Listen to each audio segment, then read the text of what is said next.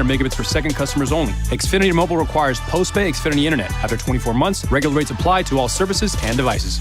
Our homes, we protect them from intruders with security systems. But there's another kind of intruder most people aren't aware of until it's too late. Home title thieves. When a criminal transfers your home title to a fake identity and steals your title, no one will notify you. Not the police, not even your bank. Sadly, people find out when it's too late, when their home is sold out from under them, or the eviction notice comes. That's when the legal nightmare begins. You need Home Title Lock, America's leader in home title protection. For just pennies a day, Home Title Lock puts a virtual barrier of protection around your home's title with 24/7 monitoring. Cyber technology has made it easy for criminals to steal your home. Home Title Lock alerts you if your home becomes their target. Make sure you're not already a victim. Go to HomeTitleLock.com and for a limited time, get your free title scan and complete title report. $100 value, free with sign up. Again, that's HomeTitleLock.com. HomeTitleLock.com. Hello, Discover here to explain our cashback match. Here's how it works. We give you cash back for using your Discover card on the things you were going to buy anyway. Then we match that cash back in your first year. And that's why we call it Cashback Match. Now to recap and say cashback one more time. We match all the cash back you've earned at the end of your first year automatically. Discover. Exceptionally common sense. Learn more at discover.com/match. Limitations apply. These days, it's getting harder and harder to find savings. But you may have more cash than you realize in your home's equity. Unlock it today with a cash-out refinance from Rocket Mortgage. In the last year, average home values have gone up nearly 20%. That means you could unlock thousands of dollars from your home. And with Rocket Mortgage, you could get all that cash in as little as 3 weeks. Put your hard-earned money to work. Pay down high-interest debt and combine your balances into one simple, low monthly payment. Now is your perfect opportunity to take control of your financial future. So what are you waiting for? When you want to consolidate debt and simplify your finances, Rocket can. Call 8338-ROCKET today or go to rocketmortgage.com to get started. That's 8338-ROCKET or go to rocketmortgage.com. Rocket. Call for cost information and conditions. Equal housing lender license in all 50 states. NMLSconsumeraccess.org number 3030. Call 800-490-1233 for disclosures and cost information. Starting Stronger starts at Autozone, where they've got battery solutions in the form of free battery testing, free battery charging, and replacement batteries that fit your needs. That's what makes them America's #1 battery destination. Get in the zone. Autozone. It's time to wake up with a nice cup of morning roast. Oh, yeah. Featuring Bonte Hill and Joe Shasky. Hey, well, I'm about that action, boss. Take him out! This is the morning roast on 95.7 The Game.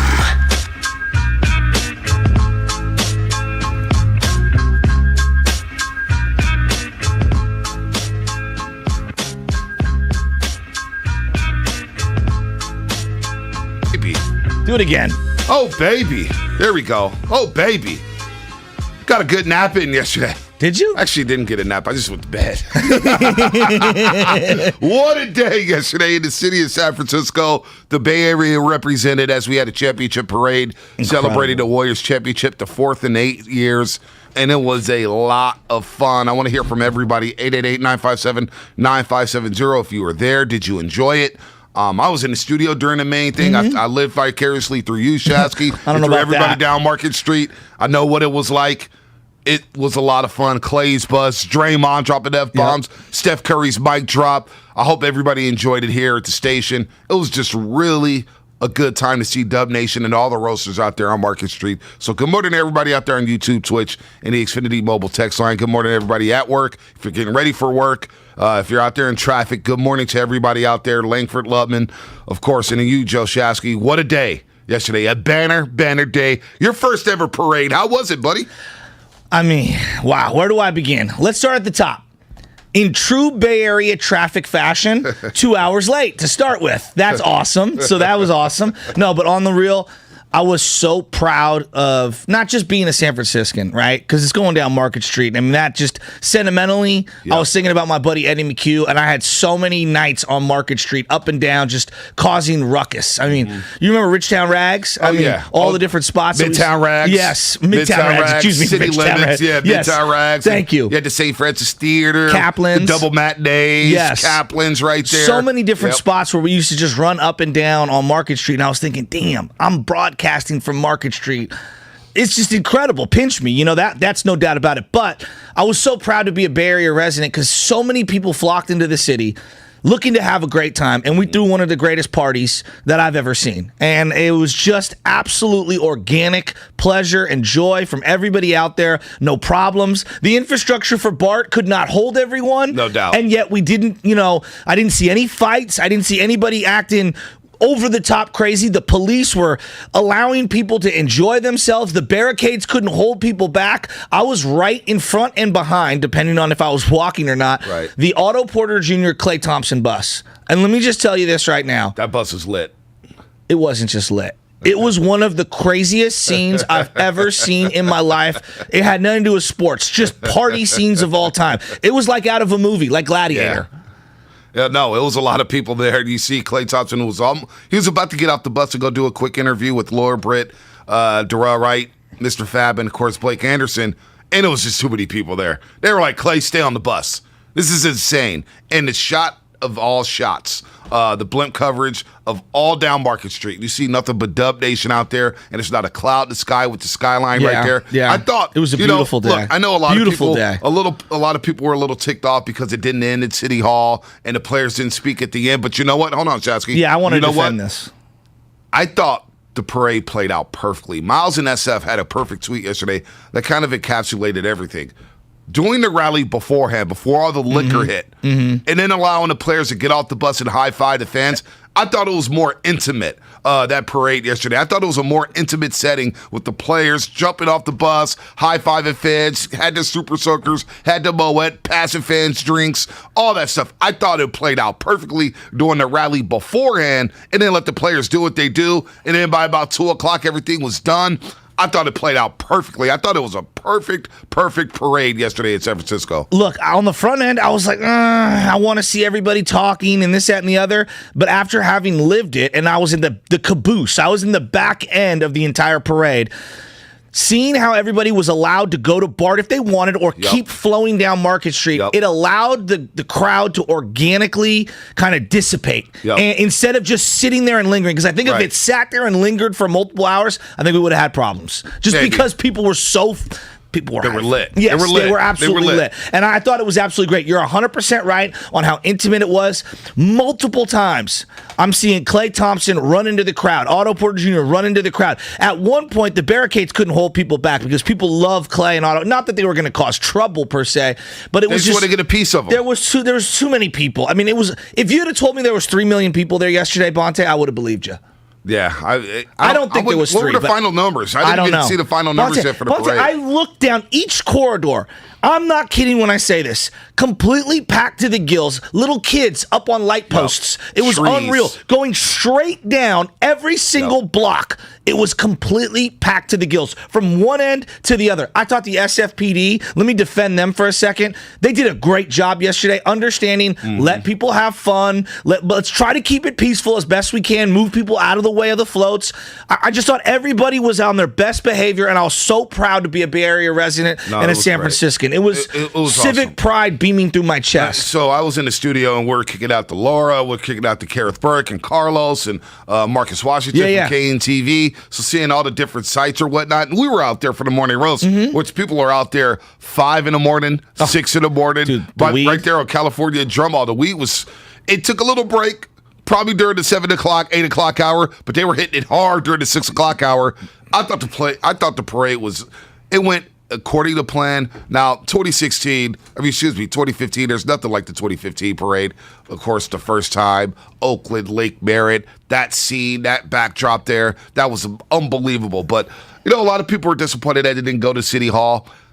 Look, it is what it is. I thought it, again, doing the interviews beforehand, before the players got off the bus. Because by the time they get back, say if they played it if they did the rally at the end of the parade, where everybody's on the bus and they're all drinking and they're all high-fiving fans, by the time they get up to the podium at City Hall, those players are gassed. They just want to go home. They don't want to just sit up there. All the fans don't want to sit up there. We sat there for the Giants parade in 2010. That was a long day. Yeah. I'd rather it play out the way it did yesterday. So I thought everything was all fine. Everybody was happy. Dub Nation was out there, all shapes, all kids of sizes, and a lot of photos. There was one lady yesterday, by the way, Shats, we were doing all the photos at the roast. And she's sitting up there taking, hey, can I take a picture? What's your name, baby? I'm like, people were just taking pictures with people just to take pictures. Unbelievable. I mean, at one point, I know you're Mr. TV star. At one point, I hopped off the radio, and it was like they were grabbing me. KTVU, KPIX. I did the whole laundry wash. I was on every single channel within like 7 minutes. I'm not even kidding. I never felt more popular in my life. Oh, man. It was unbelievable. But on the real, you're so right about how intimate it was, and I just thought everybody was on their best behavior at BART. It was so packed at BART when I left. Yep. I left about 2:20, 2:30, and I think I was it New Montgomery? I don't know. It was one of those. I wasn't Civic Center, that's for darn sure, and I wasn't Powell Street. It was so packed, and of course, none of the escalators were working, so everybody is just sitting there waiting. No fights, no problems. Everyone's just playing their music, having fun, hop on the BART. Everybody's leaving. We're high-fiving. I just thought it was such a great day for Civic Pride, and the way everybody congregated and behaved, I was just very proud to be a Bay Area resident. No, it was great. It was great. And look, who's the MVP to you for the parade? You had Gary Payton II with the shirt off. You had Poole with the pool party. You had Draymond Green with the Lobos tequila, dropping F-bombs left and right. You had Steph Curry get off the bus for a second, and he mic dropped on NBC. Yeah, that was you saw good. yesterday with the night. You had Mr. Fab, who did a phenomenal job. Blake Anderson, I didn't think was going to last until 11 o'clock. He was done. What else did you have? You had Andrew Wiggins, who could barely open up his eyes. Full disclosure on Blake. I thought he was the T-shirt guy at Warrior Games. Nah, he's not that guy. Yeah, I confused him, though. Yeah, and I'm being dead serious. Nah, I bet you because when he came promo. up, I was like, well, I'm ready for a T-shirt to come out of a cannon right now. Oh, my gosh. And everybody looked at me like, do you not know who this is? I'm like, oh, that's the Workaholics guy. Got it. Dude, by the way, he did one of the promo videos for the Warriors during the playoffs. Oh. And I think I should know who he is. I just know he was Blake Anderson, and he's got like 80,000 followers on Instagram. But I didn't think he was going to make it because Mr. Fab was popping the Moet left and right. I know Darrell Wright afterwards was just absolutely cooked. He was washed up like, man, I got to get home and get a nap. Who's your MVP yesterday? It's Klay Thompson. Just the way the crowd reacts to Klay Thompson, and when he came down off of that double-decker bus, and he had just the entire crowd eating out of his hands. I mean, honest to God, B, you see these movies like Gladiator, or you'll see these old, ancient movies that you come out, and like the emperor will come down from his chariot, and then all of the people will be sitting there, and they're like praising him. I mean, that's what it felt like. It was crazy. And I saw all the videos up top. I was at floor level, in front and behind, and seeing the crowd react to Klay Thompson. Again, I wasn't all the way in the front to see it Steph Curry. I'm sure Steph had an incredible ovation. No, but I think Klay... It was Dwight Clark-esque. That's what I kept thinking about. Well, he is the modern-day Dwight Clark. There's no doubt about it. I think we had that discussion last year. It was unreal. I mean, think about how his day started. He's in the Bay, in his boat, getting ready to go to Chase Center, and his championship hat flies off in the Bay. And he's like, what the heck? Okay, I'm going to wear the captain hat. You see him have a great line during the rally saying, all right, Draymond, you had the maturity of a third grader. Real classy, Draymond. Just kind of checking Draymond and whatnot. Then he said, Steph Curry cried on the court. Who cries? So Klay was already running material. He almost loses his championship ring. He almost lost the championship ring in the confetti. He's doing the Michael Jackson around the Larry O'Brien trophy. He's taking shots left and right. He's running around. He's tackling the lady, almost bum rushed the lady. Dude, I'll be honest, he was on the fire. basketball court. I mean, no crying in basketball. Not that I am on Klay Thompson's level at any means, but your boy jumped off the float at one point. I went to go run over to some fans that were hollering my name, wanted to take a photo.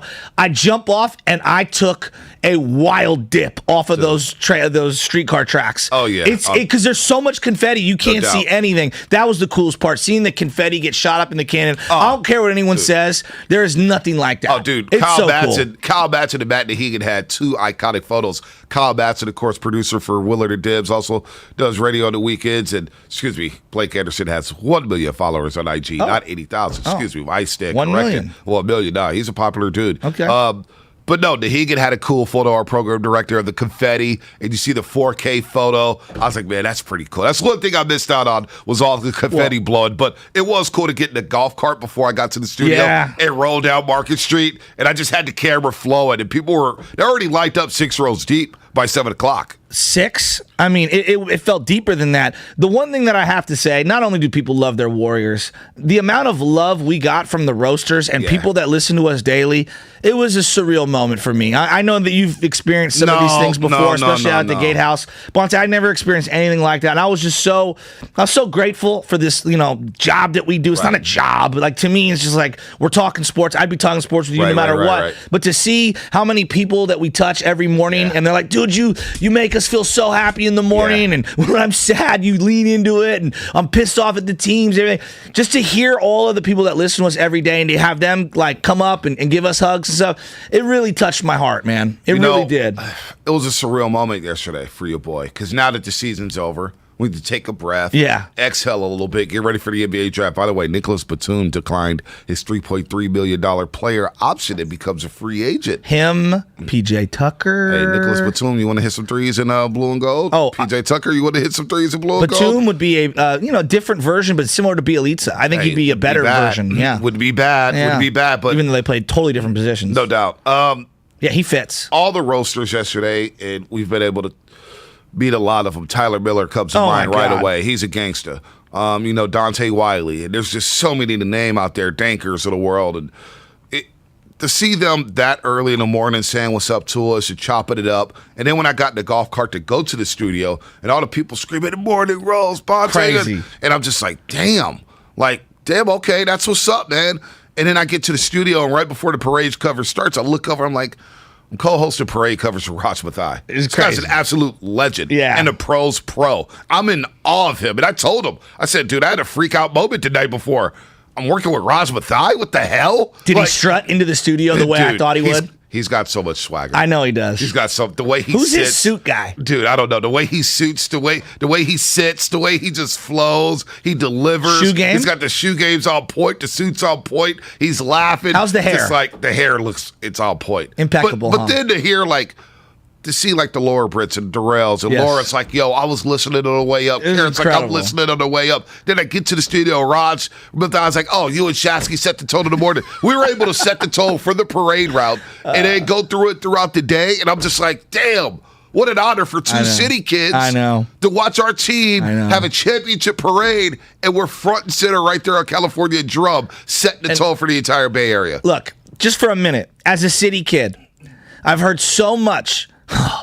San Francisco downtown is dead. Yeah. San Francisco will never recover. And you hear this from people that move away. And I don't fault anyone who moves away. You move away for a variety of reasons, whatever. Yep. But nothing drives me crazier than I read these New Yorker articles or the New York Times bashing the city of San Francisco. Is it perfect? No. But like the last black man in San Francisco says, where he's on the bus at the very end, you can't hate San Francisco unless you love it like I do. Yep. Unless you love it like I do. And that's the way I felt yesterday. I love that city so much, this city so much, and to see it show out the way it did. I didn't smell urine. Nope. I didn't see crazy homeless people all over the place, encampments everywhere. I was so proud of just how the city showed itself out. It wasn't perfect. Everybody who showed up was ready to have a good time. We threw the sickest party ever. Dude, it was a sick party. And to see the entire Bay Area unite to support our team and our players, these iconic players. Well, it seemed like the players, too, loved the city. Didn't it feel like we all appreciated this moment in time? No doubt. And the players did, too, man. The players are having a ball in downtown Market, man. I was so happy. There's a lot of East Bay residents that was there. It's not to forget about Oakland. No. But everybody coming into the city to parade. And, Oakland did it great. Yeah. They held their own. And, in fact, I would like to go back to Oakland at some point. Yeah, no, it was just a very, very surreal day. Yeah, no doubt. No, I would love to see them, and I brought this up on years a ferry? ago. No, not even a ferry. What? Just get the buses coming from Oakland, Oh, downtown Oakland. And just shut down the bridge. Shut down the Bay Bridge. Shut it down. Now, a lot of people are not going to be happy. There's going to be traffic jams galore. Well, you know what? It is what it is. It is what it is. Cut in, get off the freeway, come down Market Street, so you get a little bit of you get the best of both worlds. That would be iconic. That would be sick. I think Joe Lacob's thinking about it. It's probably a lot of money. Joe Lacob. He sat there in a drop top. I don't know if it was a Camaro or Corvette. I forget what it was. Right. He sat there just soaking up love from the fans for like 2 hours. And I could tell he was like, let's go. Let's get this parade going. But yet the dude took photos and talked with everyone for hours. I'm not even trying to hype it up. Yeah, I'm being 100% here. He sat there and felt the love from everyone. How about our boy Bobby Myers? How about Bob Myers? He's such a legend. How about Bob Myers getting off the car, whatever he was in, and dapping up the feds with the San Quentin Warriors shirt, chilling. He's the best. Like just high-fiving the feds. Your GM and president of basketball operations, just sitting there, like, you know. And from what I heard last Friday, like, he truly just called us. Oh, when he called into the show? Yeah. There was no, excuse me as I'm losing my voice. Raymond Ritter didn't tell him to call the show. Matt Naheed didn't tell him to call the show. He just decided to call. That just shows what type of dude this guy is. He's the best. He's tapped in with the community. So, I mean, there's just so many things. Jordan Poole with the Oakland jersey on and the Super Soaker. Like, Steph Curry with the rings around his neck. The 3 championships. Just seeing every single person out there with an ear-to-ear smile, seeing kids, seeing old people, seeing young people, and then on Bart. Like, you know, normally if you're waiting on Bart forever, and then you get on, everybody's angry. Everybody, ear-to-ear smile, high-fiving, playing music, dancing. It was just one big cookout, and I was just so happy for everybody. You're 100% correct. This team, it does truly feel they have embraced this community, and the community has fully embraced them back. And not only are they just like athletes and heroes to so many people, they're one of us. And I think that when you look at all the Civic stuff and all of the little things that Steph Curry has done for our community, right? Whether it's giving back to all of the kids, that golf program where he gave all these different kids in Oakland golf clubs and shoes and things like that. How many different courts has Steph Curry's community fund, renovated? So we've seen what Klay Thompson and Draymond Green have done. I was so proud to be a Bay Area resident, and it felt like we were embracing other Bay Area residents, not just high-priced mercenaries or people who happen to wear our laundry, people who are truly a part of this community. No, it was just really, really fun, man. I just, Dub Nation has shown so much love to the show, to the station, to us. I mean, they showed us so much love. I was overwhelmed yesterday. My mom was watching on YouTube. What'd she say? She was just like, I can't believe it. I can't believe that you guys are out there yelling and setting the tone. Us two jabronis. I'm sure Langford's back there in the studio like, these guys, man. Hey, he's probably worried that we weren't going to get back on air. We were high-fiving everybody. I just wanted to get down there at that point, man. When I was listening to you guys and seeing everything, I just wanted to get down there. I didn't want to be in the studio. I was itching to get out. I don't think I posted the last hour of the podcast. I got out so quick. Wow. Did you get down there? Did you get on the float? Were you walking down Market Street? Didn't get on the float, but I got within the media area, and we were able to walk down the parade route a little bit prior to it, and then got to the pre-parade speaches also. Nice. So we managed to get. I mean, it was cool, man. We were right there where the confetti was being blown out. So cool. That was wild. Is it amazing to see? By the way, I saw Jimbo on the Wiggins bus. Nobody. Oh boy, James Kincaid, Jimbo Bimbo. He talking about coming a long way. I mean, good for him. I was watching you, Bonte, on the NBC Sports broadcast toward the end because I had this other engagement, and I'm looking to see Jordan Poole getting interviewed by Festus, and who do I see but our very own Sam Lubman with the camera right there. I don't know if you noticed that. No, we're not done. On the other side, I want to talk about Sam Lubman's Instagram account and the experience I had watching him yesterday act like a 7-year-old. Wow. It was incredible. Lubman's Instagram. He just followed me, by the way. He just followed me this morning. Well, embarrassing. Wait till you hear what the name of his Instagram account was. And also, did you see who made an appearance? No. My favorite jersey yesterday. I'll tell you on the other side. Oh, can I say it? I've got a couple. I've got a couple, and I saw the broadcast. Yeah, Halliburton made an appearance. Ike Diagu made an appearance. Oh, I don't know. I'm going different teams. Oh, my God. There was a guy. You know what? I'll save it. All right, save it on the other side. That's what's coming up in the game, brought to you by the Department of Health Care Services. The more we learn about COVID-19, the more questions and worries we have. CalHope can help.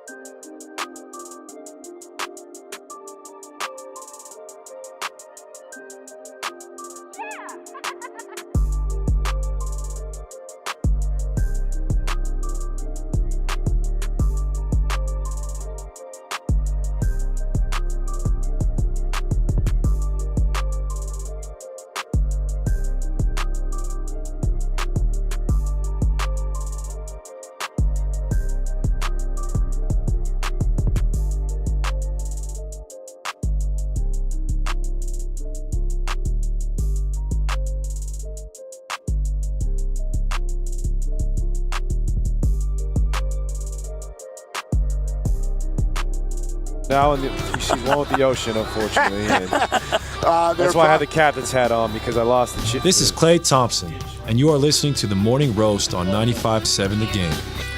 Oh, man, Klay Thompson there talking to Willard Dibs yesterday on 95.7 The Game. He lost his hat in the Bay before as he was coming to the parade. In the Bay, championship hat. I'm sure he could get another one, but he was wearing the Brandon Belt captain hat. How about that? Klay Thompson representing the Giants, who, by the way, lost a tough game yesterday to the Braves. That game had a playoff feel to it. Max Fried and Logan Webb were going pitch for pitch. That was a very, very exciting baseball game to watch there. Giants blow it, though. Camilo Duvall gets a loss for the G's. The parade yesterday, Klay Thompson. How he's grown up. Think about how far he's come. And we'll get to Sam Lubman in just a second. Yeah. But when he was the 11th overall pick in 2011, And he really didn't say anything. Said nothing. I mean, I remember 3 years in, he did an interview with Tim Roy, and I was like, oh, wow, listen to Klay. He's finally opening up a little bit. And to see who he was when he was drafted to who he is now, it's surreal. It is. To see how many different personalities this guy has, and he's so ho-hum. He's actually a big-time trash talker. He's arrogant. Well, I mean, aren't all the guys that you don't think are big-time trash talkers the biggest ones? Like Larry Bird famously is a big-time trash talker. No doubt. No doubt. You think that Draymond is. I don't think Draymond is. I think guys chirp at Draymond, and he's just so loud. Everything he says gets picked up. He claps back. Exactly. But Klay looks at benches, and can't stop that. He'll throw up the 6 in front of your bench. He'll look at you and shake his head. I mean, how far Klay has come as a person. You know, we all know about Rocco. We know about Boat Klay now. We know about China Klay, Toaster Klay, Game 6 Klay. And yesterday, it was just a little bit of everything. It was all of it. He's losing the championship ring. He's doing the Michael Jackson around the Larry O'Brien trophy. He's sipping. He's got all these people behind his bus. And they're like, no, Klay, stay on the bus. Don't get off. He got a flat tire. He got a flat tire and almost killed a lady. You know, I mean, that was all over the internet yesterday. I mean, there were so many memeable moments and so many viral moments yesterday. It's just... I don't know. I'm just blown away by this team. And the sense that I got, I felt like the majority of fans truly appreciated the journey. And I think that people really soaked it in that, like, hey, maybe this happens in the future, but who cares? We needed this. I just think, you know, for a split second here, as a community, wasn't it great to gather in large crowds again? I know some people, you know, maybe were reluctant to meet in large crowds, and hopefully it wasn't this giant super spreader event, like all those things. But God, I'm just being real. I needed that. I needed that. Me personally, my soul. I love being out. I love being outside. I love being around people. That energy. Oh my God! Raj Mathai put brought it in that my up. veins. Raj Mathai brought that up. He goes, "I don't think Market Street has looked like that since before the pandemic." 100%. Think about that. Think about that. We needed that as a community. We needed that. We needed I'm that a big time. believer in that. I had a smile on my face all night long because of all the people we met yesterday, all the people who listened to the show, all the people who listen to 95.7. I put a face to some of the YouTubers. Yeah, Ty Hall. He was out there like, yo, what's up? I listen every day. I took a big photo with him. They were listening 5 feet away from us. Like, we got you on right now. Just a who's who. Black, white, purple. Didn't matter, man. Asian, black, white, Latinos, like it was all a who's who of representing. They're like, hey, Bonte, we listen and watch. And I'm like, damn, like that means a lot. Did you see who was there? Who? Clutch Sports? There was a guy dressed in LeBron James outfit head to toe. Wow. Looking as sad as I've ever seen. Wow. And everyone was giving him crap. Wow. Imagine being that guy. You showed up in Laker LeBron gear. That's embarrassing. You're a dork. That's embarrassing. By the way, 510. Xfinity Mobile text line. Can you guys do an Eating Crow segment? Have fans call in and 100% apologize with sincerity if they were at the game booing ownership saying they were going to hang banners. Well, hey, look. Let me start then. Let me start here. Yeah, I'll start it too. I'll raise my hand and I'll say I'd like to eat some crow. You know, I wanted the billionaire to own the team, and I was wrong. What was his name? Come on, Larry Ellison. Thank you, Larry Ellison. I wanted him to own the team. I didn't know who Joe Lacob was, minority owner for the Celtics. I was wrong. Right. You know, and I was bitter that they traded away Monte for a guy who had microfracture surgery and Andrew Bogut and wasn't barely going to play the rest of the season. Right. Like, I think a lot of us were wrong. I'd say 99% of us were wrong. Warriors hanging banners? I mean, come on, man. Hang a banner. I mean, think back to what was that Hall of Fame speech? That was 2011? 2012. 2012. Wow, there you go. 2012. Think about that. 10 years later, there's 4 banners next to the 75 championship. It's insane. Banner. There's 4 more banners now. Absolutely insane. And I was like, I remember that night watching it. Like, come on, Lacob. Like, this is great. I love your confidence, but these are the Golden State Warriors. I know. Good things don't happen to the Golden State Warriors, and everything has happened for them. Stephen Curry has happened for them. Klay Thompson's happened for them. Draymond Green has happened for them. Bob Myers, Steve Kerr, championships, records, the winningest trio of all time. It's Steph, Klay, and Draymond Green. And then you got the rookies soaking it up like Jonathan Kuminga, like Moses Moody, like James Wiseman and Jordan Poole. 4 banners, Shasky, in 8 years. It's just to win it on a parquet floor, too, in the 75th anniversary season. Wow. And if anybody's out there mad that Moody and Kuminga are drinking underage, let me just remember. Can they drink? I don't even care. You know why? Because I remember when the mayor of San Francisco, Gavin Newsom, took a 19-year-old girl and got her hammered at the Black and White Ball. All right? So I don't want to hear about these championship guys having a couple sips of champagne. Get out of here, you curmudgeons. Today's not the day for that. I mean, who didn't drink when they were under? Come on. I didn't wait till 21 to drink. Are you kidding me? Look, I'm not going to talk about my underage drinking because your boy was horrible, okay? I was a horrible child growing up. Now I want to talk about somebody who's out of his mind. Sam Lubman, our producer. Oh, boy. What's the name of your Instagram account, buddy? It's a Giants fan guy 59. Giants fan guy 59. I'm looking at it. Okay, here we go. Giants, first off, the name is ridiculous. Second off, I'm looking. He's holding a giant flag in the middle of Market Street, looking up like he's 6 years old. So what was happening there is before the parade, Langford and I, we're walking up and down the parade route because, we're able to walk up and down the parade route. You're just not going to not do that.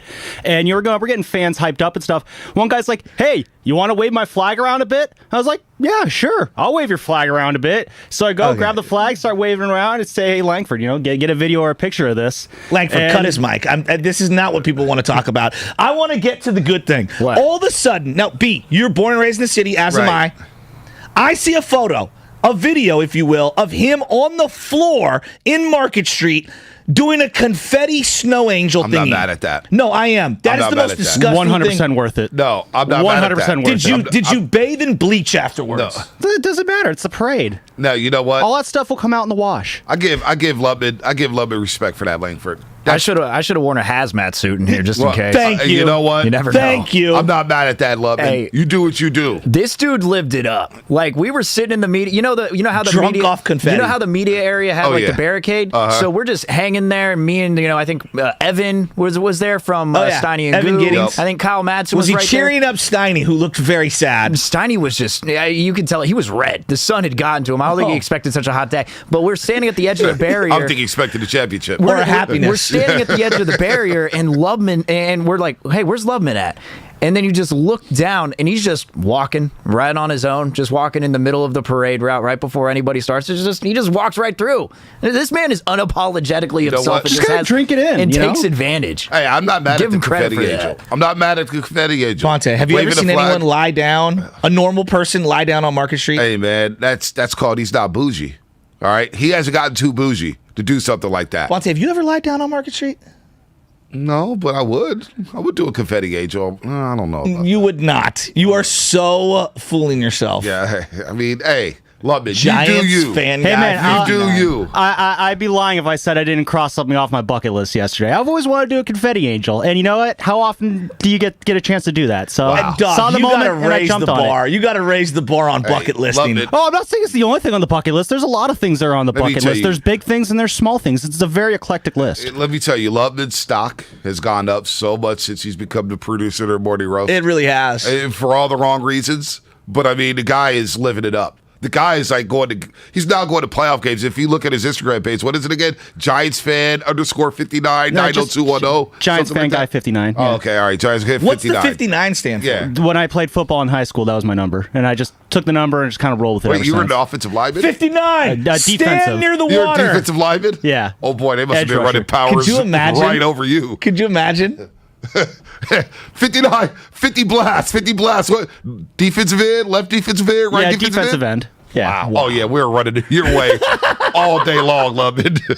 I mean, you're not too far off of what actually happened. So. No. This segment was presented by Go to St. Lumber. Confetti angel on Market Street floor.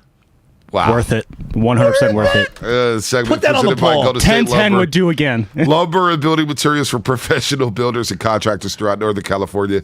Visit GoToStateLumber.com. Zaza Pachulia What a will join great us day. at 8:30. And also tune in at 8 o'clock this morning for Pick Your Ticket. We will be qualifying listeners who win tickets to a future Bay Area Panthers game. Be the fourth Nice. caller at 8 o'clock and qualify to win tickets to either the Panthers July 9th or July 16th home game.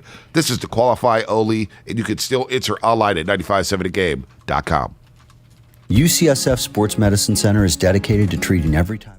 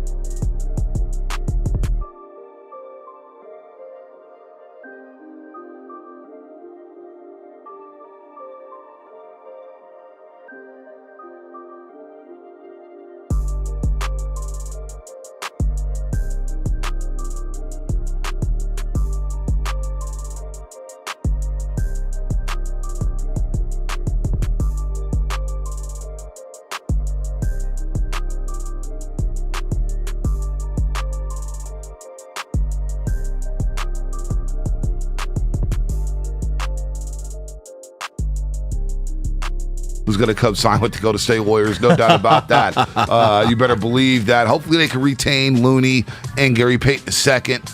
They were big-time, impactful players for the Golden State Warriors this season. I was happy to see GP2 get out there. Think about that. 5 G League teams, 4 NBA teams. He floats around. Wanted to be a video guy this year after he got cut. He had a big impact on this championship season. He played big in the finals. Absolutely. And I thought he set the tone for the season when the Warriors started off 18-2. When they opened the season 18-2, remember his dunk over Kelly Oubre Jr.? Yes. And it shut him down. Yeah, it did. And Kelly Oubre Jr. had a goose egg at chasing her. Didn't even score a point. And we're out here celebrating GP2 because of what he did to Kelly Oubre Jr., what he did to many, many people this season when he went up for the dunk. And people just stopped jumping with him. They were like, no, I'm good. Well, when he broke his elbow or whatever, I don't know what the specific injury was. I thought it was a wrap for him this year. I mean, I don't think they win the championship if he doesn't come back. Yeah, I'm with you. Him, rehabbing and coming back, I thought that might be a career-altering injury. That's how bad that thing looked when he first fell. Yep, and he comes back and had a big impact in the Just NBA crazy. Finals. Crazy. It really is. And you know what? Whether he gets picked up by another team or whether he ends up getting retained by the Golden State Warriors, I think we can all agree, they squeeze that lemon for every single drop. Yep. And it's a credit to him, the player, for continuing his persistence. It's a credit to the organization. Bob Myers said, hey, we're going to release you, but we're going to bring you back. And he's saying, yeah, I'll come back as a video coordinator. Right. Yeah. I mean, that's wild. It's unbelievable. Kevon Looney playing every single game this season. Every single game. Tied Steph and Klay for the most games played in the season as a Warrior. I mean, the iconic moments he had. The Game 6 against Memphis, 22 rebounds. Absolutely. The Game 2 against the Dallas Mavericks, where he scored 12 or 10 points in that third quarter when they erased the 19-point deficit, and he just played big down the stretch. Played big down the stretch in the pivotal Game 4 in the NBA Finals against the Celtics. He was really good in Game 4. Really good. Think about how far we've come with Looney to where people last season were screaming, you can't play this guy. You can't play this guy. Yeah. Early in the season, Bielitsa has a fast start. Everybody said start Bielitsa over Looney. Said just be patient, folks. Looney's now a guy where everybody's chanting Loon. Yep. I want him back too. I do too. But I don't think he's going to get what's his market going to be? That's the question. Is he a system player or can he thrive elsewhere? Well, we've seen this in the NBA. There's not a whole lot of money for the mid-market kind of guy, like that middle ground guy. There's a ton of max money, not ton, but there's max slots, and then you have a lot of, what we call, veteran minimum salaries, mid-level exceptions, things like that. But it's not like people are like, hey, we've got $13 million to spend. Let's spend it on Kevon Looney. There's not a lot of teams. Yeah. So if you're him, okay, maybe Sacramento or Charlotte, those are just two that have been kind of rumored. Are they that enticing? The Warriors can match. They have his bird rights, if I'm not mistaken. To me, I have to prioritize bringing back Looney, especially when I look at the big man market and I go, am I going to find a guy who's a better fit for this team than Kevon Looney? And I will just love his presence with James Wiseman. Absolutely. When James Wiseman spoke to the media Saturday, James Wiseman was discussing how he was watching Looney in closely, where to be, what spots to be, the positioning. Looney, he learned a lot from. So I would just love Looney just to be around for James Wiseman next season as a big. I see some texts here. Let's go get DeMarcus Cousins again. Cousins just doesn't play defense like Looney. He was really good in the playoffs, though. He was really good against the Warriors. He was solid. He had a couple games, but I'm probably defensively, when you get switched out on that pick and roll, are you barbecue chicken or can you hold your own?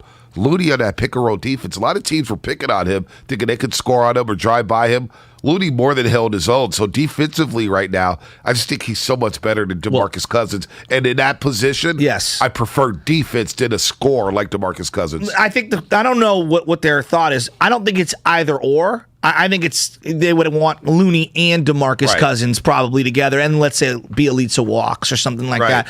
I might lean Bielitsa over Boogie.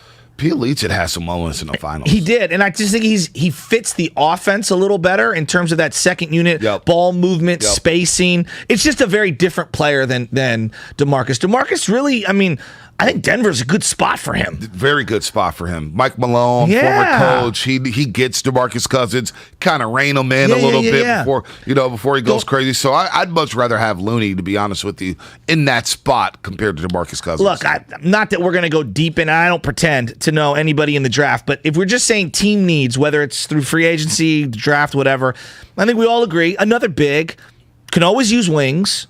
And I think a backup point guard. Yeah. I mean, look, wings are the thing, and who knows what happens with Damian Lee?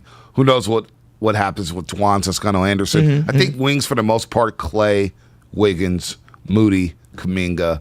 We'll see what happens with Otto Porter Jr. We'll definitely love a wing. But backup point guard is something they really haven't had. A true backup point guard. Since Sean Livingston. Yes. Now, could Jordan Poole run that backup point guard spot? Absolutely. He could play make. You may have him for that second unit, but another traditional guard, like in the mindset of a 6'3", 6'4" guy who could defend and get your team into sets, they don't have that. It'd be nice to have that, but are you going to thrust a rookie into that role? The rookies who are going to get drafted by the Warriors Thursday night are probably going straight to Santa Cruz.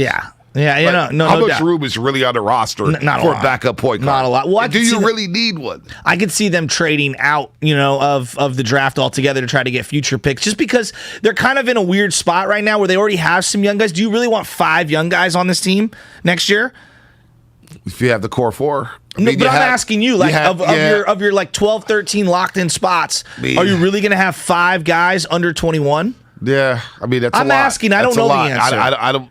They're going to be in Santa Cruz. It's going to be tough. It's going to be tough to crack this roster. Yes, it'll be very, very tough. Yes, and plus, I could be wrong, but don't they have one of these guys who's a stashed European player who could come over? What's the guy named in Australia? Jessup. Thank you. The lefty Is he still shooter. around? I don't know. He didn't look good in summer league. Maybe he got better. There hasn't been any. They're hosting some summer league games. Well, I know. I'm really looking forward to that. Yeah, California Classic. Yeah, when is that? That's early Kings July, fans right? Are furious. Are they furious? Well, it's like where would the league rather go? San Francisco or Sacramento? Dude, I like Sacramento. California Classic.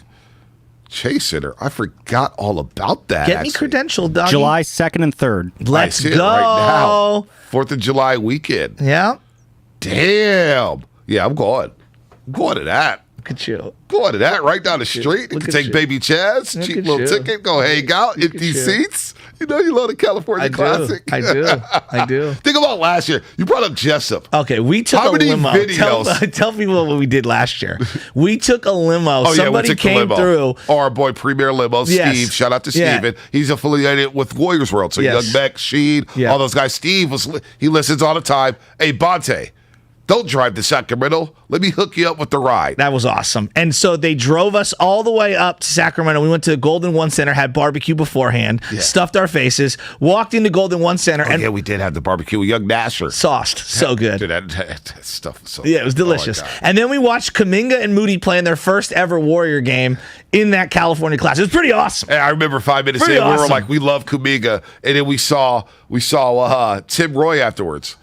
And Tim, I was like, man, that Kuminga kid, he goes, Bonte, he reminds me of a young Ron Artest. And from that moment on, I was all on the JK trade. Yeah, I was on it when D. Wright came in the studio and said, take Jonathan Kuminga 7 overall.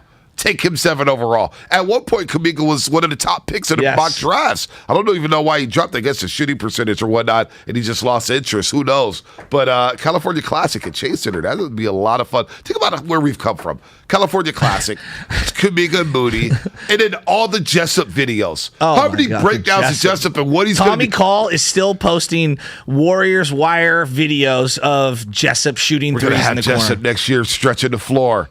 We're going to have him stretching the floor. You guys are forgetting about Nico Mannion. I forgot he was in Italy. But he's in Italy. Isn't he on like a 2-way contract? And didn't Chioza take his spot? Like, I don't know how that works. Yeah, something like that. So, how does that work? Do they still have his rights? Or because they use that slot on someone else? I don't know. I'm asking somebody who would know. I should know this, being the Warriors guy. I should know this, but I just know he took off to Italy. Yeah, I know that. We'll figure that out. At least a 2-year deal with an Italian team. I just thought that they used the 2-way on Chiozza, and I'm not sure if that exempts them from being able to retain Nico Mannion or that they still have his rights because he opted out. Really quick, so what I found here is, so while Mannion did leave the Warriors, they do retain his rights over him because he signed with an international league. There you go. So he'll get a shot next year. He had a couple of moments the year prior, but he dramatically looked overwhelmed. Yeah. He looked undersized. I don't know if he fits. Yeah, I don't know if he fits either. Man, maybe we should get some California Classic tickets and give it out to the roasters. That'll be a lot of fun. I like that idea. I love that idea. Yeah, Raymond I like that a Ritter, lot. Raymond Ritter, if you're up, if you're not hungover, shoot me a text. Let's get some tickets to the roasters to go see the California Classic. Because Wiseman may play, Kuminga may play. Yeah, he said 90% chance that Wiseman's going to play. And then Kuminga says, I need to play. He wants to play. A lot of people talking about Kuminga saying that he's really mad he didn't start in the finals. No, well, Bob Myers mentioned it after Game 6. I know, this I guy. heard that a lot yesterday. But you know what? I'm not mad at that. No, I'm not either. I kind of love it. I love that because next year he's going to burst onto the scene. And Jason Tatum hasn't seen anything yet. He's going to have to deal with Wiggins and Kuminga at some point next year. Well, that's the thing that if you just look at this year's team, the one area of weakness would be attacking the rim athletically. And now you get a guy who is dynamic. Like, how many guys in the league can hang with Kuminga above the rim? Yeah, not many. Not many. I mean, it's a short list. A lot of people found out. It's a short list. Quindary Weatherspoon. How about that? 510 Xfinity Mobile text line. I actually really like Weatherspoon. Hey, Christmas Day, he had some moments. He did. I like Christmas Day against Phoenix had some moments. He hurt himself and kind of fell out of favor toward the end of the year. But he was with the roster, though. I love the fact that he traveled with the roster. Yeah. He was giving them work there, being on the scout team. He's getting a ring. He was in the parade. Nice. He was at the parade. Nice. You are listening to 95.7 The Game, KGMZ FM at AC1, San Francisco and Odyssey Station. Download the Odyssey app and favorite 95.7 The Game for the best and most up-to-date Warriors coverage. Morning Roast back in studio. Joe Shaskin, the Butcher, Ponce Hill, Zaza Pachulia, 8:30. He's going to join us at 8:30 today on the Morning Roast to talk about their parade, recap the season. 888-957-9570. I want to hear from the roasters and the nation. How was the parade experience for you? How great was that? Where are you posted at? What did you see? What did you do? How'd you get there? Where'd you come from? I want to hear from the roasters here. 888-957-9570. I saw a text here on the text line. 415. Next hot Bay Area sports topic is Trey Lance ready. That's around the corner, folks. Around the corner. We're not there. We're not there yet. I'm staying away from Niners stuff. Yeah. I don't even know what's going on Niners Twitter. I mean, let me tell you. I had to take a sabbatical from it. Yeah, Trey Lance gonna be awesome. Okay, let me just put everybody to bed. He's gonna be awesome. They got Kittle and Debo. They're all coming back. We're fine. Well, the Niners are fine. All right, we are fine. Didn't you get the sense that this championship was the most gratifying for Stephen Curry? Klay Thompson, Draymond Green, and the entire organization. No doubt. It felt like these guys were... It felt like a career coronation for a lot of these guys, especially Steph Curry. It's like, what are you going to say from here on out? And it did feel like he finally could get that last laugh. There's no buts. Like, that's the thing we kind of talked about. So many, but he hasn't gotten finals MVP. Yeah, but he hasn't been the best player on the team. Yeah, even though we all know he already was. Yeah, but he's got to do it without Durant, even though we know he already has. Yeah, but. Like, it's always a but. And now there is no but. I mean, he forever gets the last laugh. My favorite part of the day, Draymond and his mom. Are they selling tequila? Is that what he's doing? Lobos Tequila, the LeBron James tequila. He's a pitch man, too. Draymond Green, he's part of the movement. Somehow LeBron had to make his way into the parade. I mean, the Lobos Tequila was flowing at 9 o'clock in the morning. That was JTA and Draymond on the same bus. I knew that bus would be lit. Well, he had, I mean, I don't know how many bottles he went through, but the video that I saw, because again, I was out there, my phone was losing battery. It looked like Mary Babers Green and him were getting interviewed, talking by Festus, telling people to shut up. Yeah, basically Festus was like, "Yo, like, what are you gonna tell the people now?" Draymond looked at the camera and said, "Shut up, shut up, Langford. Go ahead, hit the sound here." This. That's what we do. We win. Winners win. They'll never understand it. They'll try to quantify it. They'll try to make it about points. Right. Winners win. That's what we do. Straight like that. I said it all. Shut up. That's what I said. I said it. Shut up. That's what you tell them. We don't want to hear it no more. Shut up. Straight like that. How we celebrating this summer? We drinking Lobos and we telling y'all to shut up. What you got to say, mama? I got nothing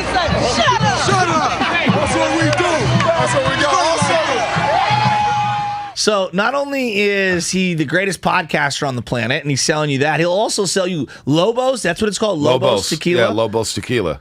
Man, everybody's selling alcohol these days. Dude, yeah, Fody, Dre. You know, we should get Clutch. Klay Thompson has red wine now. Oh, nice. Raj mentioned this yesterday. I said, Klay missed a great opportunity to promote his red wine. And he was too busy promoting his boat. Yeah. But it's interesting. We should get the Clutch management to sponsor this show with that tequila. Lobos Tequila? Let's do it. It's very early in the morning.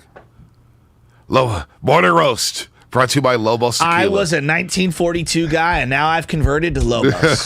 How much is one of the bottles? Do we know? I'm going to look it up. Yeah, look it up right now. So Draymond, I thought for a second he was telling me to shut up. I was like, damn, is he telling me to shut up? Is he telling the media members to shut up? Who's he telling to shut up? Also, he joined Mr. Fab. Whoa. Yeah, how much is a bottle? It's pricey. It's right in that 1942 range. What is it? $154.99 for a bottle of Lobos Tequila. That's the 1707. I'm seeing very different shades of 1707. Wow, wait, $154? Yeah. Lobos Tequila, Jesus Christ. At wine.com. Jesus, I'm looking. Yeah, 160. Yeah, 155. 750 milligrams.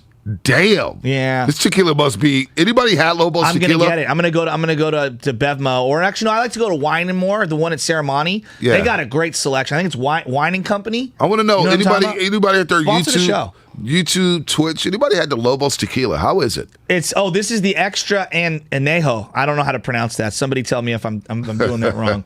707. It looks fantastic. Bonte's baby blue player haters ball suit yesterday was tripping. That's a good one. Lobos bottle of Bevmo. Chill, Butcher. It's owned by LeBub. No thanks. So Warrior fans won't drink Total Wine is what it's called. There's a couple of like affordable options, like the Mezcal's, like $59. Yeah, but that's like, okay, if you're a 1942 drinker like I am, which I'm only an occasional 1942 drinker, all right? Let's just say you're not a 19. You're just once you go to that level, you can't go back. Yeah, I'm just being real. Full disclosure, I know absolutely nothing about tequila other than I never have a good time on it. So they do have some Lobos Tequila that is about $50. I don't drink like what do I drink? I'm not a big drinker. Once a quarter? Yeah, I'm not a big drinker. You know what I mean? I'm not a big. And if I do, I'll do tequila shots in terms of like a couple of shots, and I am gone. You know what I mean? It goes down smooth, just a little bit of lime. You know what? You're good to go. So Why are you nodding your head? So I mentioned Klay Thompson not promoting his wine. Well, that's because he was out there promoting that Henny VSOP. Oh, shout out to Builder Beast out there. Who was in the float behind me. He was in the float. Klay did have that Henny. So he had that Henny. He was lit. You see him in the hot tub after. He was like, yo, I just need a moment. Oh. I need a moment. Yeah, they all needed a moment. They all needed a moment. I'm surprised the IVs weren't flowing. Right. I'm sure Kaiser. Instead of like a brick little bar, want to get a house or whatnot, just have like a little all wet the bar? little wet. Like my little setup? I like the wet bar. I kind of want something more old school, though. Oh, what do you do? You like more bricks? Yeah, I kind of want more bricks. Oh. I don't know. I got some ideas in my head. I like that. Yeah. Good for you. Real tequila's in Mexico. Tastes like water out here. Hey, when you're in the desert and you're drinking tequila, it becomes a potent drink. I'm telling you, there is something about tequila in the desert. Yeah, tequila in hot weather is just brutal. I was surprised at how much drinking Steph Curry did yesterday. Yeah, we'll get to that on the other side. Linda, 680. Linda, 680. Did you go to the parade and did you have fun? Oh, forgot. I got to take more calls here. Linda, what's happening? You're on the Morning Roast here on 95.7 The Game. What's up, Linda? Good morning, guys. How the heck are you? Oh, man. I'm floating. I'm floating right now, but I could use another nap, too. Yeah, or Lobos. Oh, okay. I'm sorry, I'm a Patron girl. Okay, you're on the Patron. Nothing wrong with that. I usually be on the Julio, but, it's all good. So yesterday, I wanted to go to the parade, but unfortunately on Sunday, my mom is 87 and had to go to the hospital. So I spent the day with her Sunday. But she kept telling the nurses, there has to be a TV in my room. I have to watch the parade. I have to watch the parade. And then yesterday when I was checking in with her at 4 o'clock, she said, I watched the entire parade. It was wonderful. Now, mind you, she's 87, grown up and raised in Oakland, loves her Warriors, and always will. And, yes, I would do a confetti snow angel. You betcha. Yes. Nice. Confetti snow angels on Market Street. On Market, though. Yes very or no? Specific. Yes on or market, no? Confetti specific. snow angels on Market Street. Our producer, Sam Lubman, was busting out the confetti snow angels on Market Street. Somebody made now, an they astute did point. street clean. They did clean the street. No, they did. It was the cleanest. I didn't smell any. If you're gonna do a confetti snow angel, that's the day. Well, and somebody made an astute point. BART seats are probably just as dirty as Market Street. Hey, you know what? I can't argue that. You know what, Lubman? And I sit on a BART seat from time to time. I'm Team Lubman. I haven't been on BART in a very long time. I don't plan on going on BART. Well, yeah, you got the Batmobile. Yeah, I'm not going on BART anytime I'm soon. a man of the people. I had my backpack. I was hanging on to that one strap as everyone's flying left and right. And I'm thinking to myself, God, I need the hand sanitizer. This strap is disgusting. By the way, beep, beep, beep, beep. It's up in Sacramento right now. It's just, I don't think we're ever going to be saying beep, beep, beep, beep ever again this season. But no, that's sad. If there's a day He to might do be a the biggest bust in Giants draft history. There's a few. It's sad, dude. Fred Lewis on line 1. He was the number 2 overall pick. I know. Of the entire draft. I know. But Lubman, if you're going to do a confetti angel on Market Number Street, 2. that was the day. The streets were clean. Yeah. You had them. It was. I'm Team Lubman here. Absolutely no. The moment was ripe for it. It was totally ripe for it. So it's a once in a while opportunity to take it. Look, it's true from the 415 Xfinity mobile text line. Market Street is cleaner than the sidewalk on Market Street. The street is actually cleaner than the sidewalk. I'll take that. Yeah, okay. I'll buy that. Okay. I'll buy that. And this was in our media section too, so there was a lot less foot traffic too. But You just, I don't. Much of a qualifier, sure, but you're not touching that. Lobos Tequila comes with a free seat cushion for all the flopping you're going to do after drinking it. That's from the 510. That's pretty good. Did LeBron tweet yesterday? I don't know. I bet he did. I'm going to You saw who else tweeted. Kevin Durant. Well, he always tweets. Well, Kevin Durant's going at it with Stephen A. Smith, Charles Barkley. Things are not good for Kevin Durant on the basketball court. His life is really good. It had to be a tough day. It had to be a brutal day. I mean, come on. I am having a very bad day. By the way, Thank when you, the Celtics Steven. made their run in the first quarter of Game 1, you saw Kevin Durant tweet out some high-level basketball being played. I did. And then Draymond Green Saturday, there was some high-level basketball being played in that series. The two of them are going to kill each other at one point, right? They're not really boys, huh? No. You don't think so? They'll do another sit down for the boardroom clicks and Draymond's podcast at some point. But I also think at some point the two of them are going to slap box. I can't believe after the start of last season when the Warriors got blown out in Brooklyn that they are now hoisting their 4th Larry O'Brien trophy in the last 8 years, and Kevin Durant couldn't even get out the first. Couldn't even win a game against the same Celtics, against the same team that the Warriors just beaten 6. Forget that. The Warriors are champs, and simultaneously, LeBron wants Kyrie back, and Kevin Durant is getting divorced from Kyrie. It's a great day in Warrior It's Land. a great day in Warrior Land. More of your phone calls coming up. If you're on hold, stay on hold. 888-957-9570. Phone calls. Let us know about your parade experience. We're going to figure out this Lobos situation. Lobos Tequila, is it good or is it not? More coming up on the Morning Roast on 95.7 The Game, and it's brought to you by Whole Foods Market. Prime members save at Whole Foods Market.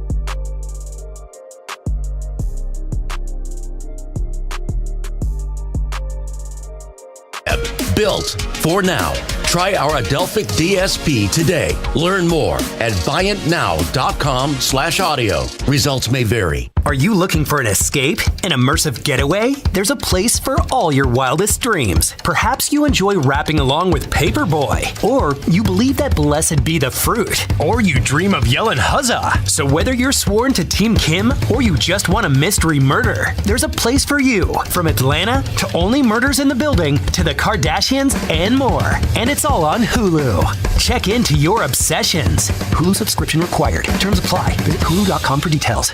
Bay Area Panthers are coming to SAP Center on July 9th and July 16th, and 95.7 The Game has your shot to pick your ticket.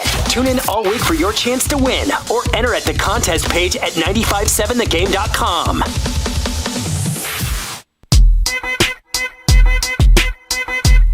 That's what we do. We win. Winners win. They'll never understand it. They'll try to quantify it. They'll try to make it about points. Winners win. That's what we do. Straight like that. I said it all. Shut up. That's what I said. I said it. Shut up. That's what you tell them. We don't want to hear it no more. Shut up. Straight like that. How we celebrating this summer? We drinking Lobos and we telling y'all to shut up. Now, back to the morning roast with Fonte and Shasky. Shut up. Shut up. Draymond Green yesterday at the parade. Festus Ezeli doing a great job there for NBC Sports Bay Area. Draymond, shut up. And that next podcast is going to be something epic. Yeah, I'm ready for that. I'm ready for it, too. You know, we were talking so much about guys bouncing around teams. Right now, Kyrie, I guess, is on the outs for the Nets. Well, he tweeted Brother Malzone. He tweeted a gif of Brother Malzone from The Wire. Okay. Remember him? Yes. When he was like, did a little sly smile or whatnot. So I don't know what's what. I legitimately think Kyrie is clinically insane. Yeah. No, I truly believe that. I think he has like a chemical imbalance. Like he needs medication. I don't know what's going on with Kyrie. I mean, don't know. I probably do too. I don't know. I think can't he's speak lost to his that. mind. I can't speak to that. I mean, I don't know. He's a smart individual, and he's a hell of a basketball player. Oh, you know, I just wouldn't want him on my team. You know what they say about intelligence? You're slightly on the brink of insanity. Yeah, I mean, simultaneously. they say that all the time. I wouldn't want him on my basketball team. Yeah, and that's why Kevin Durant made the biggest mistake, I think. He should have went to the New York Knicks. Yeah, I know. If we're going to go to New York City, go to New York, go play for the Knicks. But did you see who else is on the move? Nicholas Batum? No. PJ Tucker? No. Bigger. 3-time major champion. 3-time major champion? Brooks Koepka is going to live as well. Go Wait a minute, son. Yep. The same Brooks Koepka Yep. who threw a hissy fit last week talking about live. Yes. And calling Phil Mickelson greedy. He is now taking the live money. Are you I'm going to get a good payday, whatever happens. Hey, Liv now has, just DJ, Phil, Brooks, Bryson, Patrick Reed. I mean, is this the ultimate roster? This is turning into WCW NWO. Did you agree with John Rahm when he said that, look, that tournament or live where they don't cut golfers and it's only 3 days instead of 4? He's like, that's not real golf.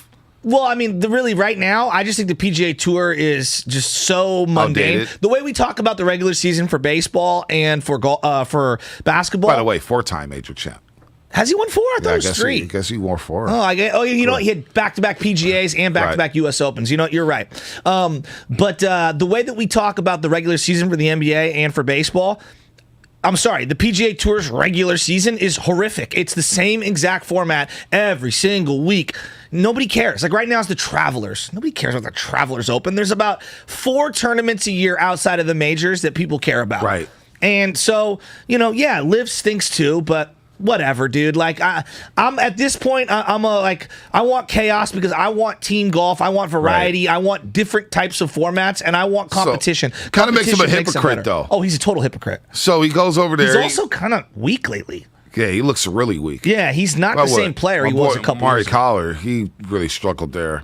Morikawa in the 3rd round. Yeah, what did he shoot? He had a rough day. He had a rough day. He's missing it both directions. That's the thing he's been talking about. But Abe Answers also is going to probably jump. Hey. Point being, everybody's ripping these live guys for taking the money. Just for a split second, we're going to get right back into the parade. No sport does holier than thou worse than golf. You just allowed a women into a million different clubs around the country. You didn't allow black people into clubs all around the country. And you're over here, you're crying about the Saudi money. Like, take a look at your inventory, golf. No doubt. It's not like you have an impeccable record when it comes to social equality over the years. I don't want to see people in bed with the Saudis. Believe me, trust me. But I'm also obsessed with my iPhone, and I know that comes from a very horrible place as well. So, I don't know what people want me to do. By the way, I want to shout out Robbie Dizzle. My guy, Robbie Dizzle, it's his birthday today. Happy Big birthday. San Jose State Sparty fan. Yeah. Loves his San Jose Giants. Loves his San Francisco Giants.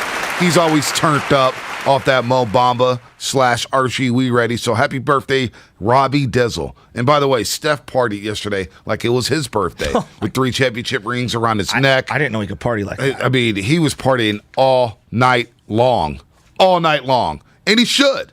After being doubted, after saying he will never be back in the NBA Finals. And he had the mic drop of all mic drops. Langford, let me know if you have that one, where he basically was getting interviewed with Mr. Fab, and he's like, 4. And he was feeling himself down Market Street. He was ripped. Even Steve Kerr had the night T-shirt. It was great. The night T-shirt. Then he pulls off the night mic drop. And I was like, yeah, he Think was of how lit. far those two have come in their relationship. Steph wanted Mark Jackson to stay. He did. I mean, he was pretty vocal about feeling frustrated that Mark Jackson was going to be fired. Well, he didn't like that Joe Lacob kind of ripped him at the end when he let him go. He basically was like, I wanted Mark. And he was like, look, we don't need to throw shade at Mark Jackson. He helped plant some seeds here. Absolutely. He empowered that him. it's grown to this championship level. There's no doubt. Like, I don't know if they win a championship with Mark Jackson, but there's no doubt he imparted the confidence into the Splash Brothers to play defense and become a good defensive team overall. So I don't want to, we could slander Mark Jackson all we want, but he did some good here with the Golden State Warriors. He absolutely did, and he deserves to get some of that credit. I'm just saying, the relationship with Kerr and Steph, I mean, it feels like they're going to be Steph and Joe and Bill, the way we talk about those two, Bochy and Posey. I mean, Steph and Kerr, 4 now. I mean, Kerr right now, more than Bochy. Yeah, more than Bill Walsh. I mean, Steph Curry just tied Joe Montana. It's crazy. Here's what Curry had to say on the championship culture and leadership yesterday at the parade rally.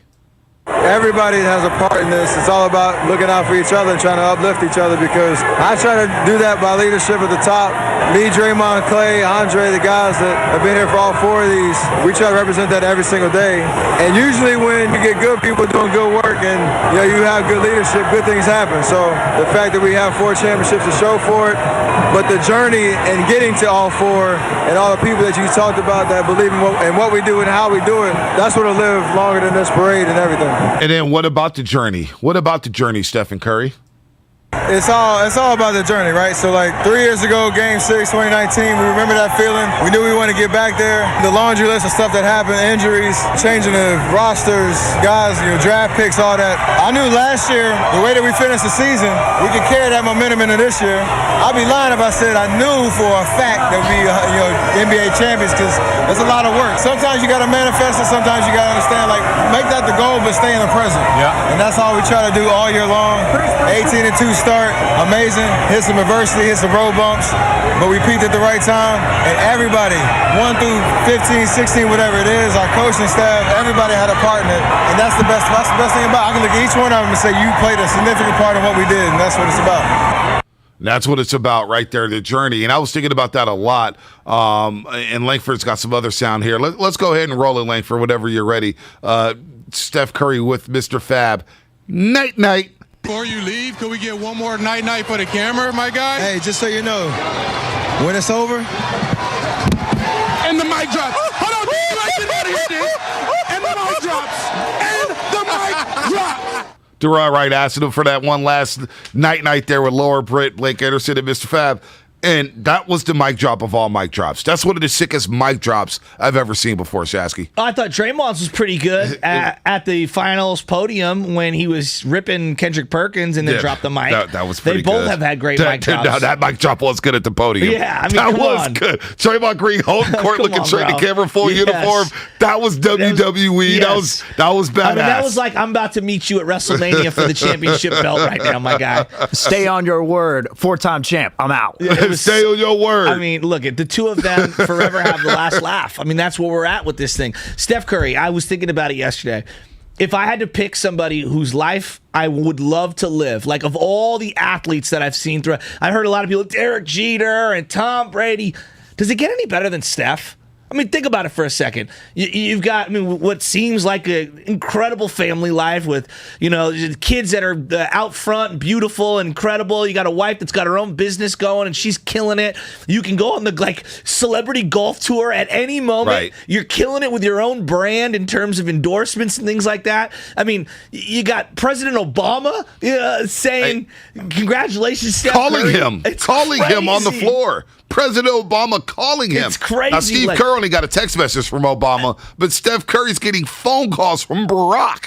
Thanks, Obama. What I get, is there any other athlete that, you look at and you're like, he lives the greatest life? I really, truly believe Steph Curry lives the greatest life. And the fact that he was able to handle his parents divorcing each other. I think that gets glossed over. You're Steph Curry with Steph Seidel, your younger siblings, and your parents split up, and that's not easy. Well, you it's break very the 3-point. Yeah, it's very public. You break the 3-point record, so people were seeing, who's he going to go to first, Dale or Sonya? Yeah. You had to go to him separately. That was a very underrated thing that he had to deal with this past 2 seasons, if not, because we don't know how long that's been going on. And so for him to do that while not breaking a sweat and still being the guy that he is in the community, on the floor, we're lucky to be able to experience Stephen Curry. I think about your dad. I think about all the OGs, Shasky, that got to experience Joe Montana and that ride from that first Super Bowl against the Bengals to all the commercials to beating Dan Marino. And we've been able to kind of surf through this ride with Stephen Curry, to see him grow up from a guy with no facial hair to having a full beard that he mentioned there, to win all these championships, to be the MVP and never change. He's never changed, Shasky. We're so blessed to be able to live through the Steph Curry era, and we're old enough to understand what's going on here. He is numero uno when it comes to professional athletes in Bay Area sports history. Most beloved, most popular, most iconic, changing the entire sport. Bill Walsh changed football with the West Coast offense alongside Joe Montana. Stephen Curry changed the NBA forever. We're in the middle of it. I mean, that's the other thing. It's not slowing down. I know, it's not. I mean, look, they might not ever get back there. Who knows? Stuff happens. Sports is wild and crazy. But the fact that we're in the middle of it right now and we're kind of smelling the roses and feeling everything, I appreciate everybody kind of putting it on pause right now and just living in the moment. Because I think too many times in sports, what comes next? Who are they going to draft? And who are we going to upgrade? And how do we get better? I mean, even when they were winning championships, didn't it always feel like we got to upgrade? We got to get better. This one, I feel like we can just let's sink in it. Let's just this one feels great and bask in it. Honestly, 888-957-9570. It feels like this is the most gratifying championship for Stephen Curry, for Draymond, for Klay, the entire Warriors organization. It feels like it for us, Shasky. It's the most gratifying one. What about you, Roasters? Because, the first one was great in 2015. It was awesome. They even know how to pop bottles. They didn't know what they were doing. But now they're 4 deep. But to climb back to the mountaintop, as Stephen Curry said, to win 15 games, and that's why that soundbite that he had at the end of the play-in tournament against the Memphis Grizzlies last year, where he said, nobody's going to want to see us next year. No. It's hit me harder and harder as the days gone by since the championship, because it did start last season. Think about it. He averaged 37 a game over the last 2 months of the season, and they went 15-5. And they were doing it with the JTAs, who helped out plant those seeds for this year. You're doing it with the Damian Lees. You're doing it with Jordan Poole, who was learning how to be a pro baller. And it's Stephen Curry leading the charge. And they go 15-5, 6-0 on that last homestand, and they come up short. But the fact that he said, you're not going to want to see us next season, and it all came to fruition, and it resulted into a championship. It's really remarkable. Wouldn't you agree? In life, in movies, in America, we love the redemption story. No doubt. We always do the second chance stories. Right. Can I file this whole thing right now under redemption for the entire unit? I think it is redemption. Right? I think it is. Nobody thought Klay Thompson would be this good this quickly. Exactly. Draymond Green, the back injury. Exactly. Thought he was washed. No. Steve Kerr. How many people want to run Steve Kerr out of town? And Bob Myers. And Bob Myers. I mean, Steve Kerr and Bob Myers are getting slandered. Yeah. There's people out there who thought they should have won 75 games this year. Well, it was a checkbook organization. Yeah. I mean, wow. Nope. Wow. Nope. What's that movie with E40 song on it that's coming out right now? Is it called Nope? Yeah, it's just straight up called Nope. That's the name of the movie? The Jordan Peele. It's Jordan Peele, okay. Is it one of his, like, scary movie thingies that he does? Like one of his scary movie thingies? Well, he's, like, now in the scary movie genre. yeah, it's one of his... You know what I'm saying? It looks like a sci-fi... It's very formulaic. It looks like a sci-fi horror movie where there's a lot more, I think, that the trailer isn't showing. Yes. That I personally can't wait to watch it. Yeah, no, he's really good. I'm not hating. I'm saying, but it does feel like his movies have a formula to them. Yeah, and I'm not trying to paint him in the, like, even what's his face, Quentin Tarantino. His movies have a formula, right? Like the way he tells the story, like backwards and stuff, and through different characters' point of view. So anyway, I like Jordan Peele. Yeah, Jordan Peele. He's pretty good. Not Jordan Peele. 707 Xfinity Mobile text line. This season, Bonte has officially surpassed Monte Ellis in the pantheon of Antes in Bay Area sports history. Sorry, Butcher Boy, you're still second to Joe Cool. For a second, that's pretty damn good. I'll take that. Right behind Joe Montana? Oh, above Joe Ayub. Wow. How about that? Shout out City College of San Francisco. There's about 6 people in the audience that get that Shout out reference. City College of San Francisco and all the Cal Berkeley fans, of course. And Joe Williams. Joe Williams. And Joe Random. Joe Random. Joe barely cares. Oh, man. 925 just barely cares. 30 for 30 this season with the start of the soundbite. You don't want to see us next year. It's going to be so sick. What is the moment that you're going to remember? Because, like, I think everybody's going back to this day, 1981, the mink coat, Dwight Clark in front of the steps of City Hall is kind of the picture in your head, the still photo that you think of. What's going to be the still photo, even though it's probably a video for most people in their head? What's that still video? What's it going to look like? What do you think that moment is from the parade?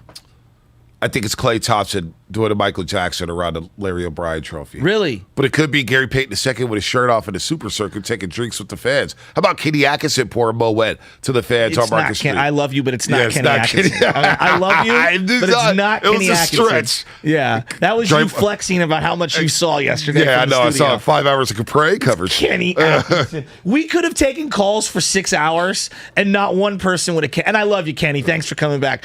I don't know how many people who are diehard Warrior fans could even point out Kenny Atkinson. Probably not. Probably not. I think it's the Klay Thompson photo with all of the fans completely covering Market Street, where he's on top of the bus and he looks like an emperor in a movie. And what is he doing? It's incredible.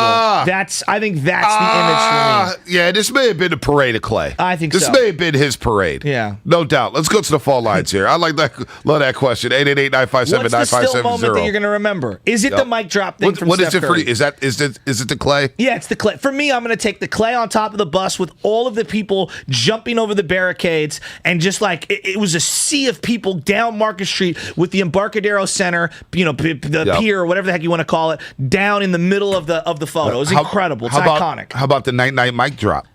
Again, I'll accept that. I think there's about 4 or 5 moments you could choose from. The Draymond Green F him?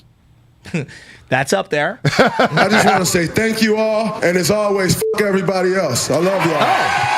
Thank you, Tupac. Before you leave, could we get one more night for the camera, my guy? Hey, just so you know, when it's over. And the mic drop. Hold on. Was that Darrell Wright? Yeah, that was Darrell Wright. Yeah. Well, he'll forever have that in his bag. Forever have that in his bag. Good That's for awesome. D, right? Yeah. No. And what about Peter Cooper getting off Fitz? Said that he could definitely not. What did he say? The Hollywood script? Something about the Hollywood script? I didn't see any of that stuff. Well, Fitz had some bars. Oh. Warriors World. Somebody put out a video. They put Did you see that? Underneath. How great was that? Like crazy. He rhymed like crazy. I love Fitz. From the North Bay the best. to San Jose. I thought it was a Mac Dre rap. You know what, Langford? I'll put you on the spot. We got to find that from Warriors World. Yeah, I'll send it to you right now. We got to get that before we break. Let's go to John at Fremont. John, what's happening? You're on the roast. It was almost as good as California Love, where Tupac starts ad-libbing at the end with Dr. Dre. Yeah. San Diego, where you at? You're San Diego getting the shout out.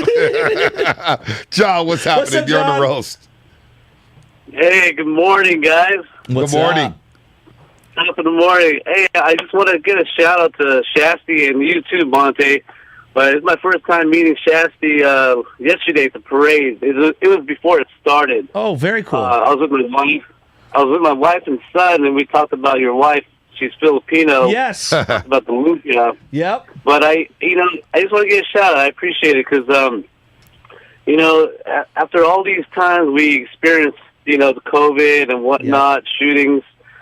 The parade, is glorious. It was a glorious day, and there was no trouble that I know about. None. Nothing major, at least. And for Shasty and Bonte to always have an excellent show, especially during the parade, it means a lot to me and my family. Thank you. And I'm sure I'm not the only one, but it uplifted a lot of people, at the parade. And everyone is vulnerable, and everyone has something worse in a situation. Yep. But yesterday, I think it made everyone feel great. And this was like a once-in-a-lifetime team that we shouldn't take for granted because the Warriors are making a lot of lives even better and making life just fun, just to live life each day and to always believe, I've been a Warrior fan even before the We Believe days, and I can't believe this is happening because I think Shasty, you're in the same situation as me. You're a Niner fan. We saw Joe Montana, Steve Young. Yep. And now we're experiencing the Warriors after the We Believe days. I don't think I can believe what's happening right now, but it's surreal. Good call. Thanks, John. I appreciate that. Well said, John. Well said. That's dope. That's dope of him to say. Shout out I think to John a lot and of his people family. needed that day yesterday. Yeah, it felt good. It really did. It was one of those days where it's just it was just all positive. I know. That was a great day. Yesterday was phenomenal, you know man. What? Sometimes you run into someone accidentally and you don't know what their reaction's going to be. Yesterday at Bart, everybody's trampling on everyone, accidentally, right? And everybody, hey, my bad, you good? Yeah, I'm good. And he's smiling. I'm in a great mood. Nobody was trying to get triggered. Nobody was trying to cancel anybody. Nobody was trying to fight anybody. No. Nobody was trying to tease anybody or mock. It just felt like everybody was united. It was one big family. One. Yes. It was one big family. Yes. It was one big family yesterday. It's so refreshing. I wish we would act more like this in society. I know when I left the roast yesterday about 8:40, I was a little sad to leave the roast because of all the people right there. Yeah. Bonte, what's up, man? I had to go do double duty, but taking that golf cart ride down Market Street before going into the studio, and everybody was just from every single block. What's up, man? Dub Nation. And it was so just deep. It was so deep. It was just a great day. I love those days, man. What was your most memorable moment of the parade yesterday? Was it Klay trucking that poor woman there? Was it Klay losing his championship ring? Was it, I don't know, JTA waving his Mexican flag right there on Market Street, sipping some Lobos? What a story. We haven't even talked about that one. We kind of forgot about JTA. Was 95th and Walnut? 95th, East Oakland, Castro Valley. Said he was homeless 3 times, going through the Mexican League, winning the MVP, coming up through the G League. And look, he helped plant the seeds for this season. No doubt. Oh, and he played well early on in the season. And he fell out of rotation due to Jonathan Kuminga and him ascending here as a rookie. And look, he's probably more natural. He had some sick dunks. He has some sick dunks. He posterized, who was it, DeAndre Ayton? No, JaVale McGee. Yeah. That's one of the biggest moments in the season when JaVale McGee signed his poster on Christmas Day.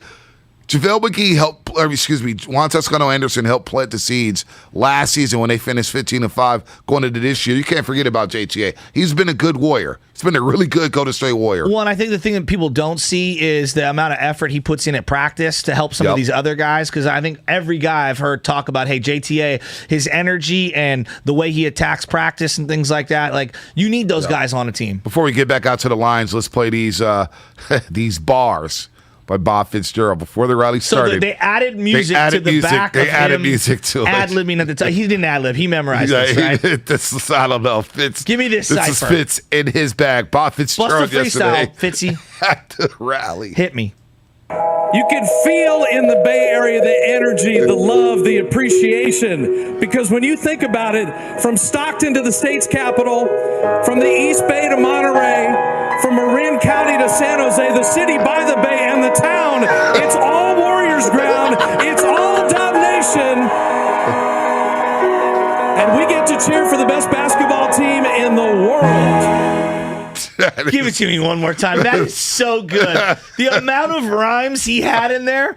One more time. How he didn't mess up one line. Dude, that's incredible. This is why Bob Fitzgerald is an absolute professional. Legend. He's a pro. You know what? At the end, you know what that was? Cha-ching. That was the Venmo account getting that deposit from Lego. Like, yeah, you nailed that dismount. Ooh, he hit the Kerry shrug. You know, he landed it. Give it to me one more time.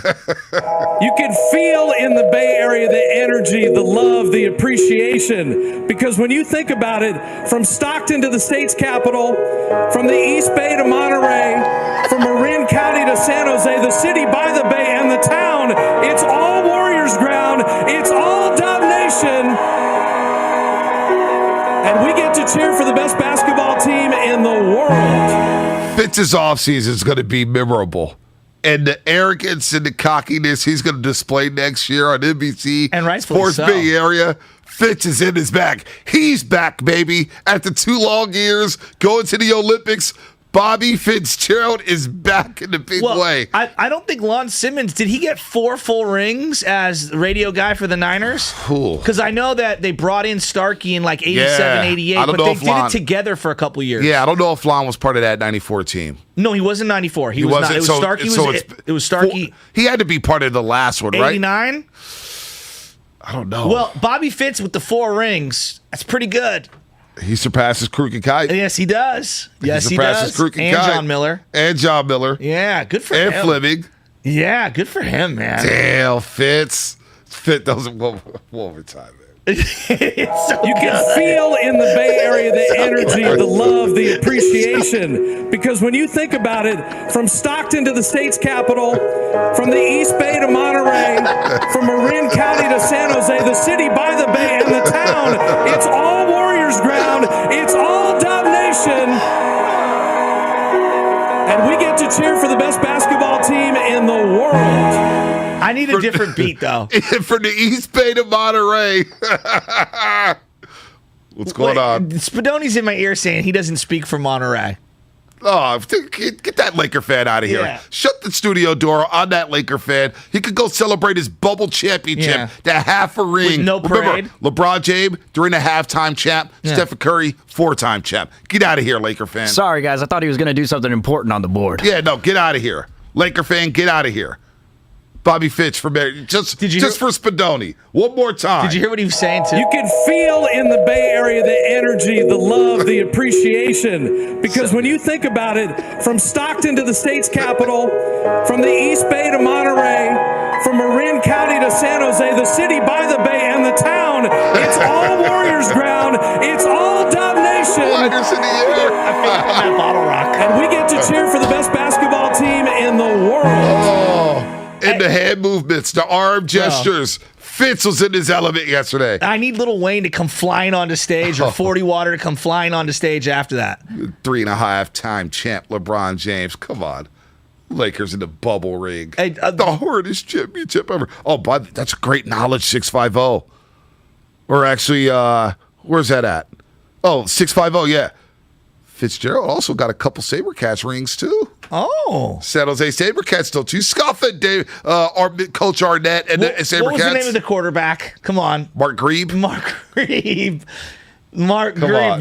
That's just incredible flexing. Hey, you telling me Don't you weren't pull a watching? hamstring. You How were you're not flexing watching right now. SaberCat games on KICU channel 36. I peeped at it a little bit. Oh, I was locked into the SaberCats. I don't know about locked in. I remember but forever when I they couldn't watched beat it the for a Arizona minute. Rattlers. They could never beat the Arizona Rattlers. And finally, they got over the hump and beat the Arizona Rattlers. Thank God you have a baby because you need a more well-rounded life, dude. I'm telling you, I was all in on the The SaberCats. Rattlers. Oh, Thus man. concludes our Arena League football conversation for the year. Let's go to Mark in San Jose. Mark, What up, what's Mark? happening? You're on the roast. Oh, my God. Good morning, boys. Good morning. How we doing today? It's a lovely day. It's beautiful great. out here. Yeah, it is. Yeah, it is. Hey, Bonte, shout out, man. Thanks for stopping by and saying what's up to me and my son in the truck in the middle of the intersection. And Oh, yeah. I was scarfing down a bagel and bacon egg bagel sandwich trying to get to the studio. Yeah. We stopped traffic for a second. It was great to see you guys. Yeah. Yeah, the SF locals were not happy with that, coming up from San Jose, being stuck in the middle of the intersection like a clown. But, hey, awesome parade, guys. Go Dubs. I appreciate everything you guys do, man. You guys keep it a fire in the morning. And, yeah, Bonte, after everything we went through yesterday, parade, I was part of the guys walking behind Clay's bus down Market. Incredible. We're still the highlight of my day, my man. Yeah, no doubt. What a day. That's awesome. That is awesome. Very to see nice that. to say that. Let's go to Vested and Point Richmond. We also know you're lying. Vested and Point. No, don't do that to Mark. Hey, that's What's not cool. up, fellas? Vested, what's happening? What's up? Nice I just have show, to give you nice some show. grief. Man, you guys know, I'm working over at Chase, so I didn't get to see much of the parade, but on TV. But my job was to receive the players when they got back and make sure they got to where they needed to be. And the first guy coming up the escalator, GP3, with his shirt off, totally ripped, this dude. And I could tell he had a few. He just comes up to me, shakes my hand, he goes, "Where do I go? Where do I go?" Took him in. Got the good food for those guys, and man, just being around the culture there with Bob and Coach Kerr, just like kick back like regular dudes. Got their kids there. It was fabulous, brother. It was so good. What was the food they were eating? Because now I want to ask people what's the best drunk food, because I know exactly where I'm going. Well, they had off the hook sushi in there. Then they had this salmon that was out of this world. Chinese food. I mean, you name it. Mexican food. It was all top of the line. It wasn't the stuff they serve us employees. Yeah. Okay. Nice. Yeah, because if you're asking me, it was fun. If I'm day drinking, the number one thing that I'm eating, if I am, it's burritos. Yeah. There's no question about it. That's the number one. I power rank burritos as a day drinking food to sober up, to be able to go back out. That's my power rank number one. Well, if I eat the burrito trying to sober up during the day, I'm going to sleep. Yeah, that's fine. And I'm out until like 9 o'clock, and I'm missing out on all the activities. Probably not eating sushi. Sushi's a sober food. Yeah, you gotta appreciate nobody's sushi. going. I'm going to Jack in the Box before I eat sushi. I'm going to Taco Bell before I eat. Afternoon? Yeah, if I'm drunk and I'm like, Jack in the Box give me on some Bayshore pizza. is at 2:30 in the morning. So damn good. Well, that one with the plexiglass. Well, so is Gary on Gary and 12. Yeah. I'd like 2 monster tacos for 99 cents. Yes. What is it, 108? Or they had the munchie meal. Yeah, they still have the munchie munchie meal. yes. The munchie meal is something else, man. Yeah. They had that jalapeno. That Jack in the Box on Gary was clutch. Yeah, it was clutch. Or you go to Nazario's. Oh yeah, on 3rd and Gary and get a slice of pizza. That's a good call on that. That's a good. That was the drunk. That was the drunk. You know what? Food You're for right. me. Pizza's pretty good. You know what? Yeah, I'm reconsidering my. I'm gonna have to do a recalibration sensation here. No Dan doubt. Dibley. No doubt. Oh wow, 510 saying parade was awesome. Had champagne poured in my mouth by JTA. His sister came up and gave me a hug. Went to the after party at Chase and talked with some of the players and coaches. A great day. That's pretty awesome. cool. That is pretty cool. 650, happy 13th birthday to my daughter Victoria. She is a roaster and 9570 cool. game fan. That's Birdo in the 650. Very cool. Happy birthday, Victoria. 13. Wow, big 13. Goes by fast, too, trust me. Yeah. Jessica's almost 19 months deep. She's almost 19 months deep. Wow. Anyway, let's go to Chambry in Arizona. He has his favorite Give me parade the moment. Yeah. By the way, before we get to Chambry, shout out to Jason Battle on Twitter. He's always doing some good things here. Sent us a picture, Shasky. What's his that? favorite picture from the parade, it's Stephen Curry, arms folded, behind a guy holding a goat with the Curry jersey on. How did the guy get the goat on Bart? I don't know. I mean, we had Alexa the Big Rabbit. Remember Alexa? I have a lot of thoughts on that, but I'm going to keep them to myself. Was it the buddy, right? We had her grandma. If you don't have nice things to say, maybe you just keep it to yourself. Was it Alexa the Rabbit, right? Or the big old buddy that the lady brought to the Giants game? It was the therapy rabbit. Yeah. A little odd. So is this a therapy goat? No, that was a goat. It was a Stephen Curry. It was a goat wearing a Curry jersey, a.k.a. a goat jersey. The goat and the goat. The goat. This is a great photo. How did he get this photo? This photo's sick. Look at that. It's a great photo. It's a great photo. Jason Battle, Twitter. He's at Jason Battle. Let's go to. Let's go to Chambry in Arizona. Chambry, what's happening? You're on the roast. The goat in a seatbelt in the back? Does it go in a car seat? I don't know. I wouldn't know about that. Do you have a little cage in the back of the Camry like it's a dog? Does a goat just roam around in the back seat? Does I don't know. Chew up the seats? I don't know. Does the goat sit in the trunk? Sir, no dogs or cats on BART. Is a goat okay? Is a goat okay? The goat got loose? Did the goat get loose? Yeah. Steph Curry did get loose for the finals. He got finals MVP. No, the other goat. Did you see the 43 he dropped in Game 4? The goat did get loose. Oh, man. Wow, people telling me I can't count the months for the baby after a year. You do whatever you want to do. All right, thank you, Shashka. I needed that. Chambry in Arizona, what's up? Hey, good morning, fellas. Appreciate you taking the call. Back here in AZ now. Damn, I miss everything. First and foremost, the highlight was being there with my son. It was our first parade for both of us. Nice. But as far as the experience, I made the interview on KTVU. I had the Mexican flag with the Joe Smith jersey on. Oh, that's cool. That's cool, yeah, Joe Smith. Then JTA came over, and it was just a big moment, him representing his Mexican roots and being the first Mexican player to win a championship, never be able to say that again. So to be able to dap him up and come right up to us, it was just beyond words, man. It was awesome being out there. That's true, huh? He's the first Mexican to ever win a championship? Yeah, yes, he has. Yep, wow. The first ever one. Actually, and I'm gonna send the sound. We'll play it on the other sound. That's legitimately incredible. My homegirl Samantha Santana sent me a video of the Mexican president. Shout it out, Juan Toscano Anderson. We'll play that on the other side. I'll get that to the fellas here. That kind of blows my mind. That does blow it. Hey, you know what? It's awesome that he did it in the Bay Area because we have such a large, Mexican American and Mexican population. That's pretty freaking cool. That's pretty freaking cool. That is pretty cool. Wow, I didn't know awesome. that. Go ahead, Chambry. And for my son to see that was amazing to be right there to give him hope, So it meant everything. Yeah, I'm gonna send that sound right now. That's incredible. JTA, man. Think about how many stories.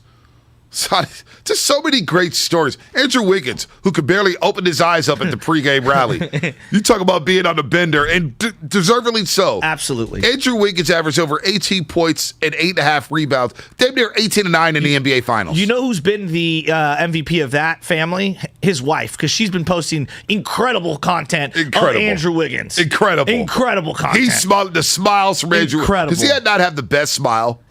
Honest to God, I didn't even know he was that photogenic. You know what I mean? Some people are just like really photogenic. He really is. He's so happy, man. Good for him. If before they acquired him, you said, "Hey, he's going to have the best smile on the team," I would have been like, "Yeah, right." Before they acquired him, if you would have said Andrew Wiggins one day is going to get more love from this fan base than Kevin Durant, you would have laughed at me. Huh? And that's not the diss KD.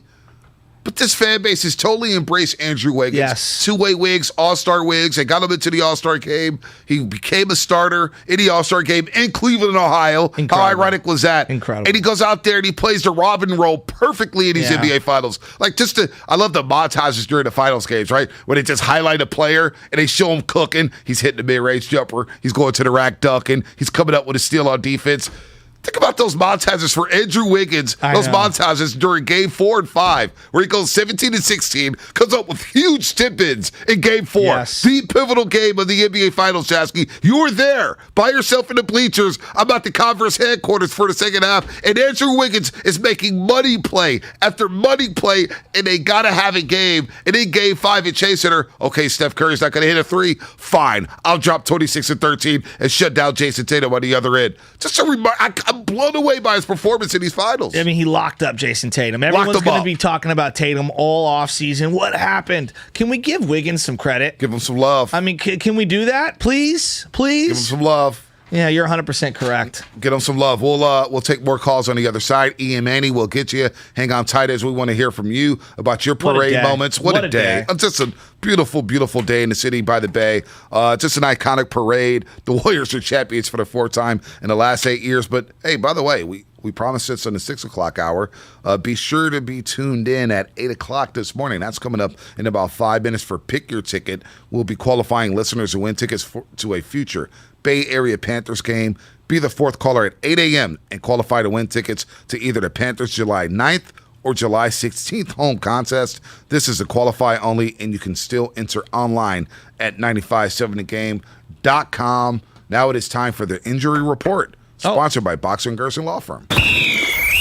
It's time for the injury report. That really hurt. Brought to you by Boxer & Gerson, Northern California's premier workers' compensation law firm, helping injured workers get their lives back for over 40 years. I met so many random people yesterday, but one of the people that I do want to give a shout out to, and of course I'm pulling a Bonte, I forget his name, is one of the people who work at Boxer & Gerson. And as somebody whose father has gone through some workers' comp situations, let me just tell you, these people are doing the Lord's work. Anybody who's out there doing any kind of manual labor, you know that once your body starts to fail you because of the work that you're doing, it can be very difficult to get compensation from your employer. That's where Boxer & Gerson comes in. Utilize these people. They're good. They're sponsors of ours, but not only that, they're good people, and I got to meet a bunch of them yesterday, and I just want to say thank you. By the way, you met Wes and Nanette.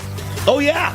People I want to shout out, but I forget their names. But that was Wes and Nanette. And those two, Wes and Nanette, as well as Tyler Miller, they embody what Dub Nation means. And Boxer to meet Gerson. them and Boxer & Gerson, no doubt about it. Die-hard Warrior To meet all of them this past year, incredible, truly remarkable. Great people, and I can't wait to see Dub Nation next season. Ring night. Think about that. Ring night at Chase Center.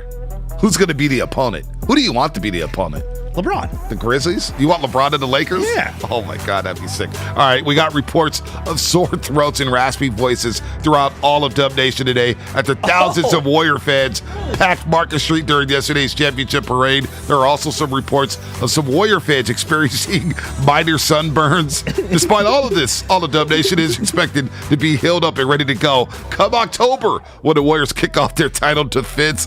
No, seriously, in more serious injury news, the Giants are expected to get another member of their pitching rotation back, Anthony DeSclafani. Good, bring him back. Disco has been out since April with right ankle inflammation. He is expected to return to action today against the Braves, according to manager Gabe Kapler, in 2 rehab starts with the Giants' AAA affiliate in Sacramento. He allowed 3 earned runs in 5 2/3 of an inning. The injury report brought to you by Boxer & Gerson, Northern California's premier workers' compensation law firm, helping injured workers get their lives back for over 40 years. What's coming up on the game? Sponsored by Fremont Bank, full service banking, no compromises. More of your parade moments coming up. Manny KC will get you on the other side here on the roast. Do you have 3X?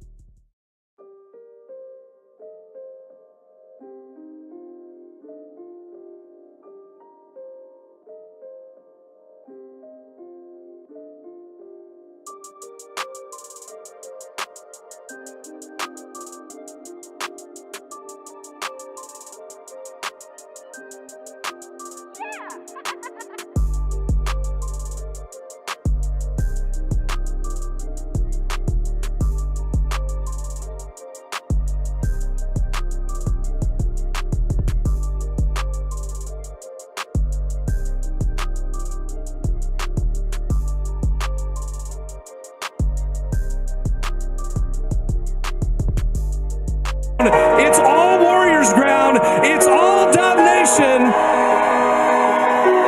And we get to cheer for the best basketball team in the world. That never gets old. That never gets old. Oh, baby, what a day yesterday. I'm cooked. We're all cooked. We had a great day celebrating the 4th championship in the last 8 years for the Golden State Warriors.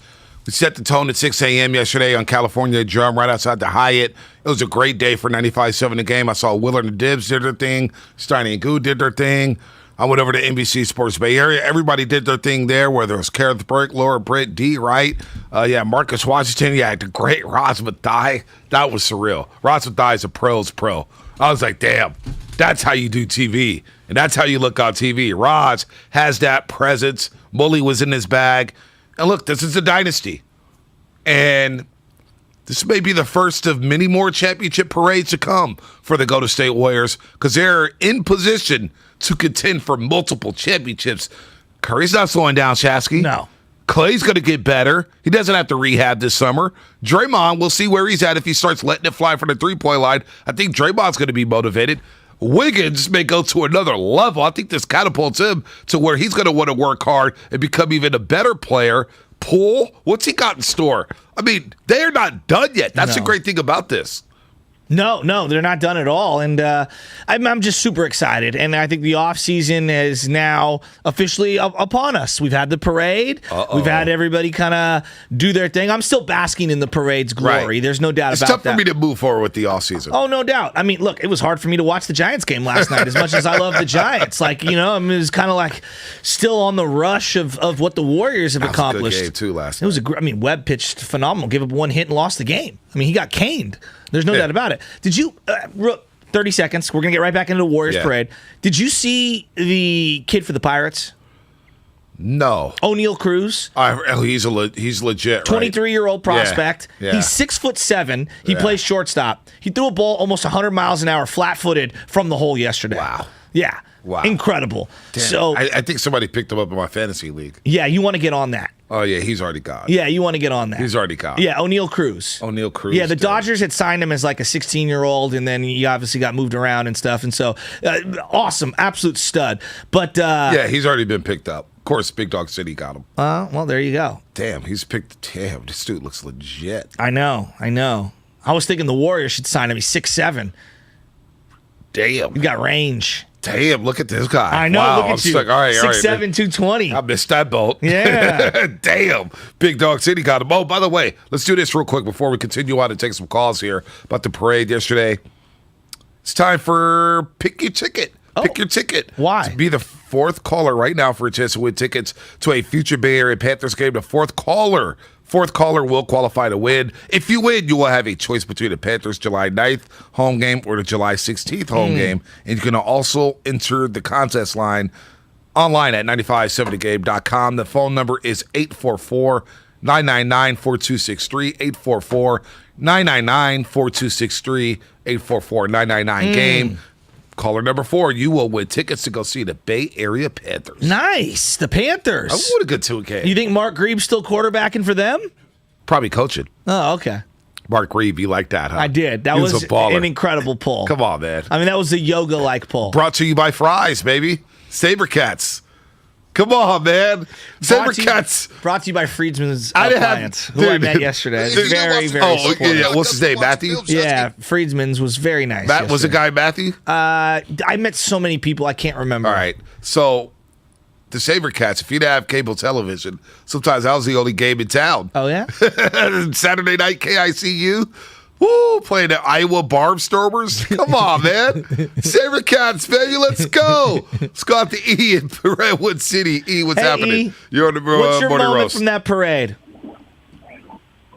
Man, yesterday it was a movie, man. I wish we could direct it and put it up on a big screen for all the haters to see how much fun we had in the Bay Area yesterday. For real. Yeah. I didn't make it over to you guys yesterday, man. But man, like you guys said, words can't even describe how it was, man. I met people from across the world. I met people from Australia. The Bay Area is just different. It is. We're often imitated, never duplicated. We got to get it right. Look, I said it yesterday, man, and I see myself at that same spot yesterday. I was on Marketing Fit, and I see myself there again next year, man. We're running it back-to-back. Huge shout-out to everybody that was out there who was rocking with me. And like I said, East Monroe City, baby, showing love. Warriors gang, stand up. Let's go. Let's go. Baby. Let's go. You could tell E was on the bender, man. He's usually amped. He's on 1,000. He's like you, Shasky. Well, there were so many people out there that watch us on YouTube every morning and then Twitch as well. Right. Evelette was out there, and I hope I'm pronouncing it properly. She was out there with all her friends, and she's screaming at me and Damon Bruce because we're on this little like floaty thing. I come over, give her a big hug. We take photos. She's like, I watch you every single morning on Twitch, and it's just like, damn, you don't realize how much of an impact you have, the Warriors and us and everybody here at the station, because people are tapped in every single day, and we hopefully provide some entertainment. Maybe, some of the stresses of their normal life, they can kind of let go and laugh a little. I'm glad you experienced that yesterday. I'm glad you did. Because I remember the first time I went through the parade, and I'm not even trying to flex or anything. Yeah. None of that. It's just like, I was blown away like you. Like, I'm looking at you, and I was like, damn. I remember that feeling. And it's a great feeling. When people are like, yo, I spend my day listening to you. I spend my day watching you. And to be able to touch them and just show them like, hey, dude, we're just normal dudes. Right? We're just no egos. We're happy to do this. We realize we're privileged. No egos. I'm teasing. No egos. No egos. No egos at all, You're man. right, though. You're right. You know, it's. Well, we're fans. I'm a fan. They make us feel really Think special, about how man. much joy the Warriors specifically have brought to us this year. Think of the memories this year. There's so many. So about the amount of whoop that at Bart, by the way, on the way to 24th and Mission. Woo-wee. Well, I was doing a deep dive at the schedule the other day, just looking at the regular season, right? And think about how far we've come. This season started. We're in June now. We're in mid-June now. This season started late October. Way back when Was it October 20th? October 19th against the LA Lakers. I was off by one day. That Tuesday night played the LA Lakers at Staples Center. What a game, too, by the way, that game. What a game. And the Warriors came back and won. It was like forecasting basically what was going to happen for both teams throughout the whole year. So I'm just going to pull up that box score. Or is it foreshadowing? Foreshadowing, baby. Yeah, foreshadowing. I don't know. I don't know. We'll get the a grammar precursor police. of what was to come. Ask Steiny at noon. It was a precursor of what was to come. Yes, the there we go. Yeah, season. I'm down with that. In that game, Jordan Poole, 8 of 18, 4 of 11 from 3. Wow. 20 points. Wow. Steph Curry, 2 of 8 from 3. He was only 5 of 21, but he dropped a triple-double, 21, 10, and 10. Did he? Damian Lee came off the pitch in that game and scored 15 points. Bielitsa, 15 off the bench, 6 of 7 from the floor. Bia, 15, 11, and 4 assists. Does anybody have a better... Oh, give it to me. Hey, he might be the low-key Willie Mack Award winner of the parade. Wow. That fool's face looked like he ran a marathon. Did he not? No, he was sweating. He was cooked. LeBron and AD scored a combined 67 points in that basketball game. Westbrook had 8 points, 5 rebounds, 4 Why does assists. it always comes back to LeBron, doesn't it? It does. No, for everything. October. So this season started way back in October. It's just that ride. Like, this is a journey. Basketball and baseball seasons are just different. They're long. Is it a mosaic? It's a mosaic. This is a Warriors mosaic. Thank you, Marty Hill. I miss you, Marty. And then Thursday night. Baseball. So then they play the Clippers the next night, right? That Thursday, the 21st. And I'm looking at the box score here. Steph Curry drops 45. Oh, that's right. I remember that the game. Season opener at Chase Center. Paul George was really good, 29 points, 11 rebounds, 6 assists. But Curry drops 45. Wiggins 17 and 6. Poole only scores 9. Draymond with 10, 7, and 6. And you get Damian Lee with 11 off the bench. Way back, this season started way back in October. And that's Damian the point I'm Lee trying to was make. a big part of the team. Big early part on. of it. That's why I don't want to slander So Damian was Lee. Iggy. So was Iggy. I didn't see Iggy at all yesterday. Oh, he Did was you? on the bus with Jonathan Kuminga. Okay, so I missed that. I didn't see any Kuminga, Iggy. I didn't see any of that. I got primarily what I saw was Steph, Damian Lee, and obviously their significant others, their family. And then the other one that I got, firsthand, Otto Porter Jr. and Klay Thompson. And to me, they like lit the whole thing on fire. Did you see Steph? Did you say what's up to him? Oh, me? Yeah. No. I mean, I waved like everybody else, Okay. like, hey, there's Steph. You know what I mean? I thought he was going to point, be like, yo, Shasky, what you think of the U.S. Open? Let me and you, Cow Club, right now. Yeah, well, let's pump the brakes. I'm just saying. Small talk. Hey, Shasky, what about that U.S. Open in Brookline? Hey, I'm ready for it. Hey, I thought he was going to have just a little small talk. I mean, I'm ready for it. I would need you to kind of be there because I think that you're basically like my caddy. No, you don't need me. You line me up, You don't need me for that. What's the distance, Bonte? Dude, you're between me and Steph right now. Look at all these callers. 7 iron away. They say, Shasky, we love to meet you, man. We love meeting you. They love you more than me. I mean, come on, man. You're the man of the people. Let's go to Manny and 7 Manny, what's happening? You're on the morning roast here on 95.7 The Game. If I could just click you on. Hey, Manny. There you go. There we go. Good morning, Joe. Good morning, Bonte. How you guys doing, man? I'm feeling great. Yesterday it was just a good vibe, good vibes all around. Took the bar. It was packed with tea. Nobody was, tripping, stepping on each other's shoes. Mm-hmm. Had the Warrior chant going the whole way. Got off right there at Civic Center. It was just, all people, shapes and colors and sizes all together. That's what the Warriors do, man. They bring us all together. You got the Raiders and the Niners. You got the Giants and the A's rivalry. We're competitive in the Bay. But the Warriors, that's the team that brings us all together. So it was a movie out there. My boy climbed the crosswalk sign and threw a 10-foot pass to Jordan Poole's buddy. No. He had a Sharpie taped to his basketball, and Jordan Poole autographed his basketball and made the pass back, dude. It was just everything was perfect, sick. man. And just had a great time seeing JTA sign the guy's flag right next to me too. It was just like I said, it was just all love. It was great, man. The kids have had a better time yesterday. I saw, I don't know if it was a paper mache or what, but there was like a big hoop. People had big hoop and they were throwing the basketball back and forth. Some of the creativity from people out there was just out of this world. No, it was so great. I saw the Ike Diaku jersey and I was laughing. I was like, damn, they're bringing out Ike Diaku jerseys. That's next level. I did love Jordan Poole wearing the Oakland jersey. That was cool. That was awesome. That was cool. By the way, those shorts Steph Curry had on. Oh my God! Can we get a pair of those? So okay, did he customize those clearly? Yeah, absolutely. So it had the city patch. It had the town patch. Yep. Oakland. What else? Oh, it had an Oakland patch. Yeah. I couldn't see all of the different patches. They were just clean. I need a pair of those. Well, shirts. and then they had the Warrior ones where it goes Warrior across the groin, if you will. I saw Draymond rocking those ones with a green shirt. Yeah. Come on, Day. I mean, he's green. He's muddy green. I know. He's muddy green. You know the trolling's there. It's just. You know the trolling's there. By the way, while you were giving that call, Bonte and I were looking left at O'Neal Cruz highlights. Yeah, I know. The 6'7" kid. I know. From the Pirates. Guy has speed. Baller, right? Baseball's around the corner. I know we're in prank talk. I know. But I'm not gonna lie. I start thinking of Guru and the Pirates. They always have some sick prospects. O'Neal Cruz. The Pirates always have Remember good that prospects. name. O'Neal Cruz. I wish I would have picked him up. He was digging out. You seen him digging out trying to get that triple? Yeah, he got thrown out. Look We how both tall have- he is, dude. he's a beast. He just like stands back in the box. Yeah, he's a monster. Look at him.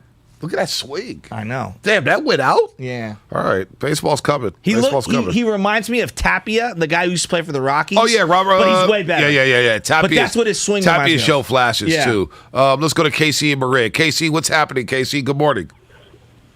Hey, what's up? Morning Roasters, Bonte and Joe. You guys are awesome. I've been a long-time listener, first-time caller. You guys guided us through this whole trials and tribulations of the season. And just so amazing to be at the parade yesterday with everyone, whole Dub Nation. I went to the one in Oakland, but this one in SF just had that magic feeling down Market Street. All the fans climbing scaffolding and signs to see all the players. And they were just having the time of their life. And just that photo of Klay holding the trophy after everything he went through. The sea of people down Market Street was amazing. It really was. I saw a little girl. She had to be 8 years old, give or take, on the top of a street light. And I was like, these are the like photos that you see from like the 70s and 80s from other places around the country when they win championships. Those like images that sit with you forever. And Damon busts out his phone and took a photo of it. Damon Bruce Afternoons with Ray Ratto. And he busts out a photo. He's like, this is incredible. Incredible. It really was. Incredible. What was the most incredible part of this season? I'm telling you, to me, I know there were so many moments. There's so many moments. The moment that's going to live with me forever, because, I was there, but is Game 4. That's Steph's moment. Like, to me, the 43 points at the Garden, back against the wall, down 2-1. It was one of the greatest sporting moments I could ever think of. I mean, that's like throwing a touchdown to win the game in the NFC Championship game at Lambeau Field. It's like hitting a home run at Wrigley Field. We talk about Will Clark's moment, right? Right. Up the middle, in 89. OCS. Against the Cubs, right? Because it's against the Cubs, Wrigley Field, it carries more weight. Right. And so I look at what Steph did at TD Garden, and it carries more weight for me. And it wasn't even in the semifinal rounds. It was in the championship round. Not to take anything away from Will Clark. Right. The catch lives forever. I'm not taking anything away from Joe Montana. What I'm saying is that when you do it on the highest stage, right, like the pass for Joe Montana to John Taylor, down, 2 minutes to go, the whole drive, hey, there's John Candy. That entire thing is what elevates him to iconic status of all time, not just singular moments. On the parquet floor, finals, 2-1. They're saying you can't lead a team to a championship. Come on. You can't do it without Kevin Durant. You got lucky with the first one because Kyrie and Kevin Love was hurt. And I just remember that third quarter where they started going on that run. And they were down 19 at one point in that third quarter. And Horford had some free throws. They were down 17. Horford missed 2 free throws, and the Warriors ended up going on this run to get back into the basketball game in the third quarter. But Steph was phenomenal in that third quarter. I believe he had 14 points in that third quarter in Game 4. That was his signature moment, no doubt about it. Okay. Bear with me for a second here. As I'm watching these 4-time champs have their moment, and all these different guys have their moment, I got a little sad thinking about some other legends, and Fillmore Mike called in one day, and he's like, I'm sick of my favorite players not getting that ring. That one hits different. And I was just thinking about the 49ers. It was about the Niners. It was, but I'm sick of saying Frank Gore deserved a ring, or Navarro Bowman, or Patrick and they Willis. didn't get it. Yeah, it was and they one never of his got best that calls. moment. Yep. It was one of the greatest calls of all time, and I was sitting there thinking, like, yesterday, like, Barry never got this. Barry's one of my favorite players. Bonds. Any sport, don't matter what it is. He never got that moment. Nope. Frank Gore, Patrick Willis, never got that moment. Pick whoever your guy was in that era. And I was T.O., Terrell Owens. I know. And I was thinking about this crop of 49ers right now. And I know that today's not the day, but I was thinking about, gosh, are Debo and Kittle and Bosa, are they ever going to get that moment? You imagine if they do get that moment, George Kittle at a parade. But I think that's what makes me look back at Steph and Klay and Dre and be like, they're not just iconic. I mean, this is legendary amongst legends. They did it 4 times. Dude, that next Niners parade, 4 times. And that's, I thought about it a little bit. Did you think about that? I thought about it at night. About that yesterday. I thought about it at night because I thought, because somebody sent me something about Trey Lance or whatnot, and 49. I forgot how the Niners came in. Do people just send you Trey Lance stuff? Dude, it's something, I forgot what it was, but it was yesterday, and I'm on the couch. Trey tying his shoes. It could have been something, but I was like, the Niners haven't had a parade since 94. I know. And we were just discussing how, and I was talking about this with Roz with I was like, Warriors are the base team right now, right? Absolutely. He goes, no doubt about it. Hands down, it's Steph Curry country. It's Warriors country. Yep. It's a basketball town right now because of what the Warriors have done over the last 8 years. That next Niners parade is going to be one for the ages. It's going to be insanity. It's going to be insanity. Not to take anything away from the Warriors. I was 12 years old the last time they had a parade. I wasn't there. I was in school. I didn't go to the parade. I watched some clips on TV. The parade to me was Mission Street the night of, Sunday night. See, that's what the parade was for me. I remember my dad taking me and my brother and my sister down to Mission Street, and we watched all the lowriders come through right there on Russia and Mission, right at the Safeway, and we just hung out. Same spot I was for all 3 championships for the San Francisco Giants. So, man, first of all, that parade would be in San Francisco, right? It will have to be. I don't know. But I was just thinking more about the moment the coronation for some of my favorite players, like gladiators. You know what I mean? Guys that I root for. Frank Gore never got that moment. It would have been great to see Vernon Davis and Justin Smith. Navarro? Come on, man. Dante Whitner. Like, I'm seeing Klay have that moment after his crazy injuries. That's a good point, man. And I was just thinking, like, damn, man. Like, and what he went through is wild. Football players, I'm not to say that their injuries are more severe, but your body gets depreciated by the sport more than any other sport. I'll say this, too. I wish those guys had that moment. I'll also say this. Watching that parade yesterday or being involved in it, how did the Rams botch their championship parade? Why do you say that? There was nobody at their parade. Well, then nobody's a Rams fan. I mean, we took over so far. I know Aaron Donald was like, damn, I wish our parade was like, you see Kyle Kuzma, you see Alex Caruso. Damn, this parade is making me so jealous. That's one thing. I just juxtaposing. It's way harder. 6-hour flight, totally different. LA didn't have a team for years, but I was thinking when I was going into the TD Garden on Game 3 and Game 4, there are no Warrior fans out here. Now, that's credit to Boston because they weren't selling. Prices were high. It's a 6.5-hour flight. Like, there's a lot of factors. And then you and I were down in SoFi, and you saw how many 49er fans were down there.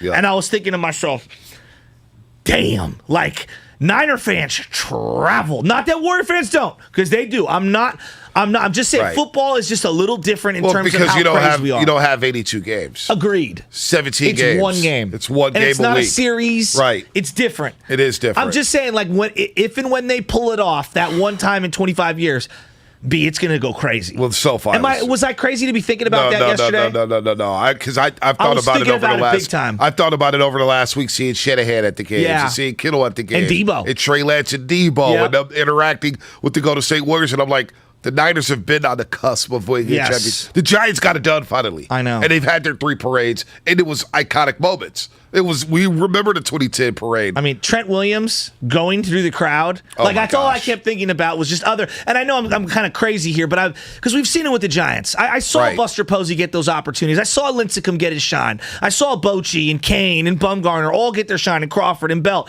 I'd never seen any of my Niner guys do it in my adult life. And I'm like, God, I really want to see that. Yeah, that would have been that. I really want to see that. And I didn't mean to turn this into a Niner thing today. It's just I was juxtaposing the 3 different teams. No, because when somebody asked me to go, Bonte, it's not a Niner town. Juice, one of Draymond's managers, he was on the parade floor yesterday. He tweeted at me last week when we had the flex on the show. Okay. And I was like, the Warriors are right there in the Bay Area Pantheon, and I never thought I'd see them on top of the Bay Area. Me neither. In terms of Q rating, merchandise, Kids can't get enough of the Golden State Warriors. Adults can't get enough of the Golden State Warriors. Bully said this too, and D-Ray, like Rod said this too. The Warriors connect with people who are 90 to 8-year-olds, to know. 5-year-olds. Yeah. You know what I'm saying? Look at the range there. And the Niners, they've been right there, but I don't know how much they relate with a lot of people here. And they've fallen off that pantheon. The Giants have fallen off that pantheon. It's a Warriors market. It is. And I was thinking, like, damn, the Niners were that team. If they had won it in, let's just say, 2003, the Golden State Warriors, I don't know if the fan base would be as rabid as it is right now. Now, I think the fact that it was a novelty or whatever, I'm just throwing out dates. You had the perfect guy to carry this franchise is Stephen Curry. It's everything, right? It's everything. There's everything about it. And the fact they've been here for so long, headliners were so accustomed to who they are and everything like that. It was awesome. And for them to do literally what they said they were going to do. We're going to move across the bay. We're going to build a stadium. We're going to keep this core together. We're going to draft a bunch of young guys, and we're not going to trade them. Right. And we're going to have a parade down Market Street. The fact that they literally executed what they said they were going to do, it left me speechless. Yeah, no doubt. Let's go to, we got Zaza coming up on the other side. Adam and Antonio, hang on tight. We'll get to you on the other side. Zaza Pachulia, 2-time NBA champ, now a 3-time NBA champ. He's a consultant with the Golden State Warriors. He will get a really big ring in October. Zaza's going to join us on the Morning Roast to talk about the parade, the season, the championship, and all that much, much more here on the Morning Roast. And it is brought to you by the Department of Health Care Services. The more we learn about COVID-19, the more questions.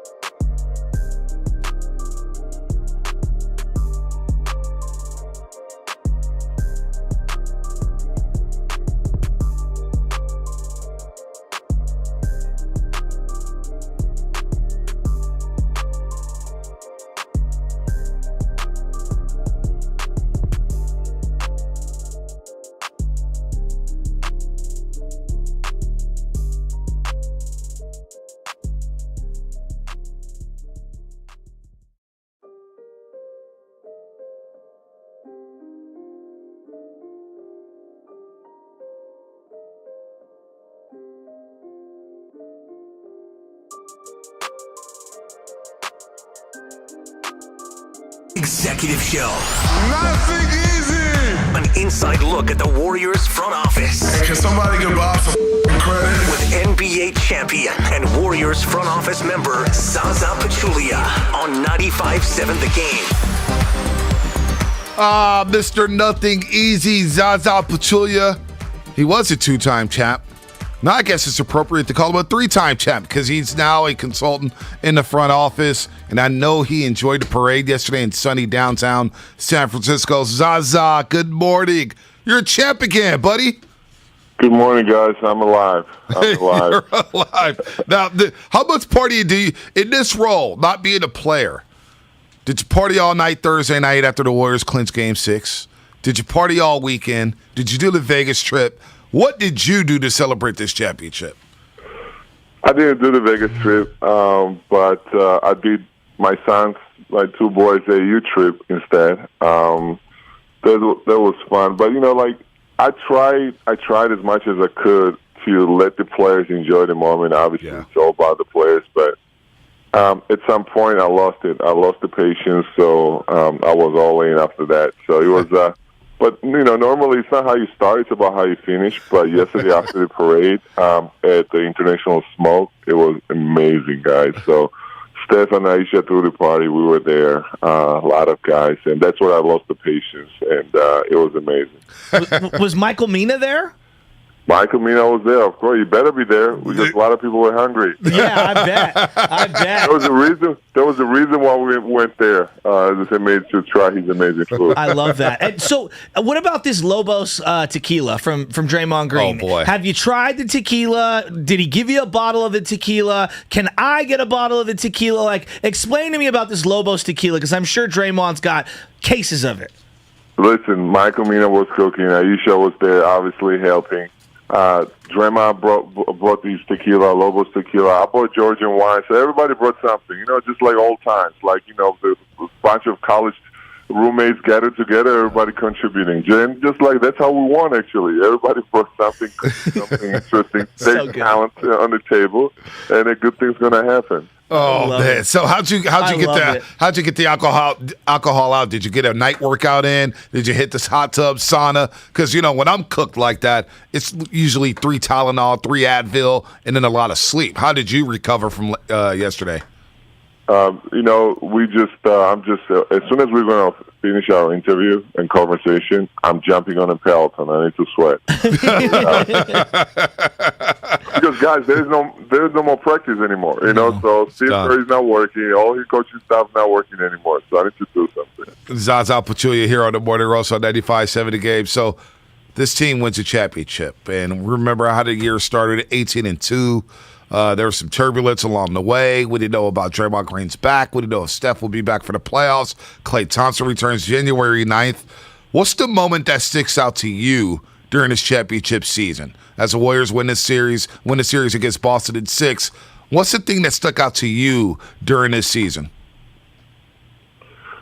Well, as you say, Vontae, like it was a tough year. With all these injuries, obviously, were a huge part of it, and not knowing what kind of team we had. I said Bob Myers always would say, I just can't wait to see what we got. Because, when you take one of the huge, piece of puzzle from the puzzle, it's just you don't know what to get, So we didn't know, how our team actually looked when we had everyone healthy. And when we're talking about everyone, obviously, structure of the team is the star players, and then you have veterans, and you have role players, right? But we're talking about our star players, starting with Klay in the beginning, and Draymond was out, and Steph missed some games, and so we just didn't know what we had until towards the end of the season. But, like I say, it's not about how you start, it's about how you finish it. I think we had a good enough team to, be in the playoff picture, but, we were not sure if it was good enough to win the championship until we got everyone healthy, and that's what happened. And so much credit goes to our Rick Scalabrine and all our medical team and performance team. They were amazing, and I don't know if you guys saw. I got so emotional after the game on the podium, seeing Rick Scalabrine hugging Klay Thompson. I mean, that was so emotional to me because that guy spent 2 years over 3 years with Klay, helping, rehabbing, and, it was 24-hour job, constantly thinking, how can I help? How can I make this guy feel better, right? And obviously there was a process. So that's why this championship is so special, and I'm so happy and so proud of the guys where, beside these tough times and all these turbulences, as you say, we ended up finding the way to win a championship. So well-deserved whole team, well-deserved whole organization. There's so many improbable stories this year, top to bottom on the roster, right? There's just so many of them. The Klay one that you're referencing here, that to me is the biggest one. But what part of the Klay story is the most improbable to you? That he's this good this quickly? That his body held up? That he came back and had such a dramatic impact? Like, what part of the Klay story is the most special for you? I think Shesky, that his body actually responded, and thankfully he didn't. First of all, we're not used to Klay missing games. No, without any reason. Obviously, he didn't play back to backs and in the beginning, and he was limited. But he's hard, man. He's hard. He's a gamer. He wants to play. He's an athlete. He loves this game, and this is so obvious, right? So mental aspect was huge for Klay. That he just needed the opportunity to come back. He just needed a little, help to play this game, and he just never looked back after that. And at the same time, I think he can get even better. And when I say can get better, maybe not faster, and maybe not. He's not going to jump higher. But he was so anxious to come back and to prove and to contribute and average points and 20+ points, whatever. But his shot selections, we've been talking about it. It was on and off, and that's what I mean with getting better. I think next year he's going to be more calm, and hopefully he's going to have a better shot selections. He's going to feel better about himself, right? Because it was tough 3 years. He came back. He's healthy now. He won the championship, and now let's get back on the track where Klay used to play, how he used to play. Well, I can't wait for that next season. Zaza Pachulia here on 95.7 The Game, Morning Roast, as he is every other Tuesday. This may be the last time we talk until next season, or maybe we'll sneak in a couple calls in the summer, Zaza. But look, we're going to get to Steph Curry in just a second and what this championship means to him. But how about Andrew Wiggins? To see him ascend to the level that he ascended to, Zaza.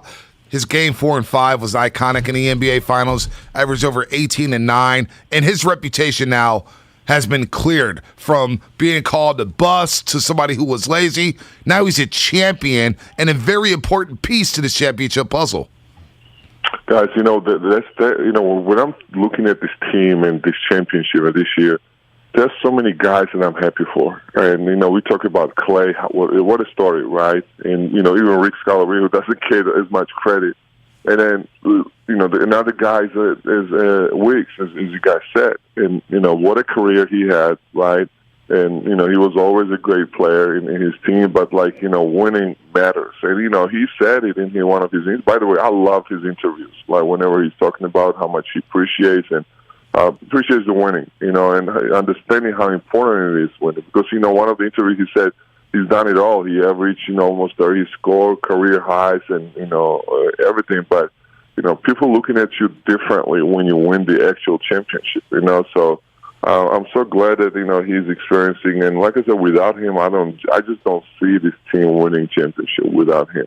And what a performances he had, and, defensively and offensively. Like, a lot of people think, he had a double-double, a couple games in the finals, in the playoffs, but yes, double-double is great. Yes, 20-plus points to score is great. But, how about playing defense on, Lucas and, so many great players obviously we have in NBA, and especially for the teams that are playing the playoffs. So he was a huge factor. And, we all know defense win the championship. So very happy for Wiggs, well-deserved. And, I think his confidence level even going to go up. Yeah. Zaza, obviously players are coming and going, but there's so many people behind the scenes and on the bench that are coming and going. For Mike Brown, who we all love, everybody loves Mike Brown. He had such an impact on this organization, on the court, off the court, everything. What a send-off for this guy, huh? I mean, they're going to miss him, aren't you? Well, I already miss him, honestly. Just thinking about, Mike won't be around, that's really making me sad because there's so much bond. And when you talk about a class guy, genuine, smart, the guy who knows how to have fun and, who's always honest. That's what I appreciate the most. This guy always has been honest, like good times and bad times. Because sometimes, that's not what you want to hear, but he was honest, and you appreciate it from the guy. And I gotta tell you, I love Mike Brown, but the good thing is he'll be right next door, So I got promise from him that every time I invite him as one of my events, he'll be there. So. And Kenny will too. Kenny Atkinson decided to say, no, Charlotte. I want to stay in the Bay, and I want to feed the fans Moet. I want to give them, they're thirsty. I want to give them Moet during the championship parade. We can talk about that another time, but Steph Curry. I mean, it starts, I know, with ownership and greater front office, but this thing goes with number 30. And his Game 4 performance, absolutely historic. 43 points. He wins his first NBA Finals MVP, the Bill Russell Award. What a season for Steph Curry. And Zaza, what's scary is he's not slowing down. He's still in his prime, Zaza. He is in his prime, but, to me, guys, this is like a case study. Steph Curry is a case study. You can look at him, any business schools, you take it, top ones, this is a case study.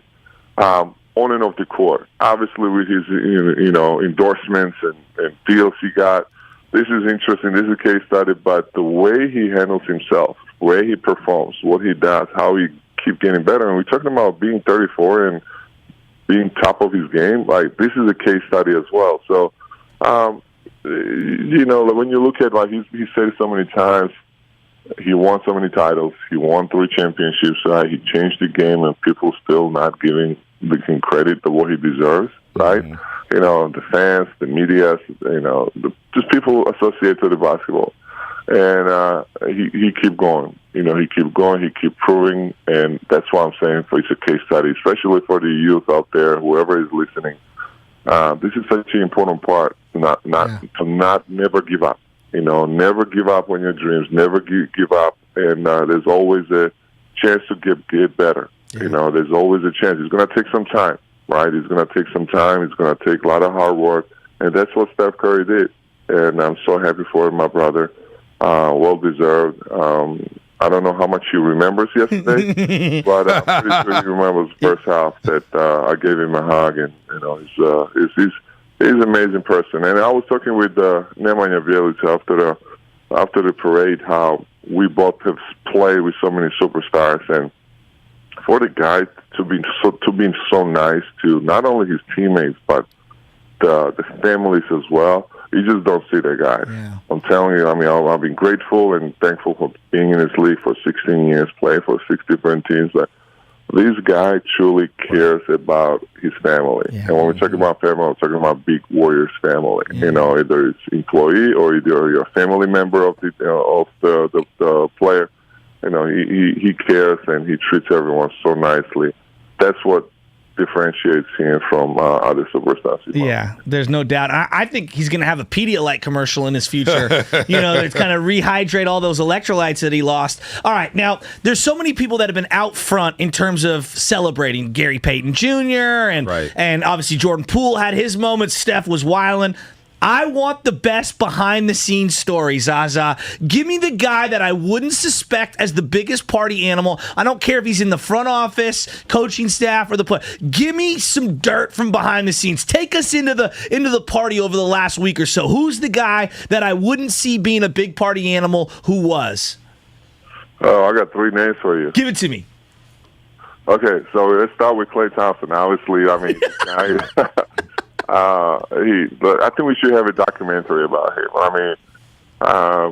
He falls and I thought he was playing football first. Tackles the fan and poor fan. Hopefully she's okay today. But that was hilarious. And I would be disappointed if I didn't see such a video of Klay from this parade. I would be very disappointed. So. Shout out to Klay. He was being Klay. That's awesome.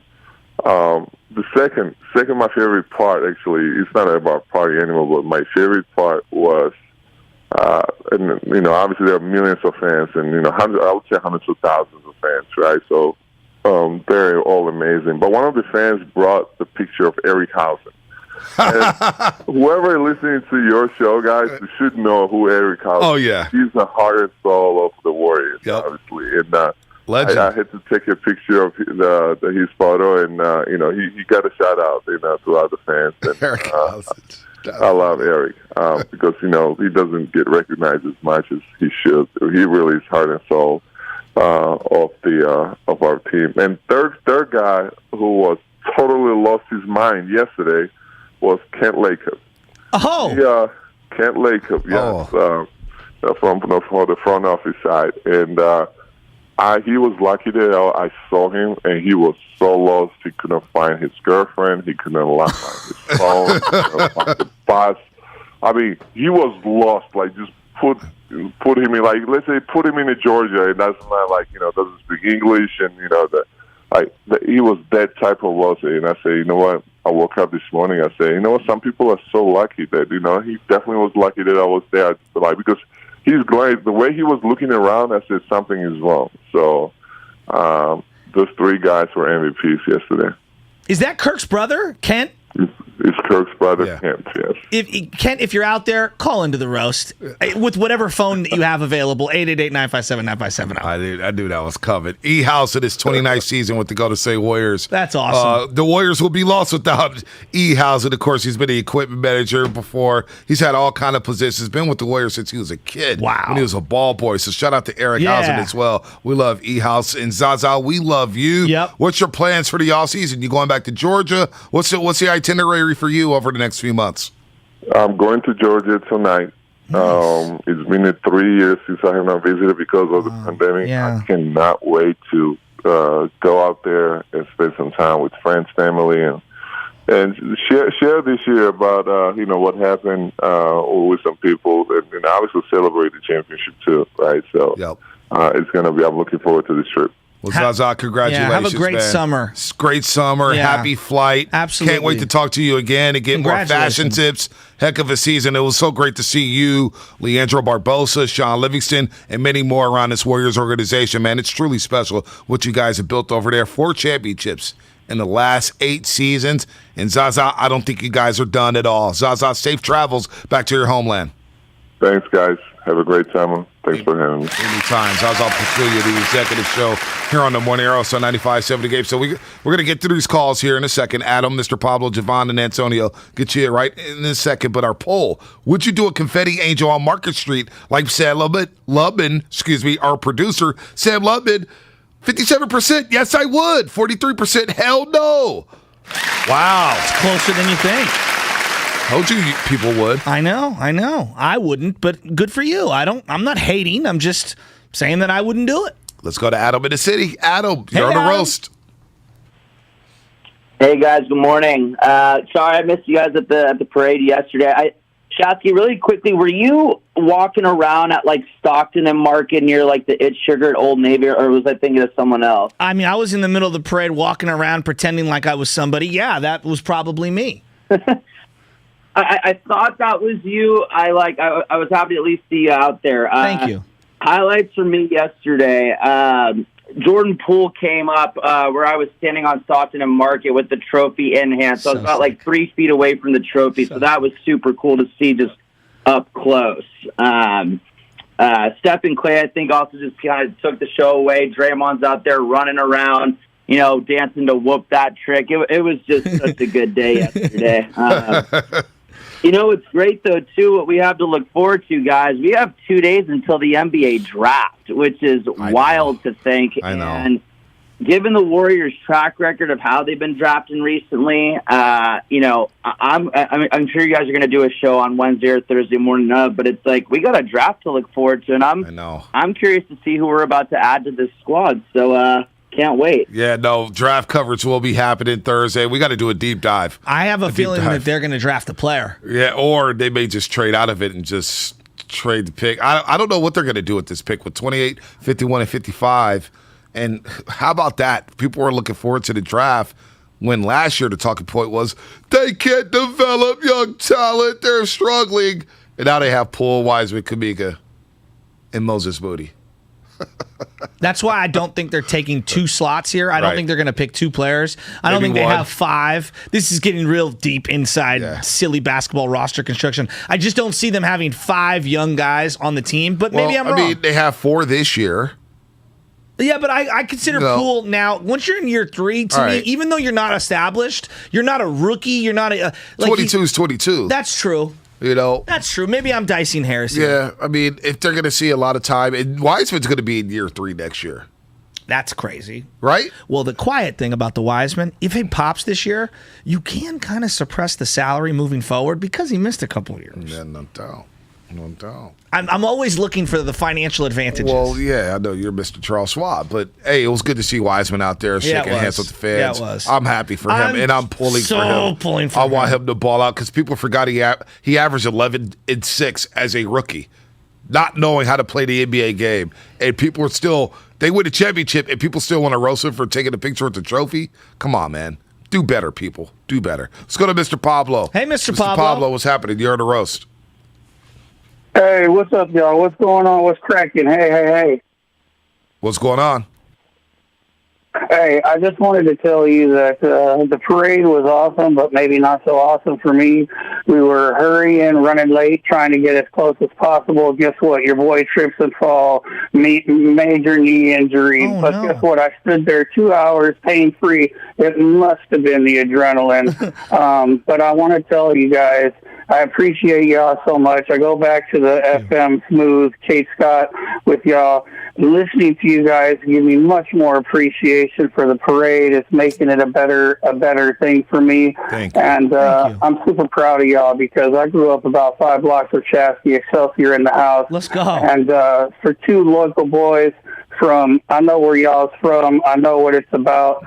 And I'm so proud of you guys. Bonte, we switch off the National to watch you, man. I appreciate that.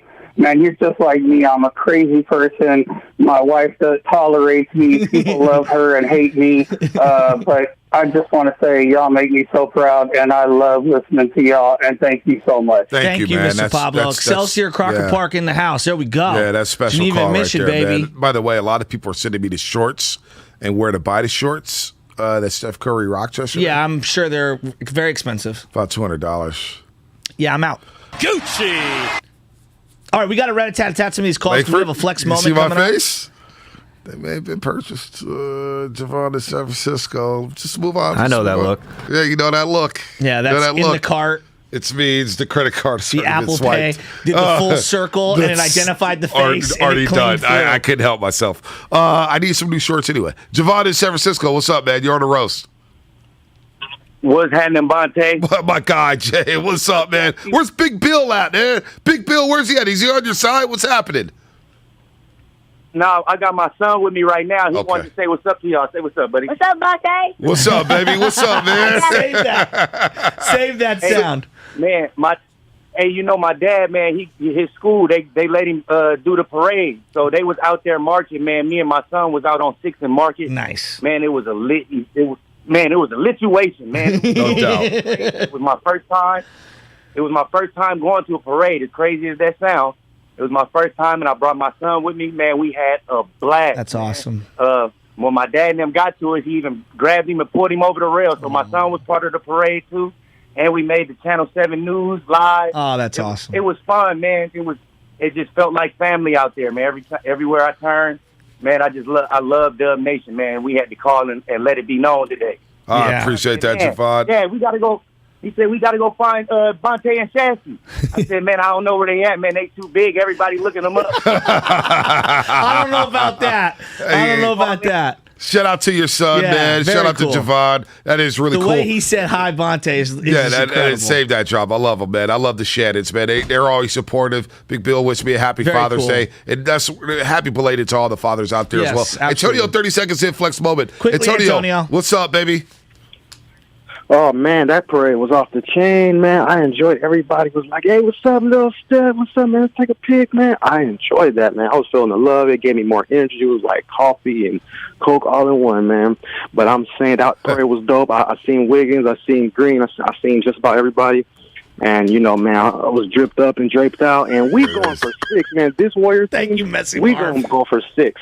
Oh, man. Thank you, Messi. Tie the Bulls. We're going to tie Jordan. There it is. All I got to say, yo. There's Antonio with the mic drop right there, Antonio. By the way, Sia_collective. That is the link on Instagram for the shorts that Steph Curry rocked yesterday.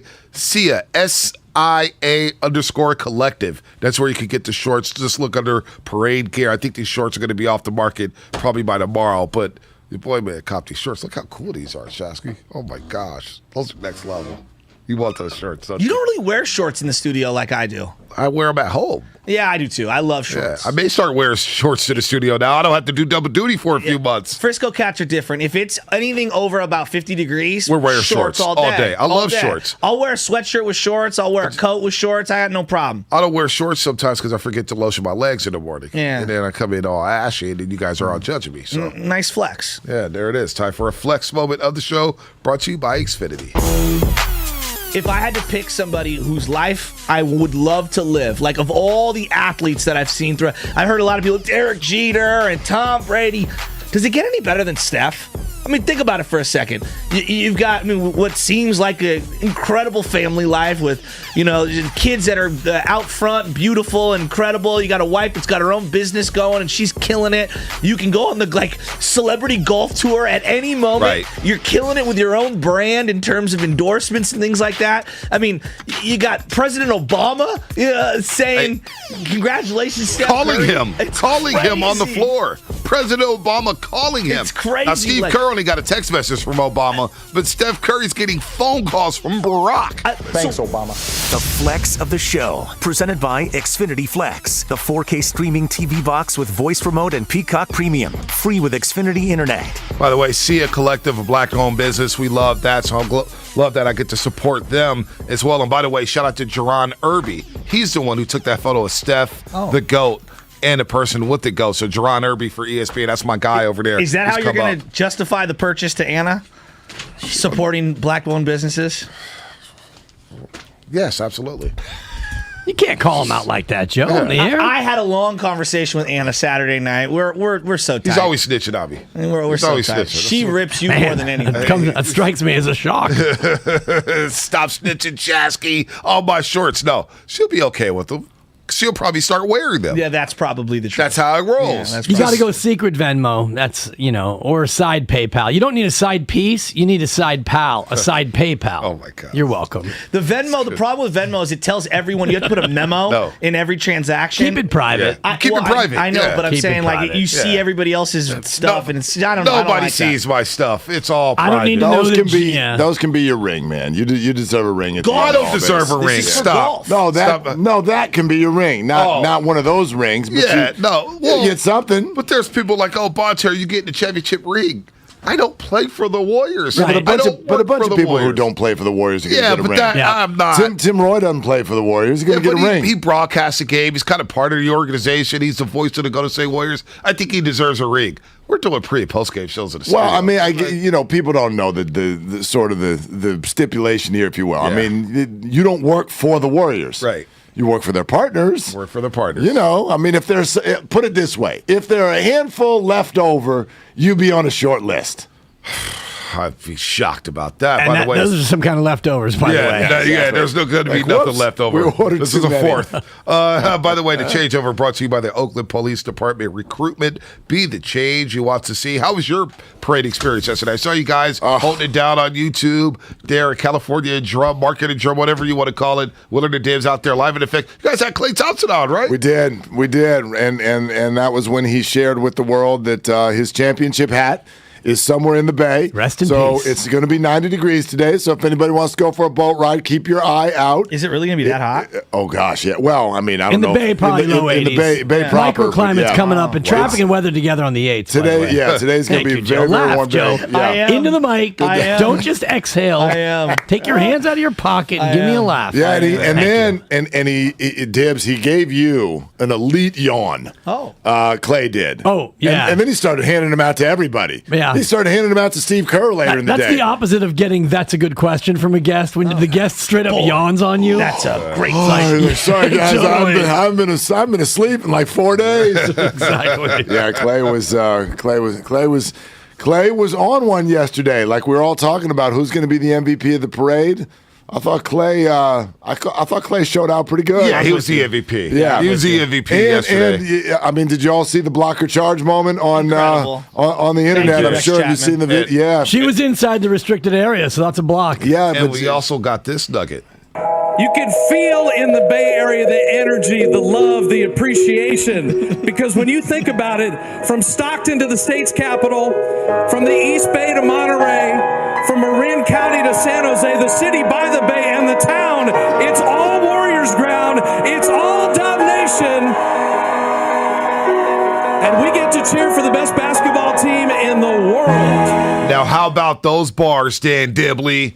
How about those bars? Bobby Fitz. Bobby Fitz running material. Freelancing. I mean, freestyling. Who knew? Who knew that was coming? I liked it, though. Good homage. It was incredible. Be better at your job. You know, something from the East Bay to Monterey. Did he say that? I thought he sold the good people of Sonoma County short, where he didn't get all the way up to Santa Rosa. No love for Solano and the people in Fairfield. Man. If you're going to do bars, you got to cover all 9 counties. There's more to life, Bob, than just Foster City. Only Dan Dibley will pick that apart like that. You got to keep it geographically real. Exactly. I don't know if you could mix that into the rhyme, though. He was trying to, work in a real tight window. Yeah, Santa Rosa rhymes with Chioza. I mean, do I have to do everything around here?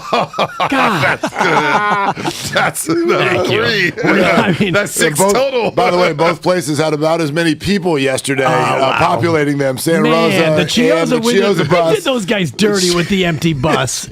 You can't go Chioza and Witherspoon on the same bus. I didn't even see that bus. There was 9 people and a relative to be named later. I almost jumped on and they were borrowing uncles, man. They're like, you guys got some leftover uncles on seriously. that bus. It was like the 38 Geary after midnight. 38 Geary gets packed. Dude, that was my the 38 Geary has never been empty. Yeah. It's like the one California on the owl schedule. It stops at every freaking corner. Yeah, it stops at every corner. You got the bus. Both you guys can out bus line me in this city. I've done the 38 Rapid, 38 Geary, but the 38 Express in the morning. The 38 Express is nice. I was on the 38. We stop at every block. Oh, yeah, that's worst. 38 regular. And you do the math, and I lived on 42nd and Clement, and you think about it, it's like, I got 27 more stops to go. I'm in Divisadero. You would count the stops. You would count the stops. By the way, you are listening to 95.7 The Game, KGMZ FM, and AC1 San Francisco, Dynasty Station. Download the Odyssey app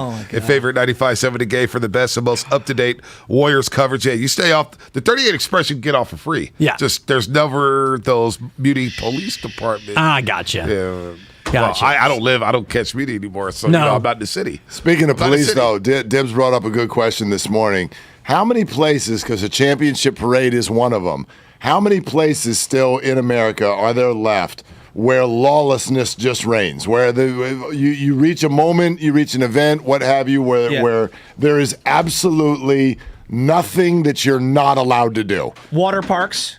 Water parks. I mean, I see it go off at water parks. You got a lifeguard with a whistle, though. They're at least trying to regulate. Yeah, that's a good point. Am I allowed to run through the water park with a big bottle of hen? Yeah. And just spraying it all over everybody? No. Seriously. I mean, reggae concerts. Yeah. I got that's reggae. a good one. I got a reggae concert. That's a good one. I got reggae a championship parade.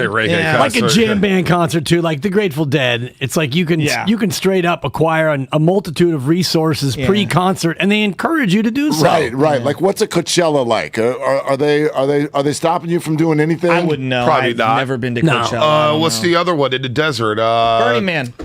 Yeah. Burning Man. Yeah. I went in 98. I went back when Burning Man was real. Now it's too many people. It was like 15,000 when I went. It's like the hipster thing to do now. It's more than jump the shark. Yeah, it's jump the desert shark. So, but to that point, Mark, I was thinking about it yesterday because you see, like my kids were out there, 19-year-old and. Whatever, they're adults. They can do what they want. At the championship parade? But you see this collection of like I thought they didn't like sports. Well, they like parades, Monte. Oh, all right. And the little man loves there sports. There were no sports yesterday. Keon loves sports. Monte. Quest is not so much. Are you a sports fan? Right. Get out of this parade. Well, we just said that. Get out of here. It'd be great not care about this basketball. championship. No, he so does. I was just like, all right. But you think about an event in this city on that day when you've got the ability to be around literally a million other people, everyone for the most part of the same mindset, which is, yes, this is awesome. Yes. We're all together, and I'm a little bit afraid of the super spreader nature of what took place yesterday, but I guess we'll see the spike We'll when we live see with the it. spike. Yeah. But yeah, we'll Hey, live with it. If there's a time to have some days off, that would be Did you catch Bart on the way home? I did. Me too. You know what I'm saying, I Mark? was blown away because I've been to a lot of different sporting events, and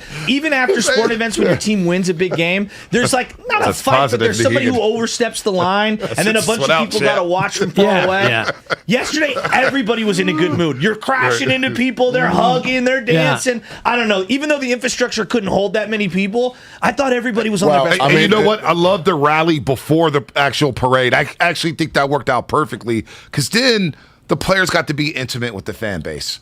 Well, if they did their rally did the afterwards, caboose. that would have been cooked. You wouldn't have got the great speeches or whatnot. true. I actually think it worked out perfectly yesterday at the parade. And I thought GP2 was the MVP. I didn't get a lot of Klay because I actually I got on Bart before it was over, anticipating So like one-ish?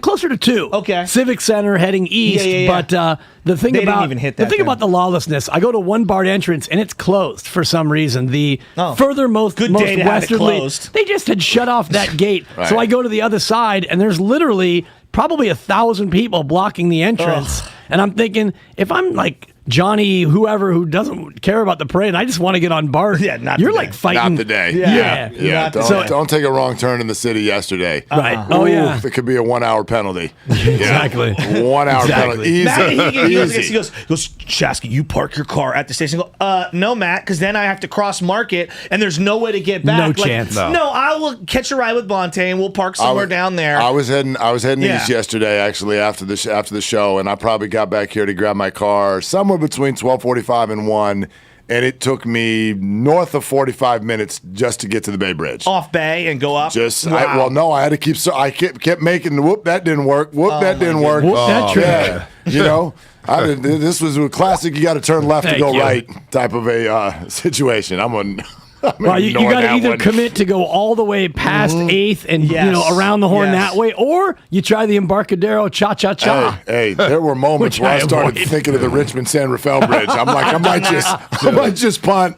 I done might that. just punt. The two-bridge workaround, we call that. exactly. On the way man. back from Tahoe, if it gets backed up and I see that Berkeley's going to be super backed up, I'll take 37 and go Golden Gate Bridge because Yeah. I hate waiting at that Berkeley. But I will say this though, like there's all kinds of traffic. This was the best kind. Like, you know what I thank you. mean? Yes. You know what I Well mean? put, yes. well right? put. We'll Like take this- that traffic. It wasn't I'm that with you. somebody We'll messed take it. up. There wasn't a car accident. There No one's wasn't getting a any of that. haircut on the Bay Bridge. I was Right. just like, look at all these people having a good haircut. time. Just Like, happy. just up in my way. It's okay. Happy. I'll turn around and go the other way.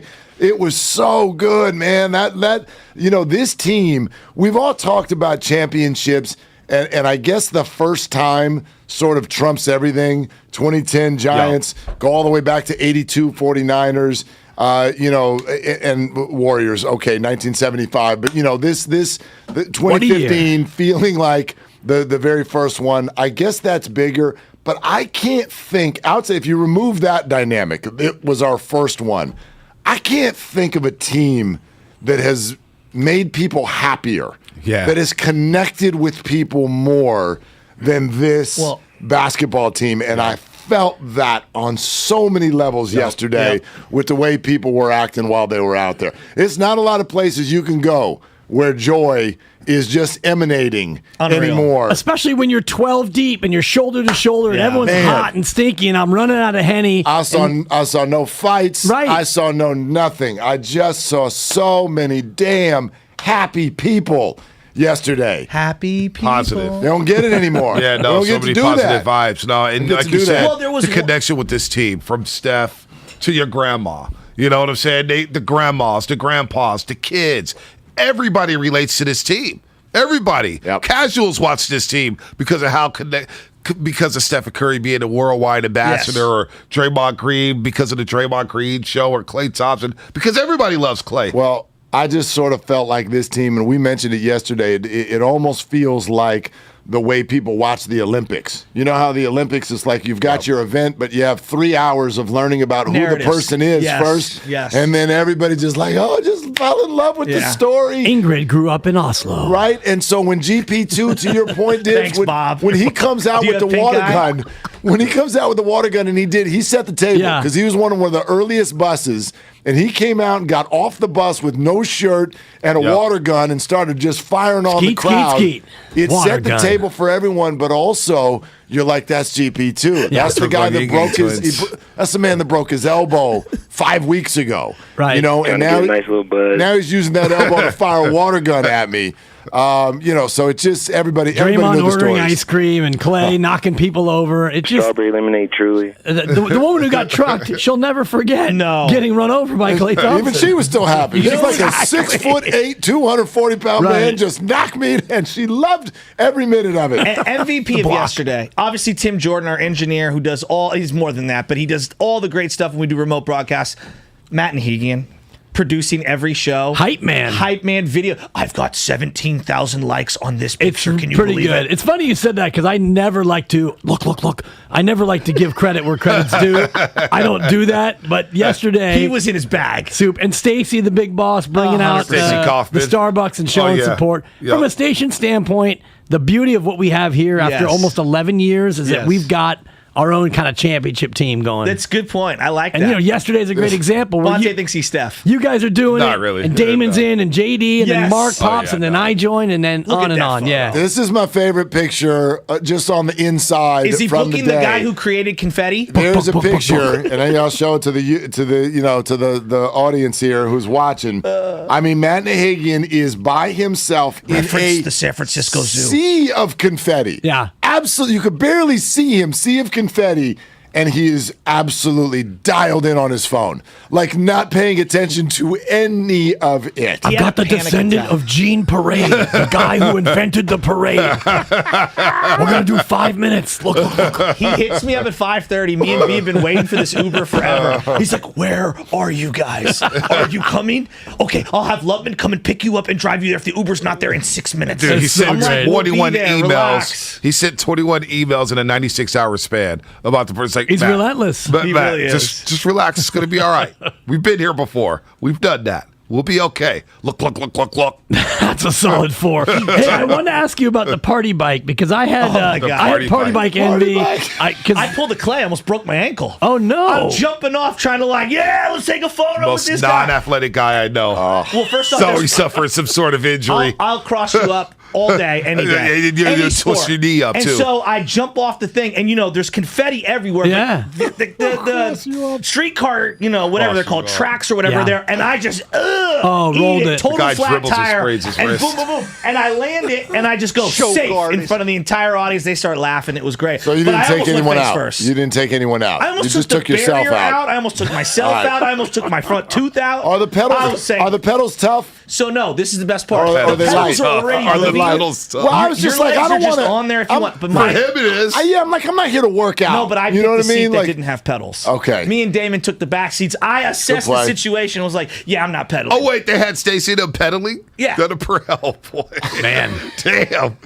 What happened to the flatbed truck that we had to parade? It was so hot yesterday. No, you want the flatbed. You needed shade. Shade is critical. Yes, shade is critical. That is I was on and off that thing. I was jumping on, jumping off. Yeah. It was great. I got swallowed though by the crowd. The crowd jumped over the barriers. I got to give SFPD credit. They didn't panic or make it. They're just like, you know what? It is what it is. This is the last. It's the caboose because it's Otto Porter Jr. and Klay. Oh, you guys are at the end of it? The very end of it. And just the entire crowd engulfed the parade. Wow. And they just started walking down. And then I saw a photo that they posted later, which is Klay on the top of the bus, and just the entire street is packed. I saw that, and I was wondering why I was in that behind it. You couldn't even see us. Like Phil Mickelson at the PGA exactly. at Kiowa. Except without all the guilt.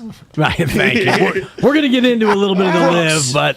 Brooks Koepka. I think Mark made a point on our conference call about this is probably a Chase Koepka thing. Well, Chase is in it. But Brooks is going, and Chase is going because Brooks said yes. So I think Brooks is doing a solid for his brother. I think there was a leverage. If it helps at all, I do think that there was a leverage play where he said, "I'll come if you hook my brother up too." I don't know if that matters to anybody. I don't know if they care. I still would not back the move. More importantly, though, Calzone, Colin Morikawa today doing the 1-2 punch punch on social media. A, debunking rumors he is not going. Lots of rumors. But B, getting the more important discussion going. Is it okay to pour the milk first when you get your bowl of cereal? No. What is That's how he does it. He's a major champion. That's how he does it. Two-time What major is champion. that? That's how he does it. I've never heard of that. And now he's asking for science. I've done that before, but no. No, Yeah. you got to pour the cereal in first, Yeah. and then see how much milk I need to put in there because the cereal is the. I know people the who've center done of the that, though. bowl. It's not as strange. It's a disgusting act. So follow-up question that he sent out a half hour ago. Interesting. I'm like genuinely curious now. Is there science behind why I shouldn't pour the milk first? Can someone go do a study on this? Interesting. It just depends on how you can achieve cereal nirvana, which is the ultimate, which is the ratio. It all comes down to the ratio, however you prefer it. I'm kind of a 60-40 guy, 60% cereal, 40% milk. Okay. I don't want to That's have the pretty good. cereal be immersed. right. I want the milk level to be kind of like a swimming pool, Yeah. half a Right. tile down. You know? like Depends on the cereal that you're using, Well, though, too. absolutely. As I said, Absolutely. if you are going to be someone who dabbles one in cereal. grape nuts, you better Grape nuts? I'm just Disgusting. saying. No, but this is as an example. See, I laugh. If you're going to use grape nuts, you need to drown it in milk. He's right. A grape nut needs more milk than a Cheerio. You need to drown That's a it, fact. period. That is a scientific fact, and I will cross you up. I agree with that. Okay. But I'm not. Grape nuts is like 48th on my list of I didn't cereals. say that I it would was eat. number one. I'm What's just your giving- number one? It's Golden Grams. That's a good call. Golden Grams. That's It used to be. You want- It used to be. really It was good Fruit call. Loops Yeah, for a long Fruit Loops time. as a but kid. That's That's the a good thing. one. Do you want You like get the roof of the childhood? mouth and Do you want childhood number one or do you want current number one? well, both. Because current number one, Guys, like, the I Warrior get that. season's over. We can spend a Yeah, month on exactly. this. That's it. Yeah. I'm gonna take O's off the board. Brackets. O's is my favorite. Which Wow. one? Right now, Oh, for me, just the basic O's with the honey grams in the middle. I feel like you reached for O's too early in the you cereal did. draft. You did. That's my number one. I'm going Honey Nut Cheerios as an Strong. adult. That's Strong. good. Straight Honey Nut Number one Cheerios all overall day for long. sure. Yeah, no, and then Kix as is a close. kid, Apple Jacks. How dare you guys sleep Yeah, on Apple Apple Jacks. Jacks? Jacks isn't bad. Apple Jacks is available in the 4th round. You reached for Apple Jacks in the 2nd. Mom, As a kid. Cereal draft coming next week. Mom would get Fruit Loops or Apple Jacks when they were on sale and when Wait, no. she felt like we had done something right. We got the NBA Yeah. draft to get ready for Dad, did we? Oh yeah, and the Warriors are My picking gosh. 28th. You know what? If they 51 don't, to 55. if they don't pick up Thank a you. backup center, Thank I'm you. ripping Bob Myers. Oh, yeah. By the way, I had a great Bob Myers yesterday. So he gets out. Bob's flashing his rings all day, and Santa I'm like, Cruz Warriors. "This guy's incredible." So Bob's high fiving everyone. He walks right by me, and I just stick my hand out, and he gives me 5, and I go, "How you doing, Bob?" And he does like a triple take. He's like, "Oh, hey, Dibs, how you doing?" And then he just continues on his way. Look at the flexing going on in Hilarious. here. Come on the now. flexing that goes on at the station. You know, Bob and I. But I thought I had the ego. That's it for us. Well, What, you do. what else you guys have? What else you guys got coming up? I didn't high five anybody yesterday. I just went home and tried to find my way to the Bay Bridge. And Logan Webb, one hit, and he just gets jobbed, gets yeah, caned. Yeah, they got to score more runs there when they got all those opportunities Wednesday night's late. But anyway, episode, Garlic Fries exactly. baseball guys. Ray's coming on in 10 minutes. Howard Beck at 10. Laura Britt coming up at 10:30, and we want to hear from everybody.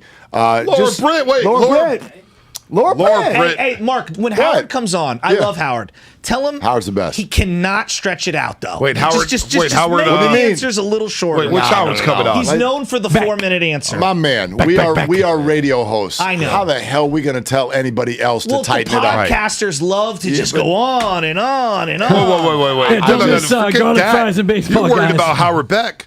Laura Britt wins an Emmy, and now she's cheating on us. Well, you know, What's going on there? I would What's go going on on with with Willard her Dibs. dad? Well, we If you ain't asked. cheating, you ain't trying. Did you Exactly. ask? Did you ask her ask? yesterday at the parade? No, I think this morning actually. Damn. Yeah. Laura. Mm-hmm. Look at you.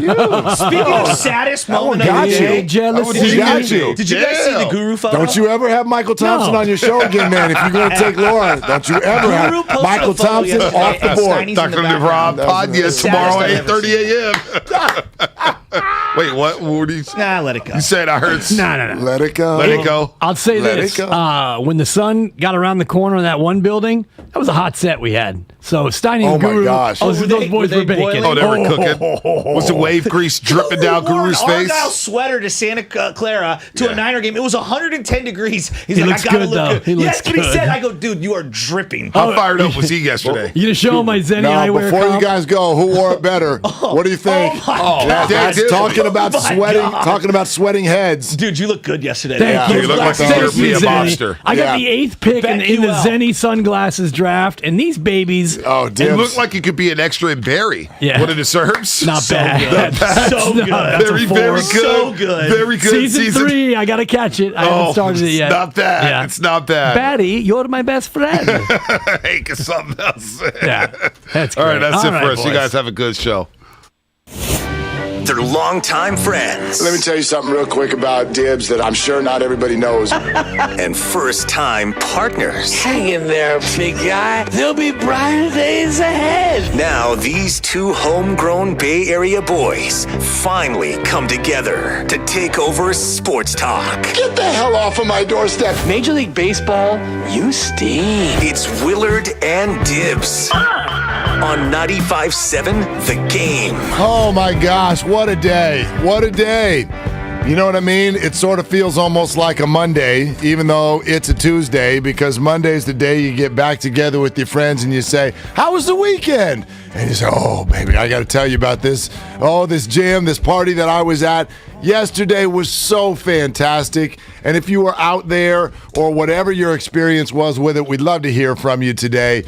Ray's going to come on in here in a few minutes. Howard Beck, Laura Britt, as we said. But we just kind of want to have the collective detox on what was a fantastic day because, oh my God, A, we need it, and B, like what I just said a minute ago, I really, really feel that. Like how many times, how many places, go back last 5-10 years of your life, how many times are you in a spot where there's a lot of people and everyone is happy? Go ahead. Count the times where that is the experience that you're having. Well, in the last 2 years and almost 4 months since we went into lockdown, that was an unfathomable reality in this new world. Right. To be around that many people, period. Even if everyone was masked and in a chair silent, even to be around that many people, you never thought that it would happen again. But to your point, when you're around that many people react negatively in traffic, in crowds, when your personal space is being violated, when you're too hot, when you're dehydrated. All of that stuff was present yesterday.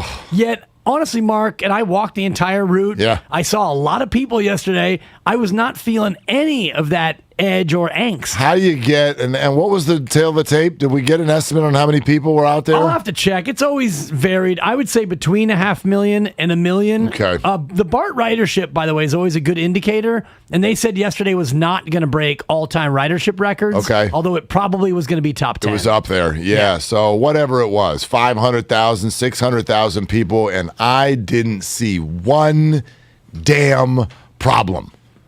Not one. Well, Klay ran a woman over. Well, you know, and by the way, if you haven't seen that video, she was in the restricted area and she was not set, but he was out of control. Player control. I mean, come on, he dipped his shoulder. Double foul. I mean, no, seriously. And I think the reason for all of that was people were so connected to this team and in some ways emotional that it's over. We want to hang on to that. Everyone's already like, come on, Auto. Come on, GP2. Come on. You guys are staying, right? Got to run this thing back. Want to do it again. And therefore, one last time for this Golden State Warriors team. Here we go, song of the day. Let's go.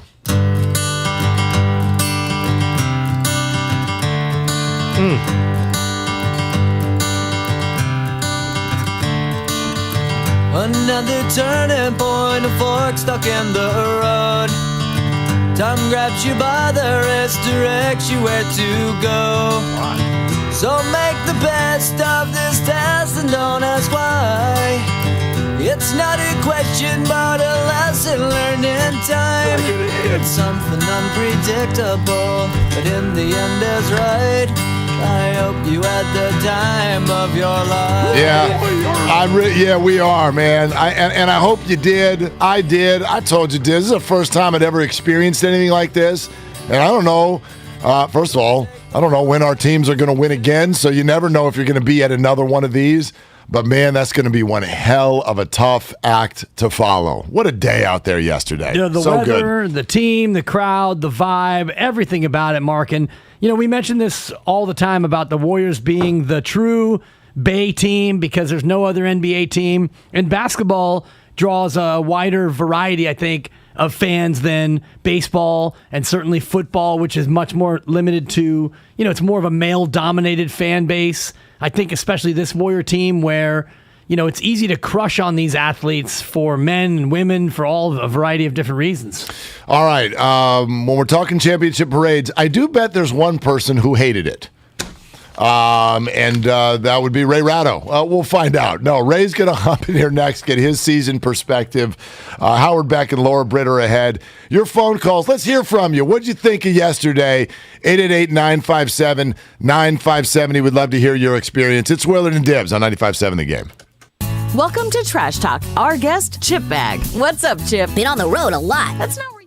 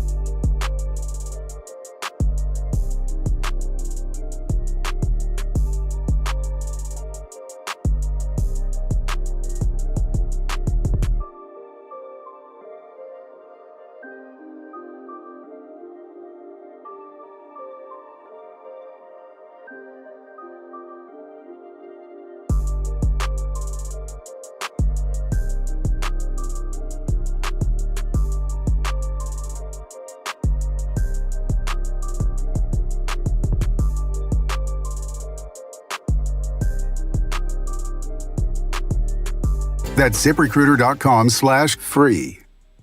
Now, back to Willard and Dibs on 95.7 The Game. Yes, I do want to talk. Well, I was warned about that. There's only one thing that can mean. What would that There's mean, only Mark? one thing that can mean. If we just come in dry, so dry, then it must Sahara mean Desert. must mean Ray's here. Ray, are you there? Ray? Yeah, I'm here. Okay. What do you want? Well, good morning, Ray. Hi, Ray. What did Says you? who? Hey, what did you? Define good morning. Well, I mean, it's beautiful outside. Your It's going to heart's be still beating, right? The sun is shining. There's not a cloud in the sky. Summer is here, so the kids are waiting to do something fun today. The Warriors celebrated a championship yesterday. It's a perfect day. You're 0 for 6. Okay. Well, your mustache hasn't gone gray yet. Yes, it has. Oh, it's a coloration sensation, apparently. No, it's not. It's the vagaries of age. Thank you. Ray, what'd you think, huh? A championship parade. What'd you think? Wasn't that great? I was glad not to be there because I don't belong at a parade. That's a fact. That's for fans and employees, and I am neither. Right. What did for you those who went and had a good time, good on them. I'm not anti-parade. I'm just anti-me at parades. I'll buy that. Now, as far as the next parade that you won't want to be a part of or at, do you think it's another Warrior one would happen next? Do the Giants and 49ers have any prospect in the near future of making yesterday happen? The 49ers do. I don't believe the Giants have anything in the near term. The Sharks certainly don't. The A's are on the start of another full rebuild. So it's probably either the 49ers or the Warriors, and I would say the Warriors are better positioned, although the NBA has a more volatile free agency period than any other sport, so a lot of things can change between now and next October. Yeah, I want to dive into that, but before, let's match up some of those other comments. The 49ers, we get it. They've been right there 2 out of the last 3 years. However, we also understand the importance of the quarterback position. We're handing it over to a complete unknown. So where's your confidence from there? I think they might have a slightly worse record this coming year because I think brand new quarterbacks tend to make more mistakes than quarterbacks who have been around a while. And even though Kyle Shanahan is probably good at minimizing those mistakes by running the ball more than he throws it, I think one of the things that we could surmise about Trey Lance, one of the few things, is he has an overwhelming confidence in his own arm, which leads to interceptions. So I would say that, they won, 10 games last year? I'd say 8 or 9, and with injuries, who the hell knows? And when you look at the way the offense is going to go, though, can't you see Kyle Shanahan mitigating his ability to unleash his big, confident arm? Do you see them running the same Jimmy G-style offense with Trey Lance, especially in the beginning? Oh, for sure in the beginning. And probably at some point they will decide to try to be more intrepid downfield. But I don't know who that, great deep receiver is on the roster. I just don't see it yet. I think the 49ers are much more comfortable in their current roster configuration, grinding clock, winning 20-10, 23-16, stuff like that.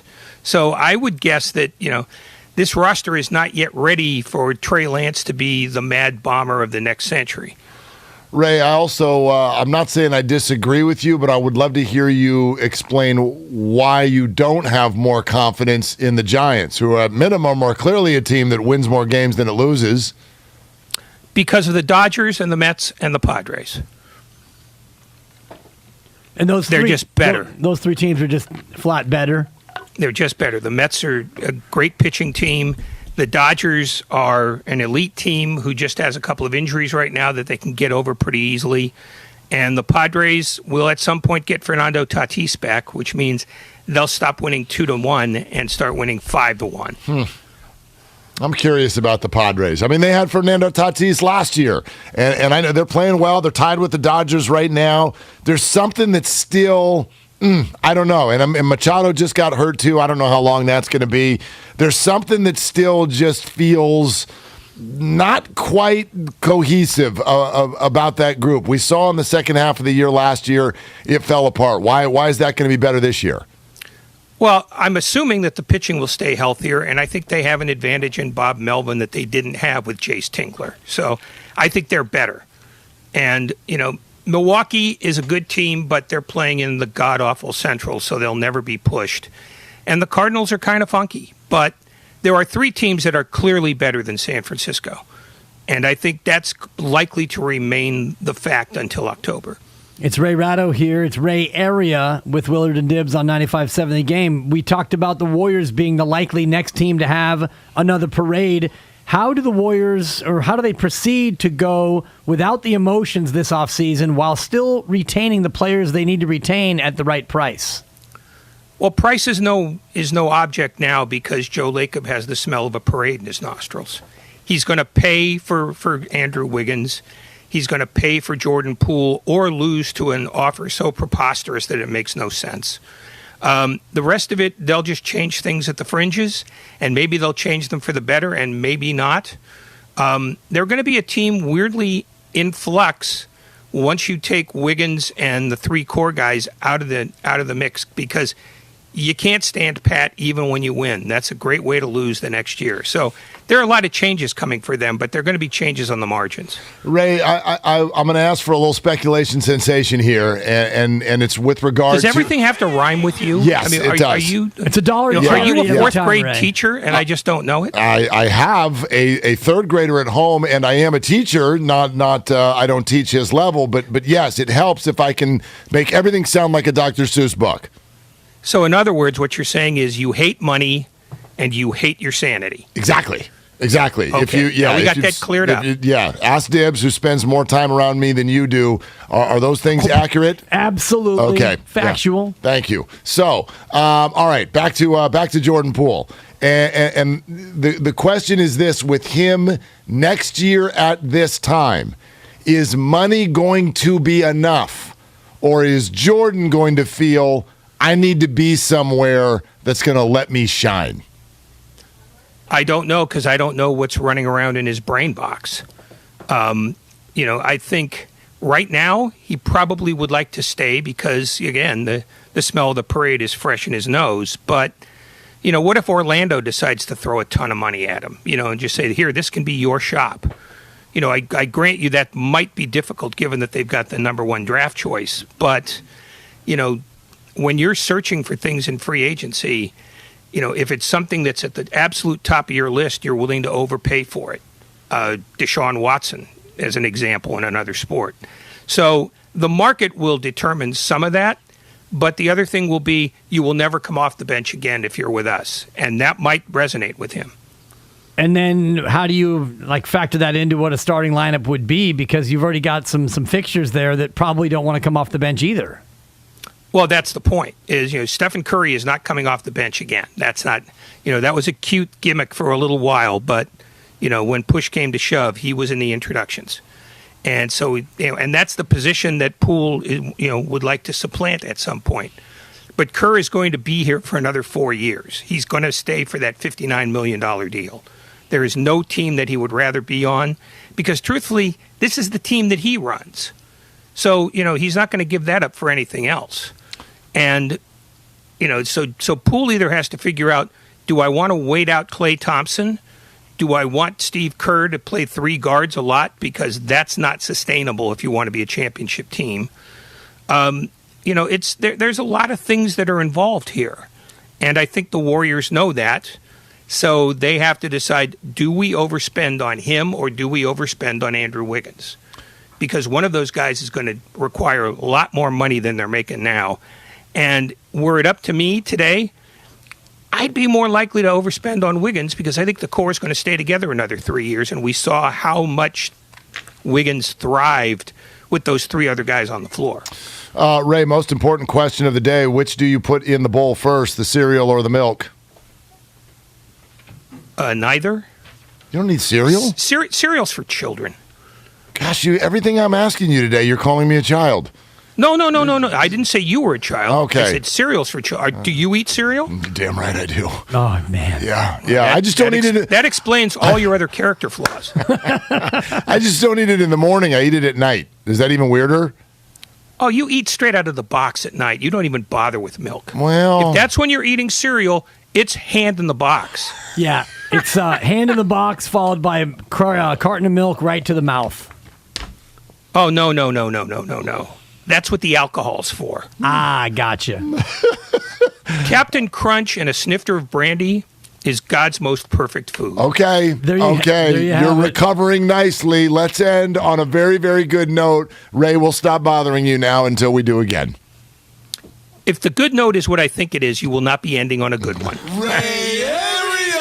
God, you queued that up perfectly. Welcome to the Ray Area. It just doesn't matter. Ladies and gentlemen, Ray Ratto is gone. Yep.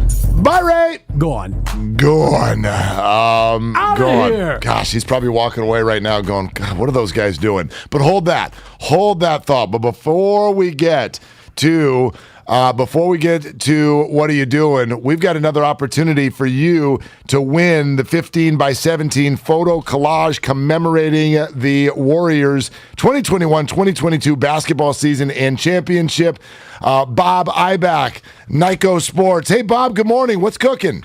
Hey, good morning, Mark and Dibs. Nice to be back with you again today. I'll tell you what, I'm in Chicago. I've been listening to you guys on the radio here. When I went out for breakfast this morning, I got to tell you, I saw 5 different people wearing Warriors paraphernalia here in the Chicago area. Yep. This is unbelievable. It's what's been taken over, and I know we're down to about only 600 of these photo collages that we have left. I know we were talking about that the other day, and I'll give out that toll-free number and website. Hey, you can still get these for $99. It's a great looking photograph. Got the championship logo on it. It's got a celebration photo inside, beautiful black frame around it, and it recaps the finals, all the games played against the Celtics, and, of course, the round by round in the lower left-hand corner, all the games in each round. So you'll get a real nice recap there, and it also is going to be raising monies for the Warriors Community Foundation. I know you guys are very familiar with that, and I was looking over all the great things that they've done. One of the things I saw there that I really liked, they have refurbished 85 basketball courts in low-income communities in the Bay Area and have donated over 17,000 tickets. So just a few of the things they've done, and the sale from, or a portion of the sale from these commemorative plaques will go ahead and continue to help those things. So here's how you can go ahead and still get them. Only about 600 left. They're $99 each, and you can call 1-800-345-2868, 1-800-345-2868. The better way to even do it, because I know your audience is all into working on platforms and the internet and everything else, go right to the website. You can see it there. You won't get left out. NIKOsports.com, NIKCO sports.com. Again, NIKOsports.com, NIKCO sports.com. And in closing, I want to thank Mark and Dibs and your staff and Matt out there. You guys have really helped us raise a lot of money. We're over $3 million now in the last 4 or 5 years for charities, and I know a lot of that's come out of your area with all these titles that the Warriors have won in recent years. Bob, great stuff, and it's a beautiful piece, and we're going to give one away right now, and you said just about 600 or so left, so we're going to send them your way. Bob, thank you so much. There he goes, Bob Ibach, Nyko Sports, and again, it's NIKOsports.com, NIKCO, NIKOsports.com, 800-345-2868, or even better, you can just win one right now. Contest line, okay? Please, contest line. That's 844-999-GAME, caller 5 right now to 844-999-GAME gets to win one of these beautiful photo collages commemorating the Golden State Warriors Championship. And that stuff is cool. I got a couple of Nyko Sports basketballs from the previous chips. which are absolutely, thank you, Yeah. absolute. We got a whole bag of chips around this keepsakes. town. Oh, I could go for some chips. Yeah. And we'll do the chip draft as well. That's Not later. to say that we're getting into the silly season of sports talk radio, Not but at all. think about it. That when the Warriors parade, when the champagne crust goes away and all the confetti is swept up on Market Street, we got Giants baseball. Niners camp is still down the road, so we've got time to flex out a little bit. And I do want to have the cereal draft tomorrow in the changeover. I love it. So I'm going to get with Bonte and Butcher. We'll do a randomizer for draft order. Snake draft, 5 cereals apiece. The pick will be in. You are on the clock. Totally. So Yeah. I think tomorrow, cereal draft, because there's a lot of cereal commentary going around after the Colin Morikawa. Which we'll get to in just a second, because he sent out a tweet this morning that made the whole world go, dude, what are you doing? Willard and Dibs have a lot to say. My only weapon was my mouth. They just have one big question. What are you doing right now? What are you doing right now? What are you doing right now? What are you doing? What are you doing? What are you doing? Howard Beck, Sports Illustrated in 10 minutes. Laura Britt next hour. Mr. Fab has been added to the My list. guy. 11:30 today. So we're going to have all kinds of fun, and we are getting to your phone calls, your parade experience, how that made you feel yesterday. Just an unbelievable event. But it is time for What Are You Doing? And I'm told, this just in, this just in, you had an interesting morning? Yes, I did, Mark. And I will tell the tale of who pooped in the pool a little bit later, because it dawned on me that I have another What Are You Doing? And I hope he's listening, because he's the best adult softball over 40 league manager I've ever had. Paul Fruin, what are you doing? So I get the email yesterday as I'm on BART coming home from the parade. We had a game. It's a Monday night slow pitch league. I don't want to play anymore. I'm old, I'm broken, and I got hurt. So I tell him, I'm last guy on the roster. Only in times of desperation will you break glass and please get dibber claws. The email comes in yesterday. We're short. If we can get one more, we can have 8. You can play with 8. Dibs, we need you. And I texted back to the group and said, I'm fresh off a parade here, people. I'm not exactly fresh as a daisy. He says, we need you, or we're going to forfeit. So now I got a 6:45 game at Wilder just through the tunnel. I show up. We've got 11 guys. Oh. We've got 11 guys. And now, Dibs, we're going to go ahead and start the game with you on the bench. Hey, Paul, what are you doing, bro? That's not I only okay. showed up out of desperation. Our undefeated run, by the way, came to an end. Shout out St. Mo's. We got beat 20-4. Wow. We got crushed. That sounds like the worst scenario possible. They beg you to be there because they can't play without you. You get there, they could have played without you. Yeah. Then they do play without you. I got some time at catcher, and which is all I want. And then they get housed. Yeah, we got housed. That's not good. I went 2 for 2, though. Drew a gutsy walk in the second inning. Nothing worse than trying to coax a walk in a slow pitch game. I might ask, what are you doing? Taking Seriously. a walk in a slow pitch softball It was an game? 8-pitch at bat. Yell the same thing I used to yell at my 6-year-old son on the living. Swing the bat! Swing the bat! I fouled off a couple of tough pitches, and then I coaxed a walk. Moneyball So Dibs. sad. Unbelievable. All right. And then the question that's circulating today, Colin Morikawa, who there were rumors that started early this morning that said, oh my gosh, Morikawa's going to follow Brooks Koepka. He's going live golf. And I'm like, that's not the way. Cal spits people out. We don't do that around here. Shout out Cal Band, who was not only amazing yesterday, but ruined at least 2 of our segments, which is totally fine. Couldn't hear a damn thing. Couldn't hear a word you said. Couldn't hear myself think. Love the Cal Band. They were incredible. So shout out Cal Band and Colin Morikawa for coming out and saying, I'm not going to live golf. Are you all nuts? Now, back to what you're doing, and I'm going to go back to pouring my cereal on my bowl of milk. And the world stopped, and everyone went, Colin, what are you doing? Right. That's not the way you do it. Can I play devil's advocate for just a second? Because I don't do it that way either. Okay. I don't do it that way. Who does? I've never even thought of doing it that way. 2-time major champ, Cal educated. The only way I would do that is now I have done this. Okay, You're using your serious voice. Well, here's the thing. So first of all, I have done this. If I'm a professional athlete and I want to siphon the amount of milk, I really want to know the amount of milk that's in my cereal. Maybe that's his jam. I don't know. I like jam. Have you ever done this? This is going to gross you out. Okay. I have a problem with wasting stuff. It drives me nuts. I'm right with you. I can't stand it. So when the kids grab the right, they pour a whole cup. Dad, I want the cup filled all the way to the top for my milk for dinner. Take one sip and then they stick it on the counter. And I'm like, okay, what am I doing now with this full cup of milk? Have you ever done this? They over pour the milk in their cereal. And then they have a couple bites of the cereal, and then they're like, okay, I'm done. And you've got a full bowl of cereal-drenched milk. You ever pour a little more cereal on top of that milk and just be like, I mean. So you run it back on their cereal.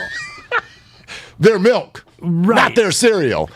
Their milk. But inevitably, there are some cereal fragments that are remaining. Do you use the same cereal? Yeah, if I'm using the same cereal. Yeah, so I'm not pouring Raisin Bran. I'm not pouring Frosted Captain Flakes Crunch, into your Honey Nut Cheerios milk. But if he had some peanut butter puffins and I want some peanut butter puffins, I might pour a couple puffins onto that milk. We're family. I know it's gross, but it's also efficient. Yeah. It's efficient, but it's disgusting. Okay, thank you. It's disgusting. I'm just being devil's advocate. Yeah. I'm trying to think of so reasons you've never why. Done that. Well, you have. You might. It's like using somebody else's toothbrush, Mark. It's like, yeah, you're able to brush your teeth, but that cereal has been used because every time you scoop cereal and you go to the mouth, there's going to be some drippage, as the French would say. Right, but I mean, you kiss these people, Fair enough. You won't share their toothbrush. Right. Yeah. Absolutely not. I don't know. Have you seen what's in the average mouth? It's disgusting. I have. I absolutely have. And I'm just not a germaphobe. I'm not either. Wasting the milk. I'm not wasting the milk. I appreciate your Puritan ethic. And I'm not wasting any time with our conversation with Howard Beck, which is coming up next because Jordan Poole's future, the rest of the West getting better. Where do we all go from here? Howard Beck, Sports Illustrated, is joining us next on Willard and Dibs. Your phone calls around the corner as well. Coming in at 5 foot.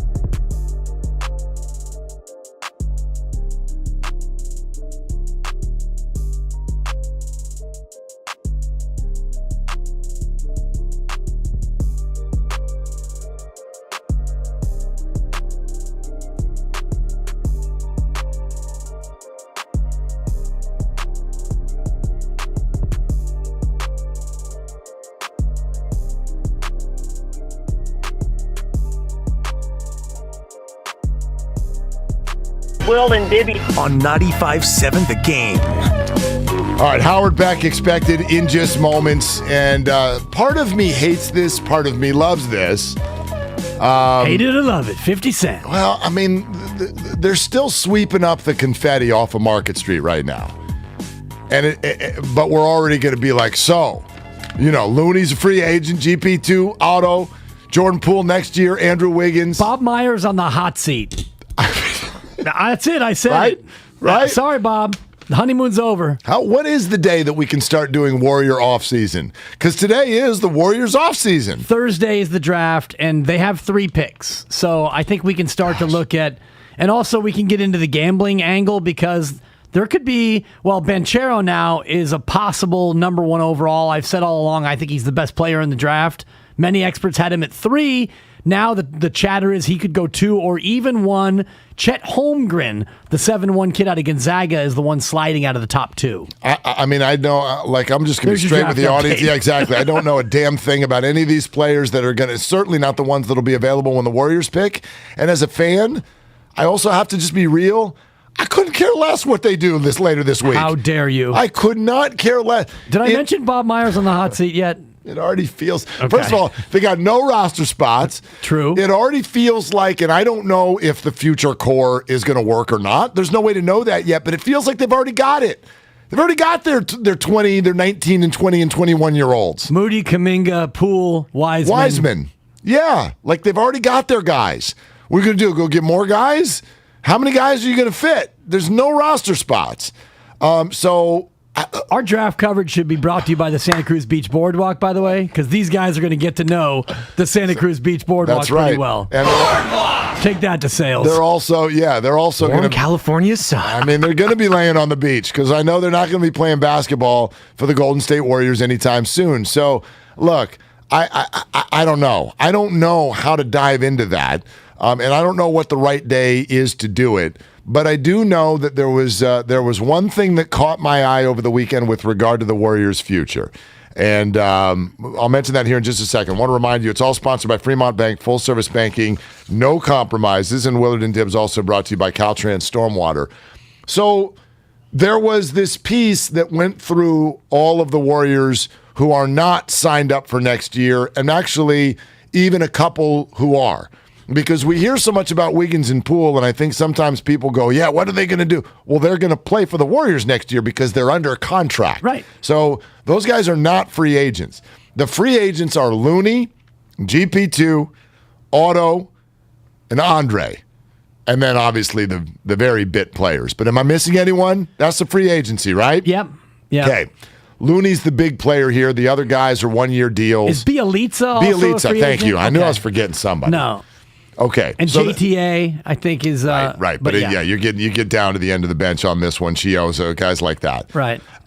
So that's free agency. But there was one thing with Wiggins and Poole that caught my eye. Because every player, the one-year guys and Wiggins, were like, I'm dying to still be here. And I know guys always say that. Otto Porter was on our airways. JD was on the bus. Did you hear this part? JD got on the bus. He did? He got on the bus, Gus. I saw JD on the route, and JD was locking in on doing what he does, which is great reportage. And actually, he and I had a quick in-queue chat with Spadoni because he was talking back to Spadoni, and I said, good luck, JD, because these players, they're up on top of the bus, and I didn't know how many of them would get out and actually mingle, and turned out just about all of them did. Yeah, they got off the bus, and then when they got back on the bus, they invited JD on the bus, so JD went up on the double-decker bus, and he was talking to Klay, and he was talking to Otto Porter Jr., and he got Otto on with Steiny Guru and just did the interview right there with him and asked the obvious question, and Otto goes, look, there's things that are going to be out of my control, but damn it, I made the right choice, and I really, really want to be back. Yeah. You can tell when someone's being genuine on that. Well, there's always the stock answer when someone's like, I don't want to answer that question. And it doesn't mean I want to leave. It just means I don't want to answer that question. And Jordan Poole was the one who gave that answer. We're in the middle of this whole championship thing, and I just haven't even had time to think about it. And it's like, you don't need time to think about it. All you got to do is tell me what you want, right? What you really, really want. Have you looked at the menu? unless it's the Cheesecake Factory menu, you should be able to tell me within a few minutes, what do you want? Or you can at least whittle it down to about 2 or 3 things that jump off the menu at you. But sometimes it's like market pricing, and that's what this is, where I want the cracked crab. How much is it? You have to ask, and that's where he is. He's not just ordering off the kids' menu anymore, babe. Well, but the thing is with Jordan, there's 2 aspects. Everyone else has got 1. You want to be here? Yes or no? Who wouldn't say yes? It's basketball heaven. Okay, so check there. But there's a second aspect to Jordan. Do you want this role? If you're Jordan Poole and you're 22 years old and you're thinking, okay, we saw this year some of what I can do on an NBA basketball court. It wasn't 100% consistent yet. That makes sense. A, I'm 22, and B, I'm not given the minutes and the rope that others are given to work myself into my game. And you know that Jordan, certainly with that kind of confidence, is thinking, I can be the centerpiece of an NBA team. I can definitely be a starter. I'm somebody who could average 25 a game if I'm given the room. Is he ever going to have the room? There's Steph, there's Klay. Steph is just coming up on a 35th birthday, I think later this year or in season next year. March. Okay? So they're not leaving that soon. They're not staying for that much longer, but they're not leaving in the next year or 2. And that's when Jordan's going to have to figure it out. So I'm circling Jordan. Jordan's the one, for me, that when you look at the next year plus of Warrior basketball, that's the question mark. Even if they show up with the bag, he may still say no. Well, he has no say in the matter. Well, he does a little bit. I know he'll be a restricted free agent. Right. But as Ray even pointed out, if someone offers him something that's just ridiculous. Absurd, yeah. I mean, how much luxury tax? Do you really want to, with luxury tax and contract, do you really want to spend over $100 million a year on Jordan? Depends on how much you believe in. Because it could get to that. Well, Joe Lacob has talked all along about 2 timelines, and Jordan Poole is a big part of the second timeline, which is 5 years from now. And Joe Lacob actually said earlier this week he sees them being competitive through the end of the decade, which is 1, 2, 3, 4, 5, 6, 7. That's 8 more seasons, Mark, of being competitive, which means in 8 years, Jordan Poole is 31, Moody's 28, Looney's 34, Kuminga's 27, Wiseman's 29. If you really believe in your younger core, and I know Kevon feels like an older player, but he's only 26. Right. So your core at that point would be in the peak of their years. So if Jordan Poole's someone you believe in, you're going to give him a bag. How big is the bag? And I think the interesting thing for me with Jordan Poole is what you're describing, because Steph Curry is signed through 2026, which means 4 more years of Steph. He's not walking away from $59 million in 2025-26, and you're still going to play Steph Curry as many minutes as he wants because he's good for business and the box office. So, with Jordan Poole, are you interested in me time, PT, somewhere else, or can you play this role for another, and it might be 3 or 4 years of 25 to 28 minutes a night. Right. So very much looking forward to getting Howard Beck's perspective on this. The great Howard Beck, senior writer, Sports Illustrated, crossover pod, SiriusXM, NBA, and one of our good friends on with Willard and Dibs here, 95.7 The Game. Hey, Howard, what's going on, man? Hey, guys. Good afternoon.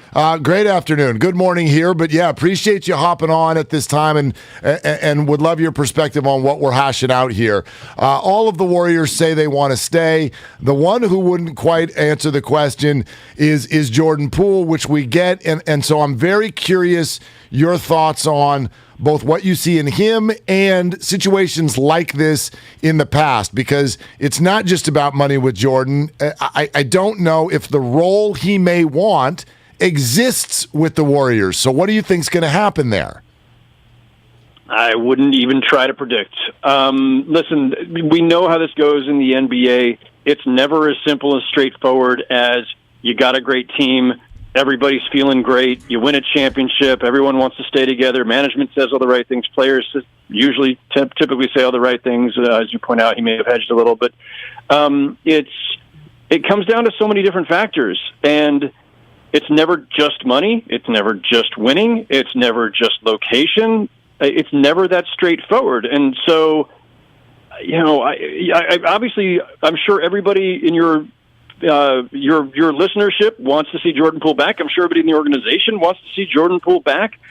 If somebody offers him a really nice salary and to be, say, their starting point guard, or just a starter period, I don't know if that's going to happen. I haven't surveyed the landscape on this, but, could he go somewhere else just seeing it as an opportunity to grow? That's what we've seen in various forms over the years, where guys sometimes strike out on their own just because it gives them a different context to grow career-wise.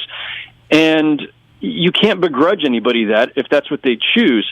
The other piece here is that as much as Joe Lacob and that ownership group have been really willing to spend into the hundreds of millions and into luxury tax and taken on all of that burden because winning is the most important thing, and they should absolutely be appreciated for that, praised for that in the Bay Area for sure, maybe not so much in other markets where they don't appreciate having to try to keep up. But there's a limit for everybody. At some point they might say no. At some point somebody, one contract, one player is going to come along where they're going to say, you know what, we'll find another version of this guy at a lesser price.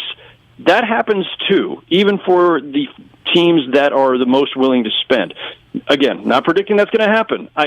We don't know, but these are the things you got to keep an eye on. It's never as simple and straightforward as just keep it all together. Yeah, and they're already on the books, Howard, not next year, but the year after for $144 million as we sit right now, and that's without Andrew Wiggins potentially being back or a Jordan Poole new extension. So they're already leveraged a couple years down the road. By the way, Poole did start 51 games this year and averaged 30 minutes a game. So looking at this roster, Steph Curry here 4 more years. Do you see that Jordan Poole's going to have to wait that long to really blossom into a starter if he stays? Well, that's the thing, right? Like, he started a bunch of games because Klay was out, but, Klay's going to come into next season healthy, presumably, and presumably the shooting guard, unless things shift around and maybe they're starting Poole and Curry in the backcourt and Klay at the 3. I don't think that's where this is going. He's probably a sixth man for the foreseeable future, and maybe that's where things turn, right? Maybe it is that somebody else says, no, we want you as a full-time starter.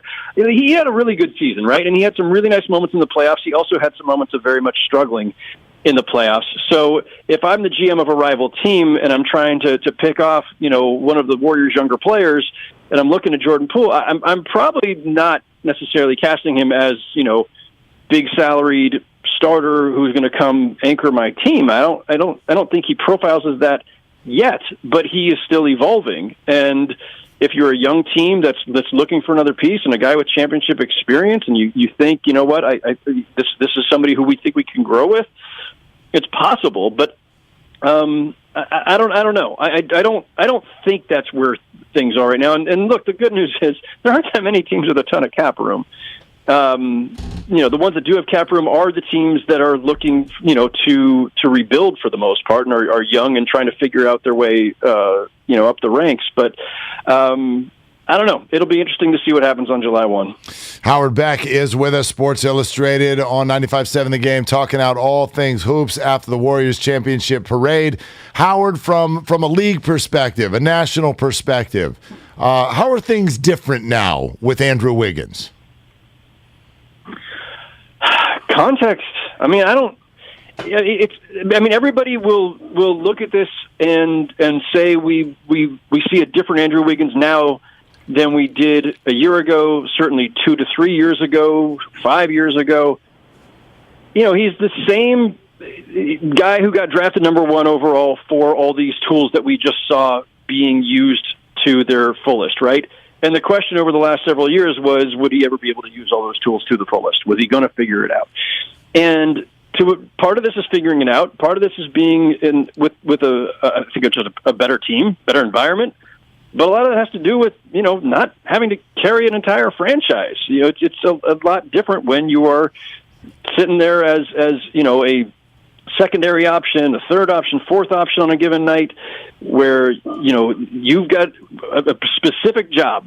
Go defend the other team's best perimeter scorer or the best wing player, and fill in the gaps. and, get to the rack when you can.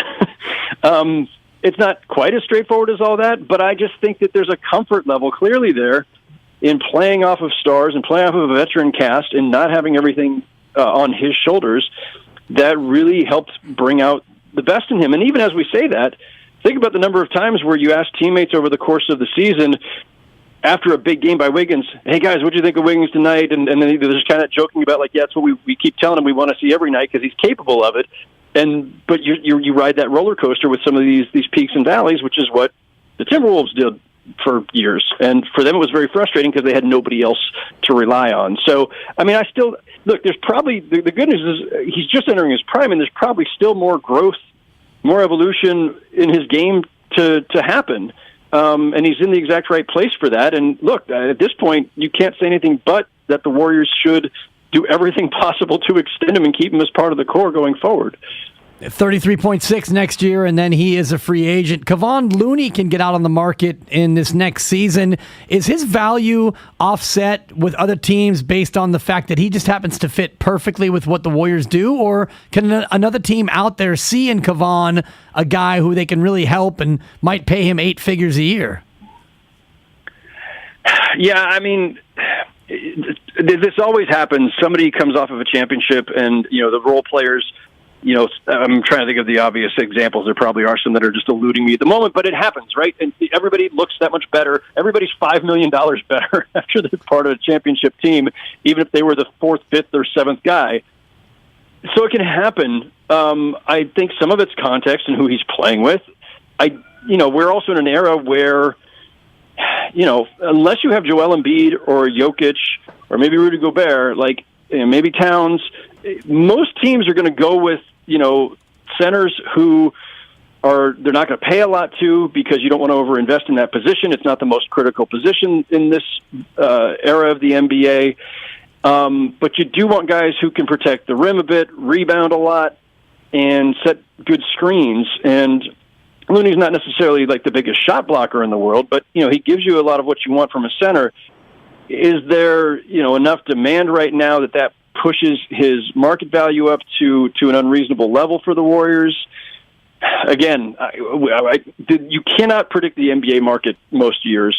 These things tend to take on a life of their own.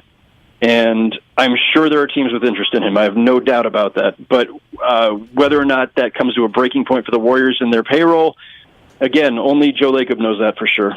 Howard, how would you handicap the West next year in terms of what we know now? How would you handicap it with regard to, who might challenge the Warriors the most?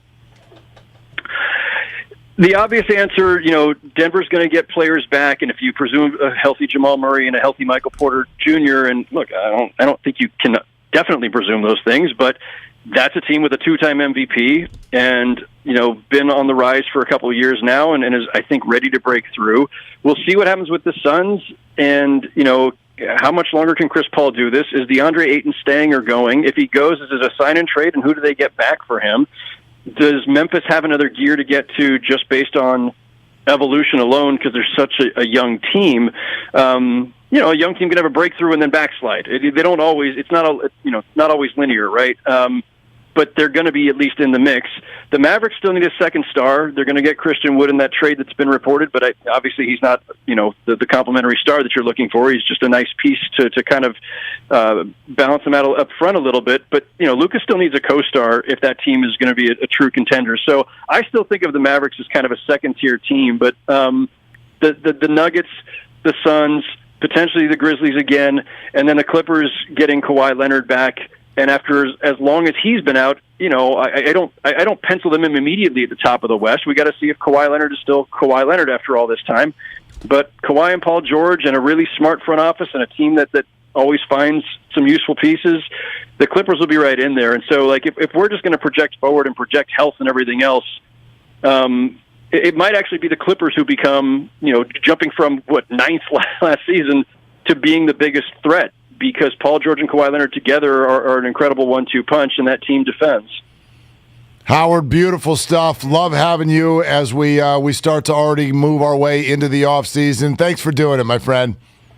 Always a pleasure, fellas. Thank you. Okay, there it is. Howard Beck, Sports Illustrated. As we're sitting here having this conversation about Jordan Poole's future, we get multiple texts on the Xfinity mobile text line, by the way. And thank you for connecting there. That's our number as well if you want to call in and give us your thoughts on the parade, having been out there, your experience. We haven't said good morning yet to Twitch and YouTube and your comments there.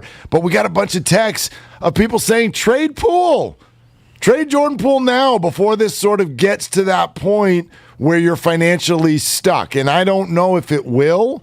But again, I just think Jordan's the only one where there's two questions. It's not just money and desire to stay, which is that's the question for Wiggins and Otto Porter and for all these GP2 and all of it. For Jordan, it's also the role. It's how much space is there to shine. And it's a fair question from his standpoint, by the way. It is, but if you have an organization that understands where you are and what is going to happen, I think you can properly let him know what his role will be, and that is you're a part of this fabric. And if you think about the amount of time there is in an NBA season, 48 minutes a game times 82 games times 5 guys on the floor, it's 20,000 minutes. Is the amount of playing time that's available. And if you look at Jordan Poole this year, Mark, and I know Howard made a great point, a lot of this happened when Klay was out. Jordan Poole started 51 games, and he averaged 30 minutes a night. So if you could go to Jordan Poole and say, look, 82 games, you're going to start 50 to 60 games. You're going to get at least 30 minutes a night, because what we're going to see in this upcoming year, I guarantee you, is a ton of load management, because the Warriors realize it's about the 16 in the spring. It's not about the 82 throughout the course of the year. So you're going to have Steph miss 15 to 20. Klay's going to miss 15 to 20. Draymond's going to miss 20 to 30, and that's going to be the way it goes. So, Jordan, you're going to get your burn. You're going to get your run. Here's this bag, and it's a big bag. Love to have you. But that's regular season burn, and you're absolutely right. Like, that's an under-discussed point of the Warriors this year. Woof, good year for load management. I mean, the Warriors... It's a win. They never... Well, it's not for the league. It's bad for load management. Yeah, load management crushed the league this year when you look at the Warriors, who never played together at all until the playoffs. Well, Draymond played those 7 seconds in Klay's debut. Remember that? That was awesome.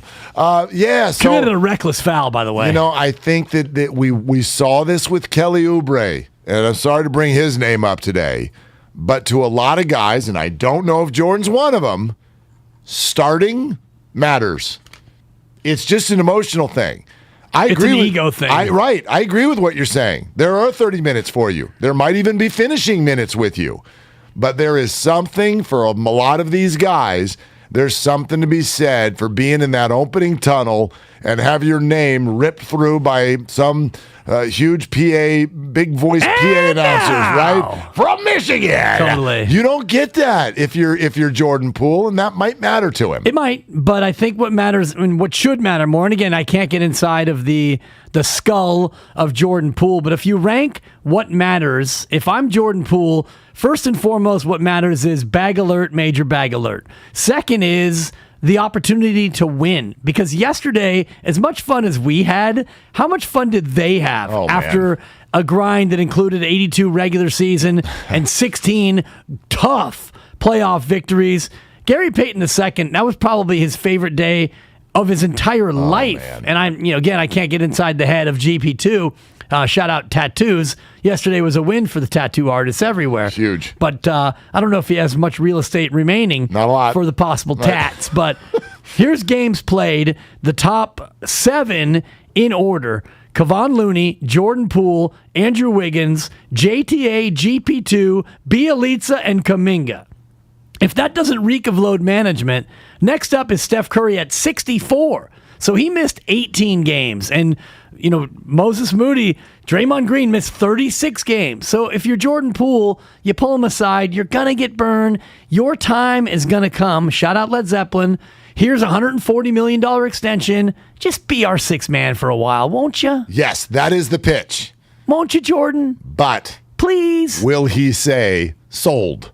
140 million over 5? It's more than, look, they're not going to have to worry about money. He's not going to have to worry about money in his life. I give you 141. You know what I mean? Right. And I mean, you're doing the Live Golf Tour thing right now. Come on, money. And there are guys who are going to be like, no, that doesn't fit what I want to do with my career. So, Laura Britt, we'll get in on this conversation and also just what her experience, what all of our experiences were at the parade. Laura can certainly jump in on 49ers and Giants as well. So we look forward to that conversation and your phone calls. Coming up next, it's Willard and Dibs on 95.7 The Game. Your Golden State Warriors are the NBA.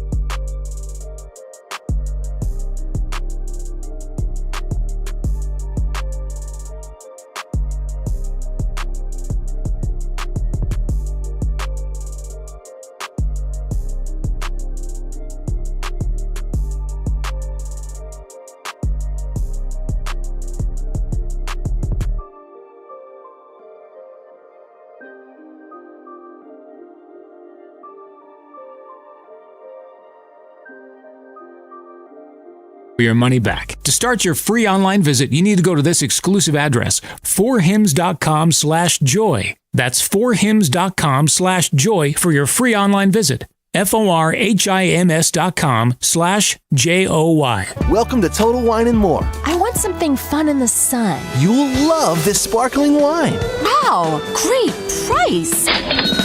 Love what you find. Only at Total Wine & More. Drink responsibly, B21.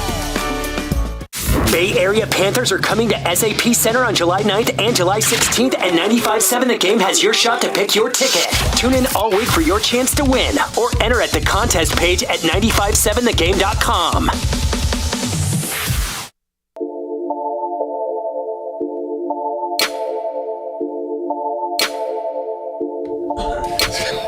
It's gonna be a controversial day.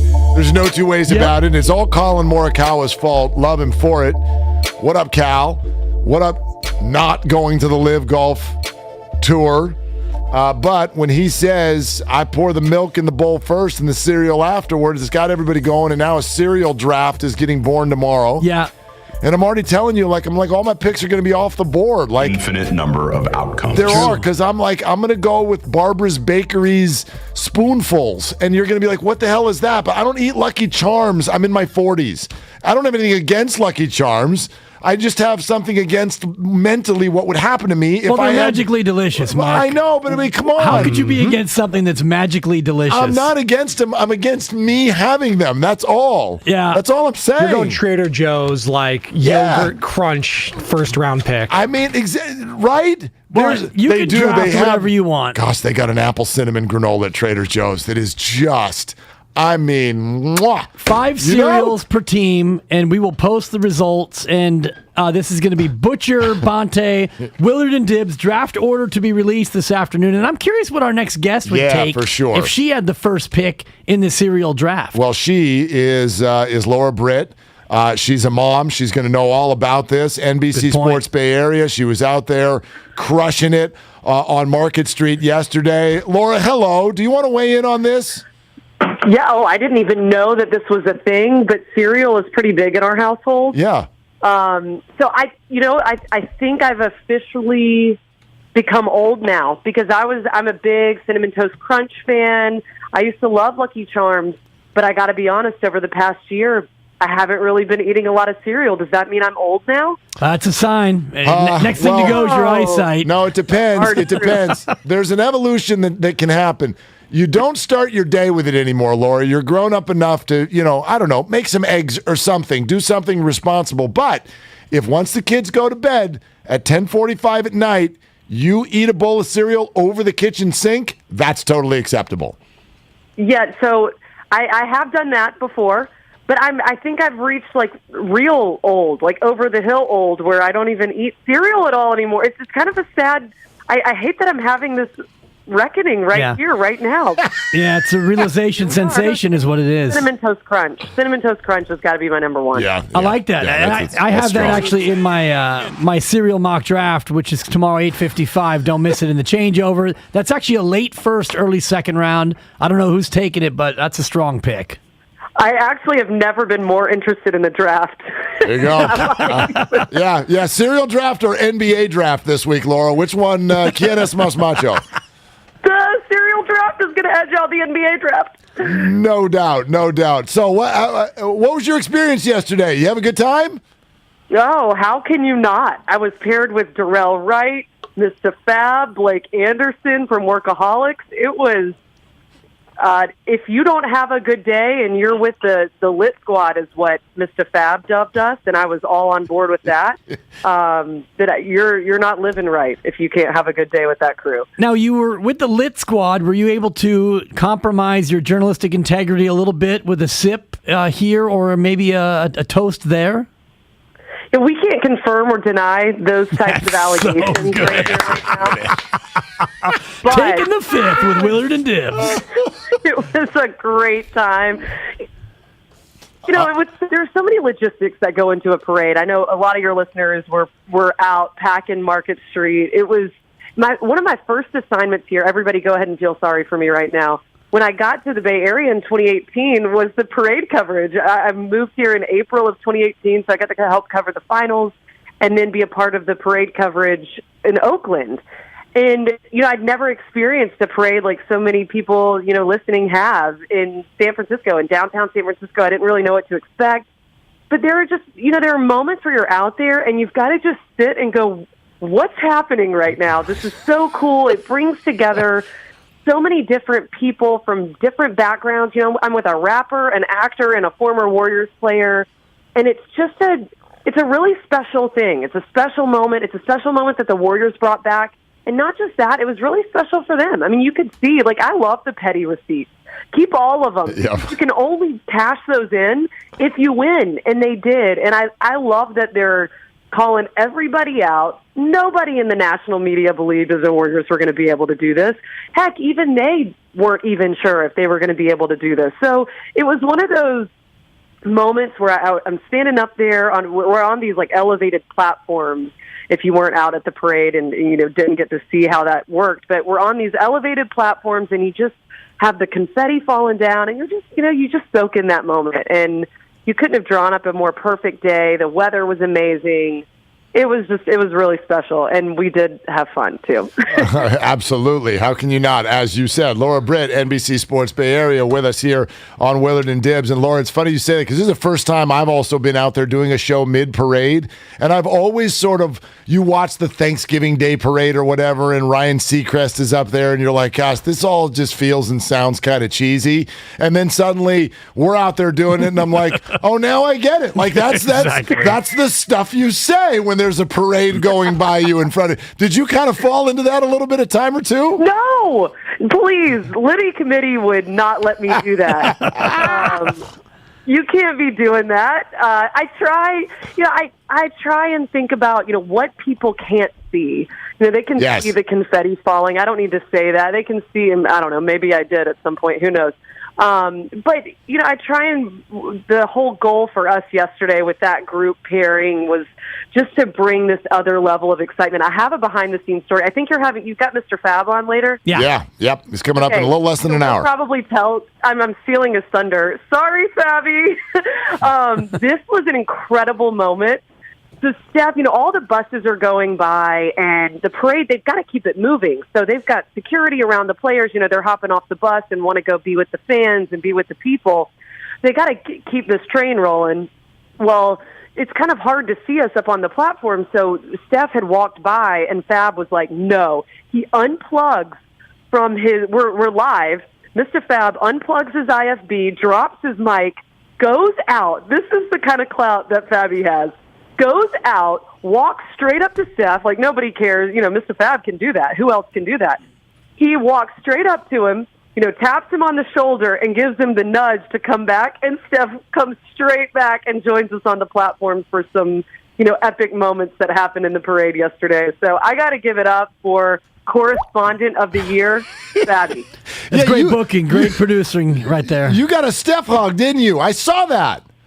Yeah, we got a Steph mic drop. He counted out some, his rings. It was a really cool moment. Damian Lee was up there with him, and Draymond stopped by too, and GP2 stopped by. So we had a full, experience on the platform. We were at Market and O'Farrell. Yeah, Where were you guys? I walked right by. I actually did. Right? I walked 18 as to use a golf analogy. I started where we were down at California Drum, and I just walked along the inside trying to take it in as a field reporter. And I walked by you guys, and I thought, the downtime between your hits, you had to have the opportunity to observe the crowd en masse, and it seemed to be like an unbelievably positive, peaceful vibe. Oh yeah, it definitely was. And yeah, there is a lot of downtime between hits, and we're out, we were set up at 8:00 in the morning or 8:15, pretty early. So we were, like you guys, probably out there just all day. The old 4:30 a.m. alarm yesterday is kicking my tail today. But, yeah, we were out there. You got all this downtime. Everybody's wanting to see D. Wright and Mr. Fab and Blake Anderson. So a lot of people stopping by. Even people walking in the parade want Mr. Fab to sign stuff, Blake Anderson to sign stuff, want pictures with Darrell. So that was fun. And the fans were all, they were all behind us, and we're interacting with them. We're talking with people when, we're not live and talking with each other. And it was Blake Anderson's first parade ever. So that was cool to have that experience with him. He was there were a few moments when we were out there in between hits, and you could tell he was just like, this is so cool. Like, what a day, what a time to be here. And he was soaking it all in. It was just fun to experience that through him, and seeing the difference between Oakland and San Francisco. And it was as great as the parades in Oakland were. So many people turned out, and it was just a fun day. Laura, maybe you can, speaking of Steph, jump in on this discussion as well. He kind of walked around and had a little motto yesterday, which is, what are they going to say next, right? Because it was, you've never been an NBA Finals MVP. You never did this without Kevin Durant. You've only won one without Kevin Durant. So he said, okay, what are they going to say next? Laura, what do you think they're going to say next? I think somebody is going to be stupid enough to say something next. But I think now it will be seen as that, stupidity.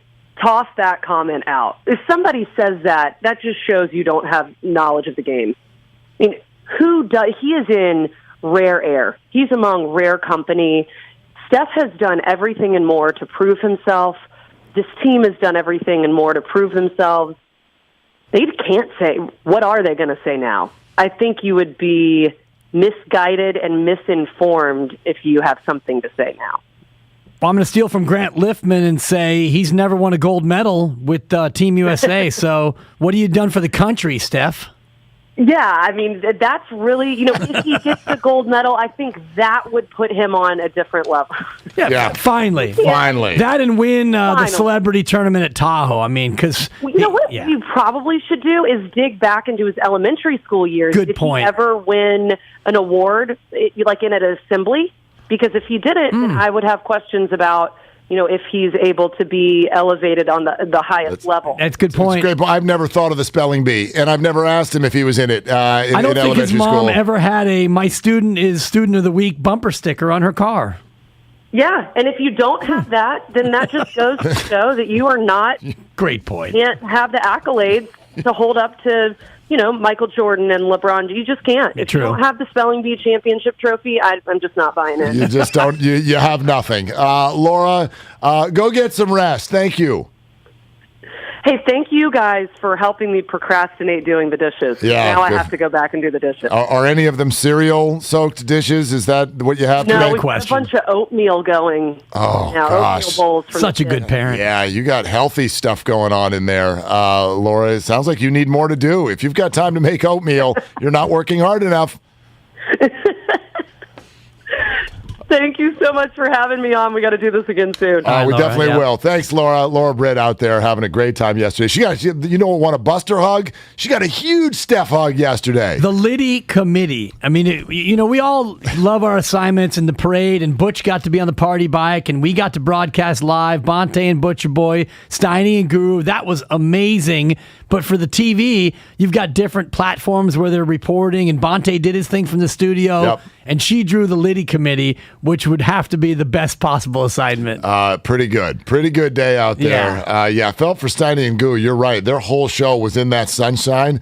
Man, they were just dripping through that entire thing. Oh, it got hot. Yeah, absolutely. I can't wait to connect with them in an hour or so here on their experience. Let's get out to you. We've been wanting to hear from you, your parade experience throughout the entire day. 888-957-9570 is the number. Jonathan in San Francisco, you're on with Willard and Dibs. Hey, Jonathan, what are you doing?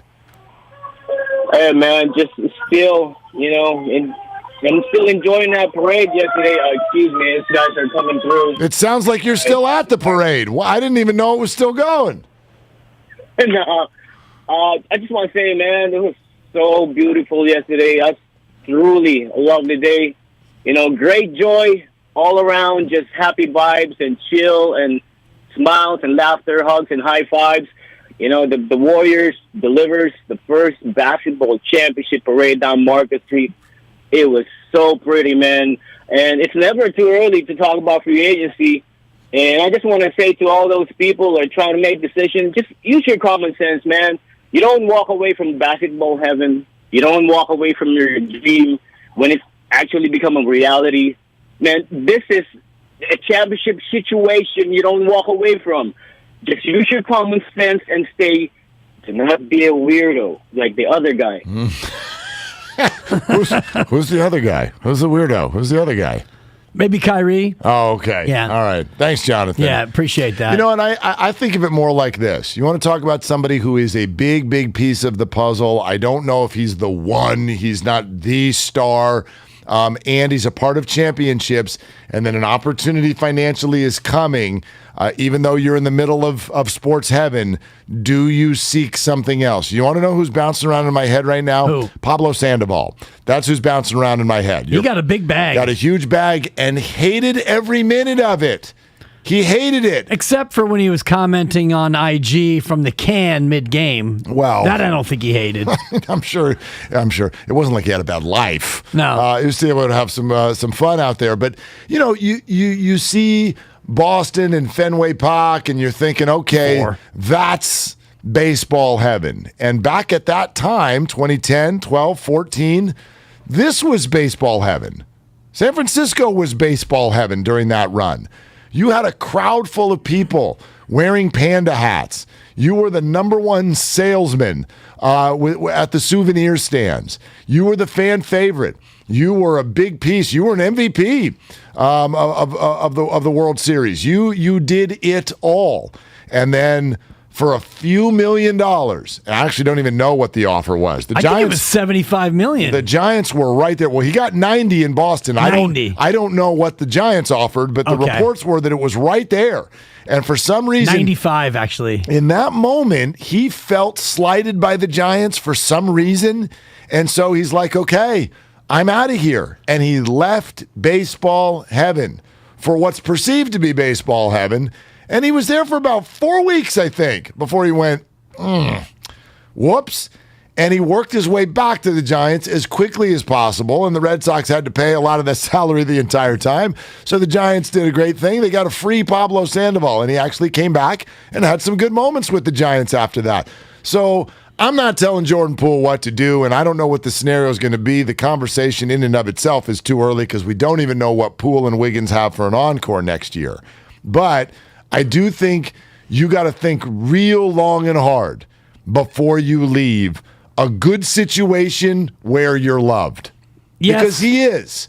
He is. But, you know, Pablo in that spot was in a situation where the bag in Boston was bigger than what he could get with the Giants. And so he thought 5 years and 95 guaranteed, I'll take it, which is pretty good money if you can make it. What's that, $19 million a year?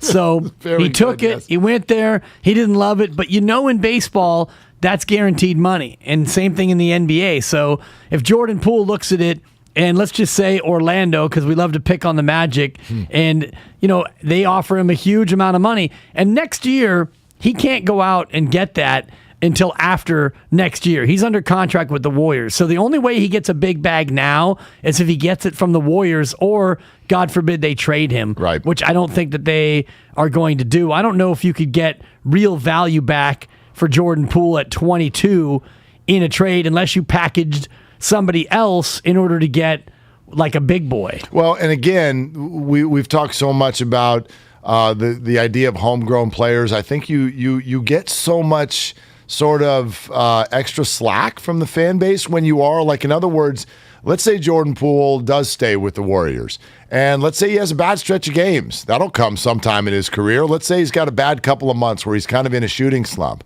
Well, if you're Jordan Poole and you're with the Warrior fan base, they're like, okay, he's struggling, but that's JP. That's a man that he hit buzzer beaters for us in the NBA Finals. Okay, we've got history with that man. If you take that act to Boston or Philly, and you get a bag to go there, and you arrive and you have a shooting slump a month after you get there. have fun. Right. They're gonna, and that's what happened to Pablo in Boston. You get booed out of the building. He batted .245 with 10 homers and 47 ribbies in 126 games in his first year in Boston. That's not good. .658 OPS.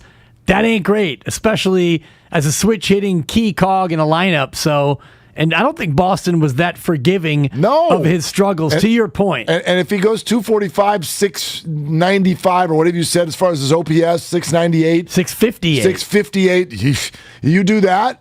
You do that at third and king? We're like, Panda! Woo! Because you're a World Series hero. Think about Brandon Belt and how much tolerance, even though the Belt haters pile on him, still it's like we'd be heartbroken if he left because he's one of us. Yeah, By the way, absolutely. year 2, Pablo plays 3 games, 6 at-bats, and gets hurt. So not even what can you do for an encore, you bum. Then he gets hurt. And by the way, they paid him $41 million to go away. To go away. And Cash me out one Thank time. you. And come right back to the Giants. Where, by the way, he immediately started hitting better again.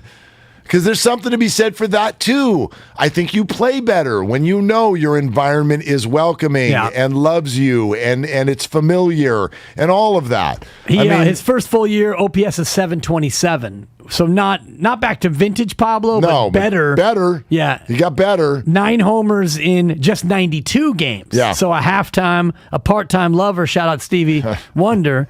But in part-time, he did what he did in Boston in his first full year. Steve in the city next with Willard and Dibs. Hey, Steve, what are you doing? What are you doing, Steve? Yeah, what are you doing? Just driving, working, and just thinking about the parade, how nice it was, and honestly, just thinking about Looney. He's not been mentioned a lot, and I think he's been around since 2015 and played 104 games, 120 games, I think it was, or whatnot. But he was a big factor for our winning the championship this year, and I don't think enough credit has been given to him. I don't hear much people talking about him. I'll only disagree with you on one point, Steve. I hear everybody talking about him. I don't think Kevon Looney has ever gotten this much attention in his life. Oh, they were booing him yesterday at the parade. Well, they were looning him. They're not booing. They're saying, Looney. Like, why are they booing this guy? Yeah, exactly. I mean, why are they booing Kevin? Steve, your point is well taken, which is that Kevon Looney played a huge role, but I disagree. Like, I think people recognized every little piece of this guy, especially. Go back to that Dallas series. Wow. I mean, he owned that thing. Yeah. He was unbelievable and well-timed going into a free agent year. I don't know what's going to happen. I do love what I'm... Cash me out one time. Well, but I love what I'm hearing from Kevon now. Kevon, again, I think you can feel it and see it when someone's being genuine. He really, really, really wants to stay with the Warriors. And so the only way that it won't happen is if Kevon's agent, who's a guy by the name of Todd Ramasar, by the way, who reps a lot of the former UCLA Todd guys. Ramasar's in town. Uh-oh. Sorry. If Todd gets word from some other NBA team that we're going to give you $19 million a year, and the Warriors are like, well, we're thinking 8. Right. You know what I mean? That's the only way he leaves. I think that, and again, I'm not saying there'd be a discount. I think the Warriors will match anything within reason because that's what you do after a championship. That's what you do. Yeah, but I'm afraid, and I was just looking real quick at the mid-level exception. I think that he's going to get more. He'll more likely get more money than what the mid-level would be on the open market. But to your point, if another team, and I think that 10 to 15 is where the range is going to be per year for Kevon Looney. Does Joe Lacob want to give him, and you probably want to give him 4 years.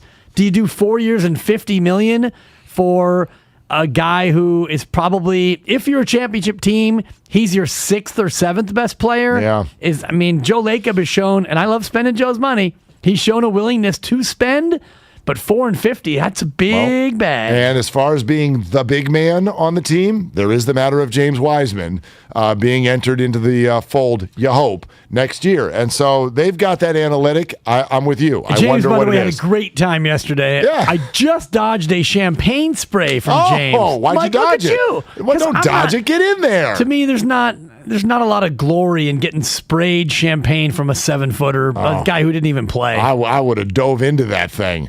If I had been standing next to you still, I'd have been your human shield, your body armor. I'd have been like, I got you. You take it for me. It's all sponsored by Total Wine and More. More of your phone calls coming up next. Mr. Fab, round the corner as well. Hey, maybe y'all can help us answer this question. Steph said, what are they going to say next? Hey, what do y'all think it is? What are they going to say next to try to discredit Steph Curry? That's coming up on 95.7 The Game. Welcome to Total Wine and More. I'm on cooler duty this week.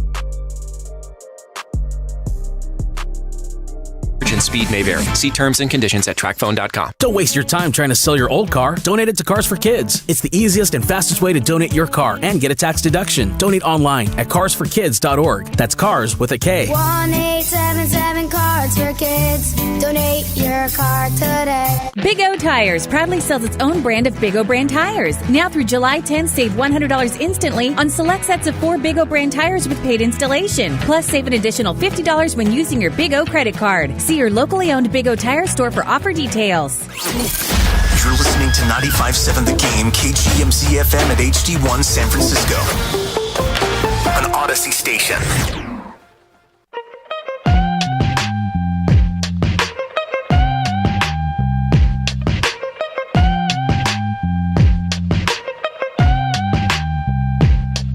Now, back to Willard Dibs on 95.7 The Game. All right, Mr. Fab, in about a half hour. Pick Your Battles is about 45 minutes away, and we've got quite a stunning little leaderboard this week, don't we? We're hot as a show. Yeah, we're quietly, like in the middle of the Warriors winning the championship, there's been like no talk, even amongst ourselves. Right. Which I think is usually the only talk, but anyway... There's been no talk about it, and we're all crushing it. And you haven't even given out our special number, 1-800-BET-BET-BET, Mark, Dibs, Dibs, Joe. Fire Kyle right now. Yeah, call my message phone. We've won 78 picks in a row, all of them blowout games. Call my message phone, bet. The first bet is free, the second bet it's $89.95. Call the number. The first pick is always free, Mark. 89.95. First pick is Kyle's, totally. Yeah, the first pick is Kyle's. Oh, man. We got a free pick coming up. Call my message phone. That pick is from Kyle. It's from Kyle. We wouldn't give you any real picks. It's an emotional pick. It's an emotional hedge pick. It's an EHP. Call our message phone. But if you got to pay for the picks that are in a different language from Dibs. But those are wins. Wins. Azerbaijan in the goal and a half. I could listen to Although that shout accent. out my Lightning yesterday. Azerbaijan all day long. My Ning with a nice win, yes. Tampa Bay on the money line. It was easy pickings. And I'm 3-0, by the way, for your Stanley Cup locks. Oh, look at you. 1-800-PUCK. Well, angry green check from me yesterday as I had the under 8 runs in the Giants-Braves game. Oh, boy. And I knew the whole game, like Ottoman game. They only had 3 runs in the game, but the wrong team got to 2. The Giants had base runners. I mean, gosh, it sounded like that guy on, the old Top Gun. You got bogeys like fireflies all over the sky. I mean, they had base runners all over the place, and they Austin Slater, he knocked one in, and outside of that was it. Like, there were so many times just hit a fly ball. You just hit a fly ball, and you're going to win the game, and they couldn't do it. No. They could not do it. So, playoff vibes between the Braves and Giants yesterday. Good game, great performance by Logan Webb, but you got to hang the L. And we'll see what happens. They try again later on tonight. Yeah, and a long way to go. And for me and the Giants, it's kind of like getting into that pool that doesn't have a heater. You start at the top step, and you try to get a little bit comfortable in the top step. Then you move down to that second step. Then you get to that third step where it's just below the waistline. And then you finally, slowly plunge into the water. That's where I am with the Giants right now. I'm on the top step. I'm just getting used to the water. I love that description, and maybe that's why I am the way I am about the Giants. I graduated from what you're talking about to decide that hurts more than just diving in. The plunge. I mean, even if I'm going into the Merced River, I'm telling you, I'm just like, oh, we're in Truckee? Just do it, dude. Like, we're out on the boat in Lake Tahoe. Do not dip your toe in and ease your way in. It just means we're going to have 7 minutes of pain. Go in, my young man, and take that breath away for 4 seconds. Shout out Berlin. And then it's good. Yeah. We're another good Top here. Gun reference there would take my breath away. That was strong. Accidental yet efficient right there. Yeah. Your efficiency rating is going up. Your PER. Where is the spot on your body where it really starts to go, yeah, right? When you're walking down the stairs into the pool. Because for me, it's not that spot that you're thinking of. No, it's not is. that. No, Spadoni, if you would, please. What am I thinking of right now? It's a dibber drop. It's kind of a belly button thing. No, it's my own voice. 2 balls inside. Is that it? Oh, without a doubt. Yeah, that one. Especially on a warm, dangly kind of afternoon. Oh, you didn't need to use that word. That was 2 cheeks outside. That was over the top. What, afternoon? Over the top. A dangling baby. Go ahead, baby. It's an LL Cool J song, kind of. And it's all brought to you by Thank you. BMW Fairfield. Appreciate now that open BMW in the Fairfield. Fairfield Ball Auto control Mall. and ball security. They provide a luxurious, Also works. all-encompassing experience to address all your BMW needs, including seat warmers. Visit BMWFairfield.com today to book your visit. That's BMWFairfield.com. Okay, so what do you think? 888-957-9570. What do you think they're going to say next? Steph Curry ran around and actually even tweeted that out yesterday as he sat there holding the trophy. I got this trophy. I got that trophy. I got the NBA championship. That's 4. Got an NBA finals trophy. Got the rings. We got my wife. We got my kids. We got the bus. We got my teammates. We got over 500,000 fans. What are you going to say next? That's a good question, but it's also a stupid question, if I may. Thank you, Zaza. Because this is a great question, but this is a stupid question. By the way, Zaza, America's opening act. Incredible. I don't know, what was that walk down the parade route that he did a solid 45 minutes before the whole thing started? He just decided, we're just walking. We're going. Yeah. He Forrest Gumped the parade. He's like, we're doing it. And he got a lot of shout-outs because of it. Yeah, first one through. I think he had a pre-parade assignment of some sort, maybe a media responsibility or something, but people were hungry for some action when Zaza walked down Market Street before the parade started. He was feted with quite an ovation. Yes, Zaza chants and the whole deal. But I think it is a good question, but it's also a stupid question. It's a stupid question. Because it's a good question. They're going to say something, but it's a stupid question because you got nothing to say, world. But what will they say? I mean, they have never won 2 in a row without Kevin Durant. So if that's one that they want to throw out, that to me is a stupid question.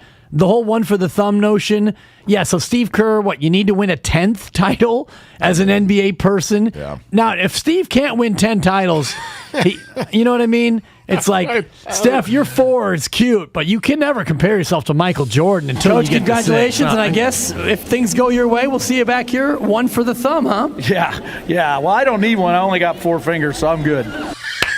So now, thank you, Warriors. It's never not funny. You know that, right? But I didn't realize it's never not funny. The fact that the Warriors now have 4 means that thing's going to get played into the ground. Exactly. That is. Yeah. That's my favorite part. Yeah. The double from Coach Canepa. Yeah. He did not know what to do with that, and then that just went a certain way. Yeah, we hadn't talked about that. 4 rings for the Warriors does mean that we're playing that all year long. No doubt. Every time the Warriors win a game, you're going to hear it. Coach, congratulations, and I guess if things go your way, we'll see you back here. 1 for the thumb, huh? Yeah. Well, I don't need one. I only got 4 fingers, so I'm good. Yeah. Coach Roger Canepa, people. Central Catholic out of Modesto. Oh, my gosh. Quite a program down there in By Motown. the way, I don't know. What happened next? What did you do? I said, Steve Quiss. He's an LA guy. He was doing play-by-play. So I said, well, Steve, you heard it here first. 4 fingers and 4 titles. Back to you, Steve. Did you really say 4 fingers and 4 titles? Something to that effect. Because I clearly was... You see on the video, I look right when he says that. You see me look down at his hand because he holds up his hand. He holds up his hand, and damn it, he doesn't have a thumb. He's only got 4. So you see me on TV, look at his hand, make eye contact, look back at his hand, and it was a double take, shout out in and out, and then there was an awkward throwback to Steve, and Steve says, well, that's something I've never experienced in my career. Thank you, Dan. Coming up, the Open Championship, because we're doing 4 games at the Snub Hub Center, formerly known as Home Depot, down at Carson. Right. So he didn't count them out like Steph does, though. He didn't count 1. No, but he slowly pulls it up and shows me. Yeah. And you see my eyes go right to it like, Dad gummit? Holy cannoli. You've only got 4, Oh, gosh. The holy cannoli thing was getting played. I was driving around with the kids yesterday, and for some reason, Abe locked into Klay Thompson going, holy cannoli. That was crazy. and he just couldn't get over. He's like, you guys haven't talked about this enough. He's just like, I can't get over that in that moment, Klay rocked a holy cannoli. Holy cannoli. This is crazy. Yeah, like, and that Lisa Salter's just like, she didn't know what to do. She was you with the fourth. She's like, holy cannoli? Right. What? Did you just rock a holy cannoli? So I think Klay Thompson, because of that comment, maybe for this upcoming year, with a new NFL season upon us here in a couple of months, maybe Klay supplants Kelly Stafford as the best. It was crazy on this show. It was crazy. Yeah, give me Kelly and then give me Klay. It was crazy. Holy cannoli. This is crazy. Yeah, I think Klay gets it from now on. Yeah. Holy cannoli. It was crazy every time the 49ers take over the Rams building. And it works as just a holy cannoli or also the whole piece with the holy cannoli. This is crazy. They work individually and in concert. It's just, and I saw, by the way, a few people with signs yesterday. Holy cannoli, this is crazy. And there was some Aisha Can cooks and some holy cannolis. The fans did a great job yesterday. I think I even saw a Draymond can cook. Somebody took the Draymond shirt, and what did the Draymond shirt say? Draymond is a bee or whatever it was? Yeah. And someone covered up the is a bee with can cook. Perfect. Which works. Which I don't know if that's true, but I would bet that he can. I bet that he can give it a try. He is a man about town. Yeah, and he's sitting in a good spot with 4 championships and a popular podcast, and he's got a contract for next year, and then the year after that, he's got the most beloved player option where you walk in, you knock in the boss's office. Hey, Draymond, come on in. Oh, no, I don't need to stay. Yes. Right. Yes. I'll take your $26 million. Yes. P.S. My back's not feeling great. See you in about April. Exactly. And if you want any additional thoughts, just tune into my podcast. Exactly. About to go live. The player option, Mark. How sweet that is. Oh, man. Willard and Dibs, 95.7 The Game, 888-957-9570. Here's what I'll say. Going back to the Steph question, what are they going to say next? Here's my bet on something that will die on the vine, but it's coming. And it's not the first time we've heard it, but I think they're going to try to push it further a little bit. And it'll be subtle with regard to the Celtics because it was Robert Williams. You even heard, remember when the voice of the Celtics came on with us the day of Game 6.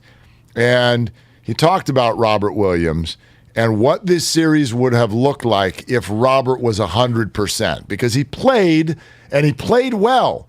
But imagine what he would have played like if he was actually fully mobile. Because my gosh, weren't you impressed with that guy? I thought he was fantastic. And I'm thinking this is what he looks like when he's not healthy, as a shot blocker, as a passer, as a finisher around the rim. I thought he was tremendous. And so if he could have been even a bigger deal in this series, could that have changed the series? Maybe. So what I think people will start to say about Steph is, isn't it amazing how many times he's won, but how many times the good players on the other team get hurt? Okay, Bob, let's go through his career. Play the music, and here comes the graphic. Right. Kyrie and Kevin, and then Kawhi, and then Chris Paul, and then John Morant, and I'm skipping over some of them, through the years. And that's always the story. When the Warriors don't win, it's because one of them had been hurt. Right. But I do. If somebody wanted to put together a little graphic and make a point, they could. So they will. Yeah, and they will, and you can. And then at the end of it, when you look at 4 championships, if you really want to do your proper homework, which these people don't do that, the hot takers out there, and I'm not referring to our beloved Jake, because he's not a hot taker, certainly when it comes to this level of sports hatred. But, 4 championships supersedes the reality or the perception of you only got it because your players were injured. And you could look at every series for the past 50 years, and you could always find a road that was made easier by whatever you want to make as the narrative. Michael Jordan goes to play baseball. Houston wins back-to-back championships.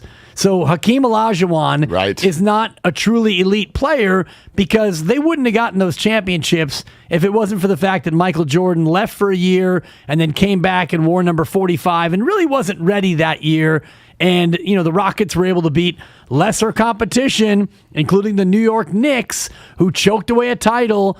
Patrick Ewing missing a bunny at the rim. So we can look at any championship and devalue it all we want. But ultimately, when you get 4, to me, even that narrative can't hold water at this point. Well, it's a great point because, quite frankly, I don't know when that's ever not been the case. Like, give me the season in any sport where injuries weren't a part of the story. Right. And what if is such a, I don't know, it's just such a weak phrase. It's such a weak phrase. You use what if when you're unable to do. That's how we use what if. We do that, in all aspects of life, right? How many meetings with the boss have you had? And if you do what if too many times, what's that boss going to say? There's the door. You got to go do stuff. So, and by the way, it's also taken apart the whole what if and the injury thing. It's like, look, if you did sneak through for one because all of this stuff played out in front of you. Yeah. Shout out Toronto. 4 times, 6 finals in 8 years. Yeah. And you're going to keep playing. Well, the other good players, they keep getting hurt or else none of this would have happened. It's a checkbook championship though, Mark, honestly.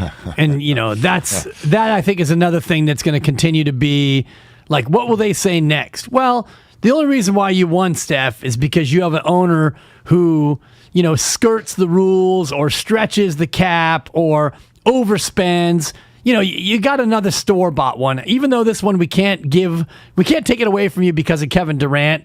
We will take it away from you because, he was able to pay Andrew Wiggins to be your 4th best player. This one was basically a checkbook championship. I think that narrative will continue, especially if they give Jordan a big bag and they keep Kevon. That's what the haters are going to say. They have an unfair advantage. It's also something that we use for people when they don't look the way we want them to look. We heard it toward the end of the series. You know what? I think Jason Tatum is hurt. No. The Warriors played good defense. And even if Jason is limping around a little bit, I have no idea if Jason actually had something that was hurting him. And if he did, guess what? Join the club. Are you telling me that Steph's foot didn't hurt in that series? I know when Al Horford was laying on it, I know Steph was screaming and writhing around on the floor. I know that he was in some sort of it wasn't a boot, but whatever it was. I know he's limping around after the game in the post-game press conference. I know that. Everybody's got stuff that they're playing through and working through. Draymond Green's back doesn't hurt. Mary Babers Green saying you have no idea how bad that injury actually was. Do we think that Klay Thompson, once he came back to the floor, never felt any pain that whole time? So we got to stop flying into the injury thing. Injuries they're there no matter what, every single year in every single sport. Right. And the best teams, unless it's your quarterback, if Mahomes gets hurt, if Aaron Rodgers gets hurt, your season is over. But outside of that, even at that position, we have examples. Nick Foles, Jeff Hostetler. Yeah. We have examples where teams go, okay, we can still move the needle even with an injury. Injuries are a part of the equation in all of sports, and that's ultimately what you have to deal with. And if you are unable to stay healthy, it's from more than just luck. And shout out Rick Celebrini, who is a part of a great medical staff. They all had their convertible cars yesterday. Go by yesterday. We saw about 4 or 5 in a row. Drew Yoder was out there, and I wish I could name all the members of the medical staff, but they deserve a certain amount of credit because it's not just luck that guys stay healthy. We've all talked to Brandon Payne, Steph's personal coach, his guru, his trainer, a bazillion times, and he'll tell you about all the work Steph Curry puts in 12 months a year. It's not just to shoot around and lift the occasional weight. It's a great medical staff. It's a great training staff. It's a great work ethic. And yes, there is a certain amount of, quote, luck that goes into it. But the Warriors did have injuries. Their key defensive cog got mauled going to the hoop, and missed 3 to 4 weeks. So it's not like they were so lucky to just skate by. No, it's hard work with a little bit of dash of luck. You're around for sure. Didn't Damian Lee say to us yesterday when you were kind of like, yeah, we just have to kick back now? He's like, maybe a week, maybe 2. He almost told me to watch my mouth. Yeah, you better. Wash it out and wash that mouth out with soap and confetti a little bit. Wash that trick. You know what I mean? Yeah, like they're not going to. Don't talk about that. They're going to get right to work. They're going to get right to work. Yeah. Austin, Redwood City with Willard and Dibs. Hey, Austin. Thanks for calling. What are you doing? Hey, shopping at Target right now and getting a couple fans real quick for the house.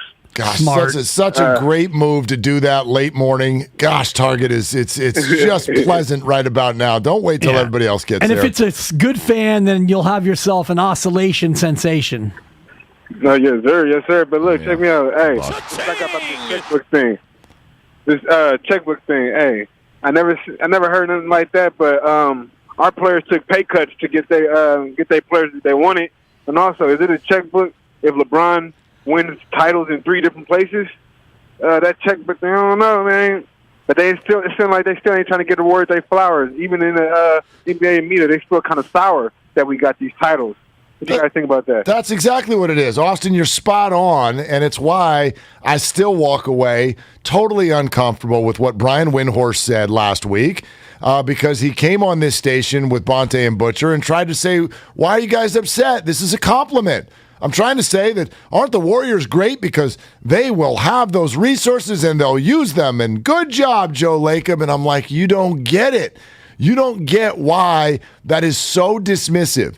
And it was 2 reasons. One, it was personal to Andrew Wiggins, who steps into his best version of himself, and you immediately start talking about money. And the other side to it is that the Warriors for years, as the favorites, as having all of these great players, if they don't win, you point the finger and laugh and call them choke artists. And then when they do, you're essentially saying, well, it's not fair. So that's what you created, Brian. You said if it's a checkbook game, you're basically saying you're taking away from the accomplishment by saying this is just a matter of having more resources than everybody else. But the resources still have to result in a championship. And you look at Brooklyn and that hot mess. And the Lakers. The Lakers was going to be my next one. Those are checkbook teams too. Those are some resources you have. And, you look at a Memphis team that did it primarily by drafting guys. At some point, they're going to have to pay all of them. So if they want to remain relevant in the Western Conference, they're going to have to become a, quote, checkbook team. The only thing that is a true inequity, and this is in all of pro sports, is that the bigger cities and the bigger markets have an inherent advantage in that players want to be there for secondary and tertiary income reasons, as opposed to a smaller market where you don't have the same sort of fiscal opportunities. Absolutely. All right, Mr. Fab is, on deck. Hang in there. Show guard. I got this, sucker. I got this. Mr. Fab is ready to rock with us. Pick your battles, looms. So does Steiny and Goo. Willard and Dibs. It's all brought to you by the San Francisco Zoo, and we ain't done yet on 95.7 The Game. I'm Chelsea Messenger, helping you.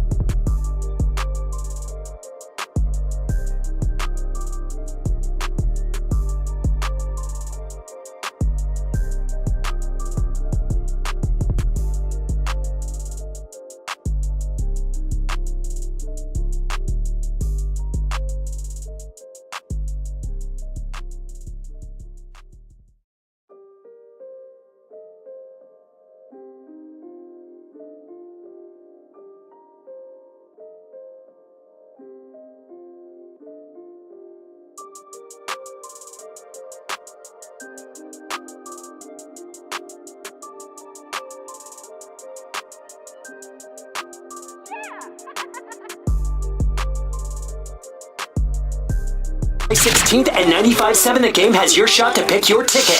Tune in all week for your chance to win or enter at the contest page at 957thegame.com. Now, back to Willard and Dibs on 95.7 The Game. Yeah, man, it's your boy, Mr. Fab, man.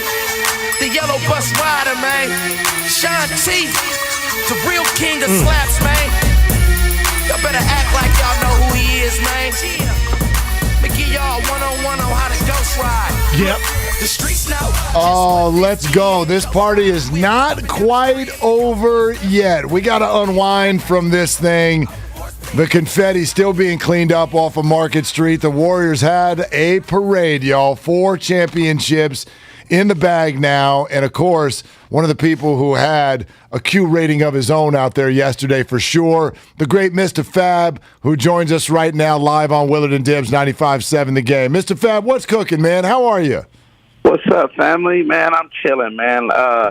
Getting this confetti out my clothes, man. You know, enjoying myself. I had it in my backpack, in my pockets. That thing was everywhere. Oh man, it was a confetti party, man. We had a great time. The energy was excellent. It was top. It was paramount, man, to watch all of those people come out, man. No problems, and just enjoy it, man. The festivity, man. The way to kick off the summer. It was great day. Take us through your day, man. Where'd you go? Who'd you see? What'd you do? Well, in the morning, it was horrible for me getting up that early, coming from to get to the city. I was like, oh my God! And the Uber kept playing. And I wasn't going to drive to the city, man. The Uber canceled on me about 3 times.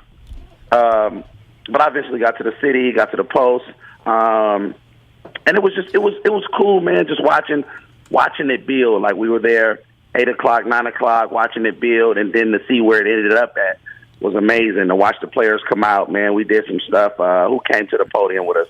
GP2, Steph, Dre, S. Dot, and a couple other players came out, man. But just the on the platform, me, Darrell Wright, Blake Anderson, and Laura, man, we had a great time. The energy, the Liddy committee, the Lit Squad is what we tokened ourselves as, man. And it was really dope, man. It was dope, man. No lie, man. That was something that I'm gonna sit back and look at.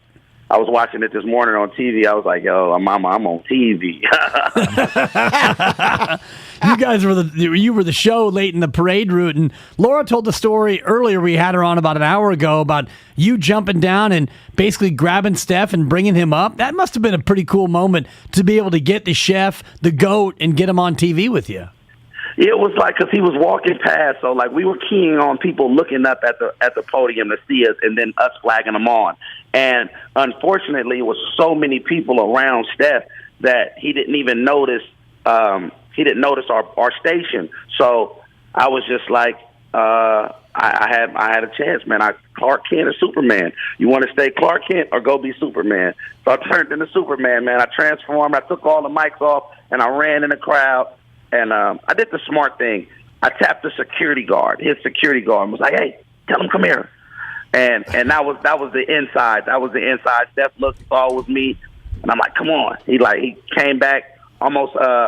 It was a distance too. It was nice. It was a nice little distance to turn around. But when he turned around, it was like a school of fish. All you saw was all of the people, hundreds of people, just turned back around.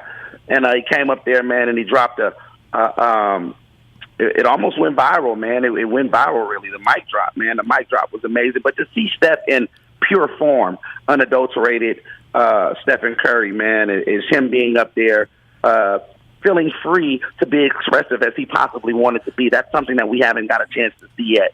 And it started with the emotional release after winning the championship, of him releasing some tears and him just being not worried about the vulnerability that he's been showing. But that just goes to show the character of the champion and why we love the guy that he's grown to become. Mr. Fab with us here, Willard and Dibs, 95.7 The Game. You said something early that I want to circle back to, and you just said no problems. And you're used to being around crowds, shows, things like that. And I wonder, it's been tough the last 5, maybe even 10 years to find a spot where everybody seems to be kind of on the same page and happy, and there are no problems. What's your perspective on that in terms of how you felt yesterday? I just want to say good job, Bay Area. In my Larry June voice, man, good job, Bay Area, because what happens of lately, man, when the economic woes go through in the areas that we come from, man, the crime rises. And unfortunately, when people see festivals and things like that, that's an opportunity to come up and do things, man. But, it was no problems, man. And that was, my anxiety was through the roof. I'm not going to lie to you.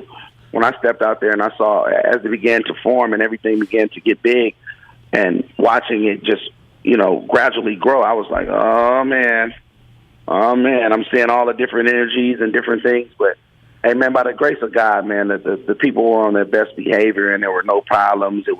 It wasn't even any signs of negativity. It was just all a beautiful aura, man. And that's what winning does. And that winning aura kind of overwhelmed the whole people, and it was graceful, and there was nothing distasteful to talk about the parade, man. I would have loved to see the players talk at the end for the public's consumption, so they would have got a chance to see some of the players and talk to them and make it a little more personal. But if I would have to say anything about it, that would be the only thing from the opposite side of positive. But other than that, man, the energy was great. The businesses that were in San Francisco and along the Bay Area, they were able to be productive, and it was opulent for several businesses. It brought more money to the city, and economically, man, I think it was a plus, man. It was great, man. Bart said they had over 150,000 riders that day. So when you win, the economy flourishes, and everybody wins. Everybody eats, and I mean, what better way to that, man? If someone can feed their family and still be excited at the end of the day. So I had a fun time all around. Yeah, it was incredible, Fabby. Mr. Fab here with Willard and Dibs on 95.7 The Game. Mark made a great point earlier about how much we love this team, and is it because of the fact that they're really reflective of the Bay? JTA from the 95th, GP2, son of an Oakland legend, Steph and Klay and Draymond and Kevon have been here forever. Do you feel a connection to this team unlike any other team previously? I think this team is the resilience that this team in particularly has shown. The forming of it, to watch the stories. Everyone has an individual story that can actually be a 30 for 30 on its own. To watch Loon, we'll start at Loon coming off the hip surgeries where he wasn't projected to be much, and him go out and show what he did today, this year, playing 104 games, which is incredible, man. There's durability out there looking like Cal Ripken. Then you go to watch Steph after all of those ankle injuries, Klay coming off the devastating injury that people was alluded that it would be career-ending, the emotional roller coaster that Draymond has taken everyone on, and people not knowing that he'd be mentally fit to be able to, carry out what he's been able to do, and the doubt and all the stuff that he goes through, the Jordan Poole of him coming together and being in the shadows for so long. The GP2 of him, 5 different teams. He actually applied for like a videographer position this year, man, and ended up making the team. So he was almost at the end of his basketball dreams of giving it up, and him coming out and putting himself in the contentions to actually go for an all defensive team in the near future. Man, there's so many stories. Every one of these individual players, man, can have their own 30 for 30 story. So you feel that connection. You feel that it's the possibility of this could be me. This is a story that is so relatable, and that's what the connection is. It's a Cinderella team almost that it's just like, wow. It's like, wow, they really did it. They gave so much hope, so much. It's just it's just a wonderful feeling, man, to watch what that team exemplifies, and they are that. They are the epitome of don't stop, go get it, go grind, and dreams do come true. Well said, Mr. Fab, and great job yesterday. What you did both on air and off, bringing the energy. Really appreciate you hopping on today and sharing some more more of it with us now. Man, I look forward to seeing you guys, man. More and more, man. Let's continue to keep building. Football season is on the rise, man, coming soon, and so we'll be talking a little bit more, man. But until next time and until next year, man, let's keep that energy up. Let's stay focused. Let's stay going and keep it airing. Hey, let's do it. Let's do it. Until then, thanks, Mr. Fab. My guys. There he goes, Mr. Fab, right here on Willard and Dibs. Trimark has been partnering with independent restaurateurs in Northern California for over 55 years. Trimark brings you innovative product solutions to help your hospitality business thrive. Visit TrimarkWest.com. Okay, Willard and Dibs, time for Pick Your Battles around the corner. We got Steiny and Guru around the corner. We got Rob Gronkowski announcing his retirement. ... Again. Yeah. ... His agent, Drew Rosenhaus, also saying wouldn't be surprised if he's back by week 6. Yeah, which is, load management in NFL style. Yeah, this is a retirement the way a boxer retires. Like, how many retirements does an average boxing great have in his career? Usually between 3 and 5. 4, yeah exactly. And if you're Gronk, you know that the GOAT would love to have you. If Tampa's sitting at 5-3 after week 9, coming off a bye, phone rings. Exactly. It's an easy one for both parties. All right, Pick Your Battles next on Willard and Dibs. Summers are cool at the San Francisco Zoo.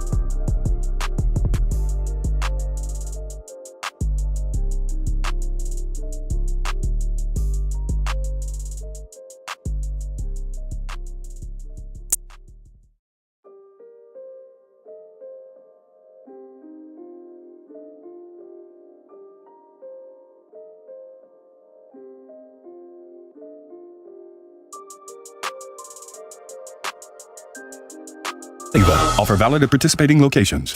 Bay Area Panthers are coming to SAP Center on July 9th and July 16th, and 95.7 The Game has your shot to pick your ticket. Tune in all week for your chance to win, or enter at the contest page at 957thegame.com.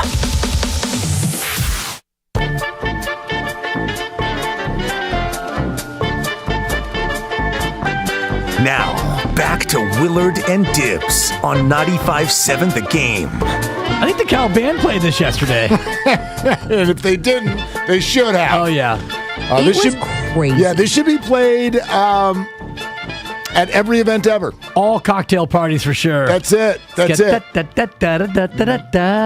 Nothing in the world captures, hey, let's drink and get crazy, other than that tune right there. Yeah. That's Holy it. cannoli. This is crazy. Some people so hammered yesterday they probably saw an 8-eyed monster at the bar. They're like, why do you have 7 eyes? Totally. GP2, to me, was he was my personal MVP watching him. And I followed him for about 5 minutes of parade time where he would work the crowd on one side and then immediately burst to the other side, work it, and then crisscross back. I'd love to see his heat map on Market Street to see exactly where he was and what he got into. He's the Gapote.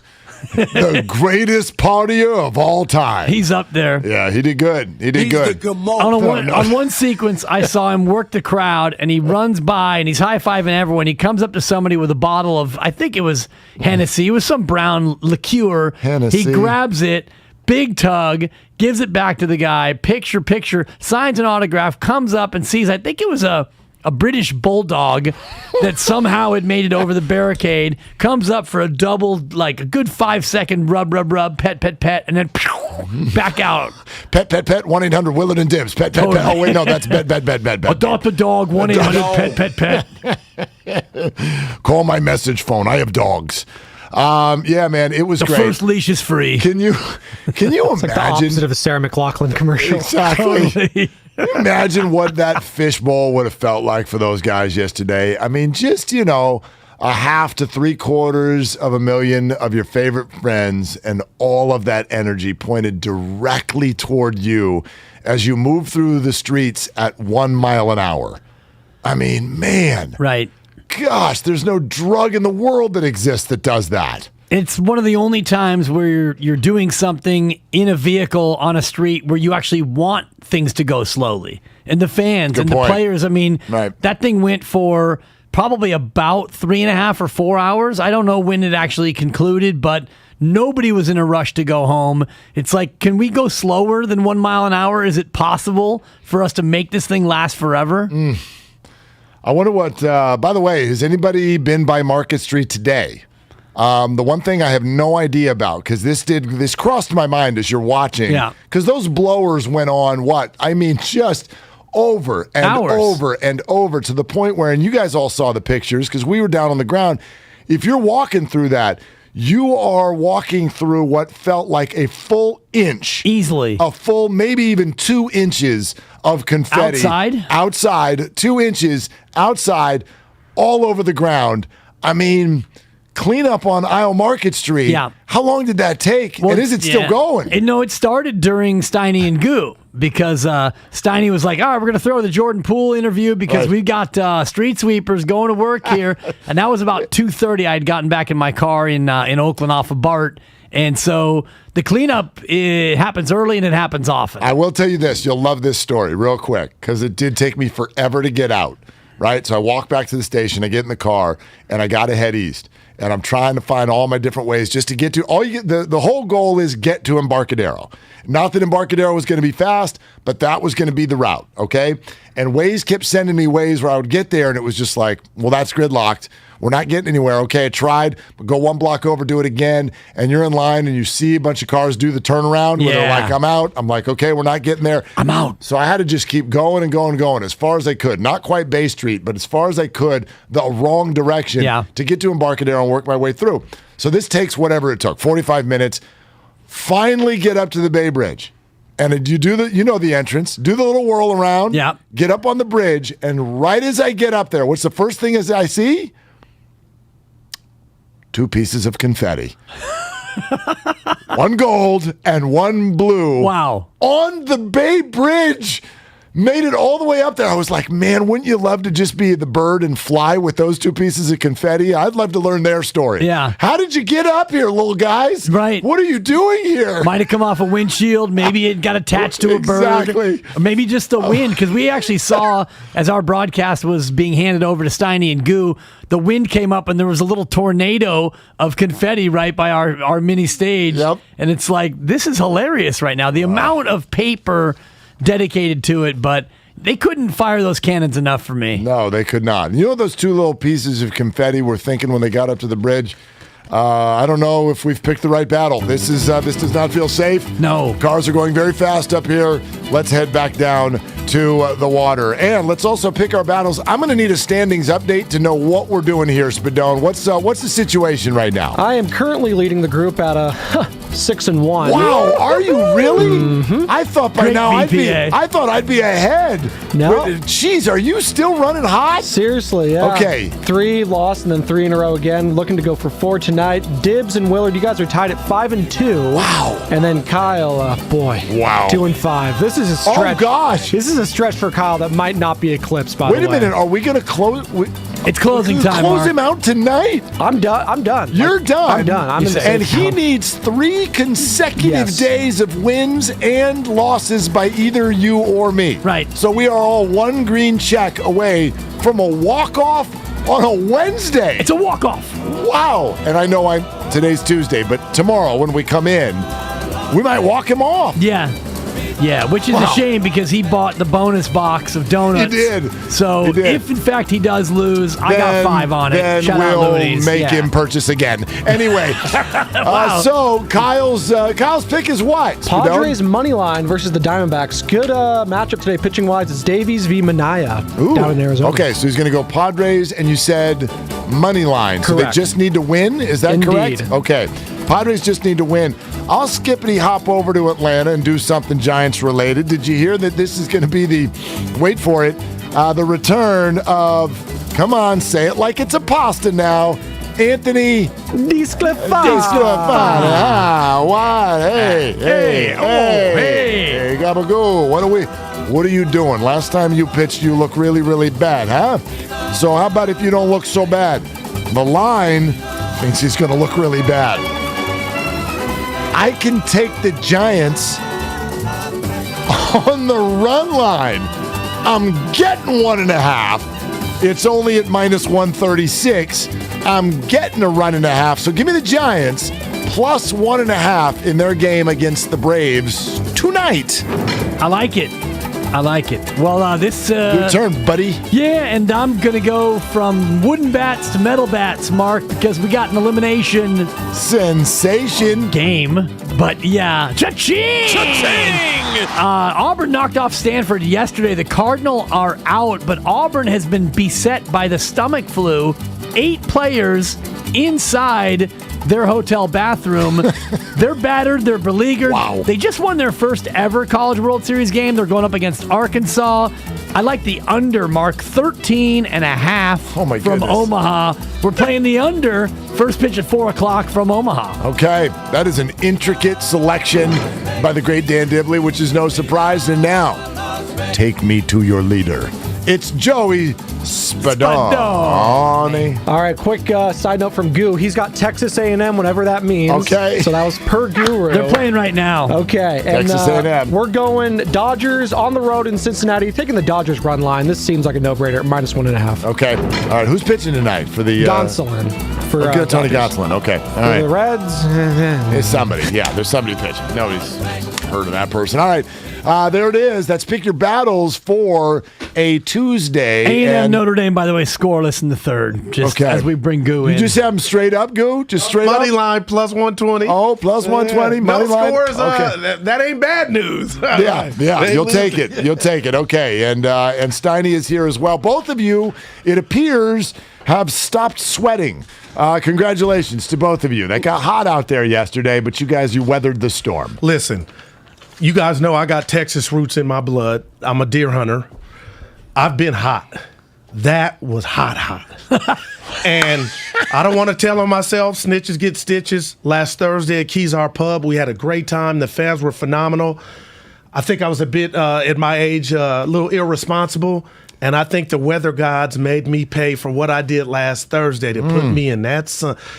We were like hot links. Oh yeah, you put the headset on. Oh my goodness! And it just the sun peeked over that building like it was a sniper. Like it just peeked over the building and it looked right at our broadcast site, and it was like, Vontae Shafsky stopped the morning. They got the coats on, the Parker jackets. I'm like, we're good. I said, Steiny, oh my boy. Yeah. Third, I got here in 90, so that's 32 plus years, and I made rookie mistake after rookie mistake. Well, you showed up in a trench coat yesterday. What the hell are you doing? But we thought the wind was going to be out. What is happening right now? Willard, it's mid-June in San Francisco. I know this. I checked no weather. But it was going to be 64 and windy. Even if you want to be prepared with the trench coat, I'm like, why is he still wearing it? Why are you wearing it? Like, I mean, you set yourself up. You had a good sweat going before that sun even peeked over. Wow. Yeah. Oh, my gosh.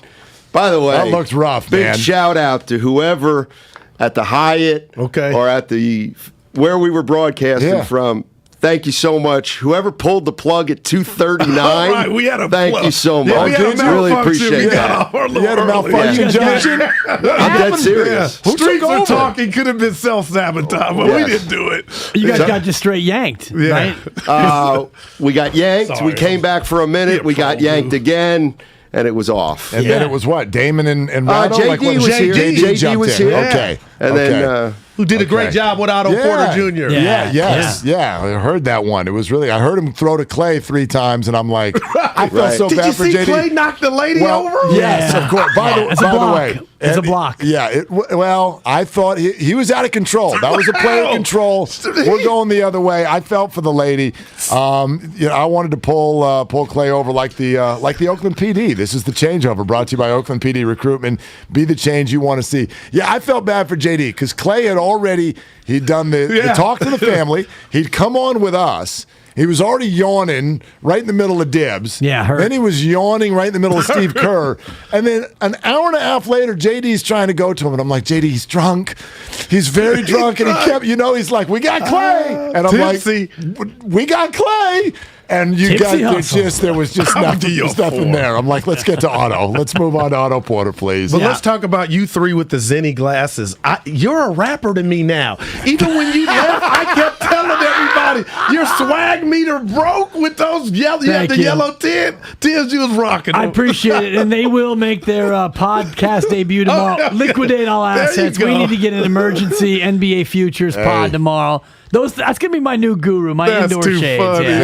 Zenny brought the wood. When I went and picked up the kids after that, they all want to try them on. You and Steiny look clean. I lost mine already. Are you kidding? No way. I have no clue where they are. You look sharp, man. Oh, by the way, I left our money jar there. I don't know if one of you guys grabbed it or our donation sensation jar. How much dough was in there? There was a good $8 in there. I just left it. I mean, that's confetti now. I was so anxious to get out there and be a part of the action that I forgot the jar, and I got up to about Montgomery, and I thought, oh man, somebody will grab it. Yeah, somebody grabbed it. Put it towards Steiny's buy a new pair of sunglasses. Where'd you lose them? Yeah. When people, where'd you leave? If I knew that, they wouldn't be lost. Check the pockets of your trench coat. They might be. You're listening to 95.7 The Game, KGMZ FM and HD1 San Francisco and Odyssey Station. Did you guys have a good time out there though, or what? It was phenomenal, man. A lot of fun. It was funny because you're talking about that Klay interview and.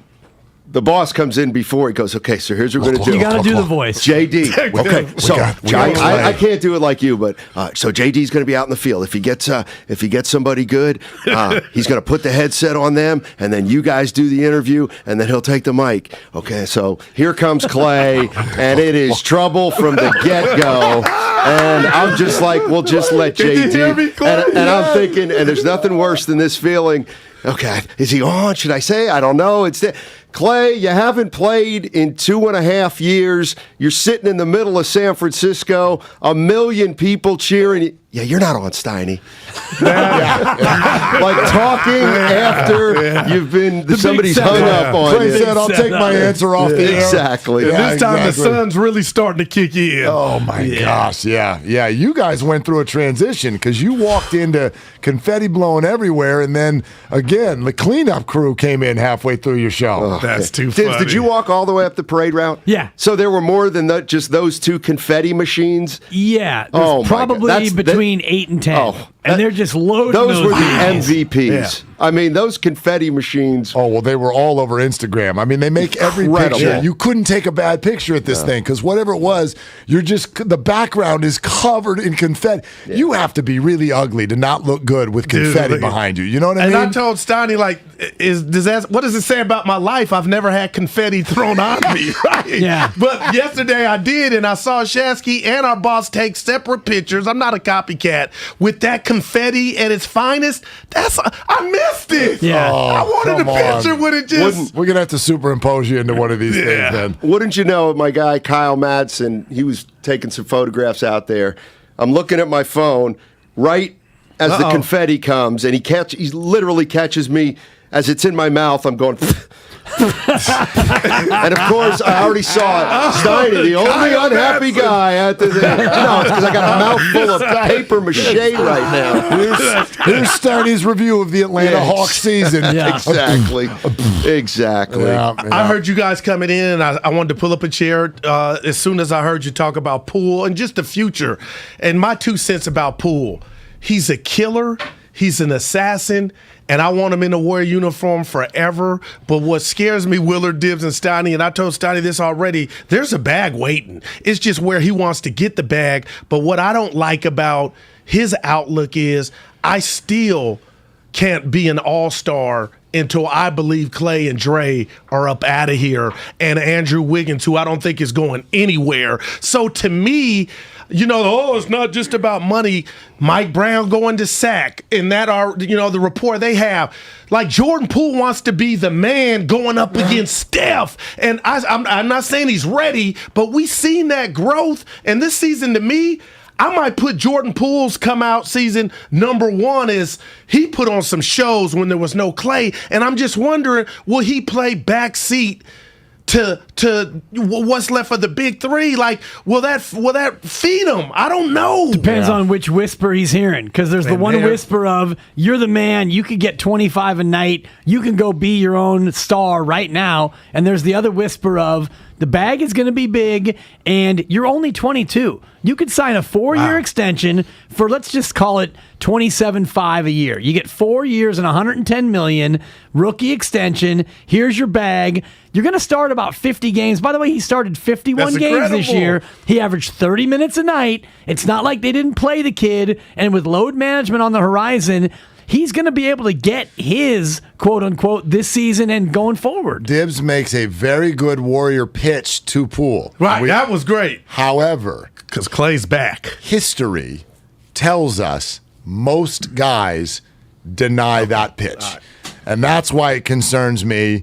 We'll see the way it goes. You're right. In the end, we don't know what makes him tick. I don't know. And we don't know what he's got for us this year. Like, let's see what Poole and Wiggins look like this year for an encore, But you know what I mean, though, huh? I know exactly what you mean, but history would suggest that when you are an NBA player at a very high level and you can get the money in 2 places and you're that young player, you go the place that's going to offer you stardom. And that's weird because the Bay Area offers more stardom than Orlando, are always example, Charlotte, whatever, Sacramento.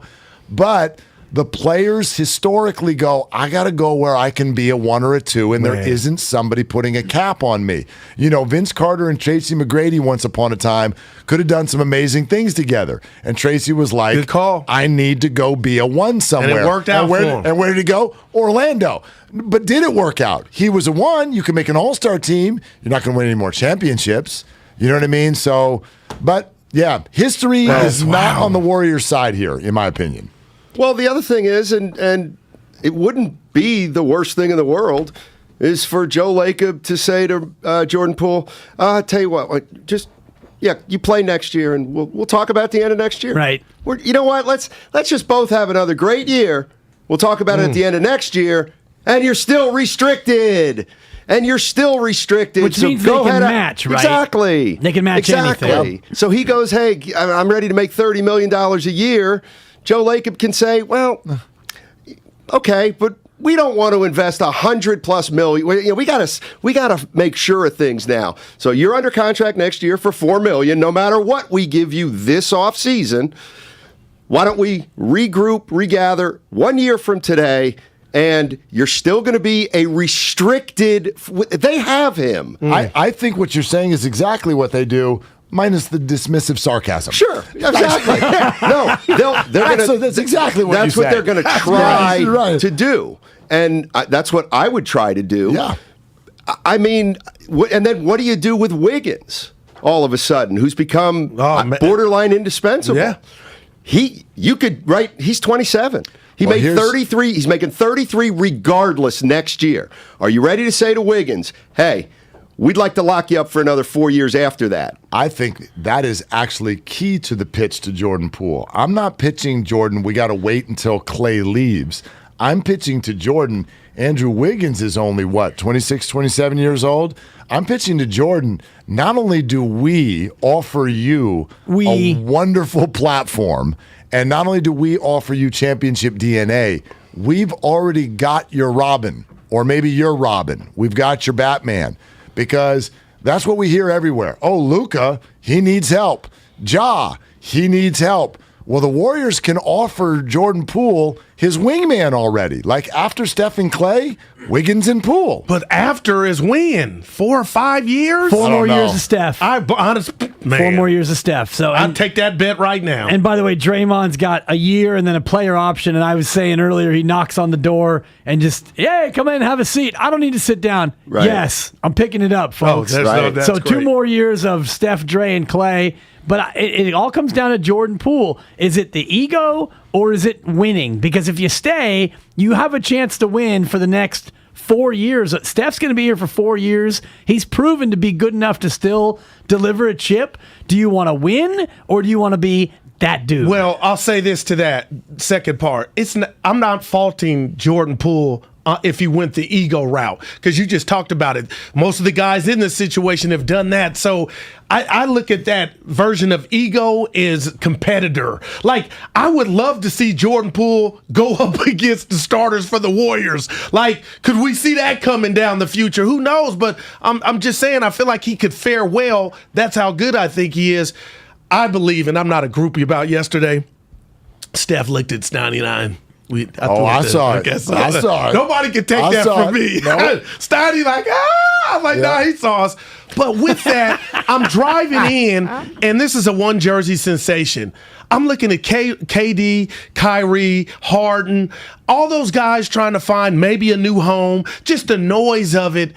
Do we really appreciate the guys that just donned one jersey? And that just made me really appreciate the chef, which it looks like he's going to be in one. But KD might be on his third team if he were to dip out. Kyrie already is. Like, he'll be on his fourth team if he dips out. Do we really? Fifth team if you count Seattle. And I told Steiny I gave Jordan the one jersey, but he put on Wizards. So, but you get what I'm. Okay. Like Kobe, Magic Johnson, for example. Does that mean anything? It does, absolutely. And I think when we look at the GOAT conversation, to me, one of the tiebreakers is being able to do it. All the tiebreakers, finals MVP, how many chips, do you have a rec, all the rest of that nonsense. But I think for me, one of them is, are you a one-team guy? Awesome. I still think that has some meaning, like Larry Bird, right? Wasn't he just Boston the whole time? I know he wound up in Indiana as a coach, but that doesn't count. So I think that ultimately becomes one of those tie-breaking pieces in the GOAT talk. It may. It should. For me, anyway. Derek Jeter's a guy I think about, And that's what I'm forever talking Yankee. about. Yeah, I mean, Buster Posey. Some guys, and maybe this is what Dibs is saying, some guys don't get that choice. Yeah. So the fact that you get that choice must automatically put you in a league where the team would never dare move you, without good point. Without saying, "Hey, what if we tried to move you?" I mean, could you imagine if the Warriors just caught Steph Curry by surprise? Oh God! Hey, the Golden State Warriors have traded Steph Curry. No, Steph goes, "Well, nobody even talked to me." He could have a career-ending injury and they'd sign him to another max deal. They're not letting that guy out of town. Seriously. So I always think, and maybe it doesn't matter because he's making $50 million a year, and who cares what he's going to make next? But if you do think about, I always think about the guys in one jersey. The real value is after retirement, because of what that means to that city and that fan base, and those guys have such opportunity in front of them connected to that team, whether they want to work with a team, whether they want to broadcast, whether they want to coach, what have you. If you've bounced around, not like LeBron couldn't go do something with Cleveland. He could. But if you've put on 8 jerseys, it's like, so who are you? You know what I mean? Who are you? Yeah. Nice. Where are you attached? And I think that adds to, he said Derek Jeter. When you think of Jeter, A-Rod, we could talk about A-Rod all day, but Jeter was one home. It never got toxic, and that's why he's beloved. I don't know. It means something to me. Buster Posey's never going to go work for the Braves. Okay. You know what I mean? Yeah. Yeah. So, by the way, maybe. Steph Curry, 48, 51.9, 55.7, and then 59.6 in 2025, 2026. How much does he make a game, Steiny? Right now, about currently? $500,000 a game. Listen to because that. he makes $40 million. There's 80 games. 500,000. Essentially. Yeah, well, he makes, what does he make this year? 45.7. 45, but we're headed to 59. At the end of his contract. Yeah. And by the way, so we're pushing 750 he only played, games. I think he played 61 games this year. Incredible. I ran down the list of games played leaders on the Warriors to give you an indication of just how load managed they're going to be next year. It's Bielitsa, it's Looney, it's JTA. Next year's regular season, by the way, don't miss a minute here on 95.7 The Game. There you go. I wouldn't expect Steph, Dre, and Klay to play all 82. That's all I'm going to say. Yeah. Absolutely not. I think I was telling Nahegan before the show, maybe that's their next kind of iteration, is maybe they've got something up their sleeve to try to elongate guys, and they're set up to possibly do it. Like, they talk about their medical staff, how great it is. Well, if your medical staff is that great, why wouldn't you put all your eggs into the basket of, let's be as healthy as possible for game one of the playoffs? Yeah, April of the to June. playoffs. That's what they did. But what are the fans going to say? But it happened by accident in a lot of ways. Sort of. It had, they brought Klay back, and Draymond got hurt at the perfect time. It turns 35 out. games. Steph got banged up at the perfect time at the end of the season. You know my thought on that. But true. Yeah. But my point is, it worked. He was ready to maybe go. only play 1 out of 5 games for the first, or maybe you miss 1 out of 5 games for the first 2-3 months of the season. Yeah. I don't know. There's probably a way to do it. All right, what's cooking? We got Anthony Slater coming up at 12:30. We can talk about the future a little bit. Monty Poole, 2 o'clock, NBC Sports Bay Who had a Area. suit on yesterday. He was on. I believe he was on. Yeah, he was on. He was on Klay Thompson's bus because he was talking to Michael Thompson. We saw him, and just talk a little bit more about the parade, and then talk about how do you stay on top? How do you stay on top? Would you take the field? Oh, here you No. Would you take we talked about this. The field or the Warriors repeat next year, just right now as it is in the NBA? Because I see Kawhi looming. What if Kyrie were to get to LA and Middleton? What if that was Milwaukee and Golden State? How would that series have played Vegas would favor the field. Yeah, and that's for sure. It all depends on what the Warriors do in the draft on right? Thursday. Bob Myers is on the hot seat. Okay, look at him. Don't blow this pick, Myers, or we're coming after you. Here comes Steiny and Goo. Holy cannoli! This is crazy. He brings the passion. For what? I want to know now. I'm mentally invested. Don't tell me to pray and you don't say what for. He brings the perspective. Yeah, I think they both have a great point. Get off me, text line. He's truly one of a kind. That is wow. Oh, my God. And he's doing a great job. I need you to man up and say what you really want to say. Diamond, you're doing a great job. Together, they're Steiny and Guru. Yeah. On 95.7 The Game. All righty. It's no sun. I'm good. Let's go. What do you do now for the Golden State Warriors? It's been one day. Okay, you've had your fun. Another title. Time to get to work. Time to get to work, Goo. How are you going to repeat? What are you going to do? What are your priorities? What are your needs? What are the decisions you have to make? Let's go. I got a name for you. All right. A-Dub, Andrew Wiggins. Okay. He doesn't wear another uniform, and it's just funny. Okay, hold on. It's not funny. Andrew Wiggins is my top priority this offseason, and he was a 2014 number one pick, and he's showing us why. He has found a home. The home needs him. This is a match made in heaven. And okay, well, he makes. You don't have to do anything with Andrew Wiggins. You don't have to extend him.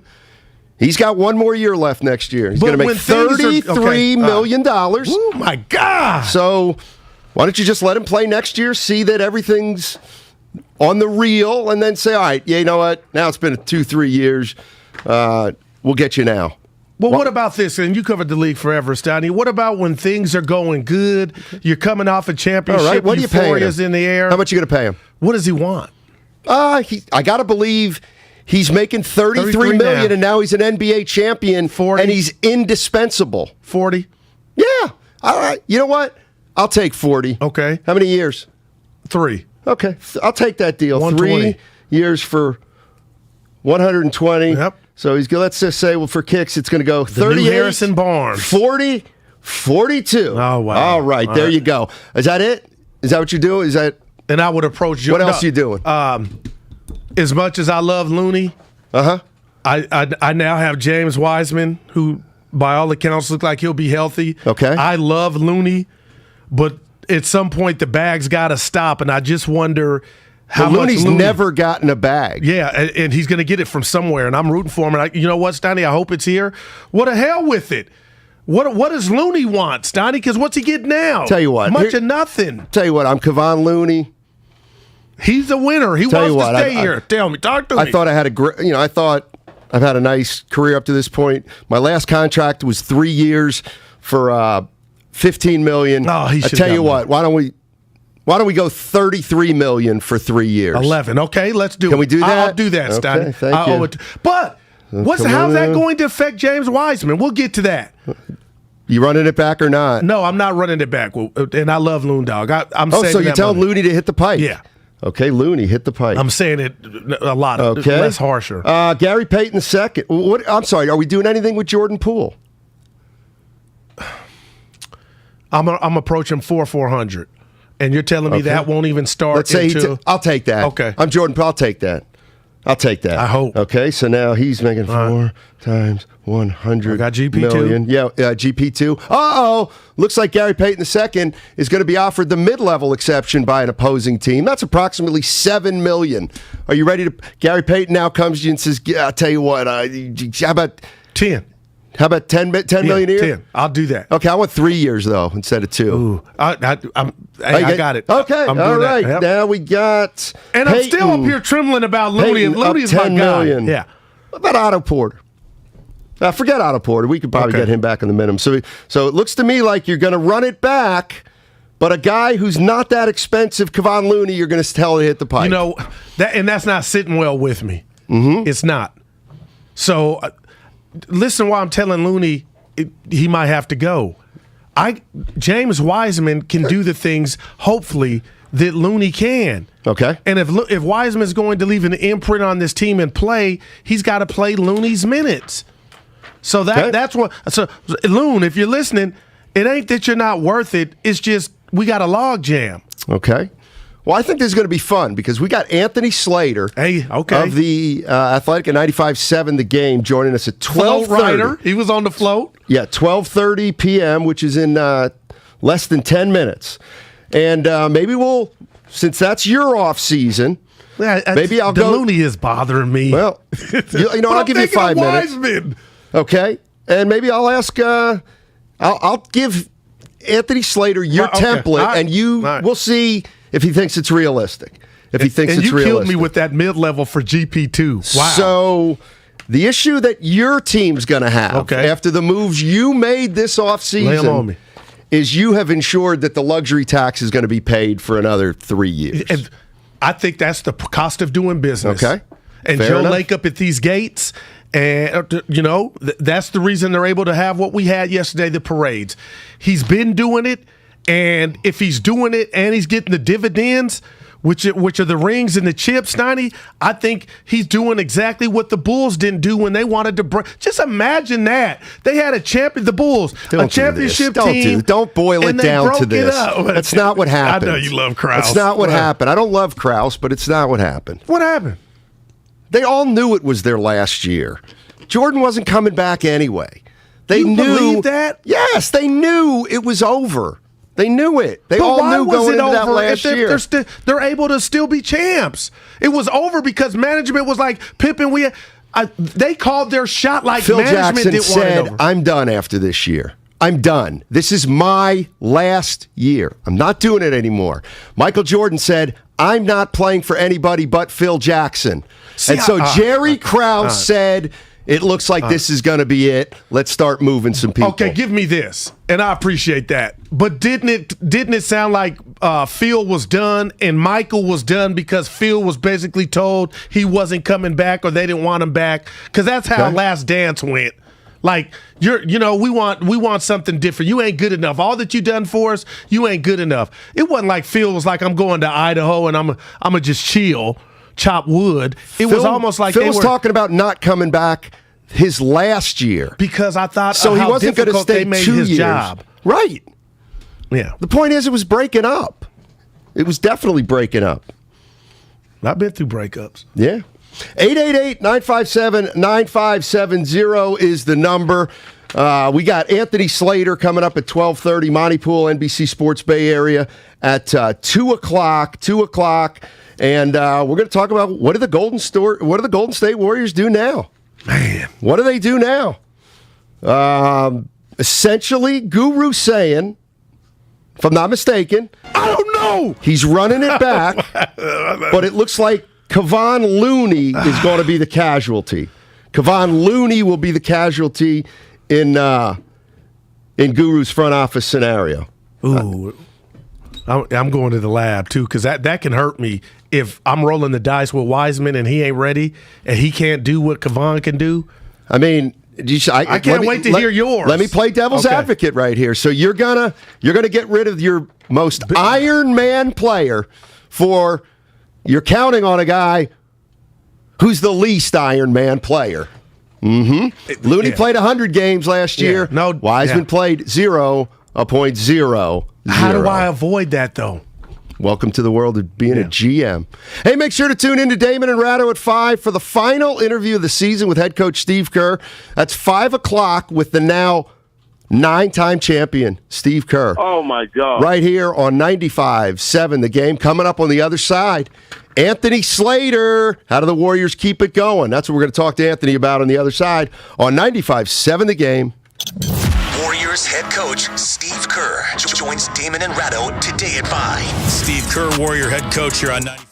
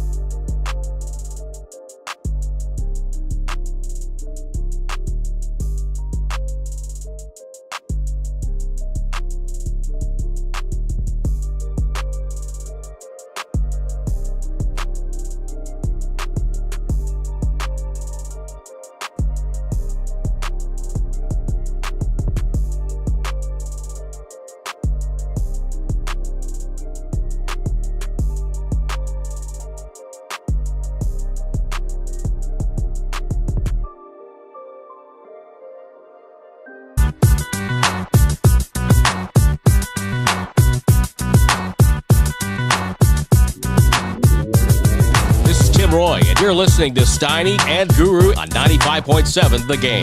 All righty, let's get right to it. Believe it or not, we're headed to Sacramento to talk to Anthony Slater today. He's in Sacramento to cover the Mike Brown press conference. Of course, Mike Brown, assistant with the Warriors, is now the head coach of the Sacramento Kings. He'll be introduced today at 1 o'clock. Hey, thanks a lot for joining us, Anthony. Really appreciate it. Yes, sir. I'm pulling up towards Golden One Center, the new home of Mike Brown, pretty soon. Nice. Let's go with... I'm trying to think how I want to start this, but I'll do it this way. Warriors off-season priorities. I feel like just kind of going through them and saying, what do you think's going to happen? All right, Jordan Poole. Yeah, I think that he's actually lower on the priority list than maybe many people would presume, because he's under contract for $3.9 million next season, number one. Number two, he's a restricted free agent, the following summer. So if it doesn't get worked out, there will be discussions. But, you can work through rookie extension eligibility, conversations all the way till Halloween, basically. And if by that time the two sides don't even come to an agreement, they can just go into restricted free agency next year, where the Warriors still hold the cards in a sense, where they can match anything put out there. So as we're, I'm sure, about to get to some of the other situations, to me there's more urgency because of the unrestricted nature beyond from Jordan Poole. What is the number one priority, do you think? I think it's Kevon Looney. James Wiseman has not emerged yet, and I mean, they're hopeful he's going to play summer league, and but they still want to handle him with patience. And I think it's unwise to go into next season believing just hand over the starting job to James Wiseman.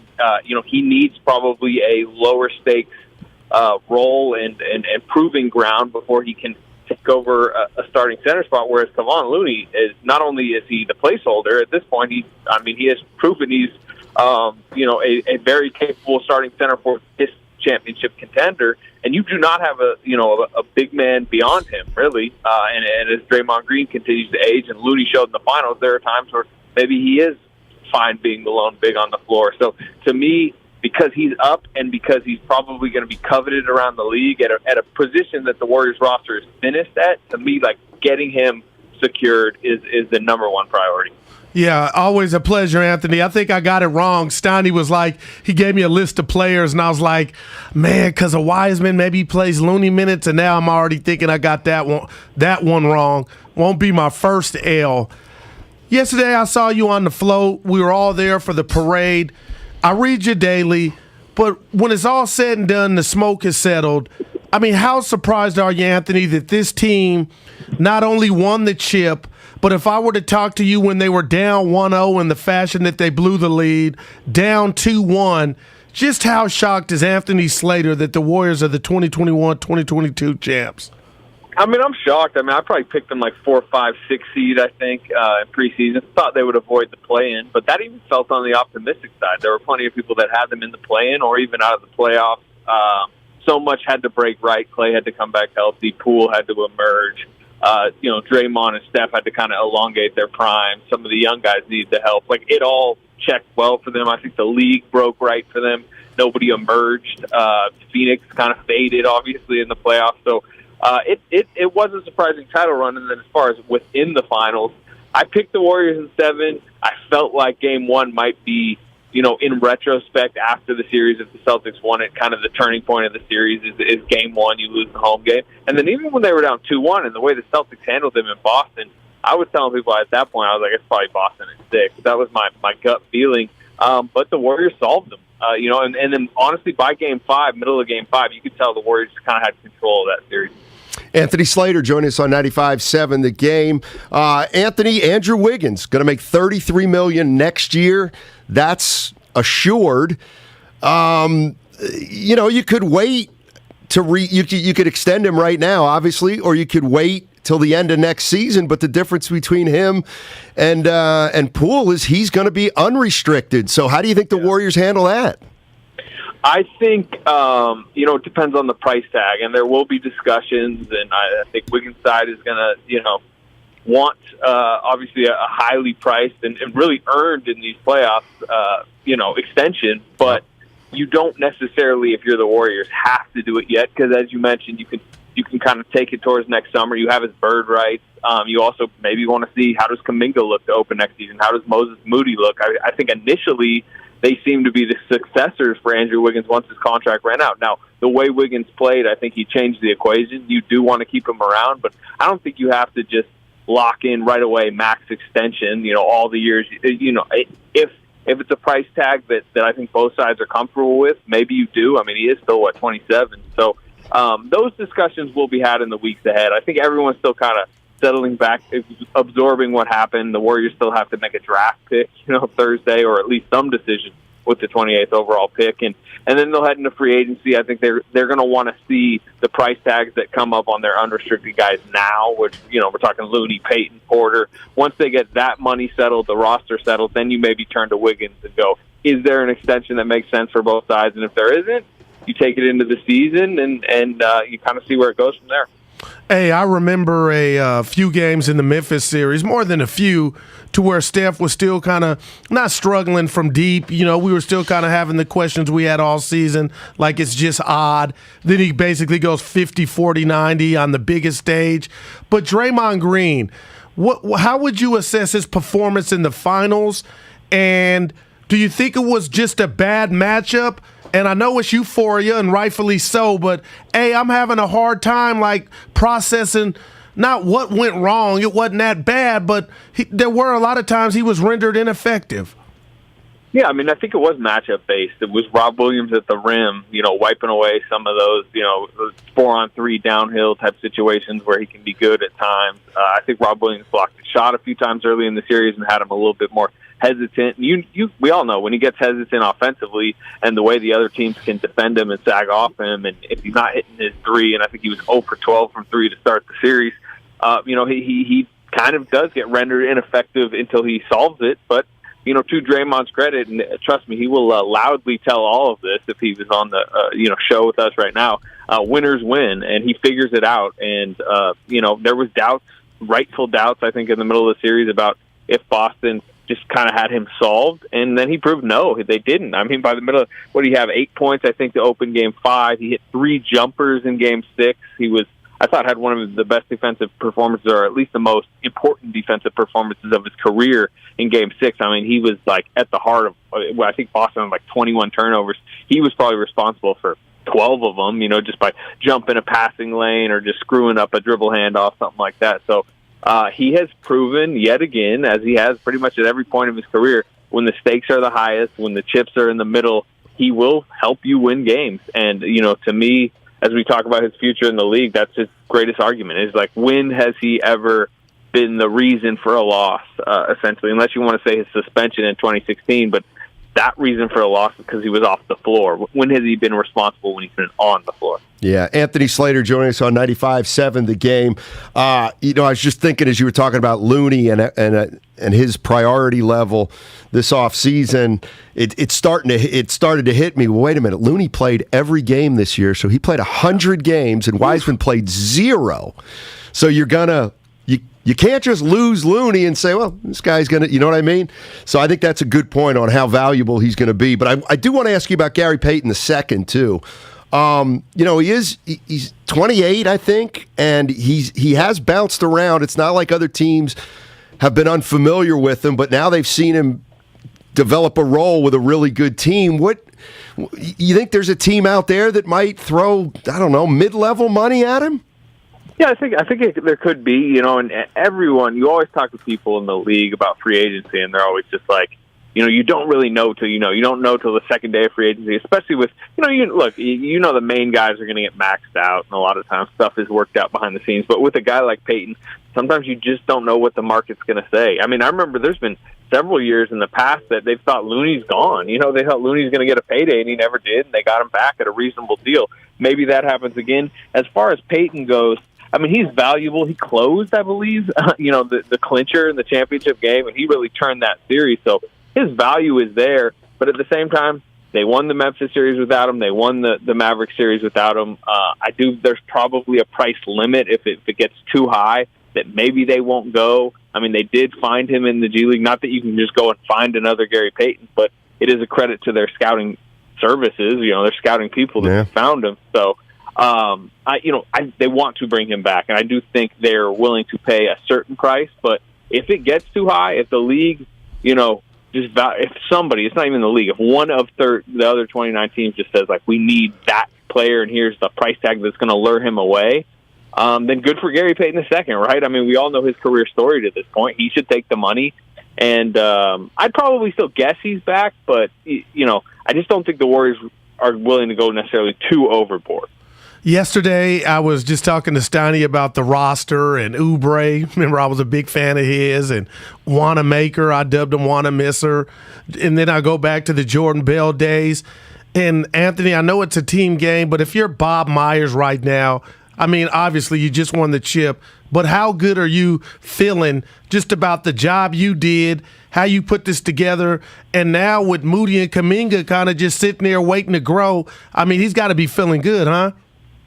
Yeah, I think it's a testament to his patience. I don't know how many radio shows I'm sure you guys did, or segments, and podcasts or written articles I had that was like questioning the strategy and the timeline, and you need to trade the picks and the urgency, the youth, the two timelines, whatever terms or situations that I think people in the area with the fan base was freaking out about. They just kind of stayed the course, and their belief the entire time was the Wiggins trade was going to help them, contend, which they were proven correct, and just the roster they built, it worked. Bob has the benefit of having the ownership group he has, which Joe Lake green lights, a lot of money that maybe other ownerships wouldn't, but he continues to make the right decisions. And as we talk about legacies being cemented over the past, this playoff run, Bob Myers is right up there. I mean, 4-time champ as an executive, and, we'll go down on the short list of best executives ever at this point.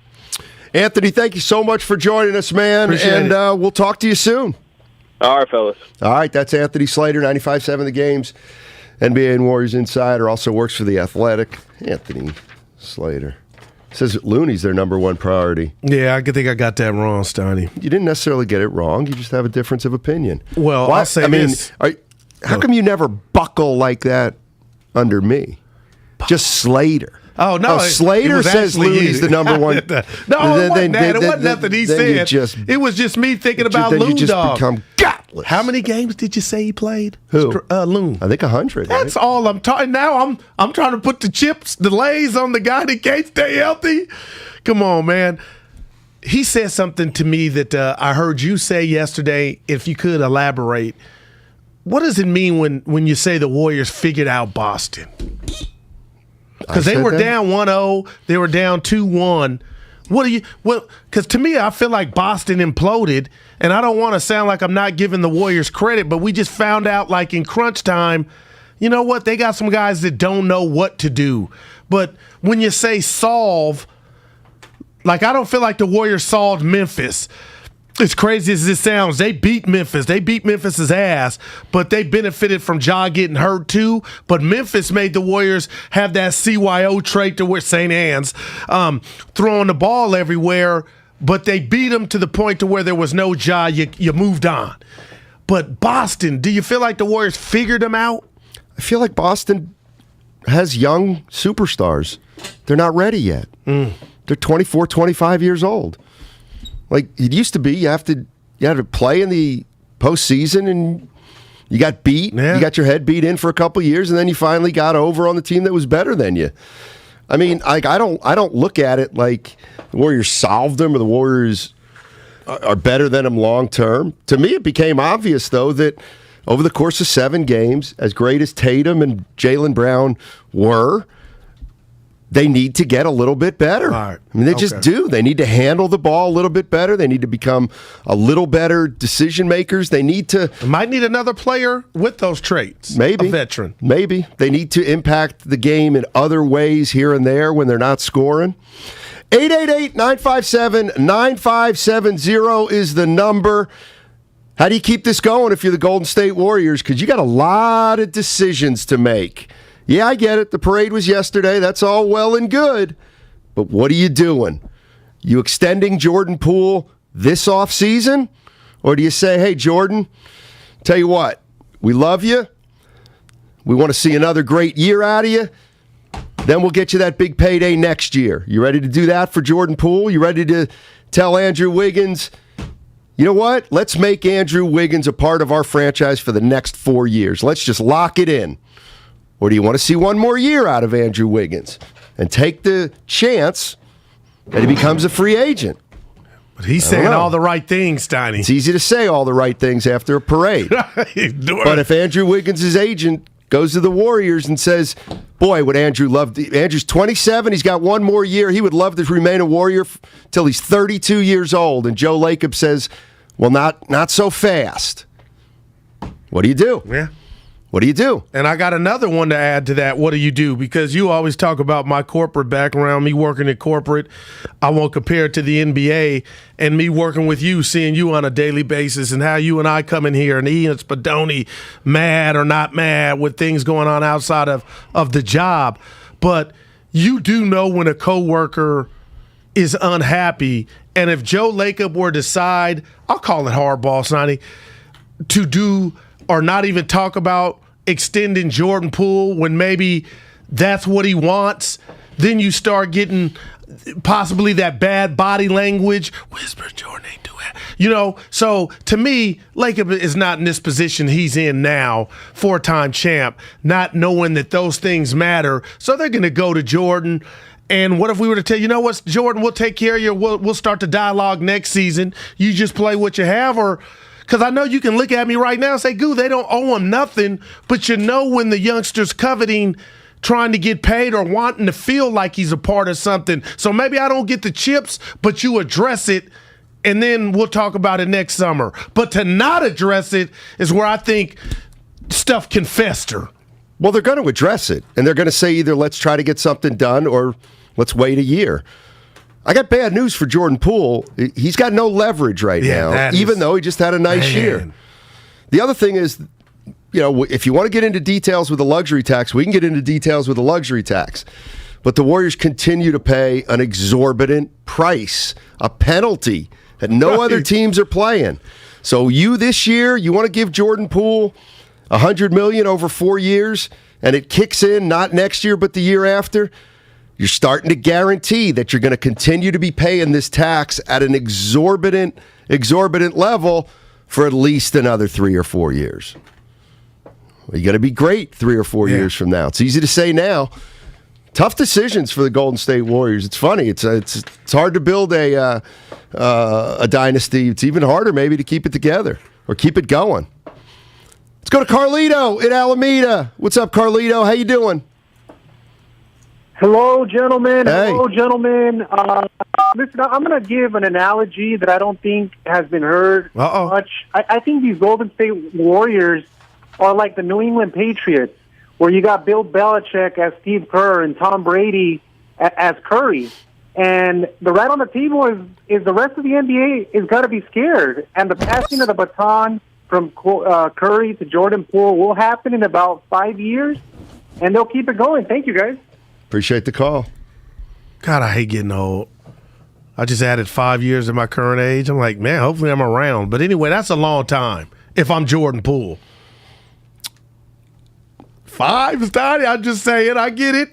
And he was a big part, but, he'll never – I mean, like you said, if Wiggins is here, you got those three, Dre, and then the center position. Man. But like you said, he has no leverage. Well, to me, it's also Wiggins is less of an issue regarding Jordan Poole than Steph and Klay. Right. Because you can now play Wiggins some at 4 if you have to. Mm-hmm. So Jordan Poole, whether he signs a deal or not, you got to believe he's going to get plenty of playing time. I mean, if you just do the bare minimum, if Klay's not playing in back-to-backs, that's 8 to 10 games right there. I mean, do you really want Klay? Why would you want Klay and or Steph to play 75 games apiece next year? The smart aleck in me was to say that's their job. Right. That's what they used to do back in the Dizzy.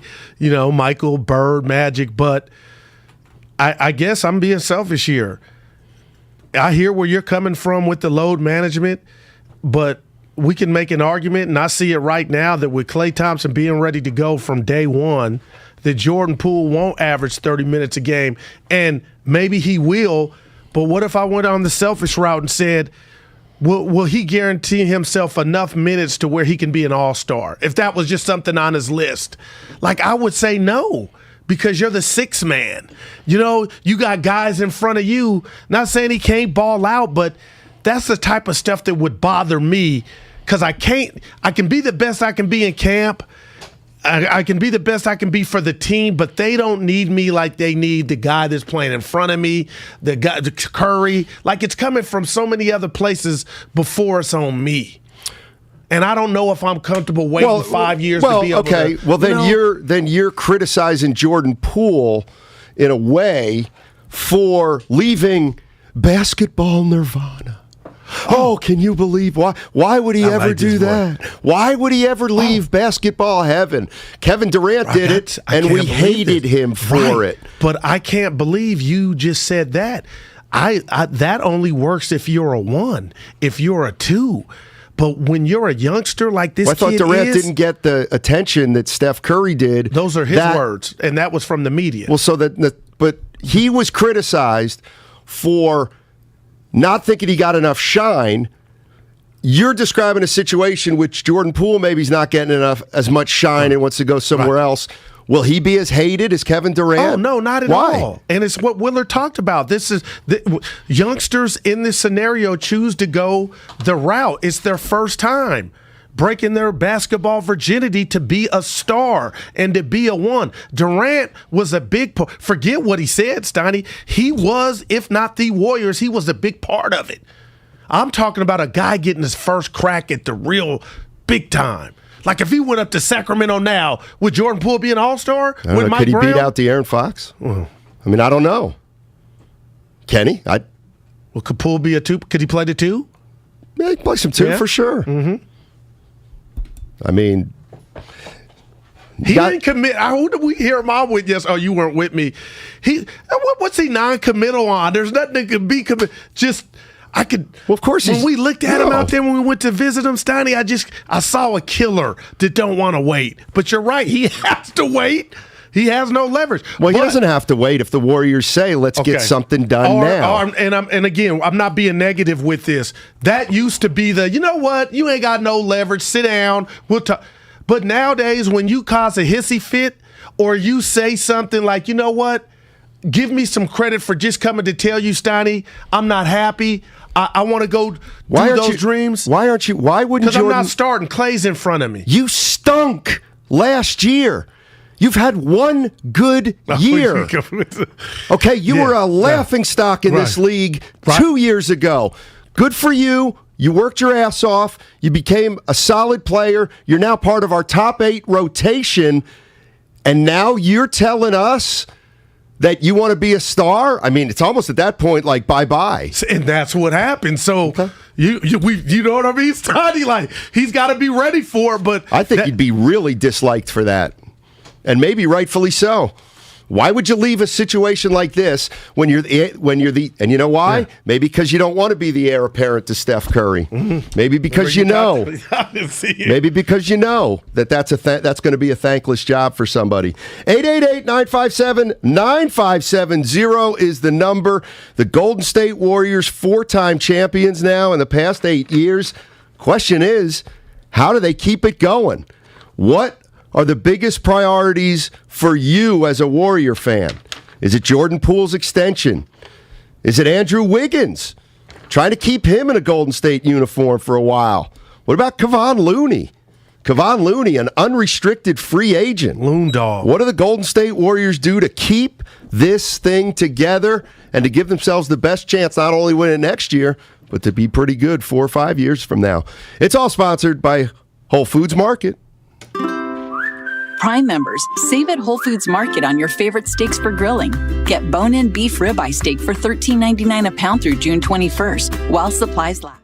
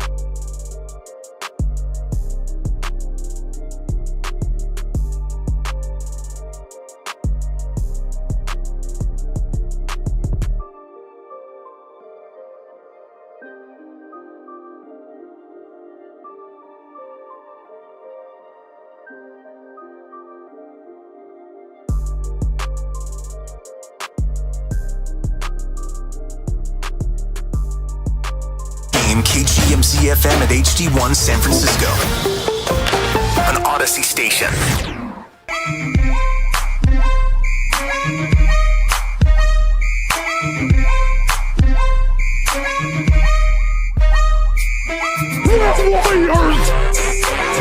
This is Juan Toscano Anderson, and you are listening to Steiny and Guru on 95.7 The Game. What do you do with Juan Toscano Anderson? You want him back? JTA. How about Iguodala? I think he. I thought he was going to retire. That's not what he told ESPN or some media outlet. He says, "Why can't I run it back?" Oh wow. Well, what are you going to do now? Well, he's a Come warrior. on, Joe. Yeah, Guru Lacob. He's a warrior. These are the tough decisions you got to make. Well, Iguodala says, "Hey, look." He's at the bottom of my list. Okay. All right. What about Damian Lee? Nice little player. Hey, Mr. Lacob. Damian Lee here. I'd love to come back. Just give me a little bit of a raise. Yes or no, big boy? I could say no because I got Moody. Okay, well, you know what? Let me tell you who's not going to be happy. Moody. My brother-in-law. Oh, yeah. He's not going to be happy. The chef. You better hope Steph doesn't fake an injury because he's mad that you didn't re-sign me. We're supposed to be a package deal here about Bielitsa. Mm-hmm. I got a spot for him. Okay. Yep. Well, then you're not going to be doing much in the offseason. Running it back. Like, what is it? Exactly. What is there to do, though? I got my 7-foot center. Here. Go get a player in here. But if I like Belly exception. and I like Kuminga and Moody, the prospect of them getting more time, along with Weissman, Dre, Klay, and Steph, Maybe you can upgrade. Maybe you can upgrade places. The greats are never satisfied, Goo.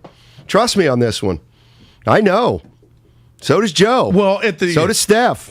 The only thing I'll take back since we started this show is Looney. I take that back. I'm paying my man Loon Dog.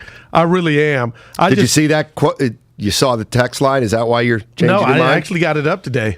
Oh. Yeah, we were just... Make sure you cut that one, Spino. LOL Goo wanted to get rid of Looney. What's wrong and then calls him Loon Dog after he changes his mind. You know, come on. What are we doing, people? They're thing was holding you accountable. The field or the Warriors going back to back. And when I think about the field, I think about Ja. Had he finished that series, playing with Memphis, what would that have been like? I don't know what the Lakers are going to do or not do, but you got to think they're going to be a player. And this is the big one to me, Lakers. Look how you laugh. How can they be a player? Why don't you just answer me that question? If they do something and somehow land Kyrie Irving. How are they going to get Kyrie Irving?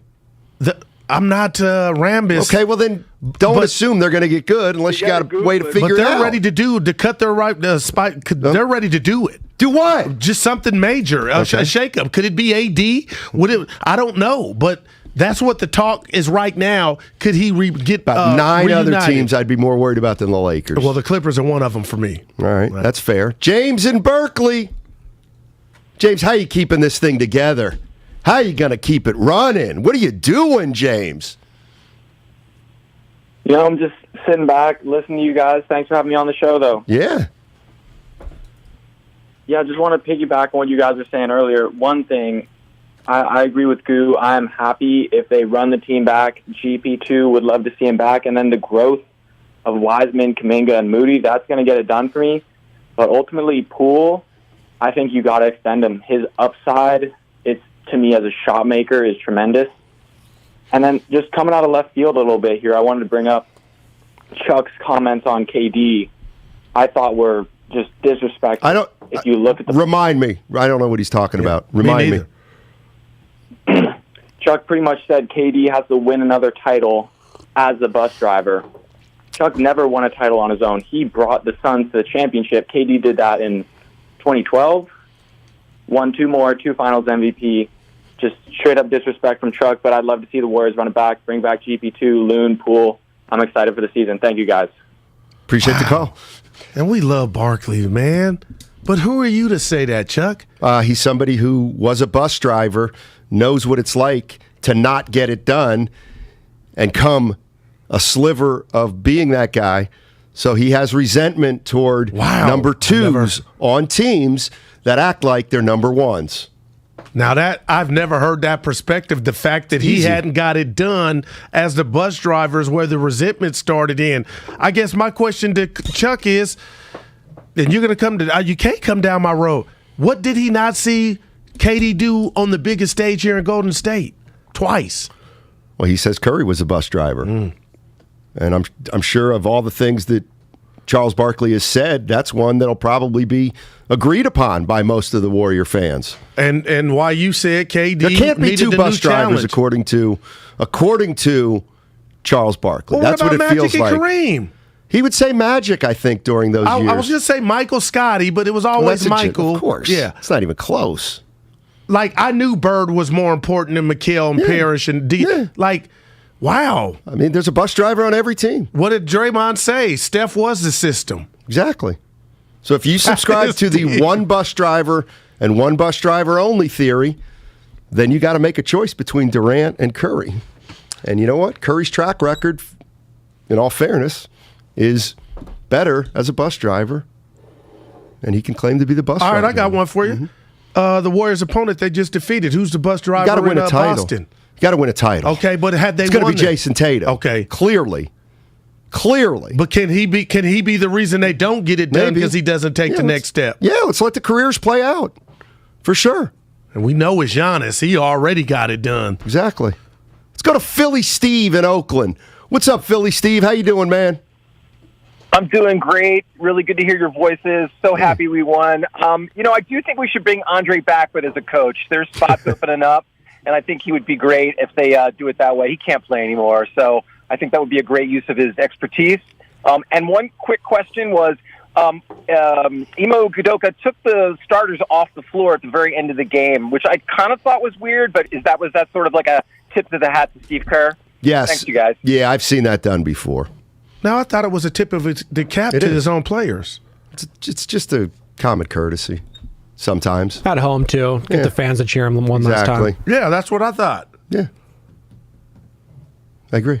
Now, I love Iggy just as much as the next guy, Steiny. He had what you went through, that surgery, what he's yet to have. So I assumed before finding out that he made the comments he was going to run it back. I just assumed health-wise he wouldn't be able to play. But to hear him say run it back, there's no ways he comes back. What did Curry say at the podium yesterday? He was on vacation and he came back and they win it. That's interesting in itself. But, I mean, again, if I'm running things and I'm Lake Up, he's a fixture. He's a part of this thing. So I would bring him back. I'm just shocked that he's able to play. I wrote him off. He could be like Adonis Haslam. Yeah, that's a great call. I think he probably still played more than Haslam this year. Maybe by a lot more. I got to go to the lab and think about if I'm coming back. They don't play you. Damn. Yeah, you still wear the warm-up, though. Anthony and Hayward. What's going on, Anthony? How you doing, man? Hey, doing pretty good, guys. Thanks for letting me get on.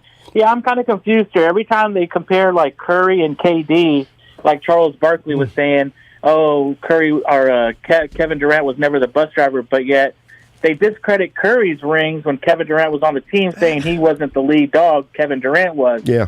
So I'm kind of confused what they're talking about. Well, they is Charles Barkley, and I'm not confused at all. What are you confused about? You did kind of break it. The shade that I took offense to that he was getting, that he didn't get the finals MVP and that Kevin Durant was the reason the Warriors won when Steph was already a made man before KD came to town. But my point to the caller's point, that was out there, Steiny. Steph did not deserve any of the MVPs in the finals when Kevin Durant was here. We all agree with that. And the funny thing is this is where I have a problem with the revisionist history. The people that were disrespecting Steph Curry are the people that still love Steph Curry today. Because I know a lot of people, because I remember who said it, that during the Durant-Steph Curry years, Durant was the Warriors' best player. That Durant was the best player in the world. That was while he was playing with Steph Curry and while the Warriors were running up 2 titles in Durant's first 2 years. Barkley's point, the bus driver is different sometimes than the best player. The bus driver is the guy who makes it all go. If the Phoenix Suns would have won the title this year, the bus driver's Chris Paul, not Devin Booker. It's easy to figure out who that guy is, to me. And so what he was saying was, now that I look back on those Warriors titles with Durant, Curry has been the bus driver all 4 titles. And Durant has yet to win a title as a bus driver. And I may agree with that or I may not, but I totally get what he's saying. I understand it. So the year Iggy got Finals MVP, the bus driver was Curry. The bus driver's about the whole year. It's about who makes everybody's job easier over the course of a season. It's about I don't know if the word's fulcrum, but it's who's the engine? Fulcrum. Who's the engine? They winning it without Steph Curry. No doubt. So, and that's why that whole notion was ridiculous about him not getting the MVP trophy on the stage, even before Durant. But that's over. It's dead. The funeral was yesterday. The other thing is, he loves that trophy too. There can be a disagreement. Like the one where I would say, and what's the rule? You cannot have more than one bus driver. So who was the bus driver on those Lakers teams, Spadone? Kobe or Shaq? Can only be one. I know. Right. This is I know the answer. Nah, this is going to kill you. Yeah, I know the answer. Tell me when you're ready. I'm asking Spadone. You can't ask me because you know who I'm going to say. It's Kobe Bryant. But he's wrong. And I love But the Kobe. most dominant person in the series was Shaquille O'Neal. The most dominant force ever on a basketball court is Shaquille O'Neal. Google the 2000 Wilt Chamberlain Shaquille is on the phone. O'Neal. He could have did that with Wilt, Shaq. Oh, get out of here. Shaq would have barbecue chicken. Look at Shaq's number. Look at 2000 Chamberlain's Shaq number. season, though. It's incredible. Wilt Chamberlain toyed with the game. Right. One year he said, you know what? I feel like leading the league in assists. Was there ever and hack Wilt a Wilt? Chamberlain said, okay, I'll lead the league in assists. All right. Was there ever hack a Wilt? Absolutely. Are you kidding? Because He's a terrible free throw shooter. It wasn't about the free throw. It was about we can't stop him. Now, back in Wilt's day, men were men. And they didn't hack a Wilt. Shaq had the luxury of playing in a soft era. Big baby. Shaq got all 3 of them MVP too in the finals. Let's go to Jorvel in San Jose. What's going on, Jorvel? Hey, what's up, Steiny Guru? Thank you guys for having me back on. Totally appreciate it. Mm-hmm. Definitely want to jump in. First off, how y'all doing? Fired up, man. Yeah. That's what I'm talking about. But, to jump on that, I think Tim Legger has probably like the best analogy for the KD Curry situation. The bus was already there. Curry already had it. The registration was in Curry's name. That's KD great. came over and got the keys lent to him, and he kind of jumped in and made it happen. So I kind of agree with Chuck. I'm definitely no Warriors fan. I'm not a hater of KD. Love Steph, but definitely the registration was in Curry's name. He just borrowed the bus, took it all the way. I think they need to.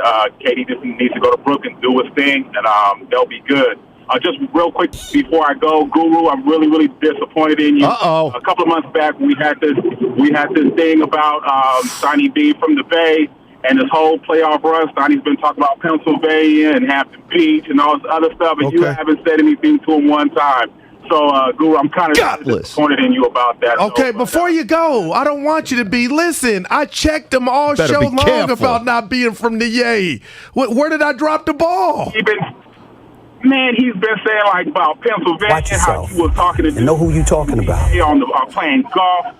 Like he's been on his like Pennsylvania, like throwing up hoods and areas where he grew up in and all this nostalgic stuff. And I'm like, Goo, are you gonna get him? Like, but you didn't go. But that's his life. I can't take his memories from him.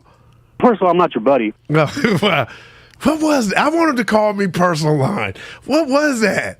I can't. When you rep your hood, I can't. That's your hood and your memories. Hey, Guru, there was a guy named Michael Carter. He tried to guard me in 9th grade. Alan Tyson. Yeah, right. But what was that? Well, because you don't have those kind of memories. Yeah, it's all right. Dude, who that? Who that say they gonna beat James Logan? Who that? And then the band go, every team in the league. I never understood that. 34, and we run it out layup line. Oh, Steiny, those are my memories. Maybe that's why Guru doesn't bring up his memories. I'm trying to figure out that call, man. And who is Michael Carter? Part the of stuff you just make up. Part of it is, and this is hard for me to say, because Listen, I've never been more proud of the Bay Area than the last 3 or 4 days. I never felt more a part of this community. I want to thank Warrior fans for that.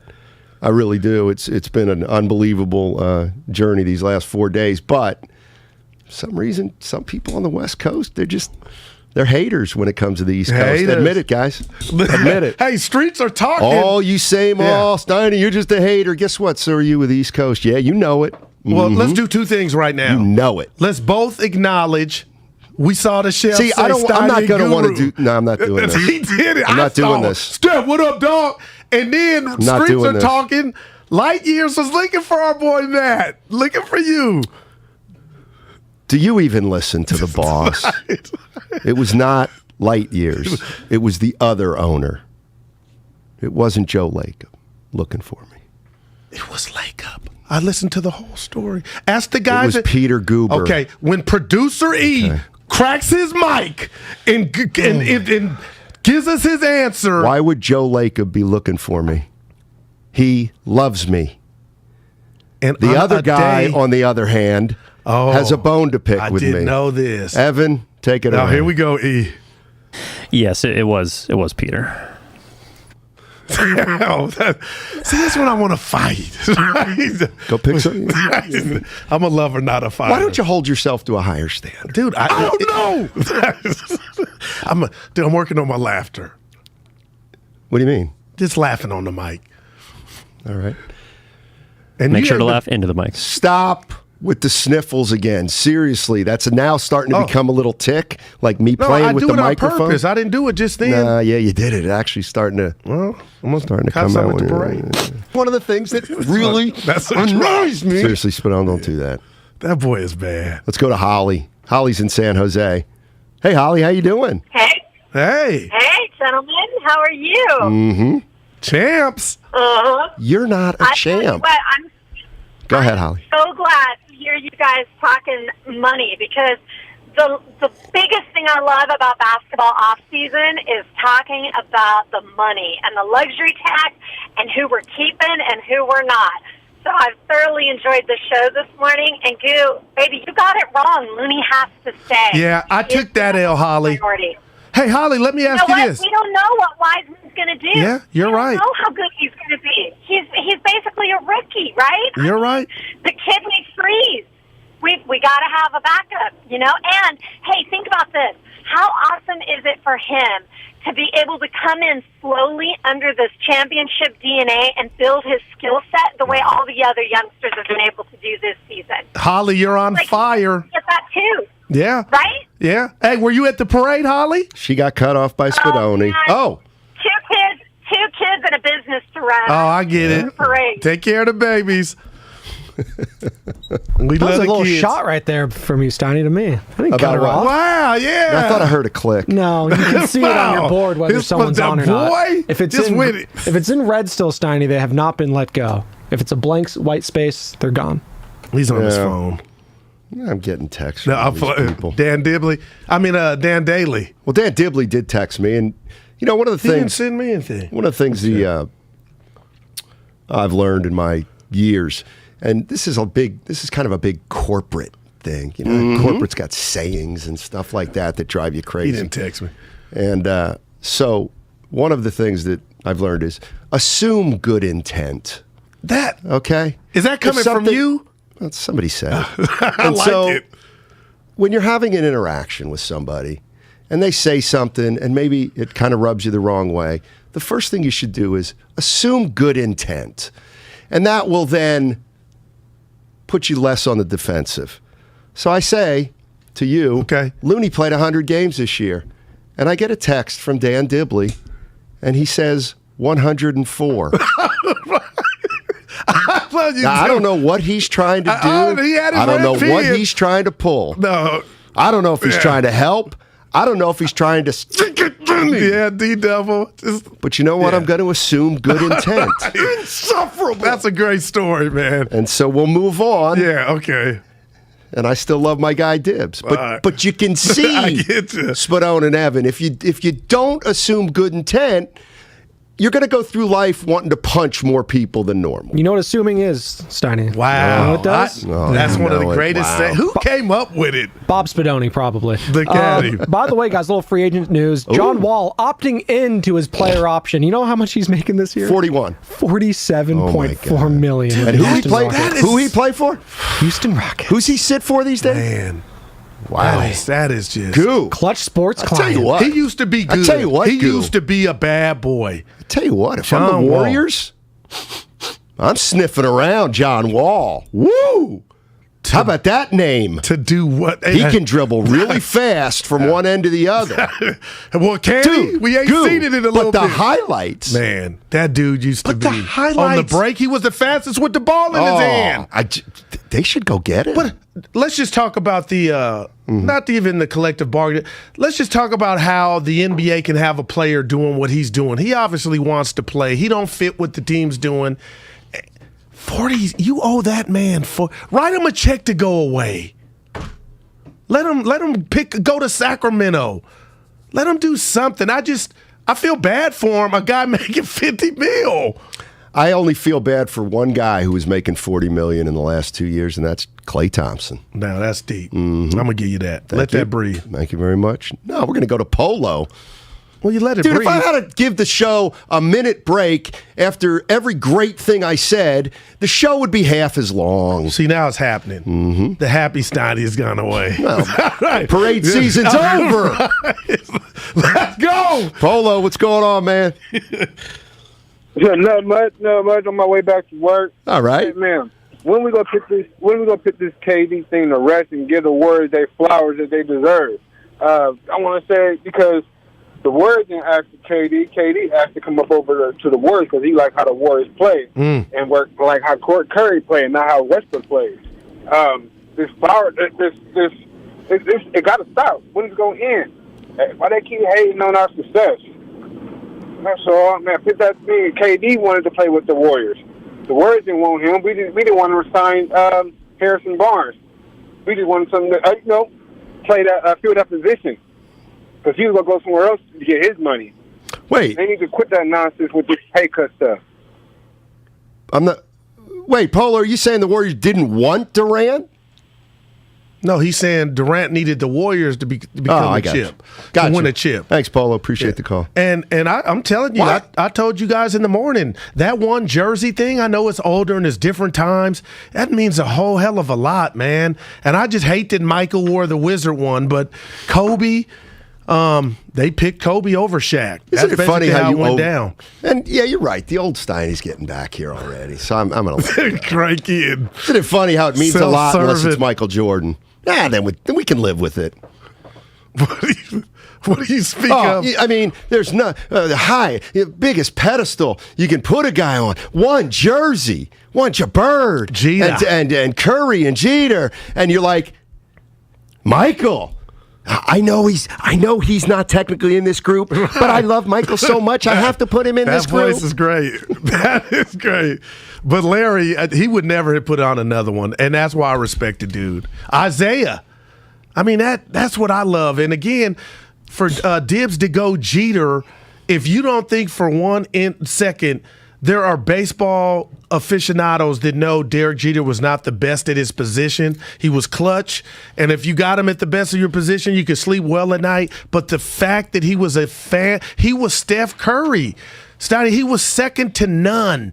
Every time he showed up to play. He was about business. That's what we're watching with the chef. While now you can turn your channel on. Where's KD going to play today? Where's Kyrie going to end up? Harden may not want to be. It's just a circus. And I'm almost sitting back laughing like Steph is just chilling here in G-State.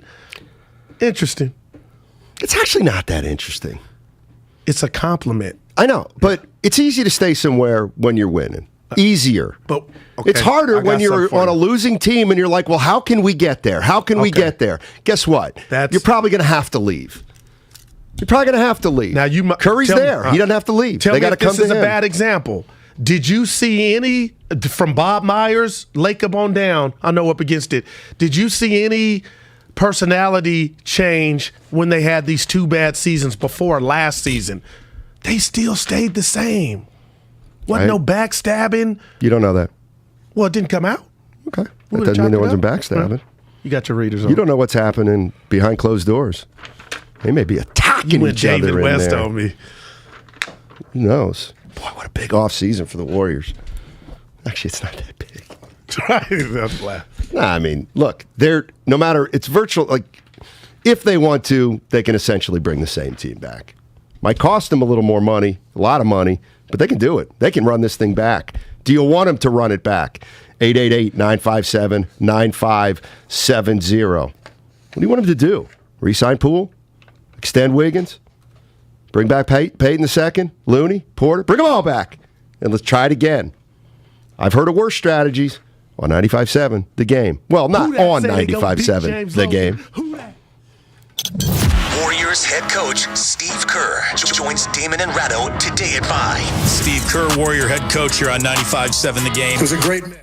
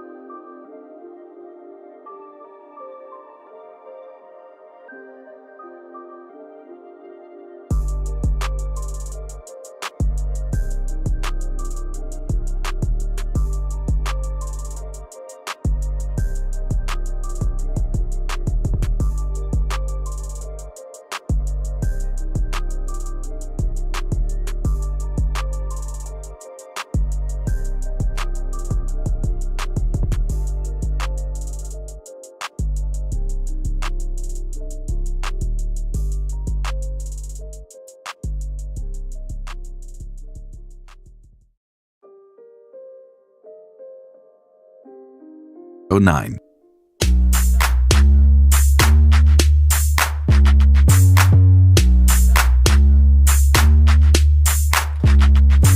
Who that say they gonna beat James Logan? Who that?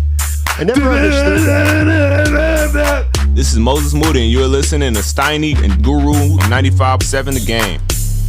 All right, Monty Poole, NBC Sports Bay Area, coming up at 2 o'clock. He was on the bus with Klay Thompson and Klay's dad. Give some good stories, I'm sure. Through this whole Warriors run, it's kind of been the most annoying thing. When you say run, not this, just from... No, this year. Okay. The I told you so crowd.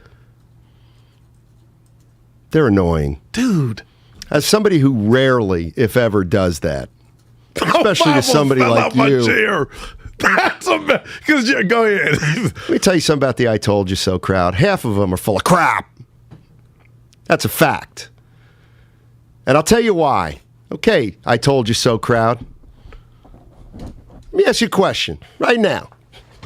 Right now. You want to talk big right now? Let's talk big right now. I told you so crowd. Pick an amount of money. Pick an amount of money right now that would hurt you. It hurt you if you lost it. Now, for me, I was going to say 1,000. Let's use you. That's going to hurt me. Yeah, I'm 50 But you know bucks. what? Let's bump it up to 5,000. Could I survive? Yeah, I'd survive. But you know what? I would walk around with my tail between my legs for a year if I lost $5,000. Okay. Okay, I told you so, crowd. You got to make a bet. You have to. You don't have a choice. You got to put $5,000 into the middle of the table, and guess what? If the Warriors win the title next year, you're going to get $5,000. If they don't win the title next year, you lose $5,000. You betting on the Warriors? Come on now. Come on. Here's your chance. Say it right now.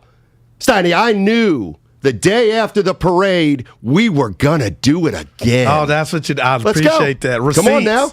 Okay. Come on. Warriors going to win it again? It'll be easy to say when they do it a year from now. But there's no human walking. And everybody's going to say it a year from now. I'm not but if hearing you're willing that. to put your money where your mouth is. I'm not hearing that. Stephen A. is the only What are you one talking on record. About? Stephen A. is the only Hold on one. a He ain't second. taking a victory lap. Wait a He's minute. the only one I've heard say before the tip of the season that the Warriors can win it, and he got it right. And he's getting no love. I think nobody cares. I sent him a personal tweet the other night saying, hey, man, you ain't getting enough run. Because when you forget a name, they are on your bumper. Where's the thing you retweeted? You're You're already talking about winning it back-to-back. No, I just told you I'd take the field. No. You said, you retweeted something. Hey, keep this thing together. We're going to do it for the next 2 or 3 years. Oh, and I still think they got a great chance to do it, but that would be my route. 925. Sheer odds would tell you to bet the field. See, that's the smart person right there. Oh, yeah. Well, you know what? No, the smart ass. No, he's right, or she's right. The bottom line is that's the point. That's the point. Tell me I knew the Warriors were going to win. I knew. No, you didn't. Joe Lacob didn't even know it. Nobody at this station. Yeah, you'd bet $5K for next year. Like $5K. I don't believe you. Got to say it now. No, it ain't now. We got to say it after the draft. Draft means nothing. Well, and then free agency moves and who they pay. If Looney's back. Oh, the are you know-it-all. telling me if Looney's back or not, it doesn't change your opinion? No, not to the know-it-all crowd. If they let Looney walk, there's a better reason why they let him walk. I got 2 comrades I got to shout out from our station, too. Before 3. Well, one is a shout-out. The other is I want them on. Who? Okay, one is Shasky. In this era of podcast or whatever venue, Steiny, he tweeted us something during the break to where he believes what I'm about to tell the people. Derek Jeter is overrated. I've never heard that. So I would love to do a podcast. This is the invite. I want you to be there. Or he could come on and we could talk about it. Because the people here would be like, forget Jeter. But I want to know what he means by that. And then this is what the last person I want to give love to, because you would never do.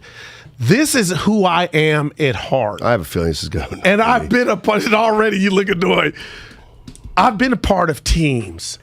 And I'm the guy that likes show meetings where everybody's trying to get in the traffic and go home. And I like bonding. Bonte sent a tweet yesterday thinking all his comrades. Tony in Oakland. And you want to talk about the bet? That's what I'm about. And I'm mad. Tony, what's going on, man? Yeah, you want to make a bet? So shout out to Mr. Hill. Tony's on the line, please. Yeah. Tony can wait. Yeah, hello? Nah, what's up, T? Hey, what's up, y'all? How we doing today? We Dynamite. champs. Hey, all right, Sonny, yeah, I'll take that bet. Look, however, though, I'm not guaranteeing the back-to-back. But how the field's looking in the Western Conference right now, man, I would take that bet.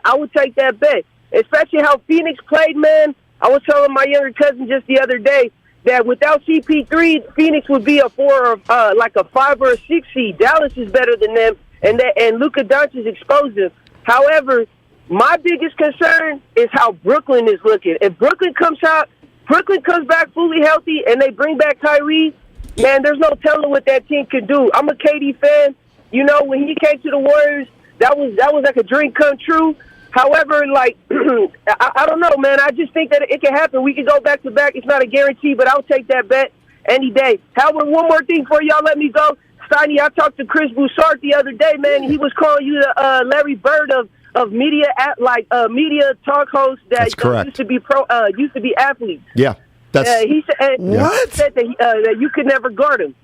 That part's not true, but wow, you had him. Listen, Tony, the end was the worst because it was love. Listen, nobody wants an old radio host to talk about themselves, but I could play, man. What do you want me to tell you? I was a player.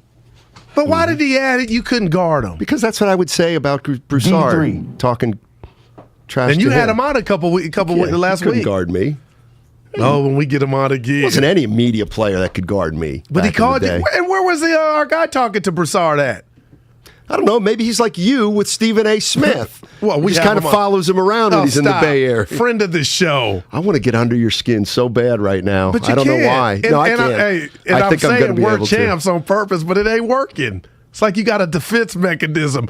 Goo, you didn't win, but the station did. We are the flagship for the Warriors. Okay.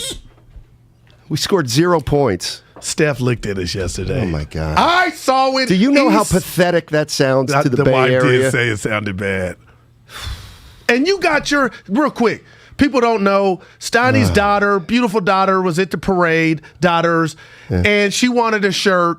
We're walking down. You say, I got to find a shirt. And I didn't tell you. I was like, you ain't going to find a shirt. Yeah, I really thought you weren't. You got one. I go home, 3 hands out. I was told to bring home. It was like bringing home meat or dinner. I didn't think of a shirt, man, and they pretty mad. I guess I could still get one. Sure. Yeah. Oakland. I bet you could get one. A lot of those cheap that say Golden State Warriors Western Conference Finals champs. See, I wouldn't do where that. are those shirts going? Yeah, right. Or what? People Boston? are wearing them, Steiny. No, but and you met Melo. Who? I didn't like how I just Melo, my guy before the parade. Best jumper in the world, Steiny. Better than yours. It's prettier than yours. That's all. You have no idea. I don't picture your play. your shot high. Males God would see it. Yeah.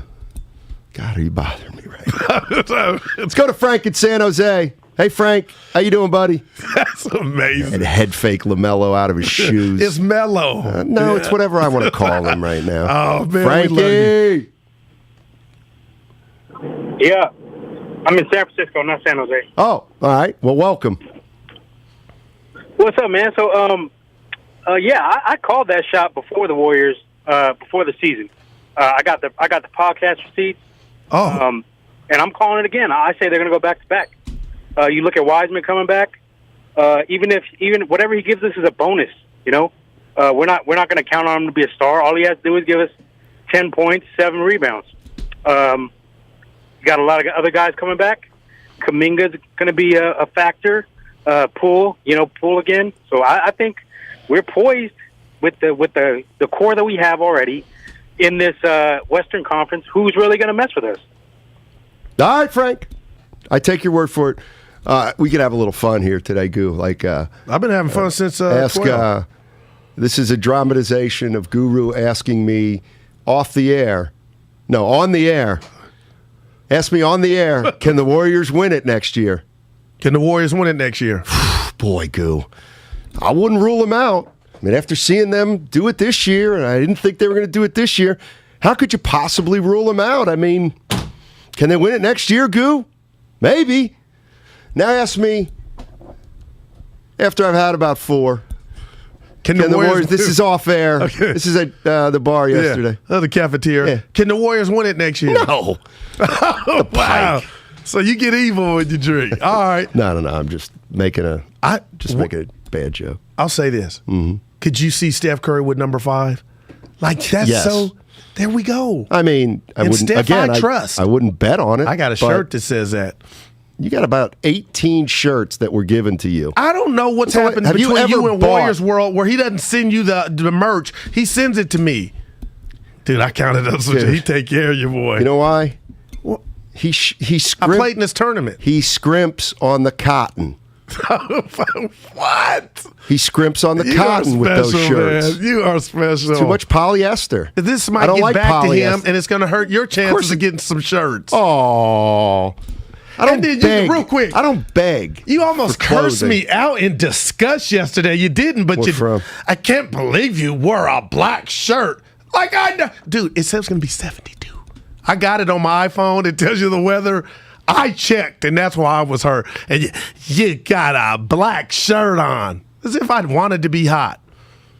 Dibs, he was frying that head. Ooh, Steiny. He got through it. Yeah, he did. Let's go to Pastor. Pastor's in San Francisco. Hey, Pastor, how you doing, man? Yeah, well, now I got something sticking in my craw. Oh, wow. Better pull it out. Yep. Y'all remember I told y'all about Draymond being the grits on the plate, right? Oh, yeah. Yeah, you did. You absolutely did. Y'all remember that, right? Yes, Guru? sir. Yep. Yep. Name of the Father, Son, Holy Spirit, amen, Pastor. I can vouch for you. Well, this is sticking in my craw now. Y'all, everybody talking about Steph Curry's legacy, and he's a multiple league MVP, right? Yeah. That's what they say. Well, what I want to know is why ain't nobody talking about he's the only undisputed MVP of the league. Unanimous decision. Why nobody talk about that? That's in it. We're not here to talk about the past. And I think that led to some hate amongst peers and people. Let's face it, that was 5 years ago. He's half the player of that now. Dude, he's still going, man. 34 years old. It's not that old. You know what I'm saying? When did Bird flame out, or is back really 37? What does that matter? No, he wasn't that far. What does that matter? I saw Dirk. It happened to him. Man. What are the guys? What are the chances of? Dude, I'm in a good mood. I don't have it up today. 408 guys. As I look at it, I can't even read this question. But you want? They want to know if Dre and Klay in 2 years might take the minimum to allow. I can't even say. More like the vet maximum. Right. Thank you. Oh my God. You hear E with the vet maximum. Come on, people. Let's go. I want to talk to Rick Barry. Go ahead. I'll give you his number. Do you got it? Somebody in here does it. I could not care less. He's happy. I didn't see him out there. This is what you do. That's just the first thing that when it crossed your mind. You don't really want to talk to Rick Barry. Oh, I thought about it. It just crossed your mind and you said it. That hurts. I do have a filter, Steiny. Come on, people. I thought about him yesterday because I didn't see him. I just kept that to myself. But now I'm like, man, what's he think about this team? I told you so. There's the interview with Rick Barry. All right, Coach in Los Altos. What's going on, Coach? Gentlemen, are you fired up or what? Oh, my God. You can't imagine, Coach. I am wound like a Timex watch. I can tell. You are so... You're just on cloud 109, aren't you? Yeah, no, it was a great day. I got to call in yesterday morning on my way to the parade and talk to Willard and Dibs, and they said, hey, come on over. I told them, I said, this is my first Warriors parade. Enjoyed the heck out of the Steve Young parade. My wife is very pregnant. And then the 2010 parade for the Giants, and then this one is my first hoop one. So it was a great day. Went over, said hi to the guys, and you know, when I think about just enjoying this moment, it was so unexpected. Anybody who said they thought we were gonna do it is full of poop. Like nobody could have foreseen this, and especially since they didn't all play together until the playoffs. Yeah. So I'm enjoying this, but regarding your $5,000 bet, I just want to modify it. Maybe it's a little bit like Tony. I just want to modify it that they'll win the West. I think the West. I think Phoenix is done. Chris Paul's over the hill. I think the Mavs are easy to beat because if you just control Doncic, they just don't have the guns, and I think Jalen Brunson's gone. The only hill they got to climb again are the Memphis Grizzlies, and they're tough. That's a tough hill to climb, but they're a unique squad because it seems like they're a better matchup without Ja when they play the Warriors.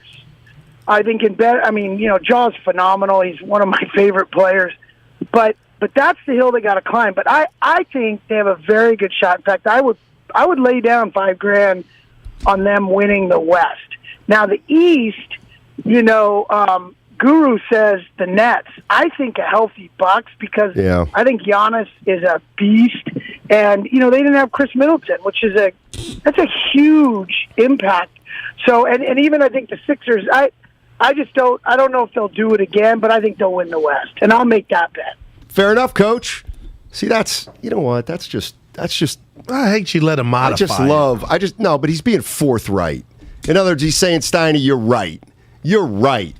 Nobody has the guts to do what you've asked him to do, but I think they're going to be pretty good. So, he's right. Now it's not even going out on the limb saying they'll win it like it was last year after coming off that play-in loss. Oh, really? To Memphis. See, I think it's going to be harder for them to win it next year than it was this year. Now, we may not have known it a year ago, but I think it's going to be harder to win it next year than this year. Well, do you think Memphis really has an issue? Because I don't with we're better without Ja. Well, guess what? No, it's not. If you had Ja, you might have beat him. So for that crowd he wasn't wrong. Those are facts, but they went 1-1. They got 2 wins, one with Ja and one without in the Oz. But for Ja Morant to be barking at the Warriors and doing whatever he's doing with Draymond Green, it just tells me they want the smoke. They're ready, and that was a damn good series. And we could make the argument it was more competitive than the series with Boston because Boston, the games they didn't win, and they got 2, we saw the same movie over and over. They just forgot how to play or weren't experienced enough to play to close it. But Milwaukee is on line 1. I told you I'm done with Brooklyn. And it started when Harden left, and now Kyrie talking about he wants out. I don't know if it's I don't know what's going on there, but I don't see Durant leaving. I mean, to me, the thing about I think one thing that's changed since, let's say, the mid-'80s or Jordan's era, it's like, I'm sorry. Somebody got hurt in the playoffs. Doesn't matter. That's part of winning it all. You got to stay relatively healthy. It's like, Memphis didn't have a Ja Morant. So, okay, that's case so that's why you don't let me hold on, or when I always go to Toronto's victory over the Warriors. Exactly. Even though it was they couldn't make it through the year. They were too old. The series. They were too worn down. They couldn't make it through the series. They couldn't. Hate to see it. You cannot hold it against another team like that. Denver didn't have Jamal Murray. Sorry. That's bad. And you know Porter what? Jr. You need some good luck to win it. Right. Doesn't matter. Chris Middleton? It's too bad. That was a crusher. It's too bad. It's a shame. But it ain't no asterisks in my league. None. 0. You got to be relatively healthy. If you're not, guess what? You ain't winning it. So you can't blame injuries. And the Warriors had 3 to each. The Phoenix Suns could say, we got COVID late in the year. Well, I'm just saying. Everybody's got an excuse. Doncic was hurt. Doncic wasn't 100% because he was hurt early in the season. Okay, Memphis. Well, Memphis lost Ja. Okay, Denver. Well, Denver didn't have Murray. Okay, who else? Clippers. Give me another playoff team. Clippers. Well, they just stunk. They didn't make the playoffs, did they? Who'd they play? I don't even know. Right, they lost. My point is okay, let's go to the East. Middleton didn't make it. No. Ben Simmons, head case, couldn't play. James Harden, fat, wasn't at his best. It's too bad. Too bad. Show must go on. You got to have a level of good fortune. And, exactly. And the Warriors got theirs. But the point with the Warriors is Gary Payton II got hurt. Well, Steph. Not in the playoffs. Okay, I'm just talking about that. No, I'm talking about in the playoffs. They got theirs when there was time to, go heal, come back, we're still good. Draymond. No Kevin Love, no Kyrie in 15. Okay, doesn't matter. That was 7 doesn't matter. years What do they ago. got? The Warriors get half a trophy for 2015? I can't remember. Nope. They cut that thing in half? Pretty funny. Please. Steph had both them trophies Injuries yesterday. mean nothing. Injuries mean nothing as it relates to quality of a champion. Some teams are going to get injuries. Some teams are not. How do you manage them? Nobody cares that Kevin McHale was playing on a broken foot in 1987. Celtics didn't win that title. But McHale was hurt. Who cares? He couldn't stay healthy. That's part of the gig. Matt in San Francisco. What's going on, Matt? How you doing, buddy? Yeah, even Steph had to come off the bench. My question for you, a little bit of off-season talk. Okay, now cool. We're officially there. Sure.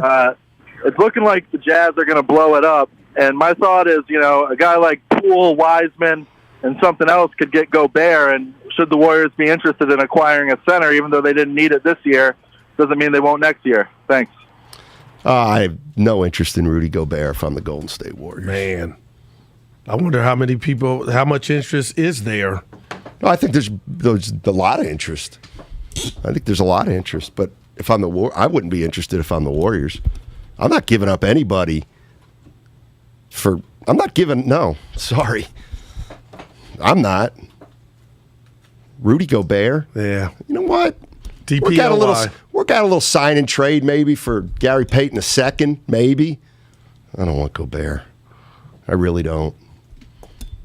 Well, a couple years ago when you were doing NBA This Week, and that was years back, but not just you, the basketball world was high on him. He wasn't a liability as much as he is now, Steiny. I was never high on Gobert. Never? Never. In fact, at one point I said, you know what? I think he stinks, but he obviously doesn't stink, but I just don't. He must. I'll tell you exactly what it is. Here's what it is with Gobert. He's basically a better player against every other team except the Warriors than he is against the Warriors. Plain and simple. He must be. Because if he's the player all the time that he is against the Warriors, then he's not very good. He stinks. Not close. So his name on that trophy is not cheapening that trophy. DPOY. Whatever. See, that's what Who cares about those trophies? But some do. Draymond does. They're media. I just hate he gets it, and idiots like us voting, like you and me. They ain't giving me no. We don't know a damn thing. I would have gave it to who? Giannis. Is that the first name that crossed your mind? No, I was just. Let's go to hey, whatever you do, you got to make sure to tune into Damon and Ratto today, 5:00. Final interview of the season with head coach Steve Kerr. That's 5:00. Yeah, he's only won 9 titles. Steve Kerr, selfish man. Monty Poole, NBC Sports Bay Area, coming up on the other side. Listening to Willard and Dibs has never been easier with the Odyssey app. The great Mr. Fab.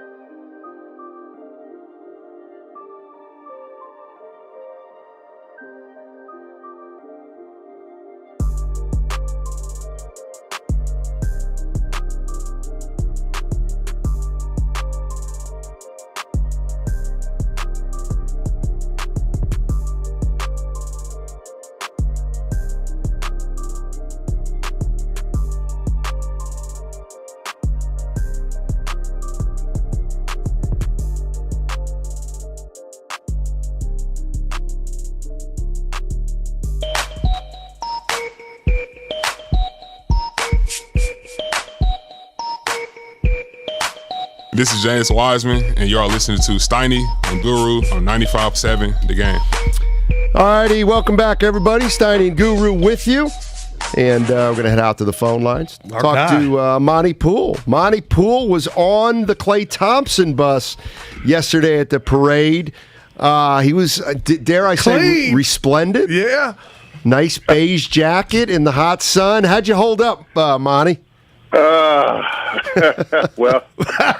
it's been a long month, man. Yeah, I mean, you're too professional to wear shorts and a T-shirt, I guess, but that's what makes you. Monty. Well, I had to be in studio for the beginning of the show, so I spent the first 50 minutes in studio, and then they had a car for me to take me to the bus, and so I was supposed to be on the bus for half an hour, 45 minutes, and it ended up being more like 90 minutes.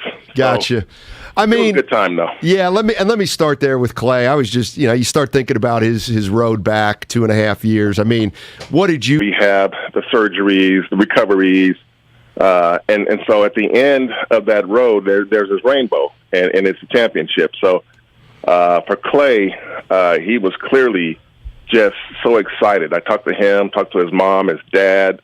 He had a bunch of buddies on the boat, and Otto Porter Jr. was also on the boat, and with some people, his people.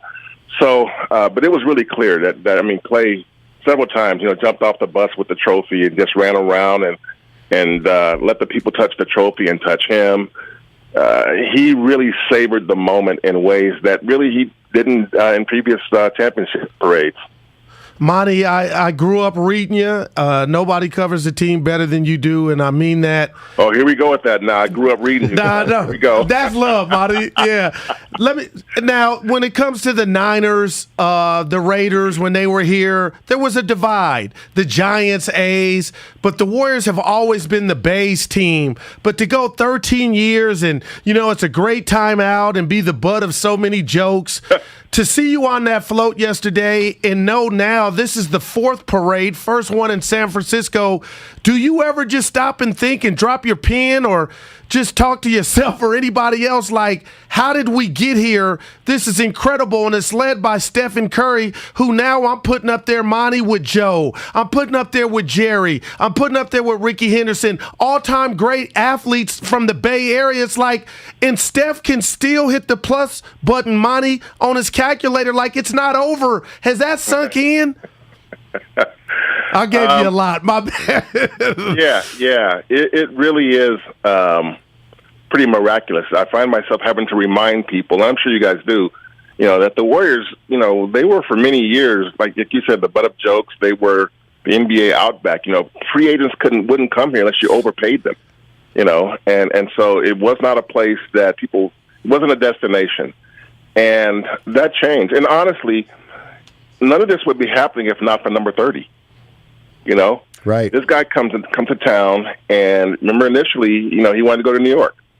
And he comes here and becomes a star and then becomes a superstar. And not only that, but he becomes sort of the centerpiece of the franchise. And I mean, honestly, I believe that if not for Steph, sure, you don't have the championships. No, you don't have those. But you also I don't think you have Chase Center. I think his presence and his impact sort of opened up a sort of, a civil will and support for this team and this franchise. When you're good, when you're really good and you're exciting and you get the public behind you, it's easier to get stuff done, kind of like the opposite of what the Oakland baseball team is doing, So I couldn't help that. But if you look around and you see how the Giants built their ballpark, what they do. After years of talking about leaving, they decided new ownership comes in and said, we're going to go the other way. We're going to build a good team. They went out and signed Barry freaking Bonds. And 8 years later, they had a ballpark. Yeah. The Giants, the Warriors, Joe Lacob and Peter Guber take over in 2010, and they want to go to San Francisco. You know that. But it took them about 4 or 5 years, and they didn't really get to that point where they knew they had it done until that first championship. And people sort of just jumped on that bandwagon. And I'm telling you, man, in places like this, when you become a winner, and then a multiple winner, people love that. And it's hard for people to say no to you when you do that. And so, and again, without Steph, no, it doesn't happen. Yeah, obviously, Joe and Peter did a lot to get things going, and Rick Welch and Steve Kerr's impact has been special. But they all realize that if Steph Curry never plays for the Warriors, none of this happens. Monty Poole joining us on 95.7 The Game. He works for NBC Sports Bay Area, covering the Golden State Warriors.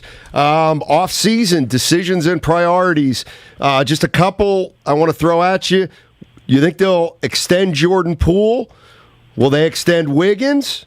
And then what about Peyton II, Looney, and Otto Porter Jr.? Just, some quick thumbnails on each of those five. Yeah, I don't think that the extensions are the top priority, because those guys are still under contract. And, yeah, you want to extend them, but you've got some unrestricted guys in Looney and GP2.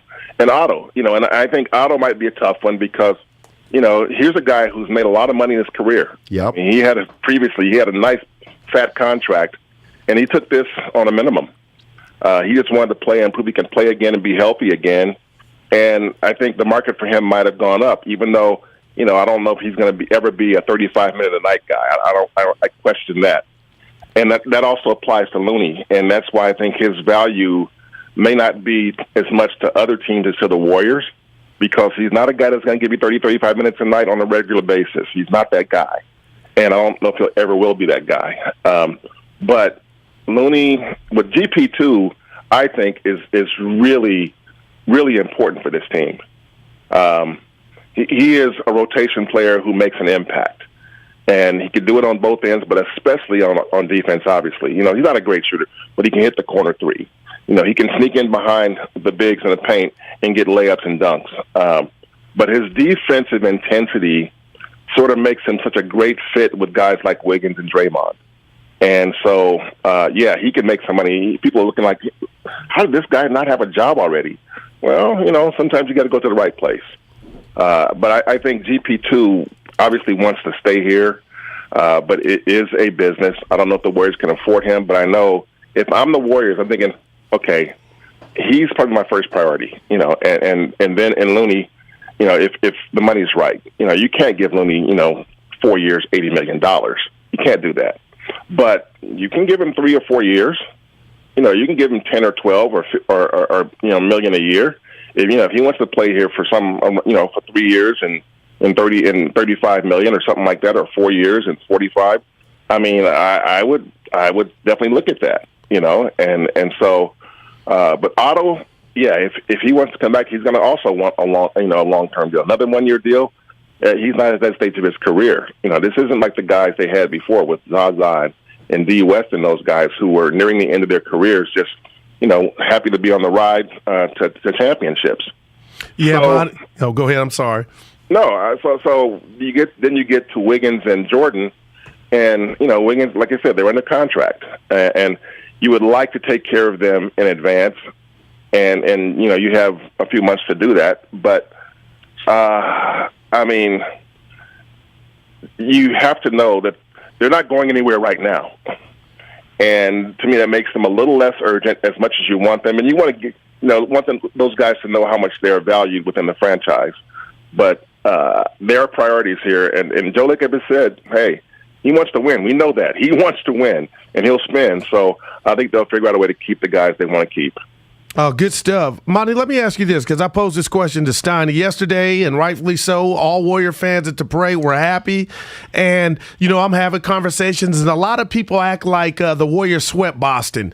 No, it didn't happen that way. They were down 1-0, down 2-1. I asked Steiny this, and what did the Warriors do to kind of suffocate Boston and change this series to where they wanted in the fashion they did in your eyes? Well, a couple of things, and I don't want to take anything away from what the Warriors did. But going into this series, I looked at the fact that the Celtics had to go through 2 7-game series, one against the defending champion Bucks and one against the Heat. And when you play 7 games against Miami, it's like 15 games. I'm sorry, that's the way they play. And so my thought was, at some point, these 14 games that they went through to get to the finals is going to tell. And then come game 1, and in the fourth quarter of game 1, the Celtics blew off the Warriors. And I thought, maybe I was wrong. These guys, maybe they are Terminators. Maybe they're at that point now where the youth is just so giving them so much life to where they can coming off of a game on Sunday in Miami, fly home to Boston on Tuesday, fly west here on Wednesday, and then come out here for the media day and then play the next night. And in the fourth quarter, hit the gas. That was crazy to me. But I thought through games 2 and 3. Okay, they're not going to keep doing this because the Warriors' defense is too good, and they're not getting beaten by the guys that really would scare you, which are Jaylen Brown and Jason Tatum. And Derek White isn't going to beat you. Al Horford isn't going to beat you. Grant Williams isn't going to beat you. And I thought their defense was crucial. Wiggins played tremendous defense. Draymond was up and down, but when he was good, he was very good. Steph, he had the one off shooting game, but Steph owned the series pretty much. So I just thought that they stayed with the defensive principles and didn't let Jason Tatum get comfortable at all. And Wiggins, that dude played his tail off. So you look at that, and Jaylen Brown had some moments, but his moments didn't count. You know what I mean? They weren't clutch time moments. And I just thought the Warriors, in the end, wore them down with their defense. And that kind of told the story. Once they got to the game 4 and won game 4, I thought, okay, this series is going to end at 6, probably as I predicted before the series started. Hey, Monty, get some sleep. Get some rest, baby. Hey, man, you know what I learned? I'm getting too old for these back-to-back red-eye flights, and then on to Boston, and then on the way back, getting on a plane 2 hours after going to bed. Yeah, it's rough, man, for an old guy like me. So, you did a great job, man. Yes, sir. All right, have a great one, Monty. Appreciate it as always. Monty Poole, NBC Sports Bay Area. You and him go back how far, Steiny? Oh, goodness gracious. Man. 95? Okay. That's been... See, that's why I bring the text line up. The first thing I see, segment could have ended with Guru's question. That was insensitive.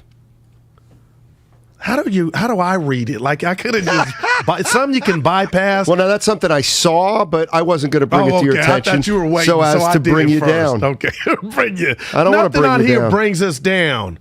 Except somebody said I look like I'm a Catholic school with my outfit and the chain. Who's that? That Dibs? That was Coase, I think. Oh. John Dickinson. Come on. What? It's authentic John Dickinson. Give me it again. Right there. Oh, my. JD. Okay. Authentic might be strong. Yeah, exactly. Monty Poole. Great stuff from Monty. I tell you what, I was telling this to our producer, Evan. I tell you what. Oh. Here's hoping a big fade from the Giants. My liver can't take another parade. Well, look at goodness gracious, man! Can some team around here please go 500? I can't take it. And we got the draft 2 days. Nobody cares. Let me tell you something. When they pick hurts. some guy you never heard of, and you come in here Friday and say, Steiny, I love what they got here out of Jimmy. No, they're not going to make the team. Yeah, they will. Well, of course they will. Who's leaving? Damian Lee. Night. He's family. They're, JTA. What do you do with him? Yeah. Iguodala. I got to read what Dala's you. Not coming. Where was that article? Chronicle. Which one? The one about Iggy saying, "Run it back," or was that just a quote? Oh, okay. And then people ask me what Draymond Green shirt said. Did you happen to? Do you know what it said or read? No, the one he had on yesterday was green. What was it? I don't know. I was asking you. They should have that answer if you're going to bring it up like that. Well, because somebody asked me. Right. So I'm the one that takes on the tough questions. I don't have the questions, but I'll tell you where to go get them. And the text line in Twitch is where you go get them. So I'm posing it to you, thinking you don't like that. That's the stuff you don't like. I can't stand it. Like at your funeral, I'd say he didn't like that stuff. I can't stand it. Yeah. Because it makes us look bad. Not just me, which is more important. What's something on some man's shirt? We got a show to do. We didn't get to see his shirt. Well, then they're going to say, what do you guys do? Hey, aren't you even paying attention? Shirt readers. Oh, you're not paying attention? You didn't see Draymond? Okay, hold on. I'm just saying. He was on a float, which is a bus. He came down off it. Yeah, but they were down the way. That did happen. It's good to see you, man. Whatever. See, let's go to Richard in San Mateo. Good Lord. What's going on, Richard? How you doing, buddy? Rich. Hey. I'm doing pretty good. Nice. Hey, I got a question for you. Give it to me. If they re-sign Looney, right? Uh-huh. Let's say they do sign him to that multi-dollar deal. He has to develop a mid-range like he had in high school because he was handling the rock and shooting in high school too. And then another thing, the Warriors, although the Warriors just won their 4th title and the Giants got their 3 titles and gave us a little tease last year, and they're somewhat doing kind of good this year. Does that put any more pressure on Kyle Shanahan this year to actually come through for the Bay Area fans?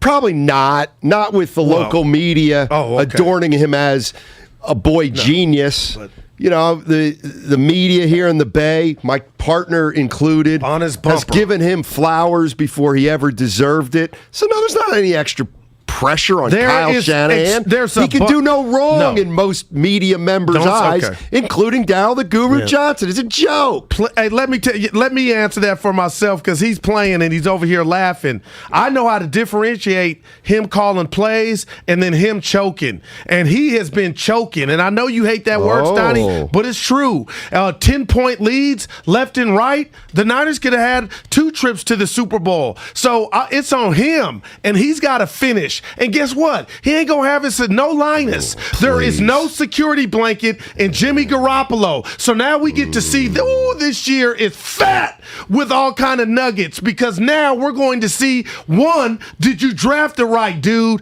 And 2, why did you draft the wrong dude when it was working before? It's on Kyle to call plays when it's lemon booty time. I need you to be in your bag when it's go time. This year, Michael Jackson had a movie called This Is It. And part 2 is starting Kyle Shanahan. This is it. No more passes. I'll believe it when I see it.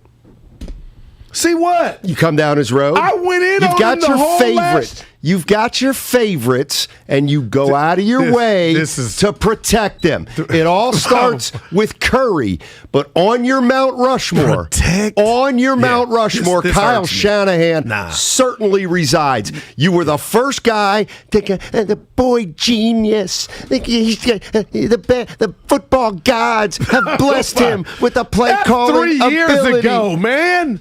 That's old stuff. What have I said? God, I want to get under your skin now.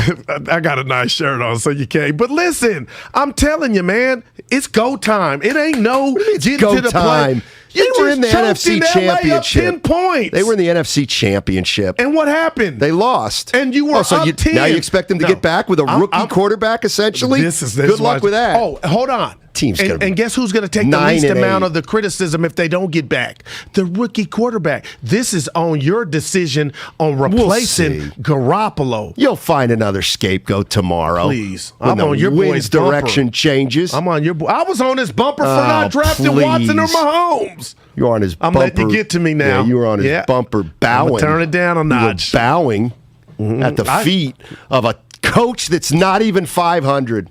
That bothers me about him. Well, but you love him. Now look past it. You love him. Mm-hmm. This year's juicy. Juicy. Win a championship like the Warriors, for God's sake. How about 4 of them? Please. Man. Would the parade be here or Santa Clara? I had to be here. It's the San Francisco. That's a good. You know what? No, it's here. That's a good question. I don't know. Who's the mayor of Santa Clara? Let me tell you something. Knowing the Niners, they try to weasel too. I think. I could. Well, what do I mean? Knowing the Niners, I don't know. It's a good question, though. You think it would be Santa Clara? Lisa Gilmore is the mayor of Santa Clara. That's how you get info. How do you know? I just Googled it. Is that shirt Guru has on available at Big and Tall? I don't know. Is that a compliment or an insult? I don't know. It don't sound like it. Well, Big and Tall would be for guys your size. I mean, no, that Big and Tall is NBA and pro players when they're in shape. No. Yeah. Give me just I'm not putting you on the spot. You're smart. Who do you want the Warriors to draft at 28? Just give me a name. Somebody that can contribute. Just throw a name at me. Chet Holmgren. Not him. He's probably not going to be there. Just give me a name. I know your draft board goes 60, 80 deep. Just throw a name. I'm not going to hold you to it. No, Goo. I got 100. Yeah, I know. I'm not going to hold you to it. Just throw a name out there. Ty Washington Jr. Okay, I like him. Where'd he go again? Kentucky. Or maybe Johnny Davis. I like him. You mean the guy used to play for the Portland Trailblazers back in the day? No, this guy played at Wisconsin, sophomore.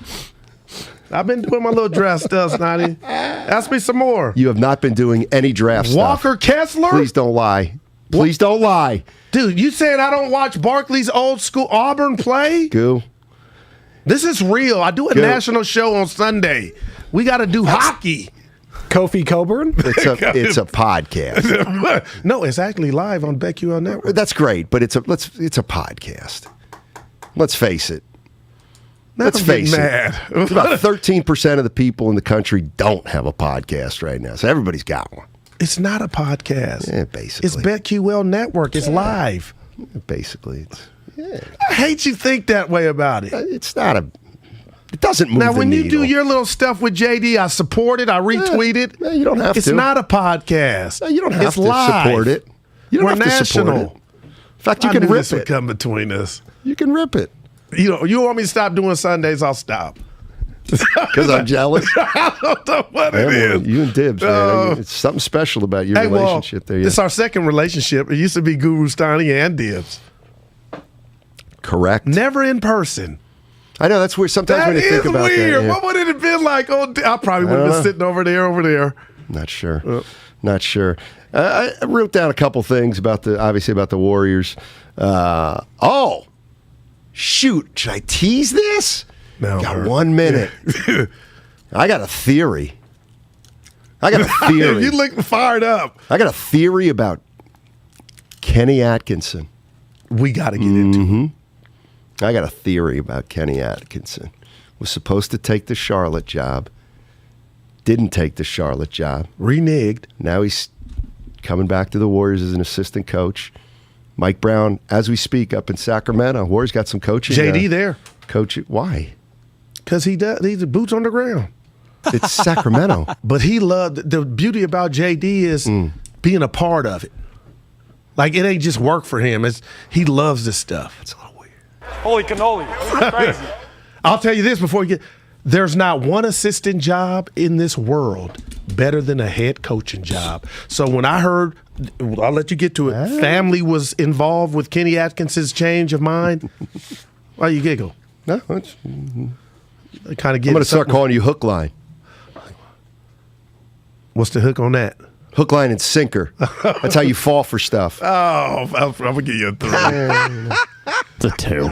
650 wants to know if the backyard boogie's still a thing. They took a round back. Yeah, they chopped that thing off at the knees. It went on for 3 years. Wait a minute. So Guru did a thing and then they changed formats? Tough. Very tough. Hey, the thing ran for 3 years. And then subsequently shut down. Tough.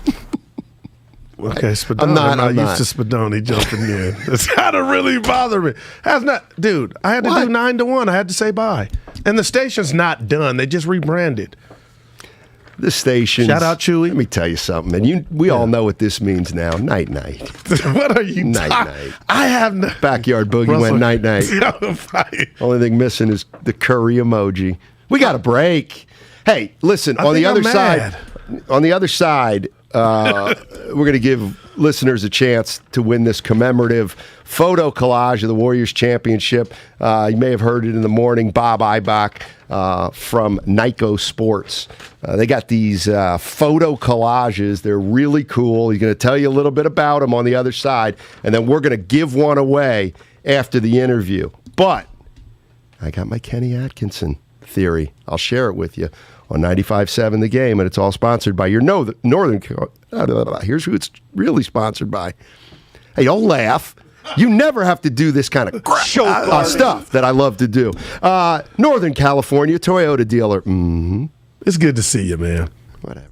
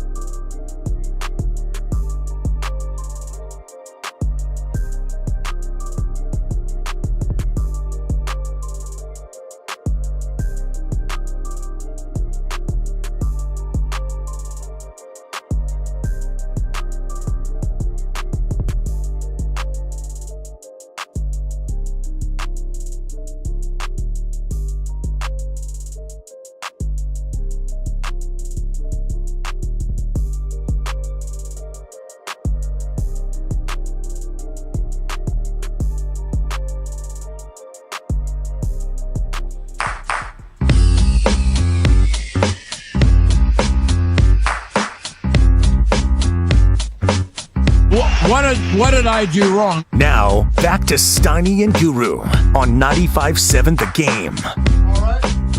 I haven't done that in a while. Steiny Guru here, half hour left in the show. 95.7 The Game. 10 minutes, going to be talking to Bob Eibach.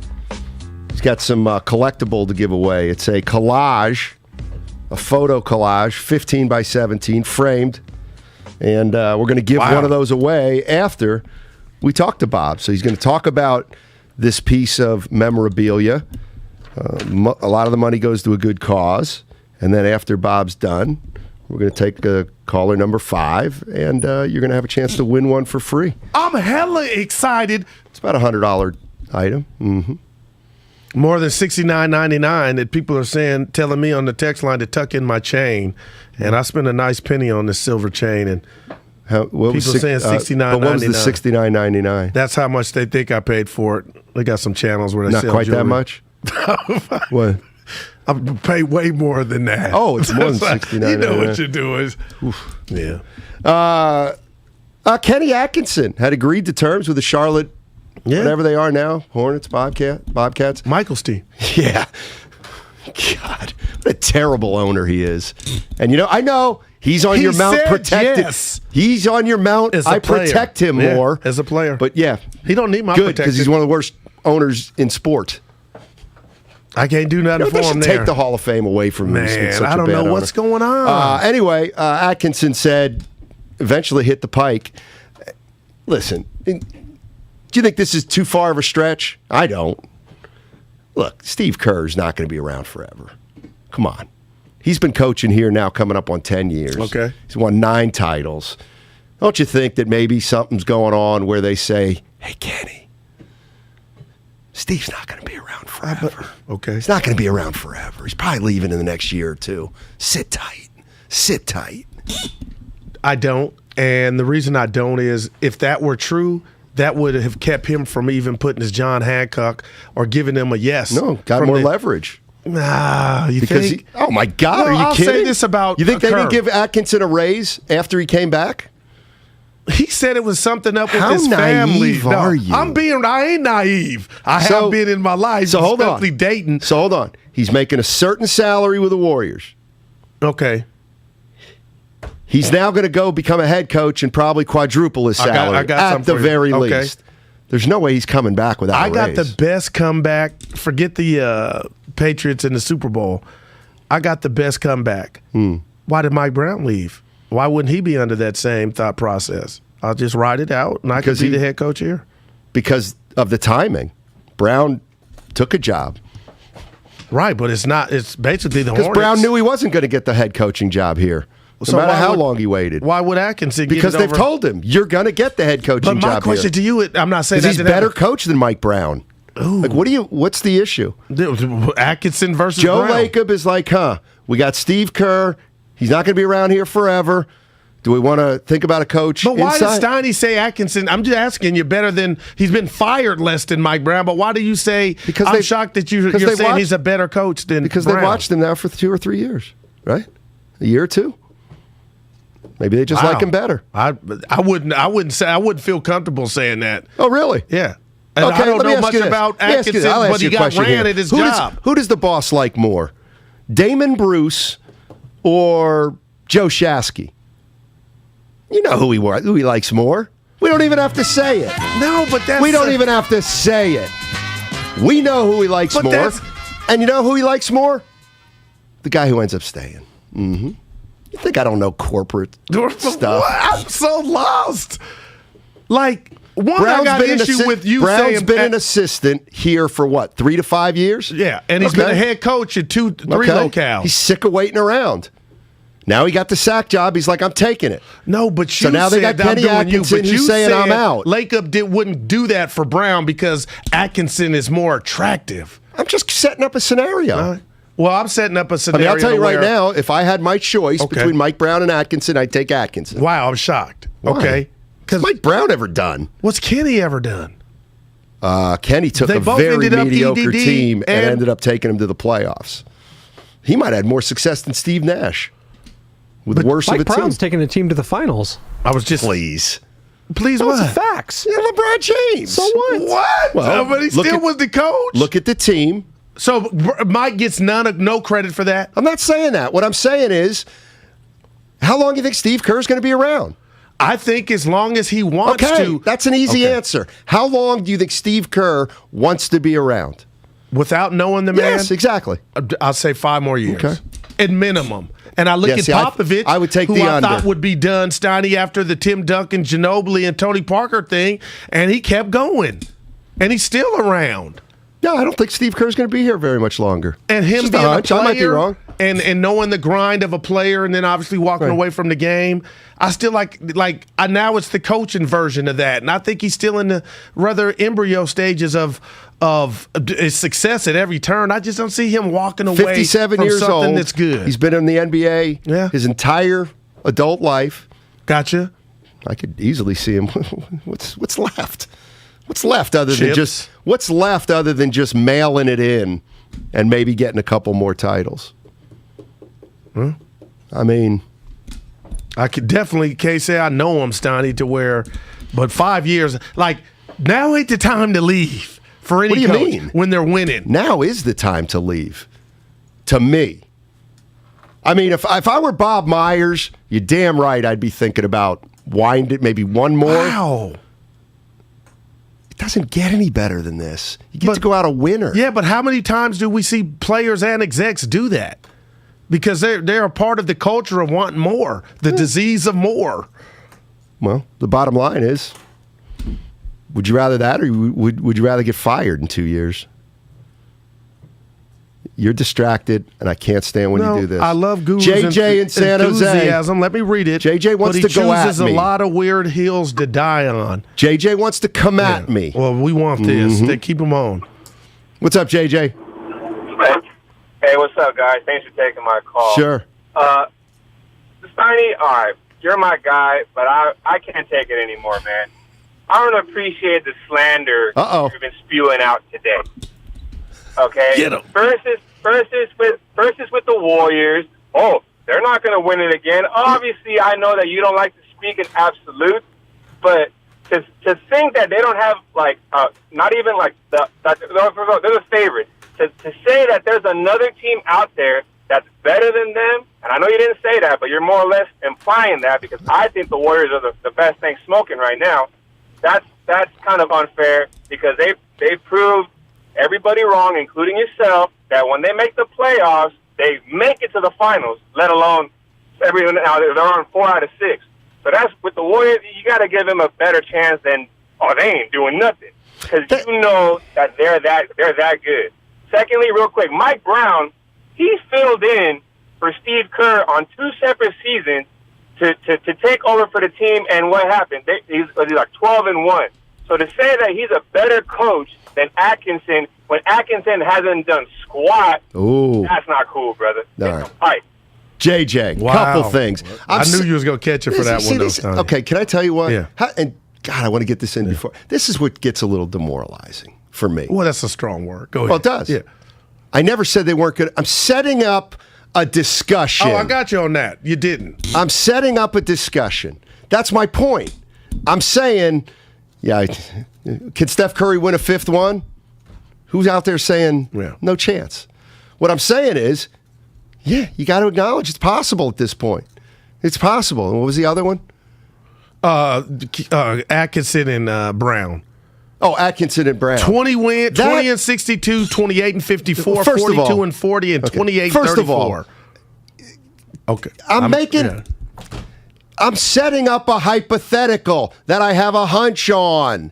To me, Atkinson not taking the Charlotte job, to me, might have something to do with they know Steve Kerr might not be around. Nobody's forever. arguing that, and you know what? You saying he's better than Mike Brown. Well, that's what the heat is coming from. So, okay, what if Joe Lacob thinks he's better than Mike Brown? By the way, how many people like Mike Brown when they got their ass kicked by 55 points to Memphis? And you know what? I like Mike Brown, and this is where I'm messing right now. I'm not really.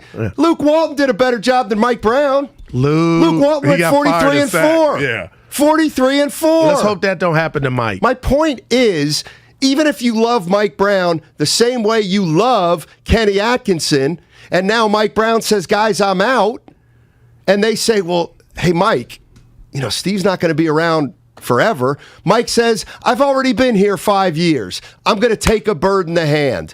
Maybe Kenny Atkinson, who's only been here 1 year, now says, you know what? I've only been here a year. Charlotte's a joke. We all know that. I'll stick around for a couple more years.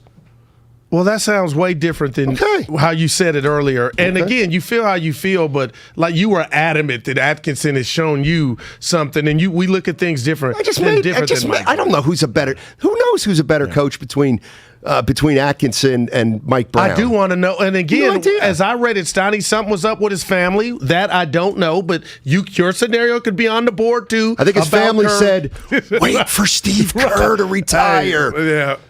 Why would you want to work for Michael Jordan? Mike did take him to the finals. Michael Lowball Jordan. Yeah. D'Antoni interviewing there in Charlotte. Where?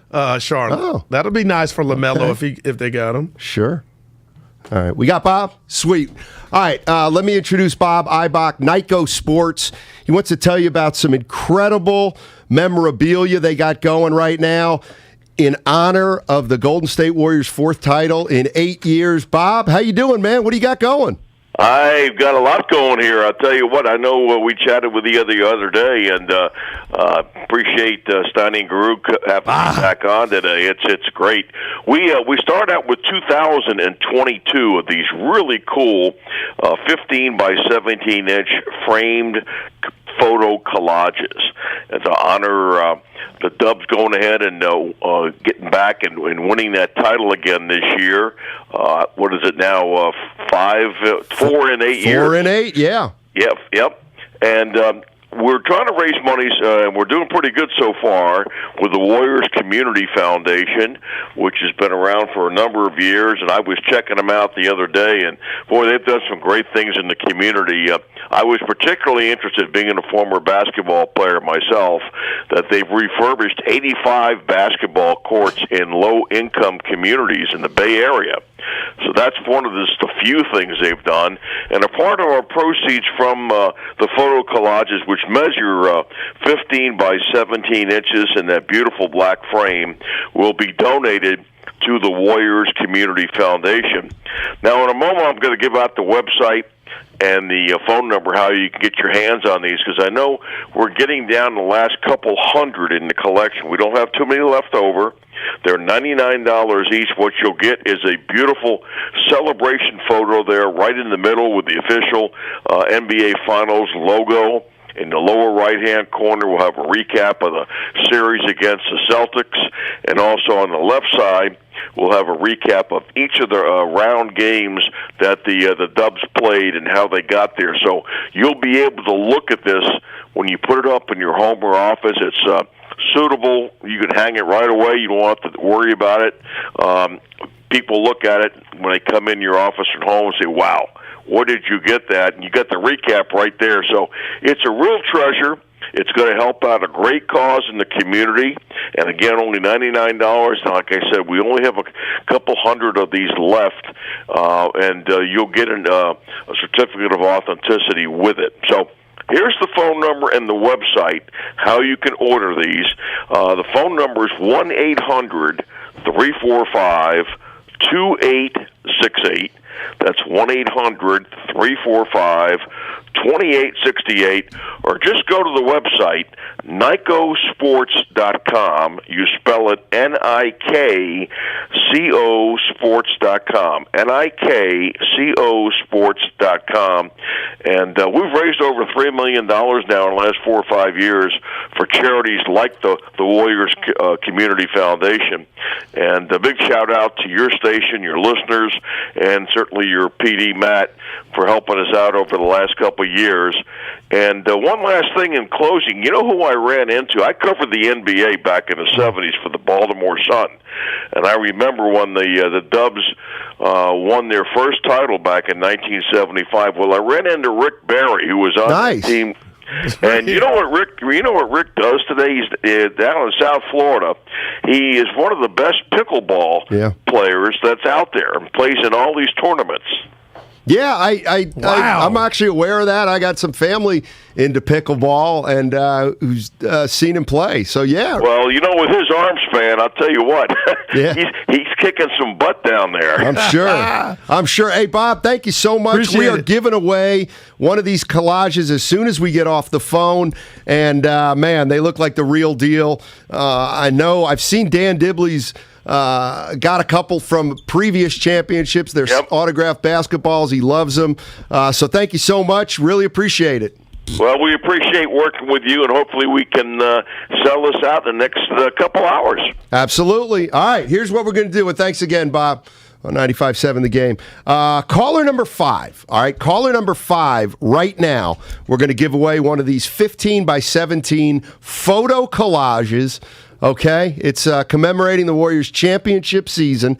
Caller number 5 right now, 844-999-GAME. That's 844-999-GAME. Caller number 5, you get one.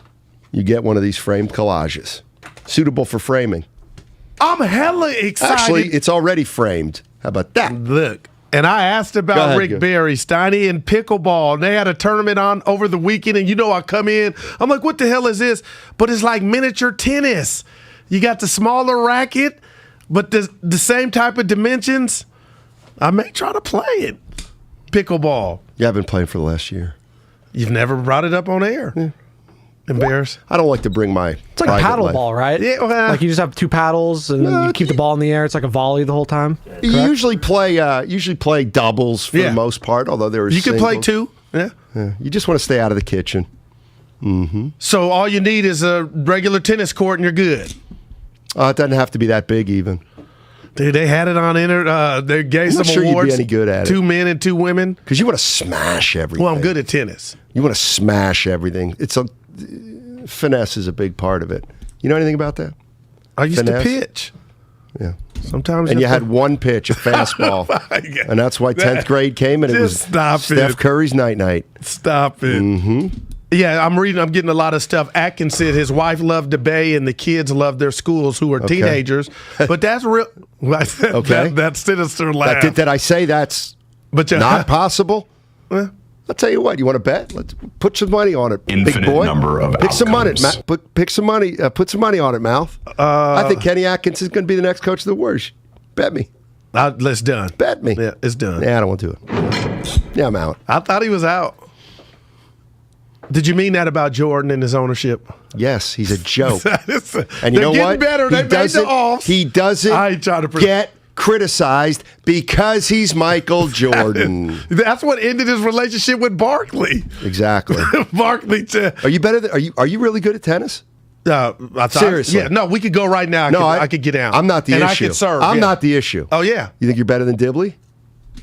I'm faster. Are you a better tennis player than Dan Dibley? I would think I could beat Could Dibs. you beat him? No shade at Dibs. I think I could beat him. You are 0-7 in these kind of matchups against. There's 2 in the low kneel one didn't jump off the race. How are the golf lessons going, Gil? My instructor got COVID. I was telling Steiny and E, so it's on pause for a little bit. Okay. Yeah. Boy, hey, Spadone and Evan, dead serious. Who are you taking in a tennis match, Dibs or Guru? Wow. How much experience you got tennis, Gil? Enough to where I think I could be. What's Right in now, that I could way? go No, out there and it concerns me you didn't answer it. You said I can enough. tennis. I You won't said be enough. tired. What does that and my mean? serve is pretty good. Okay. And I even got a racket. You got a serve and volley? Are you that kind of player? Or? I got a backhand. That's when you come up to the net and you don't let it bounce. You guys don't think like I a didn't know one-hand that. backhand kind of guy. Oh, you go. Yeah, Wow. Roger Federer. Are you Roger Federer over here? Hey, this is our guy Ernie from Concord. He's the one who's asking, is Dibley better than Guru? Oh, So I thought Dibs was texting you he could beat me. I would But have he to probably- bet. I I'd wouldn't have be to- ashamed. I'd bet on Dibs. I'd have to. But what about the speed? Well, he played. I don't actually think you're that fast. I haven't Did seen you not either of them watch the play, hoop? but Guru's got him in terms of length. Yeah, so all that definitely day. helps. Nah, I'm taking Dibs. I think he's got more. I think he's just a how better player. What am I using to run down court in these full court games with youngsters? The game's tennis, all right? Yeah, no, but you act like I'm coming down like Sabonis. It's a game of endurance. Who's going to last the longest? Don't be mad. I'm just taking Dibs. This is why I want you to come watch me hoop. That I'm not going to come watch you hoop. I'm not watching you play tennis. I'm not gonna. So quit asking. Pickleball. You just brought that out of nowhere. Pickleball's a great game. You never said it. I play with my family. And my nephew, Bobby John, runs tournaments and stuff. Pickleball tournaments. Yeah, he got me into it and our whole family. How much we got here, Spadone? Got about a minute 10 here. Bobby Marks at 3:30 at Okay. Damon Ratto, and then Steve Kerr is final interview of the year at 5 o'clock. That's a big one. Hey, Steve, how much you going to laugh? How much you going to coach laugh? I'm going to, well, you got to ask him that. Yeah, that was a joke. I would absolutely ask him. Steve, how long you get? Man, you've been. Until we start losing. Steve, you're 57. You still look pretty good. I mean, you're getting wrinkled. You get too much sun. Get some of that sun. But, I mean, come on, what? Another year or two? Be what if he says, I'll leave when the chef leaves? Okay. We'll probably hear about 6-7 more years. Then we know it's at least 4 more years. How much now? I got to get going. I got 30 seconds. I got to You golfing? I'm I'm going to be with you one day. One day. It's going to be hot out there, Stein. You got the water this time? Oh, you going out there in this heat? It's not that hot. All right. Extra what? 25 yards of drive Me and today? JD tomorrow. You know what? It's not about length. What happened it's to about Steiny? accuracy. Right. All How right. you use it. Now how much? Yeah. 10 seconds. Okay. I'm going to leave a little early. Have a good day. I want an 88 or better. Will do. Who that say they going to beat James Logan? Who that? I never understood that. Listening to Willard and Dibs has never been easier with the Odyssey app. The great Mr. Fab joins us right now live on Willard and Dibs.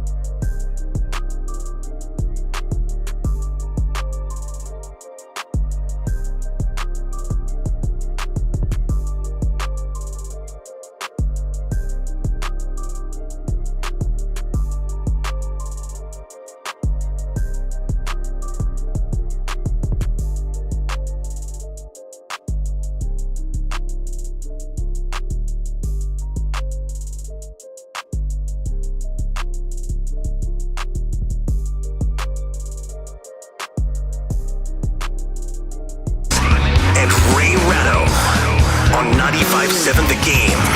Brought to you by BMW Fairfield. Well, unlike yesterday, I didn't have to be scurried across the city with a police escort to get back to the studio almost on time. This was... today's even nicer than yesterday. Like, the Warriors are lucky that the parade was yesterday and not today, because if there were 50 people passing out of heat stroke yesterday, it would have been 150 people today. It is gorgeous outside, like almost a little too nice for the Bay Area's comfort. We got a good one for you today. Still glowing the post-parade glow, Ray? I think what you're talking... You got it? You're talking about the basking in the... Basking, not wallowing. Basking. I knew you were basking in it. I'm No, glad. I wasn't basking in it. You are basking in it. No, You rushed to the microphone to correct the word. That's how much fun you're having. No, once again, I don't have a problem with anybody else having fun. I just don't want to have it inflicted upon me. I'm not anti-fun. I just get to decide what fun I have. You are so anti-fun. We have a really good show for you today. You know, you can't stop looking back at that all of a sudden, like day after it's over. We are going to have our exit interview with Steve Kerr live at 5 in about a half an hour from now. Bobby Marks is going to join us. He's ESPN's NBA front office insider, and we are going to talk to him about winning gets expensive. And it's about to be incredibly expensive for the Golden State Warriors, with deals for Jordan Poole, Andrew Wiggins, and, you know, Kevon Looney, all up. This is, it's not just them either. You know, there are contracts to be dealt with. So the business of the NBA's offseason begins in earnest. That's how it goes.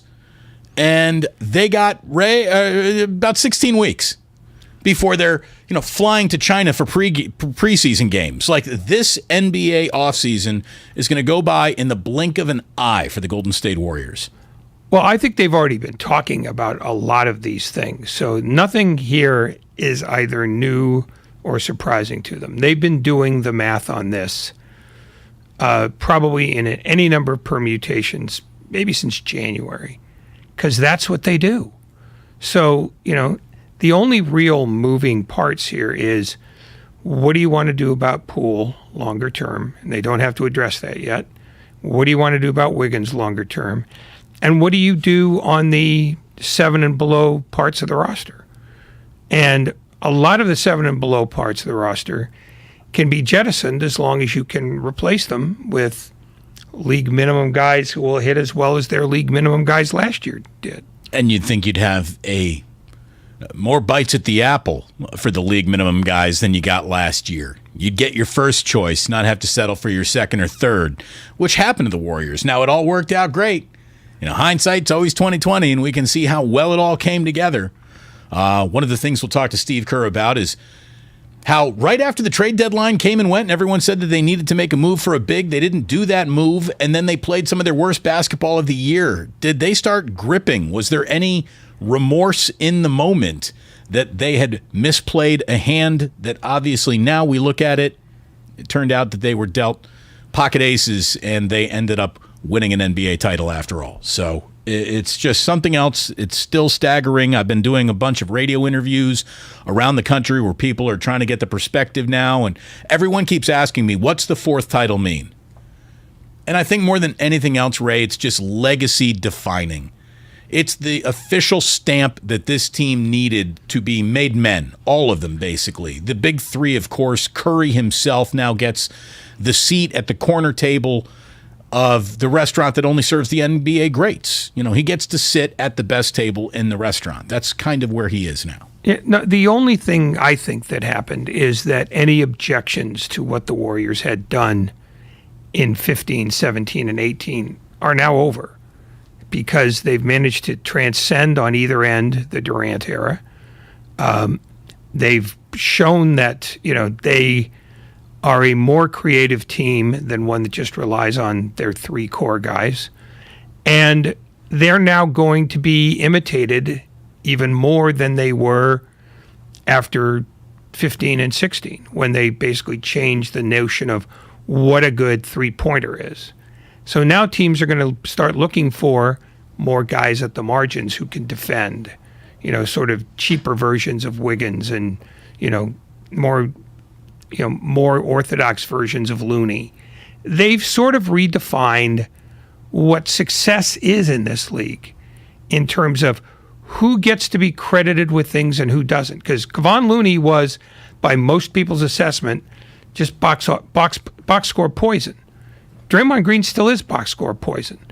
But if you look into the box score deeper and you look into the metrics behind it, you find out how vital he is. And the same thing with Looney is what they're doing slowly is they're revolutionizing roster building. Well, and they kind of had to, because the other point that I bring up when someone asks what this fourth really represents is that they've evolved once again. The Golden State Warriors stumbled on a new way of playing basketball that only they and then one or two other teams even attempted to play like. And now the entire league tries to play like the Golden State Warriors, even though they don't have the ability to play like the Golden State Warriors, the discipline to play like the Warriors. But they have once again reinvented themselves, and they had to get ahead of the league curve, which obviously in 2014-15, they were way ahead of it. I mean, they were playing a level of basketball and embracing a style of basketball that no other team really was even that familiar with. Everyone does what the Warriors does or did now. So they saw the league catch up with them. And like Ray, you just pointed out, they had to find little ways to differentiate themselves from the others. And they found it once again. And now, how do they differentiate themselves? Keep this going. Keep asking Andrew Wiggins to play like that and see where this lands. It is set up to be pretty darn good around here for a while now. And we're going to talk to Bobby Marks about that, how it's all kept together. The exorbitant cost that is going to come across Joe Lacob's desk is considerable.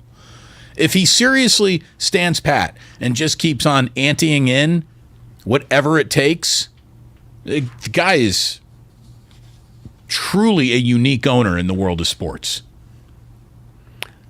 Well, here's what, I don't know if he's unique, but he's pretty rare in that he will spend whatever needs to be spent to keep his general manager happy rather than the other way around.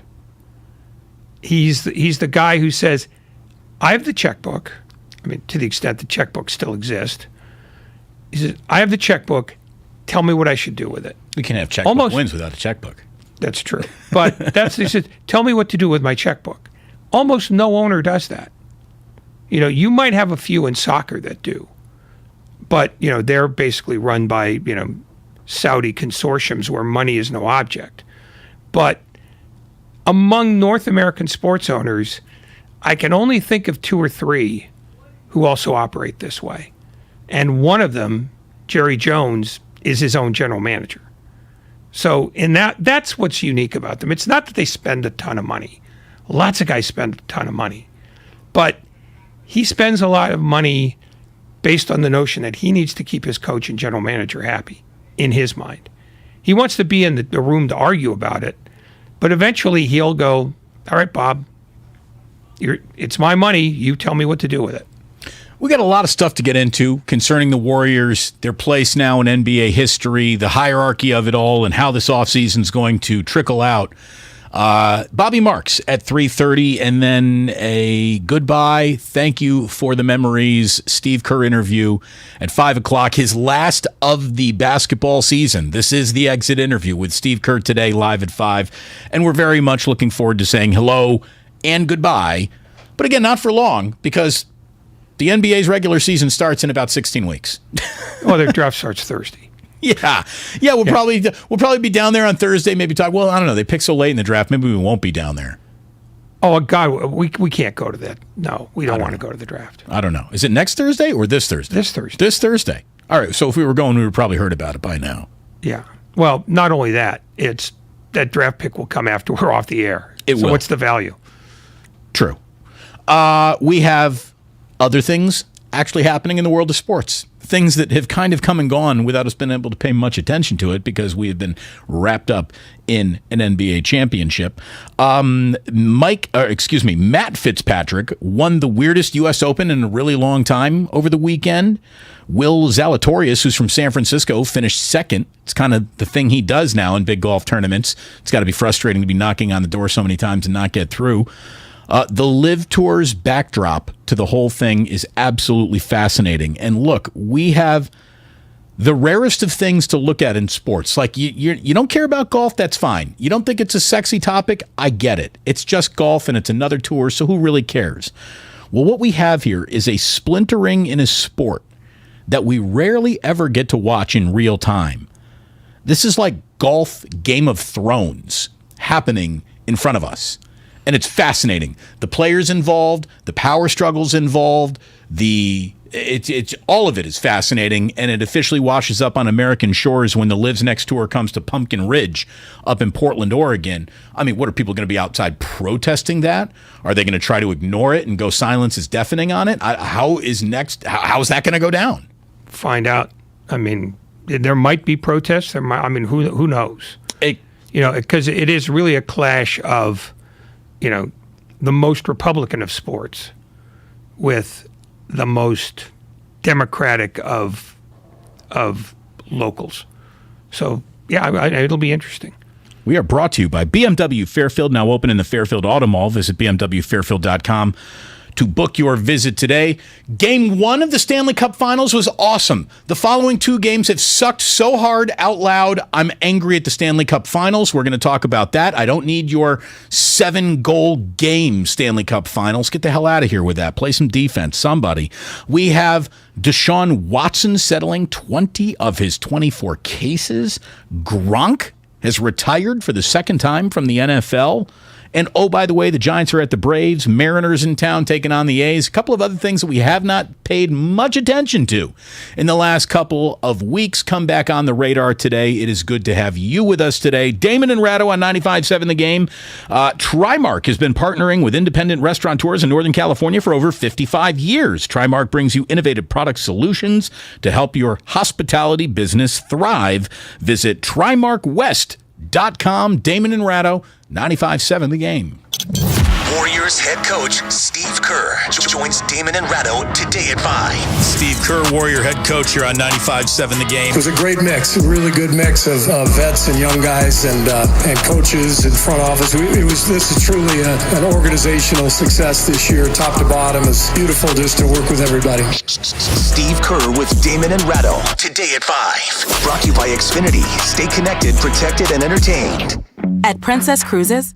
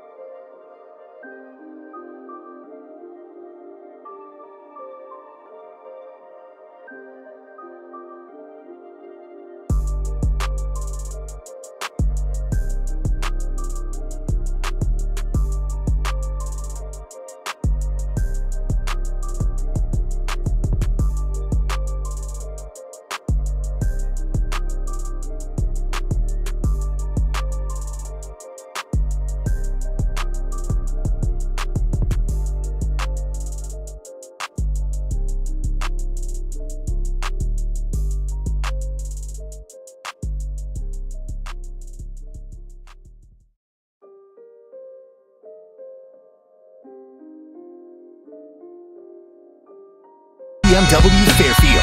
Now open in the Fairfield Auto Mall. Visit BMWFairfield.com today to book your visit. Well, if there's one thing I absolutely know about the San Francisco Bay Area is that it loves a winner, it loves sports, and it loves big business. And that's why the Warriors, I think, have just been as fascinating a story as we're going to have in a really long time, because they're an incredible sports story. They're an incredible business story. So they play well in two sections of the newspaper. No doubt. I mean, sports section or business section, the Warriors are one of the most fascinating topics in it. And the business that they have to do this offseason to bring this back, to pay for this, is really extraordinary. And that's why Bobby Marks of ESPN is going to be joining us here on Damon and Ratto in just a little bit. By the way, you can watch us twitch.tv/957thegame, youtube.com/957thegame, and you can see what is going on here in the studio. Not much. But it's really good to have you here. Thank you for listening or watching, no matter how you choose to do it. We're just very happy that you chose to do it. Earlier today on Steiny and Guru, Anthony Slater stopped on by to talk about the Warriors' number one offseason priority, and of course, that's got to be Steve Kerr's chosen son. I think it's unwise to go into next season believing like just hand over the starting job to James Wiseman. He needs probably a lower stakes role and proving ground before he can take over a starting center spot, whereas Kevon Looney is not only is he the placeholder at this point, he has proven he's a very capable starting center for this championship contender, and you do not have a big man beyond him really, and as Draymond Green continues to age and Looney showed in the finals, there are times where maybe he is fine being the lone big on the floor. So to me, because he's up and because he's probably going to be coveted around the league at a position that the Warriors roster is thinnest at, to me, like getting him secured is the number one priority. How about that? Kevon Looney, the Golden State Warriors' number one offseason priority. I mean, in the middle, if I said that in February, you would have laughed me off the radio. But here we are. Yeah, funny the way that works. But, this is, I think you said it before, I think it was Steve Kerr's first draft choice. Mm-hmm. And he's more than paid off for a guy with, two second-hand hips and no jumping ability and no particular height. I mean, he helped allow the Warriors to play without a classic big man. And the payoff this year was so considerable that they'll do everything they can to keep him, if only to make sure that Steve Kerr doesn't come to the office with a bad mood in his face. So Bobby Marks, who we're going to have on in about 9 minutes from now, wrote in a big piece on the Warriors offseason that Kevon Looney has established bird rights, and despite the Warriors' financial restriction, his next contract can exceed the salary cap with a significant financial penalty. The contract that starts at $7 million would cost the Warriors an additional $36 million towards the luxury tax. So Kevon Looney, to retain him, to bring him back next year, we're talking $42 million for Kevon Looney. Yep. It's a drop in the bucket, honestly, for the Golden State Warriors, is it not? I mean, I think of him, I think of Brandon Beal. Bradley Beal. I was about to say. Yeah, Brandon Beal. Bradley Beal. Yeah, I spazzed out there. Sorry. Yeah, but that's what it would cost. I mean, that is a huge, huge sum of money. But we know what this guy's delivered. A even bigger than that sum of money, fourth NBA title, which they do not win without him. Gary Payton II is someone that absolutely feels like he has played such an important role on this team that bringing him back next year makes an awful lot of sense. Golden State can pay him a salary of up to $10.9 million without having to dip into their $6.4 million tax mid-level, but the contract has to be a minimum of 2 seasons, not including a player or team option. Are they going to be comfortable committing to Gary Payton II for more than 2 years or 2 years? I think the answer to that is yes. It probably is. That's the thing is, there are places at which they do have to swallow hard. And they might be so in love with Peyton that they go, nope, he's worth it. But he's one of the guys that I suspect there will be a lot of discussion about in that room, if there hasn't already been. Because that's an outlay of cash for a guy who, while effective, is still limited. And though he hasn't hit that number yet, Joe Lacob will at some point have to say no to something. I mean, 18 minutes a night?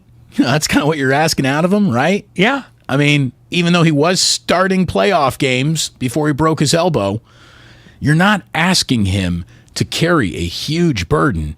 So to ask a player who carries no huge professional burden to carry a huge financial burden is an ask. It's an ask, but here's the thing. Is it an ask to the point where maybe you alienate your head coach? Because I think Steve Kerr has established that there are guys who he's committed to based on what they've done to commit themselves to him. Looney is one of those. Peyton is another. And it might be one of those where Peyton isn't worth it in an objective sense, but he's worth it to the coach in more metaphysical ways. And you just go, you know what? That's pricey, but Steve wants him, and Steve should have what he wants. Don't upset the apple cart. Well, not even so much upset the apple cart. It's, can we get somebody who can do that for significantly less? And Steve Kerr might decide, no, you can't. That's the guy I want. So does Jordan Poole live in such, in the cul-de-sac that you're talking about of Steve Kerr loyalty? I'm not so sure, because there's no real way, at least to know from the outside, how Jordan Poole would live with basically coming off the bench in an ideal world for at least 2 or 3 more seasons. He might decide, this is my moment, in the same way that Kelly Oubre did. This is the year I have to get paid. And in that sense, Jordan Poole has more leverage here than the other two. But he's also a bit of a risk because he's still not a complete player by any means. He's an electrifying shooter, but still not a great defender, and still makes the mistakes of a guy in his 3rd year in the league.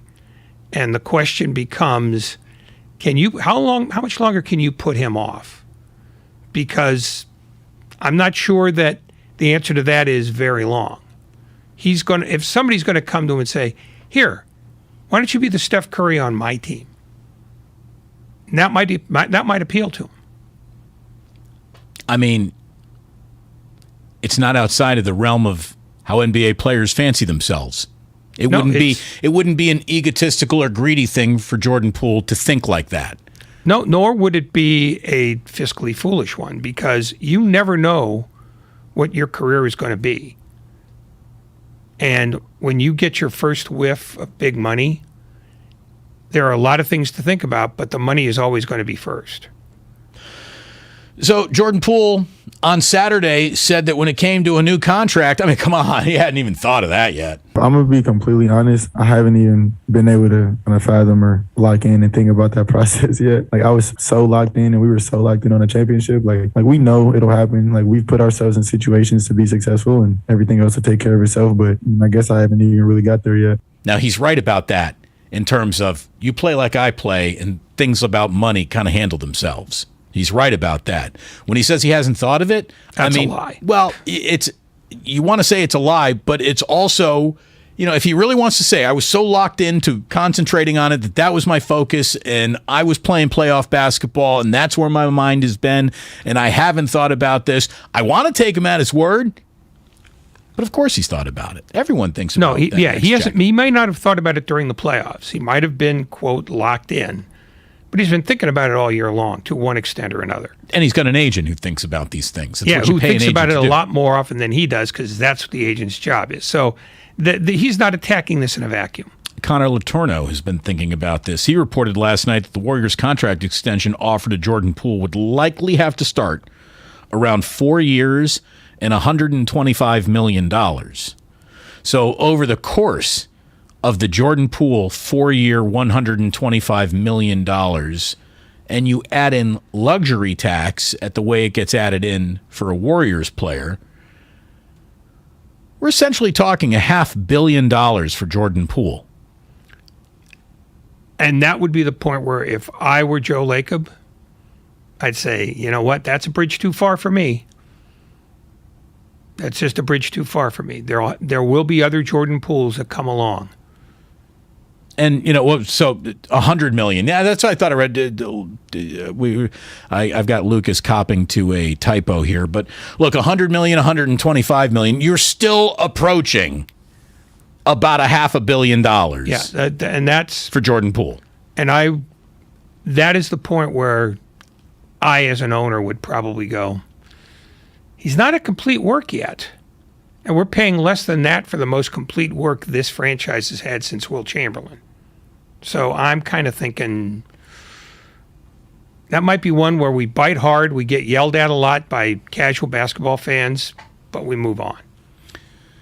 And it's not an easy. I mean, I'm not saying that that's an easy call. Well, it's the official first fork in the road that anyone would have to wrap their minds around and understand that. I mean, that is a level of your premier star gets that sort of treatment, not a guy who is your sixth man plus, let's call Jordan Poole. Yeah, I mean, the only argument... It's a 5.5 man. Yeah, the only argument you have to... What do you mean you're not signing Jordan Poole is $500 million. That's my argument. $500 million. There's a point at which this starts becoming a money-losing operation if I keep doing stuff like that. Well, Jordan Poole at that point would cost the Golden State Warriors and Joe Lacob more than the Golden State Warriors cost him in the first place. Yeah, but that's a sunk cost. I'm talking about the right now. $500 million over 4 years, that's probably what they're taking in for the next 4 years. To throw that in on one guy who's not even your fourth best guy. Xfinity Mobile text line says, show Jordan Poole Curry's first contract extension. Jordan Poole would point at his ankles and say, these ain't wonky. What are you talking about? Yeah, and not only that money is 1 million years ago. Exactly. He's talking about today's cash. Yeah. Things are different.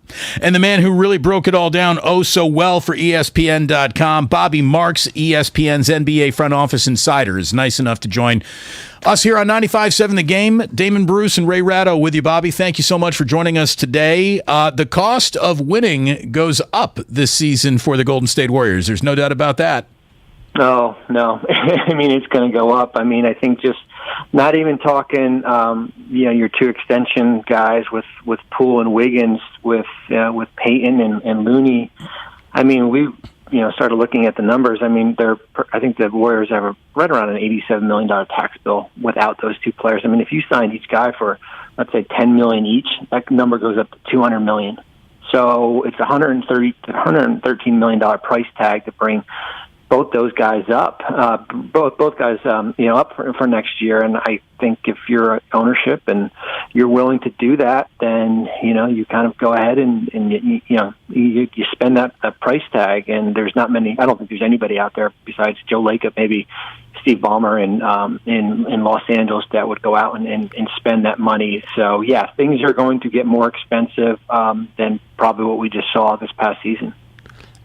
Given the fact that the salary cap was originally designed as a way to keep owners from spending the way Joe Lacob seems to be spending, is there any sense in the league, other than sort of minor grumbling, that there are some owners who want the system to be altered in such a way that the tax is either much more punitive or that the system gets changed so that nobody can be tempted to spend like Joe Lacob is spending? Yeah, I mean, we thought that when the CBA came, the CBA in, I guess, 2011, they got away from the dollar for dollar penalty. I mean, but yeah, on the other end, Joe Lacob is funding a lot of teams with that $170 million tax bill, the 23 teams that went under here. And I think, I think if you're some of these smaller markets, you're thinking like, well, I can't keep up with what Golden State's doing. But I think the Warriors' argument would be, wait a minute, outside of the Wiggins trade, and yes, that was a big number to take on, we've got 8 guys on this roster that are homegrown talent. We built this roster through the draft with Curry and Thompson and Green and Poole, Looney. You can go down and the guys you drafted last year. And so if you're Golden State, you're saying, well, wait a minute, shouldn't we be getting a discount here? Shouldn't we get a tax break because our roster is built through the majority through the draft here? So I think that will be from both ends will be a discussion when these CBA negotiations are going up. I think it's just a matter of how much more punitive are you willing to go. I mean, they're in the repeater tax, as I said. Those 2 free agents will cost you another $100 million here, where probably no owner will be able to do that. Bobby Marks of ESPN. So the Warriors have basically victory cocaine going on here, and to keep it at the party, it costs a ton of cash. A lot of people, the number one question we get when we talk about all this luxury tax money and why the Warriors are being slapped for this tax, it's because they're basically victims of their own success at this point, because they've drafted and developed so well, and they have an owner who's hell-bent on winning. Again, victory everywhere. That's all they want. It's all they see. Where does the luxury tax money really go? You say it funds the teams that claim to have lost money, but beyond that, this is like, we're talking about $500 million going somewhere. Yeah, I mean, I think each team that's under this year is getting about $10.5 million. I mean, 50% of it goes to the teams under the luxury tax. The league gets the other 50% of it. So it's split, right down the middle here. What does the league do with it, Bobby? I don't. You know what? That's a good question. I mean, that's a good question as far as what the league does with the revenue that comes in from a tax standpoint. But from a team standpoint, each team on July 15th or August 1st is going to get a check for $10.5 million. When between Golden State and Brooklyn, they're funding a lot of these smaller markets here, and it's up to the discretion as far as what those teams want to do with it. They can pay for their coaching staff for the whole year here. So you're right. I mean, it's just a matter of, do you have the tolerance to spend? And when you can put a championship roster out there like Golden State has, and there's no end in sight here, I would say a lot of these owners would be willing to go out and do that. But as you saw with a team like Atlanta that went out and spent a lot of money last offseason and now is facing the luxury tax, when you don't win and, get out of the first round, then all of a sudden ownership puts a pause button to spending. You're probably seeing that a little bit in Brooklyn right now. Toward that end, and maybe this is not your area of expertise, but I'll ask it anyway. Does anybody have a real guess on how much money the Warriors can spend on this payroll before they start losing actual American dollars? Well, I mean, the arena is basically a cash cow. So if you ask me how much is that arena taking in, I can't give you an exact number here. Certainly advancing deep into the playoffs helps. They did catch a break with COVID. The tax wasn't as significant in the past, so this is kind of their big bite at paying a significant number here. So, I think, with the new TV contract that's going to come in, I mean, I don't see them losing money. I don't. I mean, especially when you have the revenue of the, as I said, the arena sponsorship, this TV deal. When in 2023, you're probably looking at $500 million that you're going to spend in salary and tax to keep this roster together. It's more than what this team was bought for back in, I guess it was 2010 with Joe Lacob here. So they will eventually maybe get to a point, but you don't see anytime soon that things are going to slow down, especially, I think the sign was, 2 years ago when you went and got Kelly Oubre, knowing that this team probably was not going to be, a playoff team after Klay had gotten hurt again here. So there's no signs that that the money is going to dry up. As someone who watches how the NBA behaves and how they react to winning and they react to losing, how would you just rate the Golden State Warriors as a business operation? I mean, are they really the model franchise, not just in the NBA, but in all sports these days? Or is this something that is, I mean, to me, like, it's just, they're an unbelievable success story, a sports story, a business story, and I don't know which one is even more interesting at this point. Well, I disagree with the notion that this roster was bought.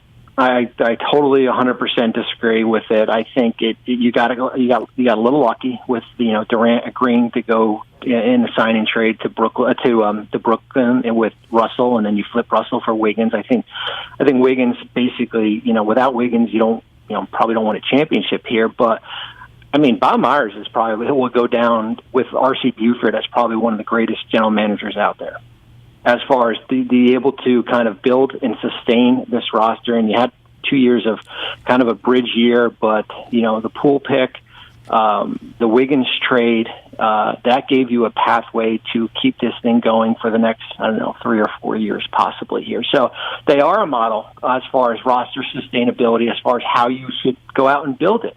Not many teams can do it, and not many teams would have the patience to keep on spending those 2 years when things looked a little bit dire.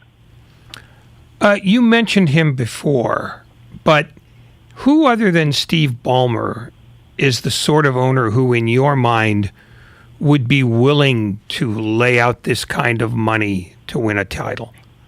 I would have thought maybe a year ago Joe Tsai in Brooklyn, based on, knowing with Harden when James was there and Durant and Kyrie when all those extensions were going to come up. I thought that was going to be the case. I don't know if we've taken a backseat to that. I think he probably has, based on, hey, when anyone loses and gets swept in the first round, you have to think, like, wait a minute, do I have to pay this much? Can we still be a good roster, competitive roster here? So I think we'll see this all season if they're willing to pay Irving, if they use some of these trade exceptions that they have.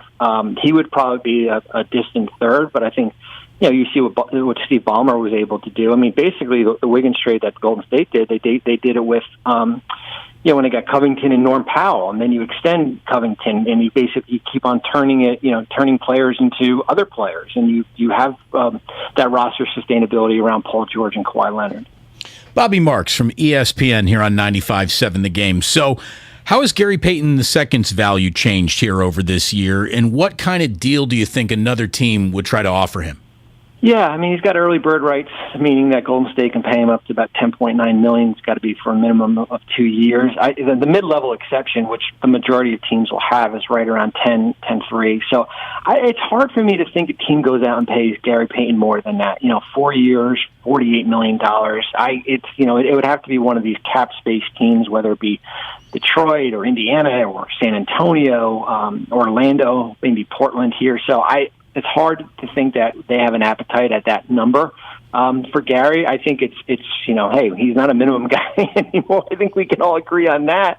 I think it's just a matter of, is he an $8 million guy? Is he a $10 million guy? Is Golden State comfortable paying him, $10.5 million here, or 10.9 as much as they can spend? So I think he's probably a little bit shy of probably where that mid-level number is. What about a player like Kevon Looney, who is the perfect fit for the Golden State Warriors, but is hardly the kind of player another team would probably want to give front-line, top-of-the-line money to based on what he doesn't do? I would just say that centers don't get paid these days unless you're a Jokic or Embiid and you're one of these marquee guys. I think even like a guy like Nurkic in Portland who's a free agent, I mean, we've seen the value of centers being that $10 to $12 million range. I think that's for a starting center, because I think there is some separation between, Valanciunas and guys like that, probably $12, $13 million guys. So I don't know if Looney's not. I don't see a team like Charlotte going out and spending. Maybe they would offer him the mid-level, and it's hard for me, as I said, one of these cap space teams going out and giving him. I think both these guys. I think you have to be careful if you're another team, because both these guys fit. They fit what Golden State does. They know their role, and when you're going to ask them to do a little bit more, I think they might struggle, even if they are making a lot more in a different environment. Is that maybe the biggest thing that would press against guys like Looney, Porter, etc., that they would be viewed as, well, that's a Golden State type of player, and we don't have the roster for that? I would say more probably Payton.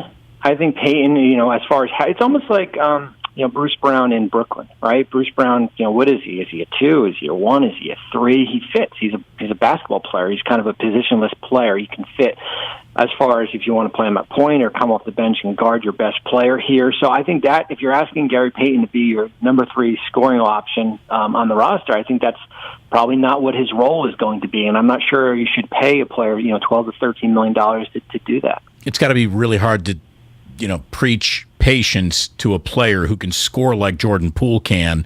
Yeah. Just stay here, kid. Don't worry about being a starting player on anyone else's team. No, just it's be like the Aaron 6th. Rodgers in Green Bay, like waiting for Brett Favre to retire. Right? Yeah, well, I mean, it's like just 6 man not enough. Let's call you a 5.5. Can we do that? What is it going to take to convince him that staying here is the better thing for his contract or his financial earning future than ringing the bell as loud as humanly possible and getting a max deal somewhere else and maybe never even returning to the NBA Finals again? How do you thread that needle? Yeah, restricted free agency, the player really has no leverage in it, right? I mean, you're basically just competing against the clock, which is the day before the regular season starts. And what we've seen is that max guys come off the board right away. If it's going to be John Moran or maybe even Zion in New Orleans, that happens right away. So a Poole deal, I would be surprised if anything happens in the first couple months. I think that's closer to probably when training camp starts. And I think if you're Bob in the front office, you're probably looking, all right, Mikal Bridges in Phoenix got 4 for 90, right?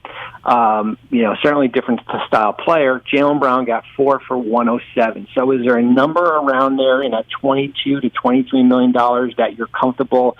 It's starter-type money for a player that comes off the bench. I think it'll be interesting what happens in Miami with Tyler Hero. If Hero gets 4 for 95, I don't know if he'll get that. Then if you're Jordan Poole, you're saying, wait a minute, that's probably what I'm going to be staring down. So I think for a wing in this league, whether it's starter or a guy who plays starter minutes, I think your price tag is probably north of 20, probably in that $21, $22 million range. Where does Bob Myers command the most amount of respect from his fellow general managers? His draft day abilities or his contract abilities? I would say his relationship about, how he's built relationships with his own players, right? Like they don't see him, whether it be Draymond or Steph or Klay, like they don't see him as this guy who's the boss and he sits in a tower and he's the, what he says is the final word here. I think he's, certainly he accepts, he wants accountability from all of his players here, but he treats all these guys like business partners here. Like they're part of the decision-making process. He has an open door policy. And so when there are issues that, maybe it's different than what Steve will encounter, that these guys can go and talk to him here. And I think he checks, there's the 3 boxes, right? You draft, you trade, and then you kind of retain. And I think that's why, certainly Durant's situation is a little bit different, but I think that's why guys want to come to Golden State and guys that he drafts wants to stay there because they have that kind of family-type atmosphere where he does have that open door policy. ESPN's Bobby Marks. And speaking of the draft, which I know you're going to be heavily involved in on ESPN, the Warriors are picking 28th again. This is where they picked Jordan Poole 3 years ago. What do you expect the Warriors to do? It's probably not a household name waiting around at 28, so give us a name or two to start looking at. I think this draft is 40 deep.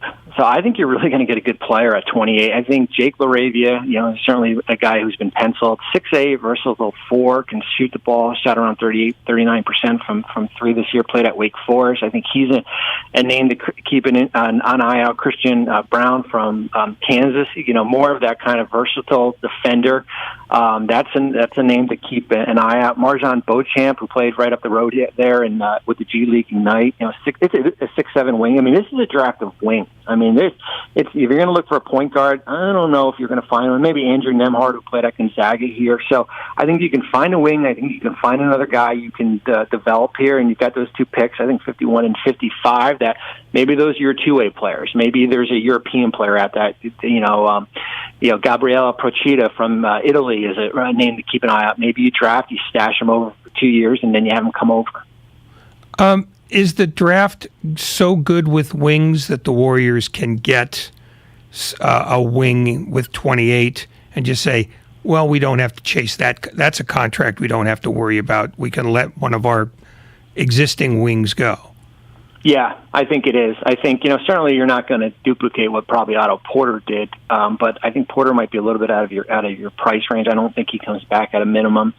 Certainly Iguodala, we'll see what happens with him here, but I do think you can find a guy, and then, besides Kuminga and Moody, who you already have, I think you can find probably a little bit less of an expensive wing that you can develop, and that can be a rotational player, probably not this year, but, down the road.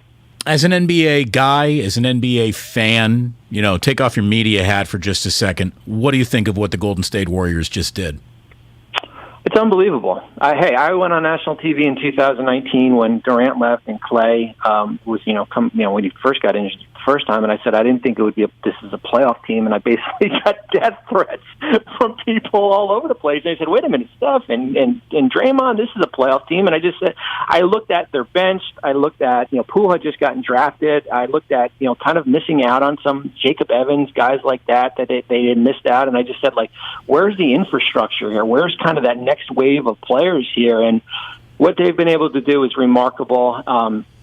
Certainly turning Russell into Wiggins and Kuminga. Poole's development is the guy was about a year away from being out of the league based on what he's been able to do here.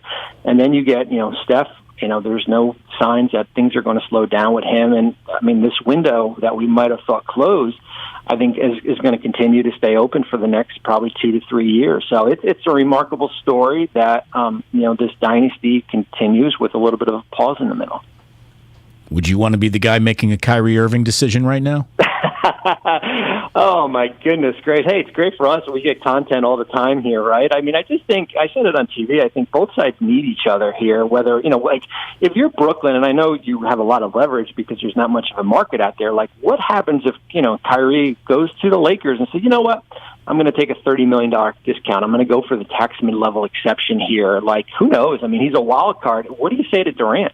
Right? A guy who just extended, good luck. Here's Ben Simmons to go out and play with for next year here. And, a guy just signed an extension. So I think there's got to be a compromise from both sides. He's a heck of a player, but when is he available? Are you content on paying him 4 years or 5 years? I think if there's a 3-year deal out there to do it, I think you have to be, content as far as having him back because, as I said, if he leaves, it's not like you can just go out and get a $35, $36 million All-Star. Great stuff. Bobby Marks, man, thank you so much. This was informative. It was a lot of fun to talk to you. We really appreciate your time today. You got it. Thanks, guys. Appreciate it. Thank you. Bobby Marks from ESPN, ESPN.com. He'll be all over that draft coverage. And, yeah, Warriors got the 28th pick in the draft, and the draft is Thursday. That snuck up on me, right? When you said Thursday, I was like, oh, next Thursday? No, it's 2 days. Yep. And I was looking at the Athletics mock draft, and the guy they think the Warriors will take at 28, you'll like this. Who? 6'11" European named Nikola Jovic. Nikola Jovic. Think of the marketing you can do right there. It's like a bait and switch. Absolutely. And you could sell these fans anything right now. They'll buy it. Jovic, I'm in. Hey, well, I got to be honest, I don't know anything about him, so I got no real follow-ups on that other than, boy, his name sure does sound a lot like another NBA player's. Yeah, who knows? Mock drafts are great until you start reading the descriptors, and then you realize most of the time those things don't bear out. Well, those are just buzzwords. You're just using phrases that, that's just GM speak. You're just breaking down players through GM speak. I think that drafts are helpful in the top 10 when there really is some knowledge about team needs and directions and actual players. But you start getting into the 20s, man, and you got to be some kind of NBA international geek nerd to really know about these guys. Jovic is, in fact, Serbian. It's a good place to start. But the interesting thing is Sam Vicente from The Athletic, who wrote their mock, also said that given the Warriors' tax bill, most people think that pick is eminently available. So the Warriors might trade it away and take the night off. But don't they need controllable player contracts that are cheap? Well, I guess first rounders aren't necessarily cheap, so nobody's cheap anymore. Nobody's cheap anymore. Not when, every dollar means $6. By the way, Kyrie's talks with the Nets have stalled. 1 year left on his deal, $37.5 million this year. What is going to happen with him? Might he take a spite contract? I wouldn't put it past him. I mean, I really wouldn't put it past him. John Wall has opted into a player option for $47.5 million, making that one of the worst contracts in all of sports. Yeah, except, well, what they're going to do with that is they're immediately going to talk about, all right, let's talk buyout. Because I don't think you can trade him at that number. So they might just have to give him a lump sum and let him wander off. If I'm John Wall, I might want to play for $47.5. Yeah, but they might not want him. They might just decide, you know what? That's a sunk cost. We can't get away from it. He's not going to help us. Yeah. What's to prevent the them? dynamite? What's to then? So if he doesn't accept the buyout, they have to pay him the whole thing. Essentially, yeah. So why take a buyout? Well, maybe you want to just be done with it. I mean, yeah, if he wants his own, let me go wherever I want with a huge, Yeah, I mean, basically you're saying, here, cut your own deal. All the turtle wax that you need as a runner-up contestant. Gosh. Ray, we totally should have been failed NBA players. I could have done that. I could do that now. I can absolutely fail at being an NBA player. You could. You'd be glorious at it. By the way, with the draft coming up, I feel like this is one of those stories that we really didn't have any time to get to at all, but the Kings have been told that Jaden Ivey does not want to play for them. I mean, that's when you got a kid from Purdue saying, I ain't interested at 4. He'd be lucky to be drafted at 4. Well, I mean, maybe not lucky. Kings have the 4th pick in the draft. It's the Magic, the Thunder, the Rockets in the top 3. Jabari Smith, Paolo Banchero, and Chet Holmgren are probably going 1, 2, 3, and in that order. And then maybe Ivy is being billed as the best of the rest. But for him to tell the Kings, like, nah, I ain't even interested, that's just very Sacramento Kings. Hey, it worked for you, Luka Doncic. But that was at least Luka Doncic. This is... I understand that, but that's Jaden Ivey of the Purdue Boilermakers. That's the card you play when you're in line to get picked by them. By the way, there's a sad story about a Purdue Boilermaker today. Caleb Swanigan has died. He's just 24 years old. 25, I think. 25, okay, yeah. Just very, very young. Still haven't heard the details of his passing, but we do know that he ballooned up in his post-playing days. So 400 pounds is what I heard, but still, he was huge. Just a large human being. What stress that might have put on his heart, who knows? But very, very sad news indeed. A young man who was just in the NBA a few years ago died. That's a shame. So, look, we have a very good hour right around the corner. And then at 5 o'clock today, Steve Kerr is joining us for the exit interview of the season. So we hope to have you around for that one. Damon and Ratto here on 95.7 The Game. We're brought to you by Fremont Bank. Full-service banking, no compromises. Go under in this NL Central showdown. I'm Joe Ostrowski here to help you beat the books with BetQL. The Cardinals and Brewers are trading places on a daily basis for first place in the NL Central. The division rivals continue their head-to-head series tonight, and the BetQL model has under 9 as a 5-star best bet. Both starters are sporting ERAs of 6 or more, but BetQL thinks runs will be hard to come by in this one. I'm Joe Ostrowski. Bet smarter and beat the books. Download the BetQL app today. Whether you're working in an office or remote.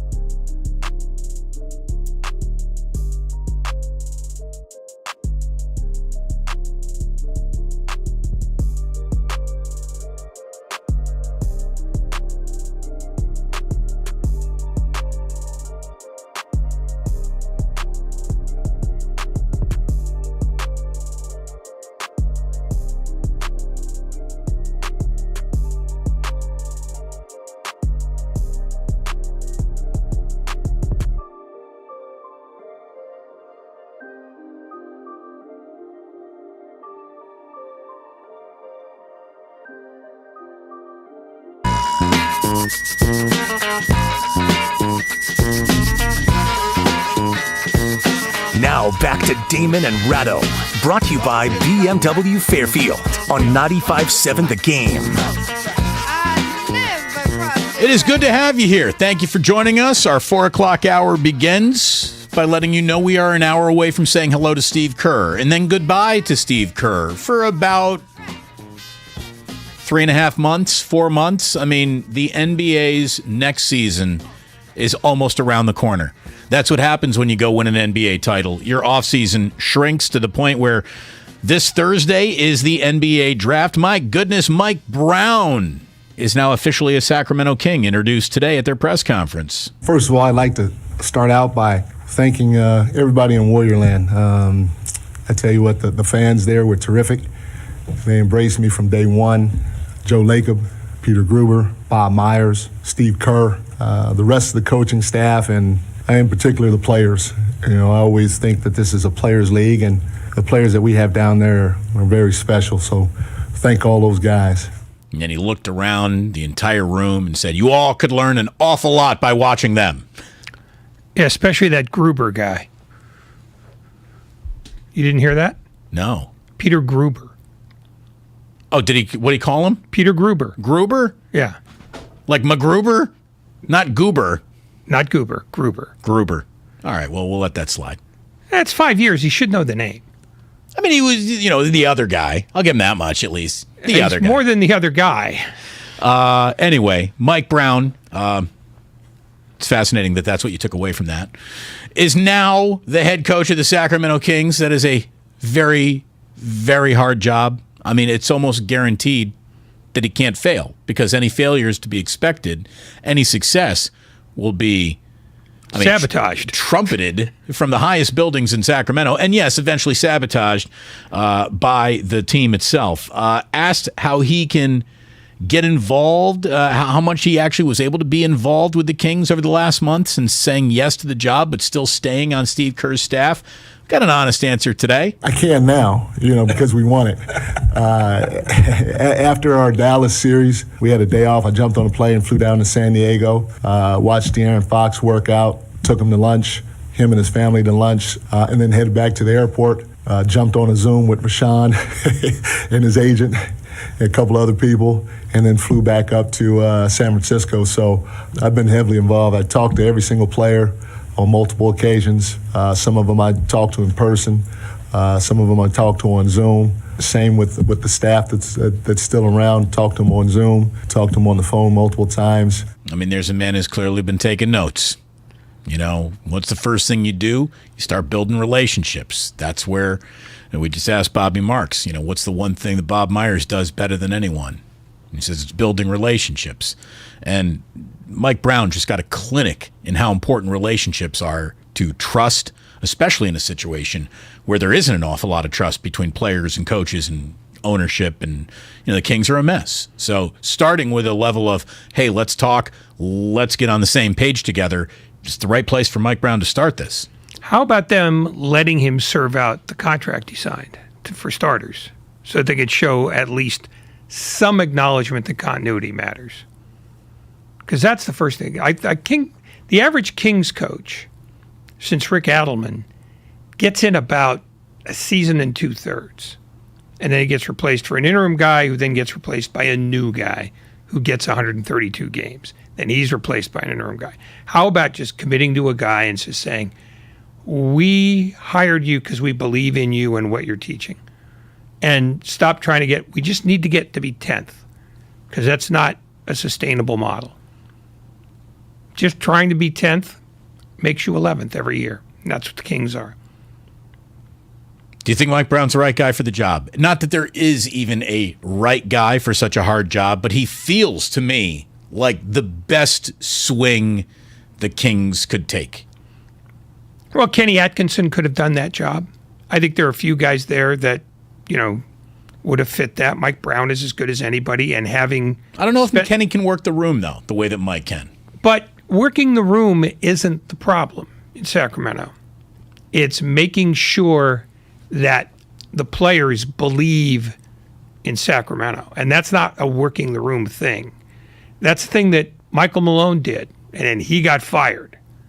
See, that's what the Kings are trying to overcome, and what Mike Brown has to overcome.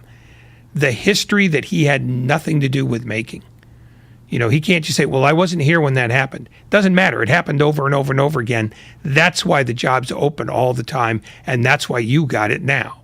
So speaking of job openings, Kenny Atkinson, apparently had gone down the path that Mike Brown was going down, to the point where he was reaching out to Charlotte Hornet players and saying, hey, I'm going to be your next head coach. Let's talk. He had done everything but put his name on the dotted line. He basically shook Michael Jordan's hand and said, yeah, I'm your next head coach. Now he's not. I'm sure Michael Jordan is deeply pissed off. I mean, Jordan doesn't like to be stood up or, made to look little in any way, and this makes the Hornets look little, and I don't even know if they're responsible for looking little, but Kenny Atkinson looked at the Hornets, said yes, thought about it a little bit more, and has said no, he's staying with the Golden State Warriors, which is, really good for the Warriors, you would think, really good for Steve Kerr, and we're going to talk to him about it at 5 o'clock, but did Steve Kerr, really getting Kenny Atkinson's ear about saying, hey, Mike is leaving, which opens up the best assistant job pretty much in the world of sports just for you. And if you want that, it's yours. You'll be paid well. Your family likes it. Did Steve re-recruit Kenny after Kenny said yes to the Hornets, or was that his full-on second-guessing himself and backing away from the job on his own volition? I think Kerr would respect his original decision and say, hey, the door's always open, and leave it at that. Because at that point, when he agrees that he's going to coach in Charlotte, you don't sit there and try to undercut his deal. You just go, best of luck to you, the door's always open. And I think he went to Charlotte and found out that it's a bigger mess than anybody knows. They don't like to pay max contracts. They are about to lose Miles Bridges, probably because of it. And they had to scramble, just finish 10th in the East, which is, So I think what he did was he took the job, and then as he looked further into it, reconsidered. He reconsidered. I think he looked at the job and said, you know what? There are going to be other openings for me that are going to be better than this one. Well, that's the thing. I was on the station in Charlotte today, and I said, I don't mean to be insulting the Charlotte Hornets here, but it feels like Kenny Atkinson can go get the Charlotte Hornet job or equivalent thereof any year going forward for the rest of his career from this vantage point. It can only get better than Charlotte by hanging around the Warriors. Yeah, I mean, in a year, Philadelphia could come open. Philadelphia's a better job. Miami's never going to come open. Eric Spoelstra is going to be coaching that team when he's 80. The Knicks is not a job you want, but there are plenty of them. At some point, Detroit might turn into a decent job. They're one draft away from looking like they can start to do some things. There's a number of jobs out there that are more appealing, I think, than Charlotte. And I think what happened was Kenny Atkinson kicked the tires and found that the tires were low. 888-957-9570. This is Jose in Mountain View. Jose, thanks for the call. You're on 95.7 The Game. What do you got? Hey, thanks, guys. I dig the show. I love everything in terms of analysis. I have a quick question. I know we're reminiscing about the Warriors and how successful they've been, but I'm just wondering, do you think there's an opening on the coaching staff, one of the assistants, I think, and maybe Andre Iguodala is looking at that as a potential, step into the organization that way, or any chance that Luke Walton might be able to come back, or even Lloyd Pierce? Thanks, guys. Thank you. We know that Steve really likes Lloyd Pierce. Luke Walton, I don't know if they're willing to go back. Your original question about Andre Iguodala is, I'll just answer it like this. Whatever Andre Iguodala wants to do going forward with the Golden State Warriors, I think they'll allow him to do it. Beyond being someone who occupies a roster spot. I don't think he's playing for the Golden State Warriors. But if he'd like to stay with the Warriors in whatever capacity he would like to stay, I think they'll keep him around. Yeah. Plus, apparently, I just saw today that he lost about $3 million in Bitcoin as the crypto market continues to tank. At what point is it going to be called Staples Center again? Because you know what they're not going to run out of? Staples. Yeah. However, Bitcoin, not doing so well. Yeah. Staples may start to making a comeback. And before you know it, pencils too. When was the last time you saw a pencil? It's been a while. I got to be honest. I haven't seen a pencil in a long time. No, I mean, he can have any job that he wants there, but I don't see him as a coach. I don't think he wants to do that. I think he has bigger things in mind. Consigliere? Maybe at some point, although, assistant to the general manager? Yeah, I don't know, because I also don't know how much longer Bob Myers wants to be a general manager. I think at some point he's going to want something with some equity attached to it. And I think that's where another team might go at him and go, you know what? I know you're making $10 million, but let's make it 15, and you get a piece of the franchise. Right. We're talking hundreds of millions of dollars in equity. Yeah. I mean, if not that, at least tens of millions. And he might sign on to that. Or he might walk into the sunset with Kerr when Curry retires. Just go, you know what? It's never going to be better than this. The only thing I get to do it now is inherit a bunch of money and migraines that will never go away. Yeah, when you look at how the Warriors have really handled like everything that's been thrown at them perfectly, it's not out of the question to think that what you said could be how it ends. Everyone leaves basically together. The end of the Mary Tyler Moore show. Yes. Now, tell everyone who Mary Tyler Moore was and the show was about. People in our demographic know what it was about. It was the most popular sitcom of the 80s. It lasted for 7 years. It was at the top of the ratings for each of those years. And their last scene was all the cast members gathering in a massive hug and shuffling toward the door, leaving the office. Look at you using entertainment and showbiz. But that's it, not movies. Okay. So you did like Mary Tyler Moore? It was funny. It was a funny show. It would be funny today. It was a great show. That to me is that's the line. If it doesn't age poorly, it can last any time. Timeless, baby. And that's why when people talk about the greatest players of all time and they want to dismiss anybody before 1985, Bill Russell could have played in this era. So this is why when I see you outside throwing your hat up and pirouetting around a little bit, it's just your homage to Mary Tyler that's Moore. Probably you on heroin because you're imagining things. Derek, calling from Richmond. What do you got, Derek? Hello? Hey, what's up? Yes, with our assistant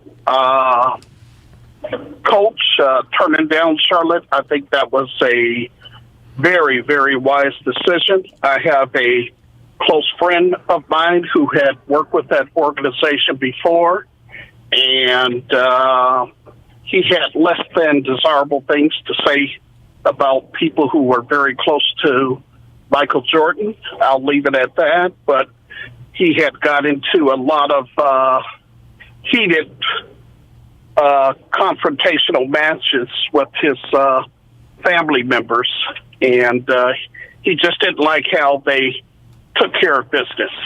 Well, look, I mean, Michael Jordan's reputation as anything in basketball other than a player isn't great. It's just that simple. You know, he has not been successful in the role that he has now.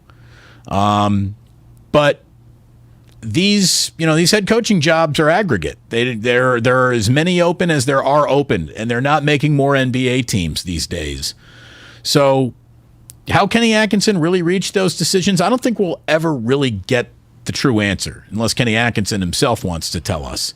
And even then, he's not going to be like, and Michael Jordan was mean to a family member, and then I'm out. Yeah, let's put it this way. If he didn't know what he was stepping into when he agreed, he didn't do his due diligence. And if he did but got a closer look and said, boy, this is worse than I thought, then I get why he turned it down. Or if he had been promised a level of autonomy that he found out later wasn't going to be honored, then I get that too. Yeah. But I don't believe that it's just because, I had so much fun at the parade. No. I think Charlotte failed. The Warriors didn't succeed, if you know what I mean by that.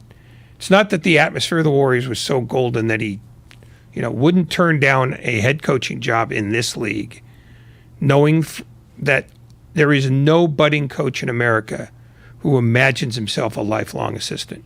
He got to taste some success in Brooklyn. That's the thing. And then he went. Well, look how he was rewarded for it. Yeah, exactly. Yeah, he got his legs taken out from under him. Then he went to the Clippers last year. Then he came here. The fact is, what we're left with, an assistant's job in Golden State appealed to him more than the head coaching job at Charlotte, which tells me a hell of a lot more about the head coaching job in Charlotte than it does about being an assistant here. It's also tough to walk away from success in a culture that you like. Sometimes you just like where you are. You're happy with your situation. So there's a lot of reasons to stay. There's a lot of compelling reasons. The reasons to not go to Charlotte, again, we'll try to get to the bottom of it when we have Steve Kerr joining us live in about 40 minutes. And I think we'll also ask Steve about how his own week or so has gone. It's been pretty unbelievable to watch this guy become one of the most decorated NBA champions of all time. And that's what Steve Kerr is now. I mean, the amount of tall cotton that he gets to walk in with the greatest of the greats, where the entrance is 9 championships, it's extraordinary. It's really, really extraordinary.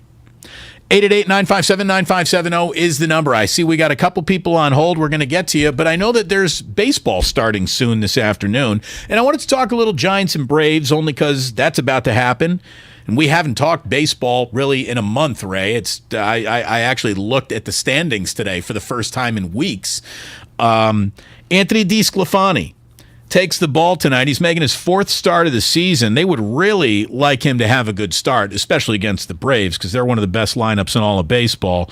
But he's given up 22 hits over 13 1/3. It's been a little bit of a slog.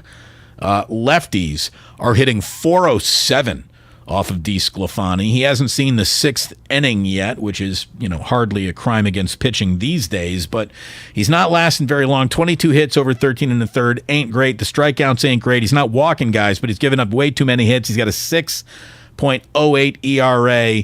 Again, he's making his 4th start of the season, but if the Giants are going to go places that they dream about going, they're going to need that guy, some other guy in this starting rotation to really start answering the bell.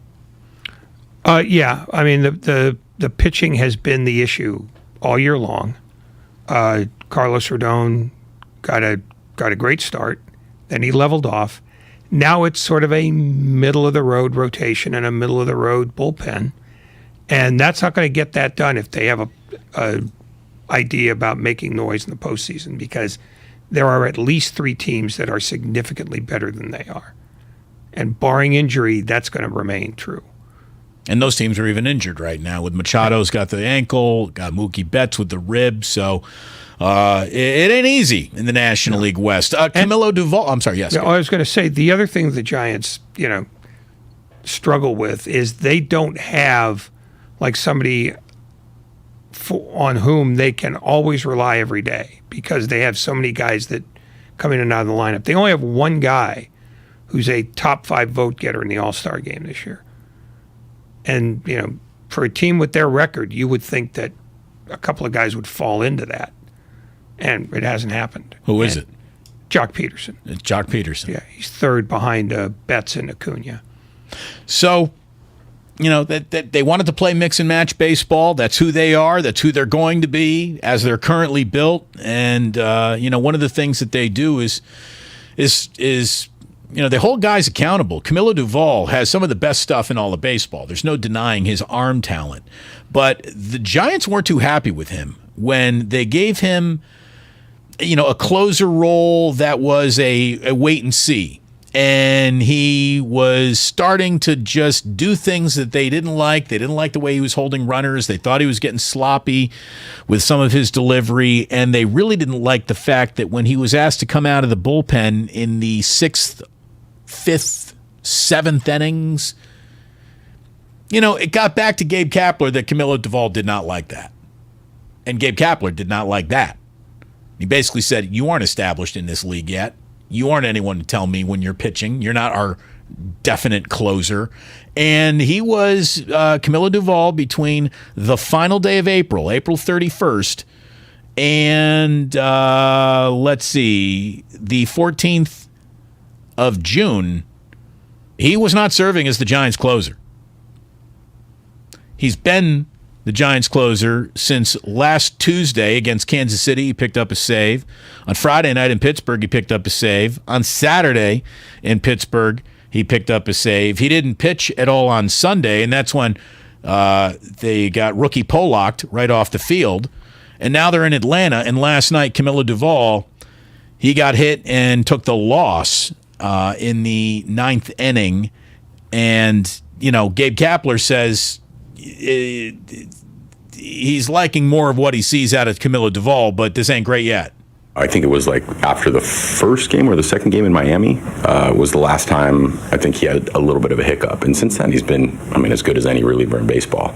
I would say that to be, kind of Kenley Jansen level effective, it's like over a course of months, right? Like you're that style over the course of months rather than, for a 2 or 3 week stretch, which is also really hard to do in this league. So it was interesting. I think I haven't looked at it on video, so I'm just going to tell you what I saw from the dugout, just a little bit around the plate rather than like on the corners of the plate and executing his slider for strikes. It's hard to complain about his recent performance. He's just been so good. This was a little bit of a hiccup. He's been good, but he's not good consistently over and over. Like you said, do it over a few weeks. Do it over a couple of months. He has his moments. He's got his talent.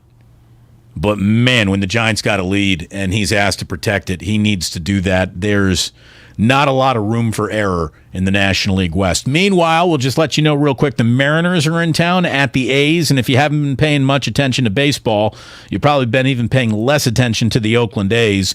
James Caprillion looking for his first win still of 2022. He'll be making his 10th start of the year tonight. He's 0-4 with a 6.31.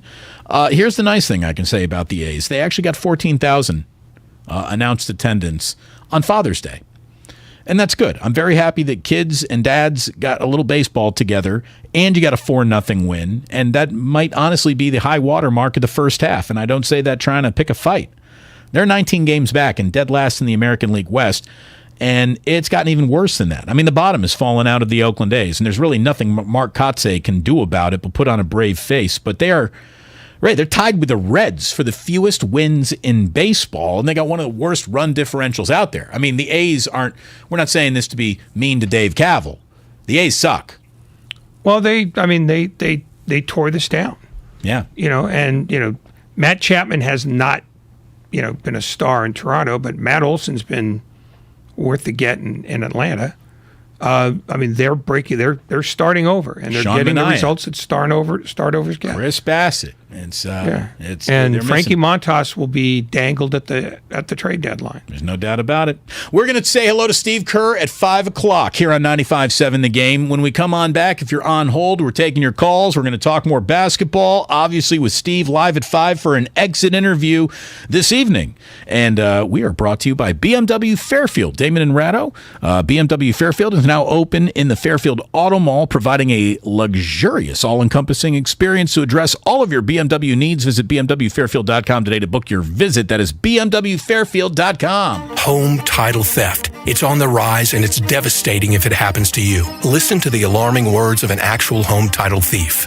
I don't need to know your date of birth and social security number. All I have to do is go to public records, create a document, and file that document, and then I can borrow against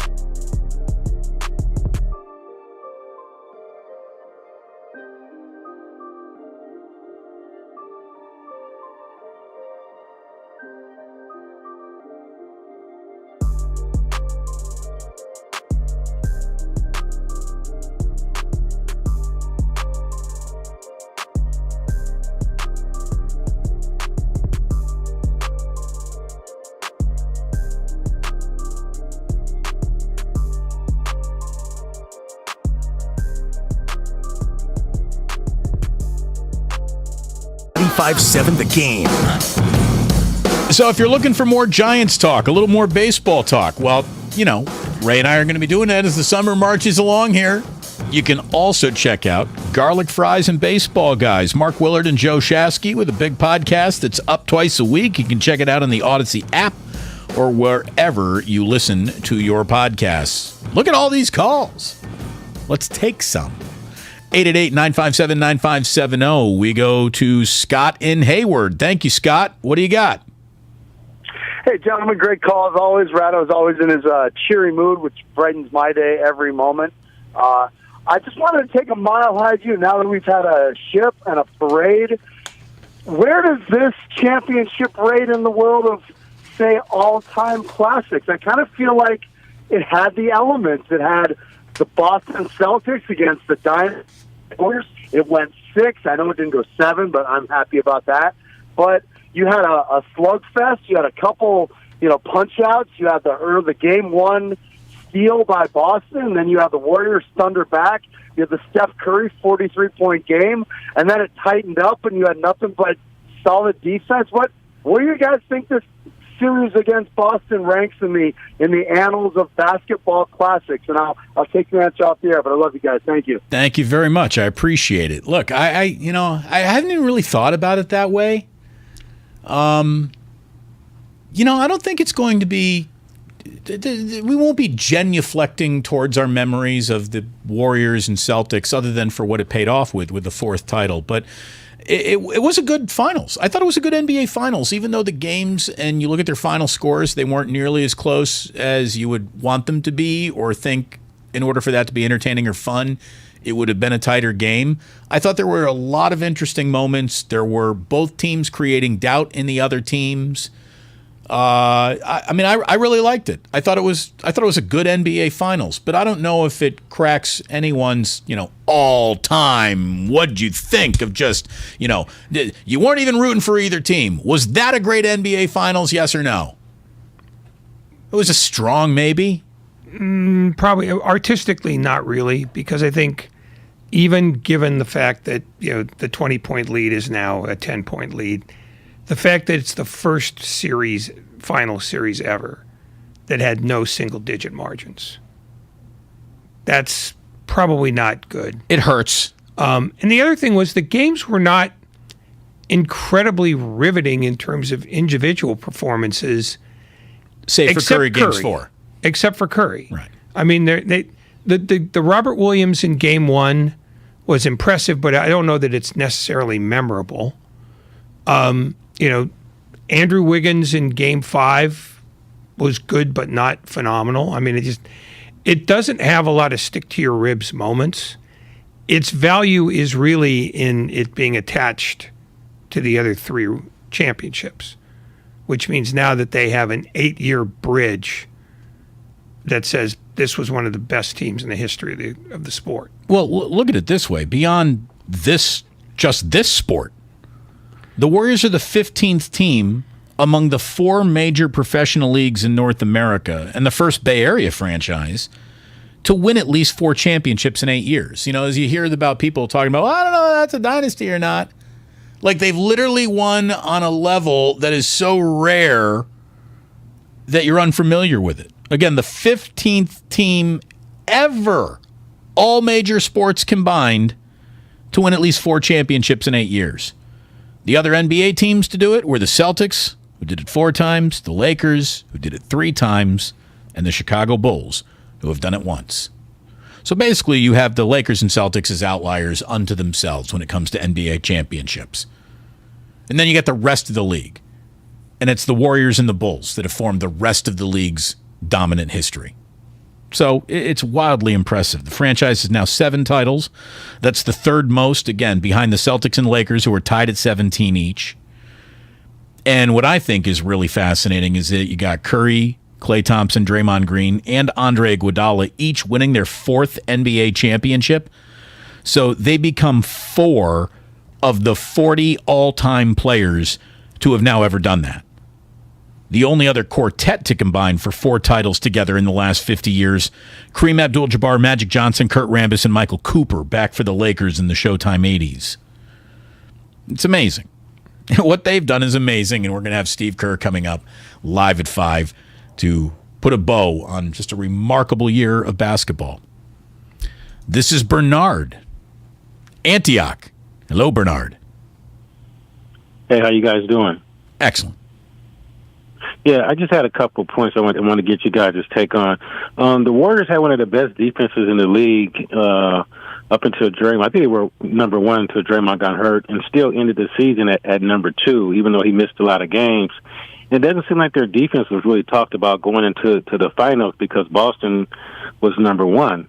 And I just felt like Boston's offense wasn't as good, and with the Warriors' defense being, number 2, that the Warriors kind of had an edge that I didn't hear a lot of talk about it. I don't know if you guys did. No, Bernard, I think the national media got caught watching the paint dry on that one. I really do. They were looking at this from a defensive Celtic prowess standpoint only, and that was the wrong way to look at it. But in fairness, the Celtics were the best defensive team in basketball, and clearly that in the second half of the year when most impressions are made. The Warriors made most of their defensive hay earlier on, and it was hard to know what they were because they didn't have their team together as a unit until the playoffs began. So I don't know that anybody got caught watching the paint dry. It's that nobody really knew how the Warriors at full strength would look.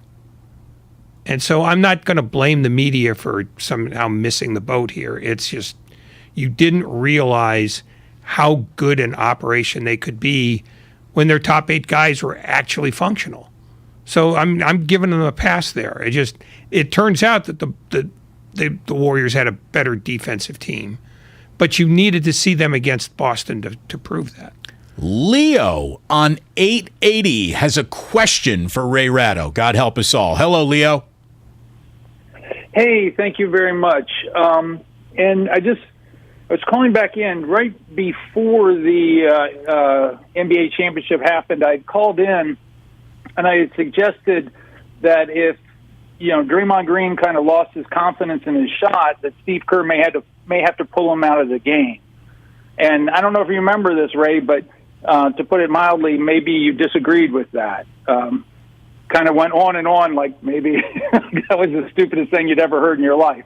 And I guess what I was going to say is if you have Steve on, would you be able to ask him and say, is it one of these things where, if a guy they need to be willing to shoot to play in the NBA to keep an offense running, and people would rather, miss a shot than get pulled out, or was it just Draymond Green was not there at that time? So I don't know if you remember that question, but I figure this would be a perfect time to get Steve's take on it. Thank you very much. Well, he got taken out of the game for a 3-minute stretch and a 2-minute stretch of one game, and then was returned to full and active duty in the next one. So I think it was situational, not sort of a statement of we can't tolerate this. I mean, I think he looked at Green and said, this is starting to play on his head some. No one game or how Steve Kerr deploys one of his favorite children will ever be the referendum on that kid.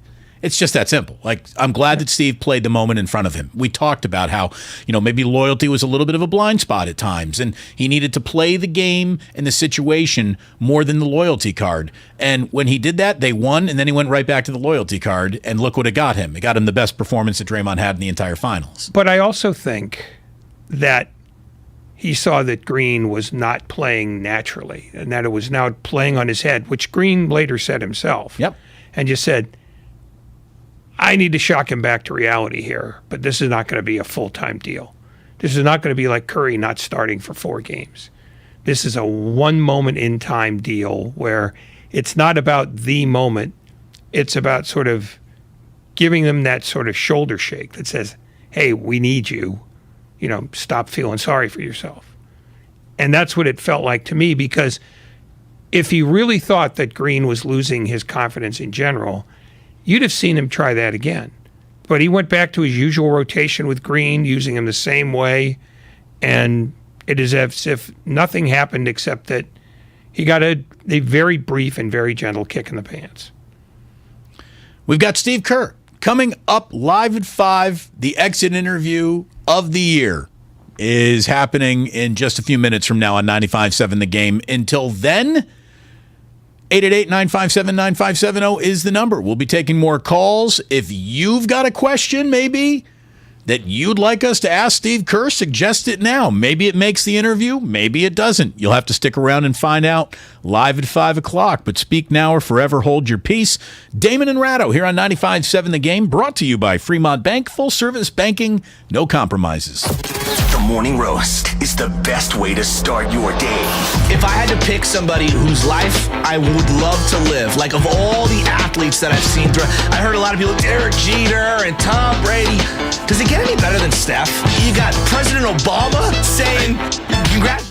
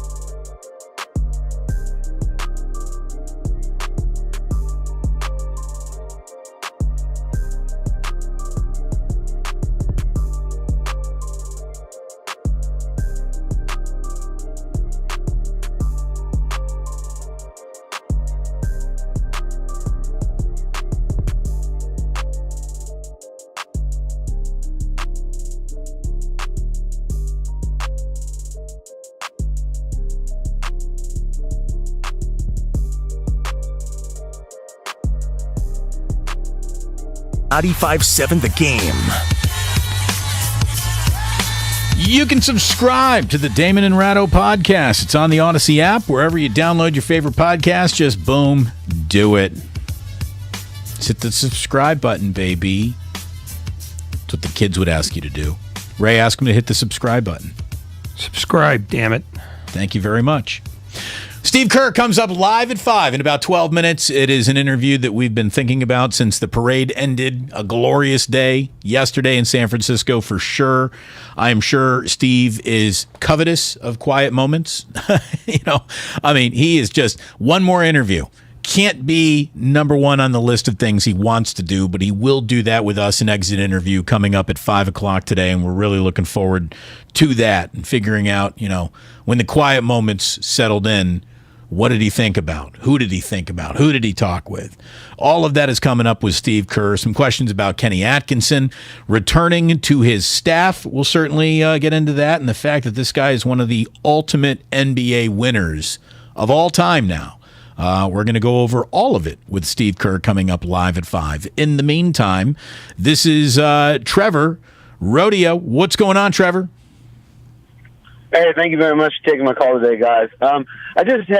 When I was just kind of watching the parade the other day, I was just kind of going over stuff on Basketball Reference, and I saw a lot of really kind of cool, interesting trends, like about just what certain Warriors did, throughout the playoff run and in the finals themselves, where guys like Otto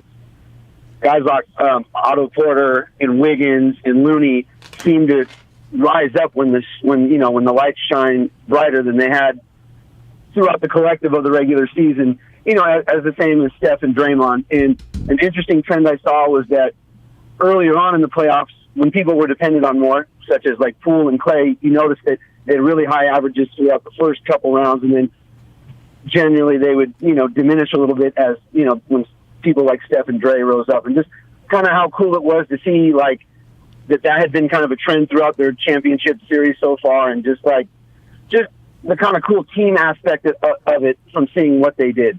Thank you very much, guys. The pieces fit, Trevor. I mean, there's no other way to really say it. The Warriors seem to have more nights in the postseason than nights where they didn't have it. The right group of guys out there in position to put the team in the right frame to win the game. Steve did pull a lot of levers the right way. And I know he's often criticized, because when the Warriors are playing so well, what are you going to do? You got to blame that sideline out of bounds play that you didn't like. And that must be Steve Kerr's fault, because these players, they're not going to be the ones that make a mistake. They make mistakes. They all do. Steve had himself a hell of a year. He had a hell of a year with the whistle. He had a hell of a year with the clipboard. He had a hell of a year just managing injuries and minutes and keeping players who thought they might be worthy of more minutes satisfied, and basically, making all of these guys fit together. Remember, right at the trade deadline, the Warriors need a big. That's the one thing that everyone knew. It's the one thing that they must also know too, right? Well, they don't make the trade. It doesn't happen. And then they pretty much serve up their worst month of the entire season when I think they're under 500 in the month of March. And so I wonder how much second guessing that they were doing internally. Maybe Steve will share that with us coming up at 5 o'clock. But I'm wondering where that real moment of pause was. Do we really have the right plan together this year? And they can talk about believing in it all they want, but Ray, until it all got healthy and came together, game 1 against the Denver Nuggets, we didn't even see it. So how could they honestly know? They could believe in it, they could have faith in it, but they couldn't know until they actually saw it. We didn't see it until Denver. Yeah, but here's what we did know. The market for bigs was very threadbare. And the value in getting one that wasn't very good was minimal. And I think that more than anything else is what influenced them. It wasn't that they were guessing and hoping it would turn out okay. It's that they looked at the market and the market sucked. I mean, Andre Drummond, he's past it. You just go down the list. You could have made a deal for Sabonis. No. Miles Turner. No. It would cost too much, and didn't want it would him. be a rental Turner. that to the extent that they mind the tax at all, that's the kind of move that would say, you know what, it's a short-term gain that might not mean anything, and we're paying an awful lot of money for it. Nah, let's not. So I think it was really the market that told them not to do it more than anything else. It wasn't, well, maybe Weissman can come back, because they didn't know what Weissman would give them when he did come back. And they didn't know if they could use Kuminga much in the postseason. As it turns out, they didn't. You know, they made do with what they had, not because they were geniuses, but because there weren't alternatives. Chef Amy weighing in, saying, I'm wondering if Steve Kerr had a moment where he thought to himself after seeing a specific play or a certain game, like, we are totally going to win this series.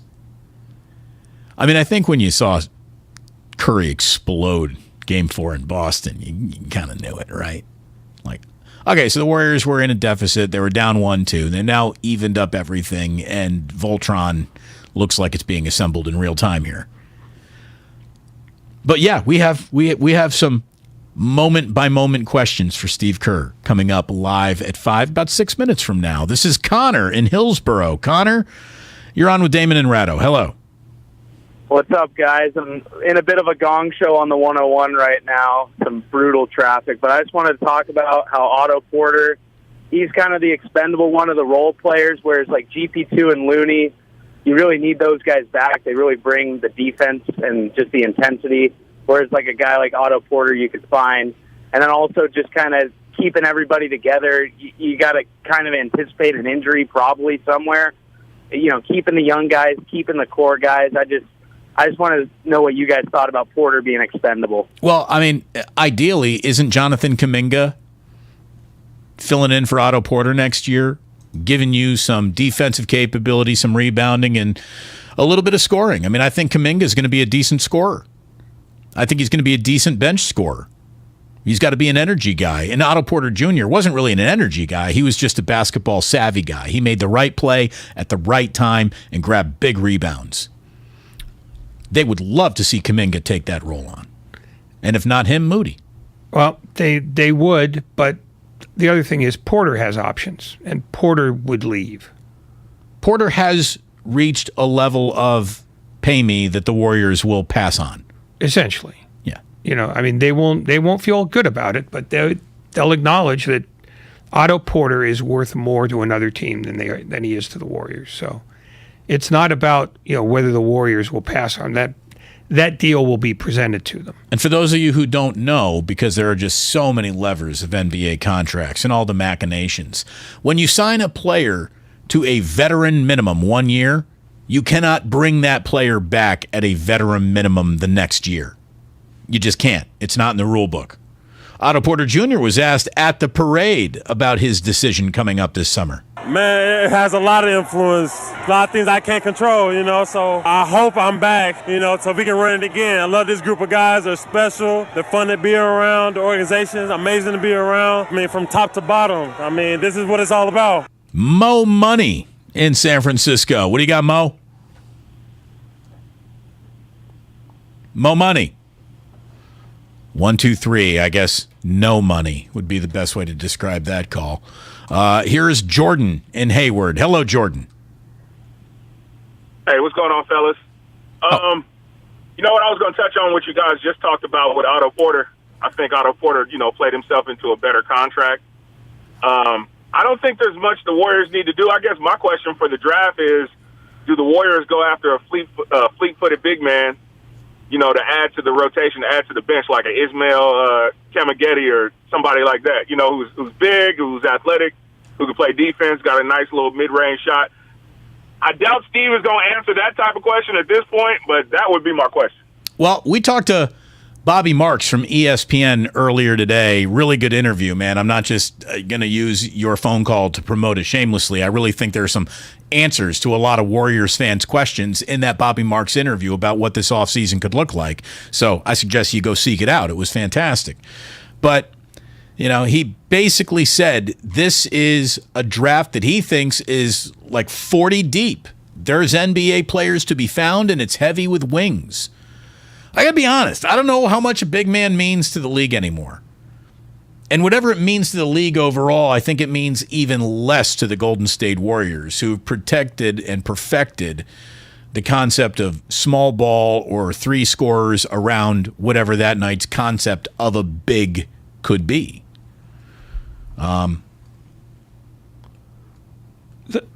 The one thing, though, that I would suggest is that the big man is not obsolete, but it's got to be a real good big man surrounded by other good players. Who fits.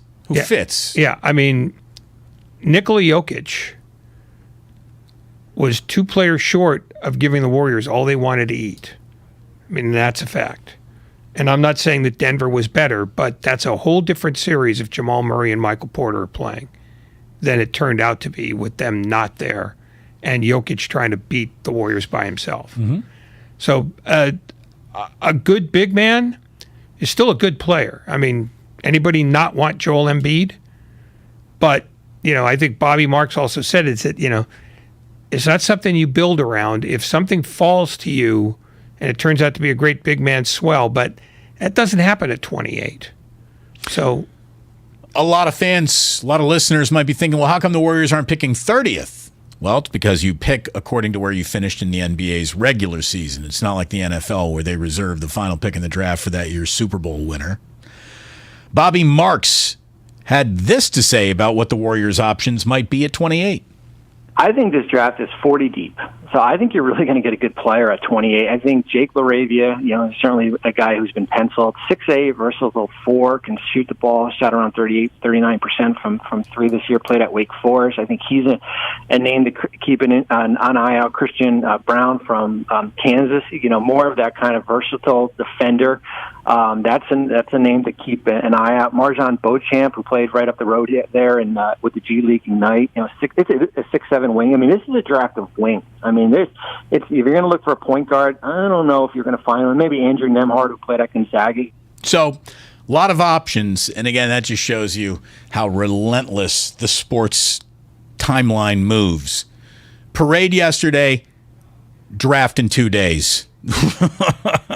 Welcome to yet another short off season for the Golden State Warriors, and welcome everyone to your 5 o'clock hour. You're listening to 95.7 The Game, KGMZ FM in HD1 San Francisco, an Odyssey station. Steve Kerr, nice enough to join us for a final interview of the year, and, years can't end any better than that. Steve is brought to us by Xfinity. Stay connected, protected, and entertained. Steve, you have certainly provided an awful lot of entertainment around here. Let's just start with a thank you and congratulations. What a spectacular season you guys just had.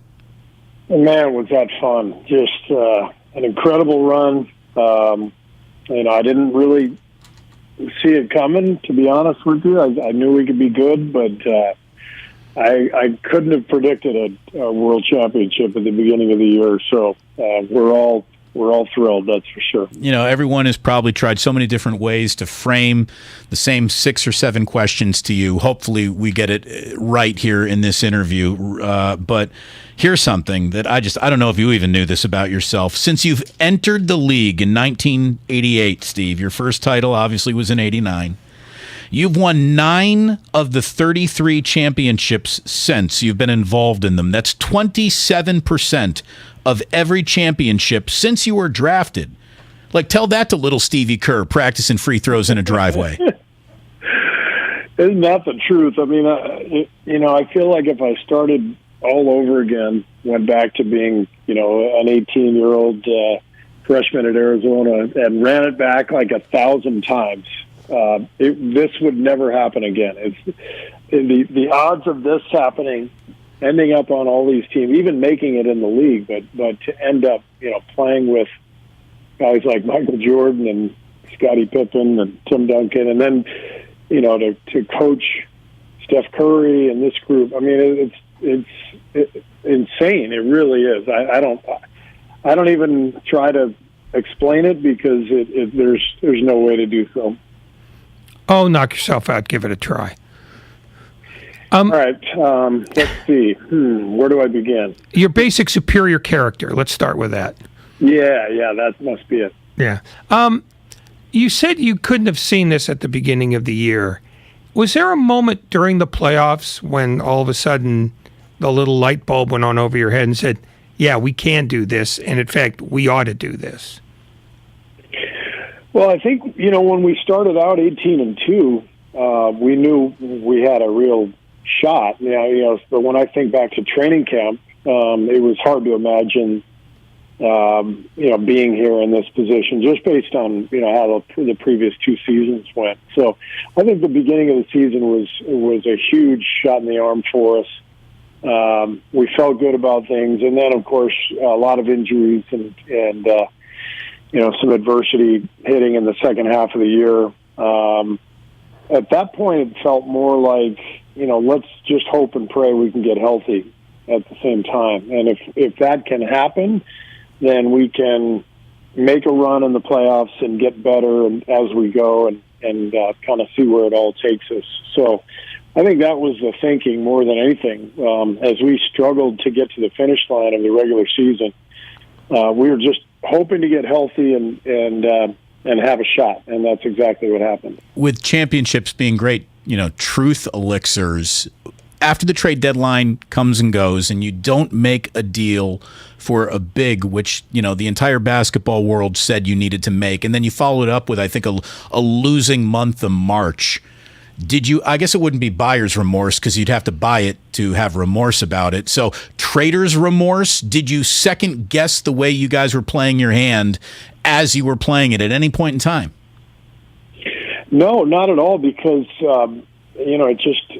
the whole time that this was happening, we thought we were going to get James Wiseman back at some point. And so we had Loon and Draymond holding down the fort at center and Belly and, so we felt like we were in pretty good shape, but just thinking, all right, if we need an extra big at the end of the year, that'll be Wiseman. And then, of course, his timeline kept getting pushed back further and further and further.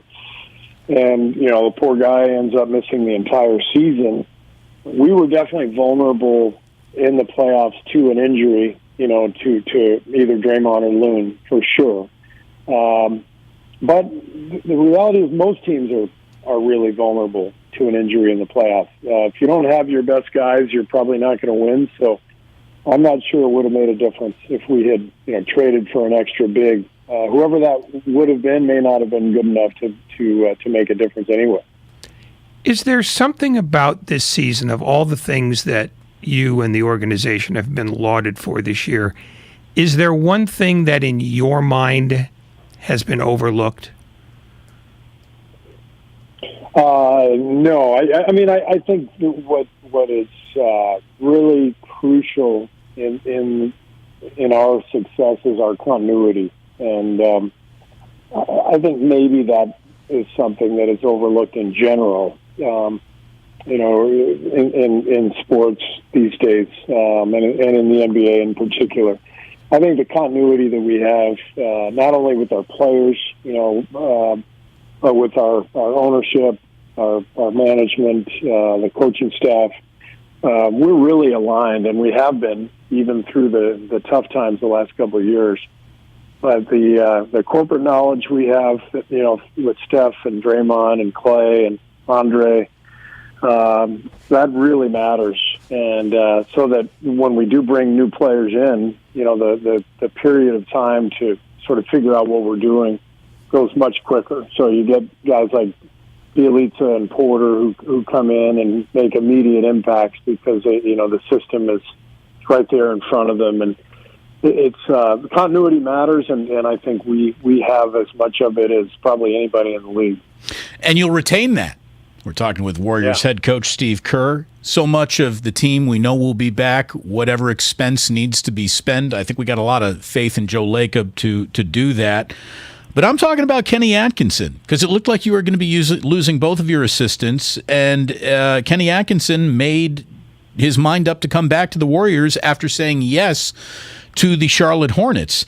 When he reached that decision, did you talk to him? Did you convince him to return? Did you just say the door's back open? Should you reconsider? Can you tell us how Kenny Atkinson almost left and then decided to return to your bench as your top assistant going forward?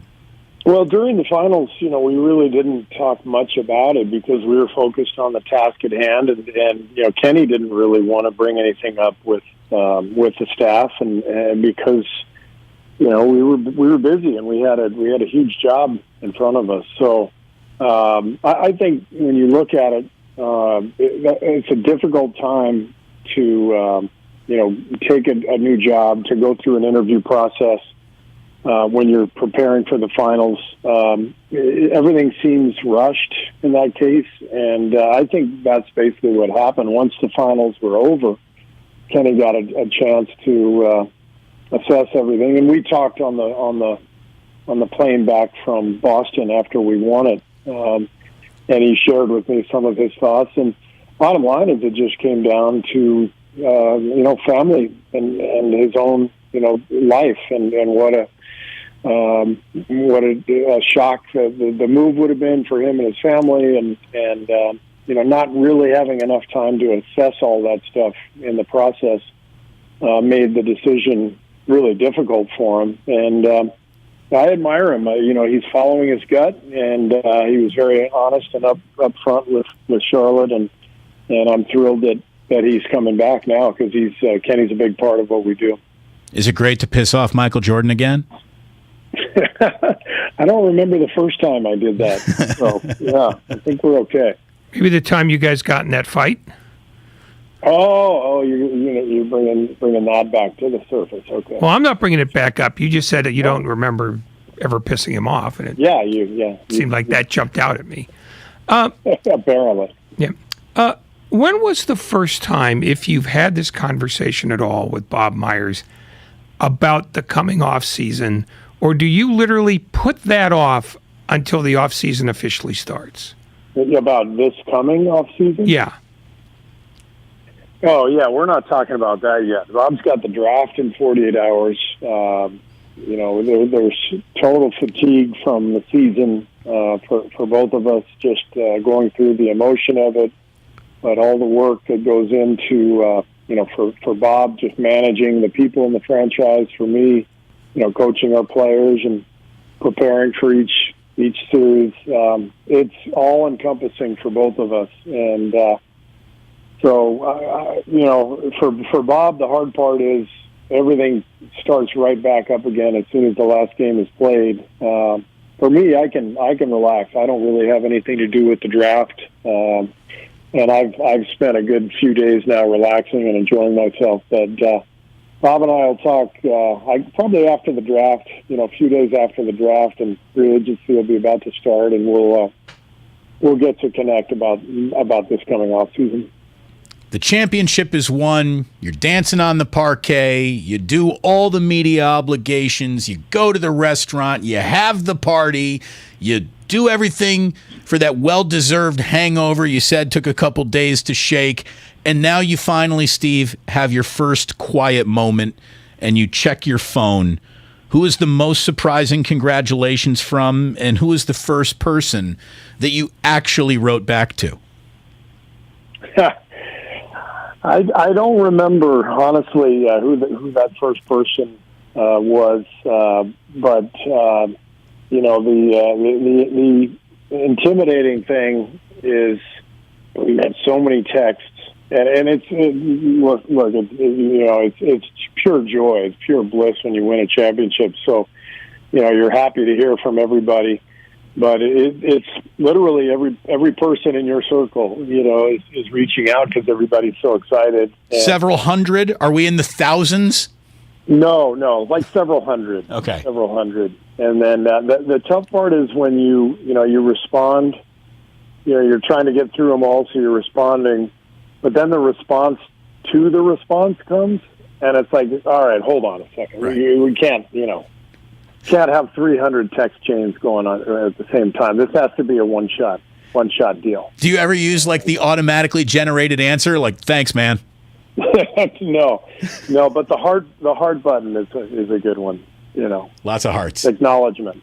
Lots of hearts. How soon after you guys got back from the championship did Margot say, "We have a garage that needs cleaning"?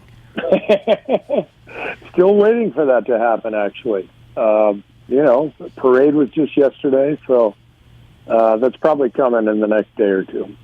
Is there a particular snapshot of the parade that you'll carry with you longer than others? Yeah, Zaza Pachulia sent me today a photo of someone in the audience who had a sign that said something like "The Dynasty continues," and there was a giant photo of Eric Hausen, our equipment manager. And it just, I loved every second of that. I've got to get that blown up. That was just fantastic. By the way, can I tell you I'm a little bit angry at the Golden State Warriors because I had to read in the Indianapolis Star that Will Sheehy was your video coordinator. I mean, that's a Hoosier. You got to tell me right away if you're hiring Hoosiers, Steve. You're right. That's my fault. I should have let you know at the beginning of the year. I mean, Will's awesome, by the way. Will did a great job for us this year. That's great. I even heard Klay talking about how, when he was coming back, he's like, man, I had Sheehy putting it on me. And the guy never even made the league. So. But I'll tell you, Sheehy was a player, man. He scored 1,000 points for the Hoosiers. He was good. He was really good. He was really good, and he did lay it on Klay a little bit. By the way, I thought Klay laid on about as cool as a compliment as a coach can get. I'd like to play you what he said about you and playing for you from Draymond's podcast. I'm going full Michael Jordan. I'm aligning myself with Steve. I ain't playing for anybody but Steve, so that's the plan. And it would be weird to be in another uni, so I'm just grateful to be up here. Is that the ultimate compliment a coach can have? I never want to play for another coach. It is. It is the ultimate compliment, and the feeling is mutual. Trust me, I don't ever want to coach a different team either. So we have such a good thing going here, and such strong bonds that we've built over the last 8 years for me, and 10, 12 years for Steph, Klay, Draymond, Bob Myers, Joe Lake. We've got something special, and it's great to be a part of it. We want to keep it going. Was there anybody that you felt better about in the wake of this championship than everybody else? I mean, it's an unfair question, I know, but was there somebody whose sort of tale just made you feel a little happier than all the others? It is an unfair question because every player has such a unique individual story, and that's what makes coaching really fun, to see the development, to see the joy, to see everyone, when you win a title, to see how happy everyone is. Steph stands out because this clearly meant so much to him, given where we've been the last couple of years. And I forget what everybody else was saying about, he needed a finals MVP. It doesn't matter what everybody else said, but you can see in Steph's eyes that he needed it for himself. He really wanted this championship and the Finals MVP for himself, and he got it. And he is the guy responsible for all this. The whole run. I mean, a lot of people have contributed. Great players, obviously. We don't win championships without Draymond and Klay, and but Steph is Steph is kind of our Magic Johnson, our Tim Duncan. He's the face of the franchise, and everything has been built around him. And so for that reason, I will always think of this title as kind of Steph's crowning glory. Having said that, Andrew Wiggins for me, man, I'm so happy for him. How far he's come, the joy on his face, the impact he made in every single series. He was incredible.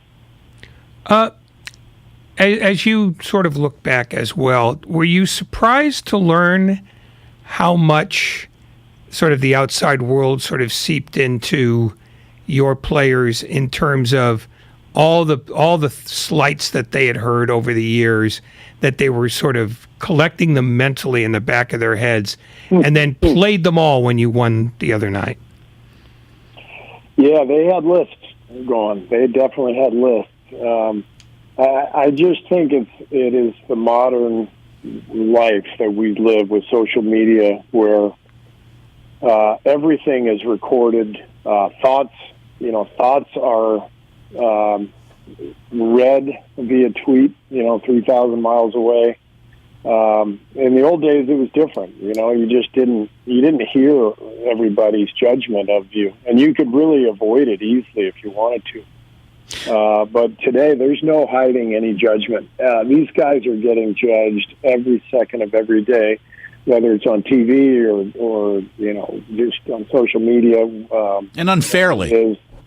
Unfairly judged. Well, yeah. I mean, fairly, unfairly, doesn't matter. It's judgment is judgment, and it's not easy to deal with. And I just think it's a different world, and I love the fact that these guys are coming out saying, "Yep, I think Steph called himself the petty king or something."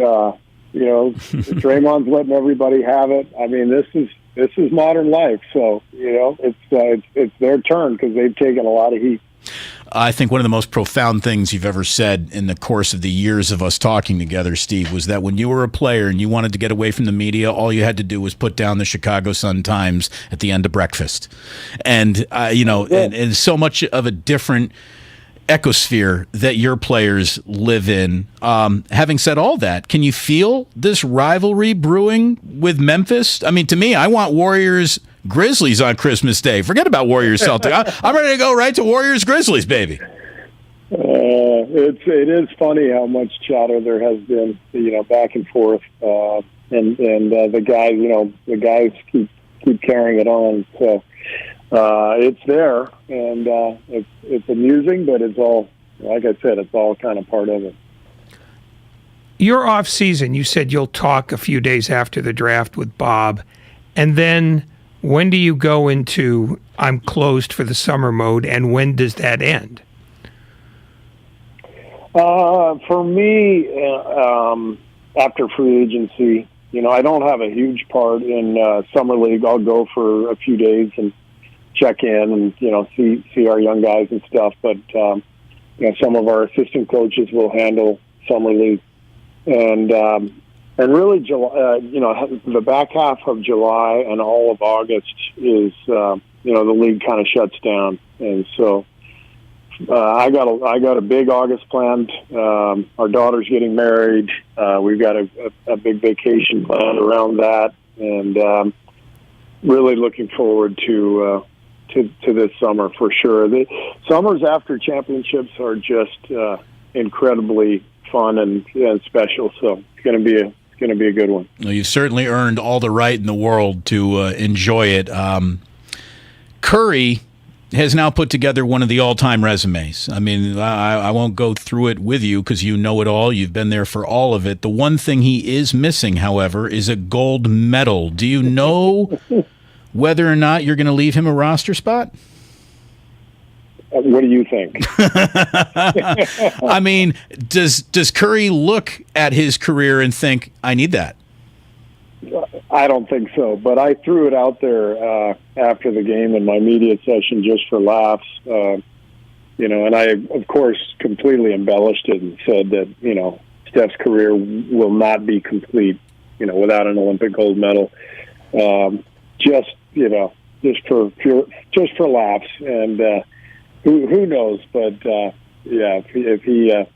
if he wants to do that, I could probably convince the committee to bring him aboard. I like your chances of doing it. Looking at the future, how much did you talk to Jonathan Kuminga and Moses Moody and James Wiseman while the playoffs were actually happening? Are you coaching their futures while your present is full of trying to win playoff games? Yeah, we talked with Moses and JK. Both guys played periodically in those playoffs. Not much in the finals, but both guys got significant run in earlier series, so I was in constant communication with them. But also just kind of reminding them and James to soak it all in, because this is what it's about. And your first trip to the playoffs is filled with lessons, about preparation and, your mental approach and how you're handling all the stress that comes with it, and so I definitely had some conversations with those guys about that. And what did you think of Jordan Poole's first trip to the playoffs? Fantastic. What I love most about Jordan is his confidence, and I think he showed that, during the playoffs where he had these monster games, and then, maybe a team gave him extra attention. Maybe he had a tough game or two, and the announcers are talking about can he get going again? There's a lot of chatter, and then he comes right out just fearlessly, just firing away and giving us big buckets. So I love Jordan, his confidence, his aggressiveness. He stays with it no matter what the chatter is out there, and that's what it takes. He's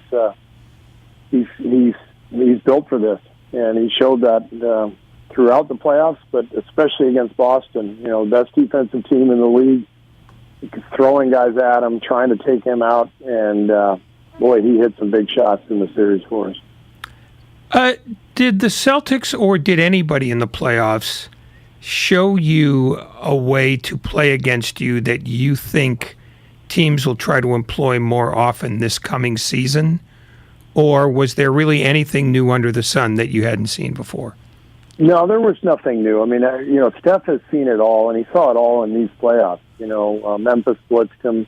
Denver blitzed him.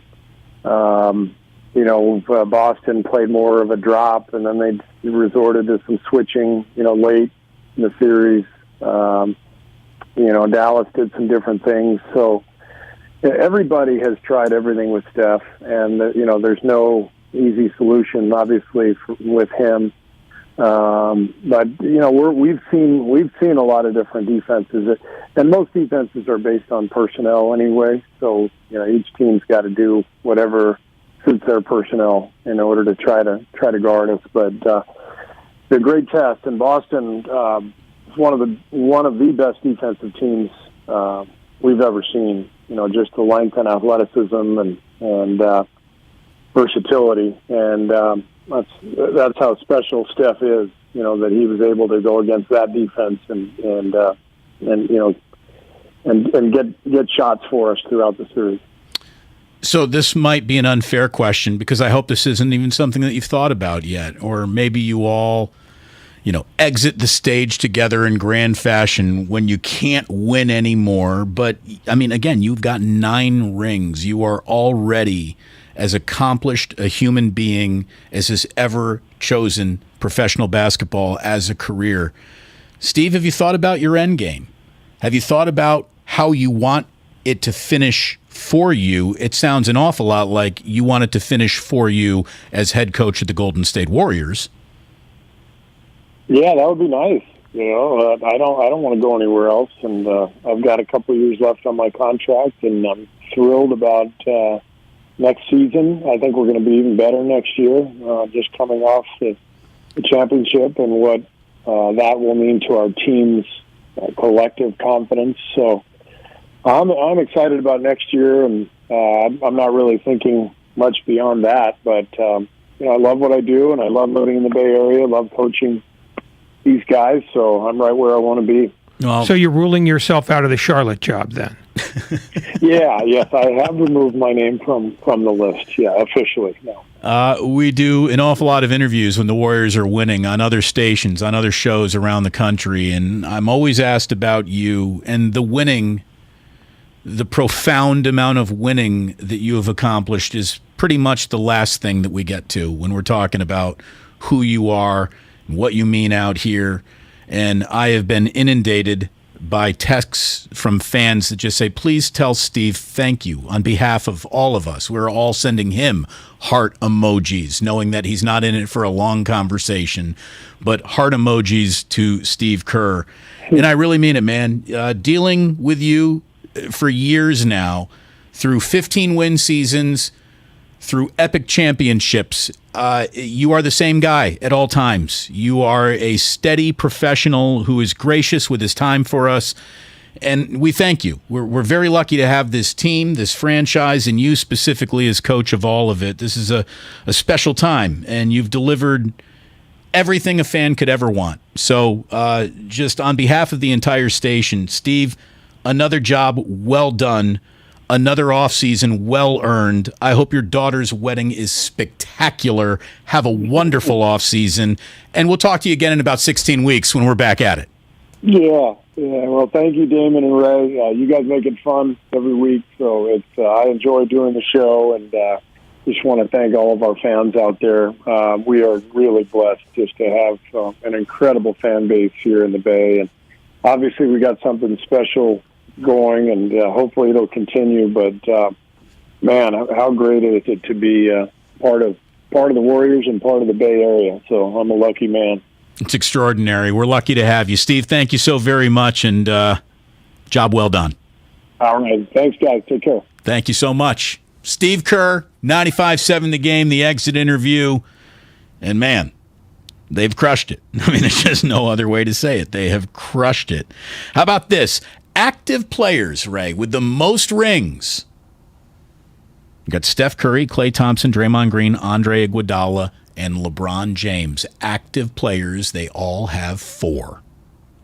Tied with 3, Kevon Looney, JaVale McGee, Patrick McCaw, Danny Green, Udonis Haslem.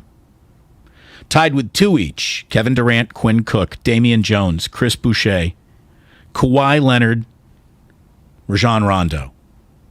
Of the 16 active players in the NBA with 2 or more titles, 11 of them have won at least one of those titles with the Golden State Warriors. Well, they're the ones that have multiple rings in this last decade, so that would make sense. But beyond that, oh no, it's you know, the odds would seem preposterous, but they've won half of the last 8, so it only makes sense that, you know, only 5 of them would be lucky enough to win a ring in 2 different places.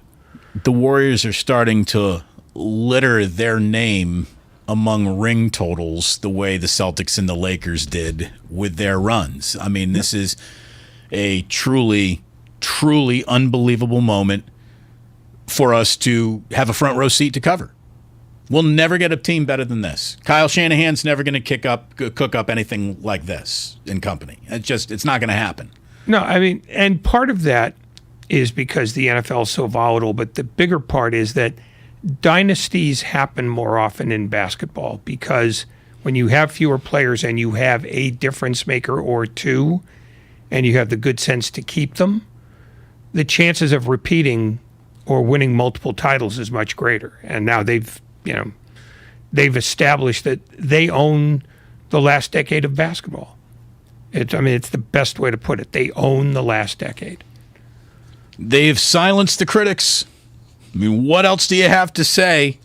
What else have the Golden State Warriors not accomplished that you need ticked off your box before you're willing and ready to admit this is one of the great teams of our lifetime, if not the greatest team of our lifetimes? That's something else. It's a monster. They could win the Stanley Cup. If they win the Stanley Cup, that would just be unprecedented for a basketball team. It'd be impressive, yeah. It really would be. You know, one, they'd be playing with 1 fewer guy, so they'd be killing a penalty the entire game. Plus, not being on skates would hamper them.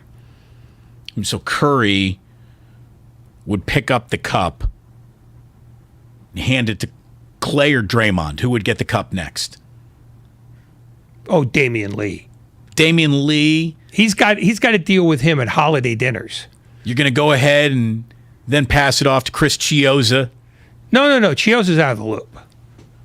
But hey, you need a guy like that on the blue line, Ray. He's a 4th line guy.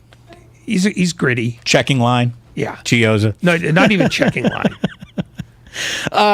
So awesome stuff with Steve Kerr. Our last conversation with the Warriors head coach for, like I said, about 16 weeks, and we will be back at this. By the time we're back playing NBA games, we will have started playing football games. And I guess that brings us to the other little bit of news that came out today. Gronk has retired from the NFL. Now, this has happened before, so, is this an Ozzy Osbourne final tour? Maybe. Maybe he does play again, but I don't know. it does sound like it's walk off into the sunset with your head held high time. 11 seasons, 92 touchdowns, 9,286 receiving yards, 4 Lombardi trophies, $70 million in career earnings for Rob Gronkowski. And you know the rumor about him, Ray, is that he's never touched a dime of it. Rob Gronkowski is one of the smartest managers of money sports has ever seen. He has banked every single dollar the NFL has paid him, and he's lived exclusively off of commercials and promotional endorsements. So, yo soy fiesta. As long as he didn't get to crypto, he's okay. Hopefully he's not deep in the crypto. Had he not been as injured as often as he was in his career, who knows what he would have really been in the NFL. And even with the injuries, he is still one of the greatest tight ends ever, without a doubt. And shamelessly underpaid, given the toll that he willingly let his body take. I mean, it's one of the great crimes of the NFL, which is that they don't pay their players commensurate to the amount of punishment they take. Again, if the XFL had been backed by live money, maybe we would have had a rival league. But we're not there yet. And we're probably never getting there with the XFL. But Adam Schefter already wanted everyone to know that Gronk's agent, Drew Rosenhaus, said that he could still come out of retirement if Tom Brady called him during the season. Now, I'm guessing Tom Brady's already made that call. I'm getting Drew Rosenhaus is looking at the end of payments and going, we can't have that. Got to keep that door open somehow, some way. By the way, the other bit of NFL news to tell you about this afternoon is that Deshaun Watson has settled 20 of his 24 cases. Now, we have had stories in the last few weeks that indicated there were more cases coming, up to 28. But the 24 that were on the dockets, that number is now 4. Now, we knew that this was going to happen, and it's happening. And this is, I guess, when you give somebody enough cash to make that go away capabilities, when bad things come up, guess what they're going to turn to? That deep well of cash. The remaining 4 cases, the upcoming NFL season, which is going to be settled first. The NFL has a huge decision concerning his suspension. What is it going to be? What do the ramifications of this settlement do to the actual math that the NFL is trying to put together to figure out how long this guy should be suspended? It's nuts. I can also tell you that Roger Goodell's got another thing to worry about, and that's being subpoenaed to go testify in front of Congress about what a bunch of scumbags the Washington Commanders are when nobody's looking. And the biggest scumbag of them all, Daniel Snyder, isn't even going to the hearing to answer the bell himself, that coward. And Roger Goodell and other owners probably are not too pleased with Daniel Snyder right now. Yeah, but they're not willing to do anything about it. So, this is what Goodell gets paid for, to be the front man for guys who don't want to, dance to the music. Of course, he is going to perform shamelessly tomorrow. He will defend Snyder to the hilt because that's what he gets the $40 million a year doing. And much as I'd like to be sympathetic for anybody who has to answer for Danny Snyder's crimes, Roger Goodell signed up for this. And he does it willingly because he's made enough money now that he shouldn't have to do this anymore. But he keeps doing it.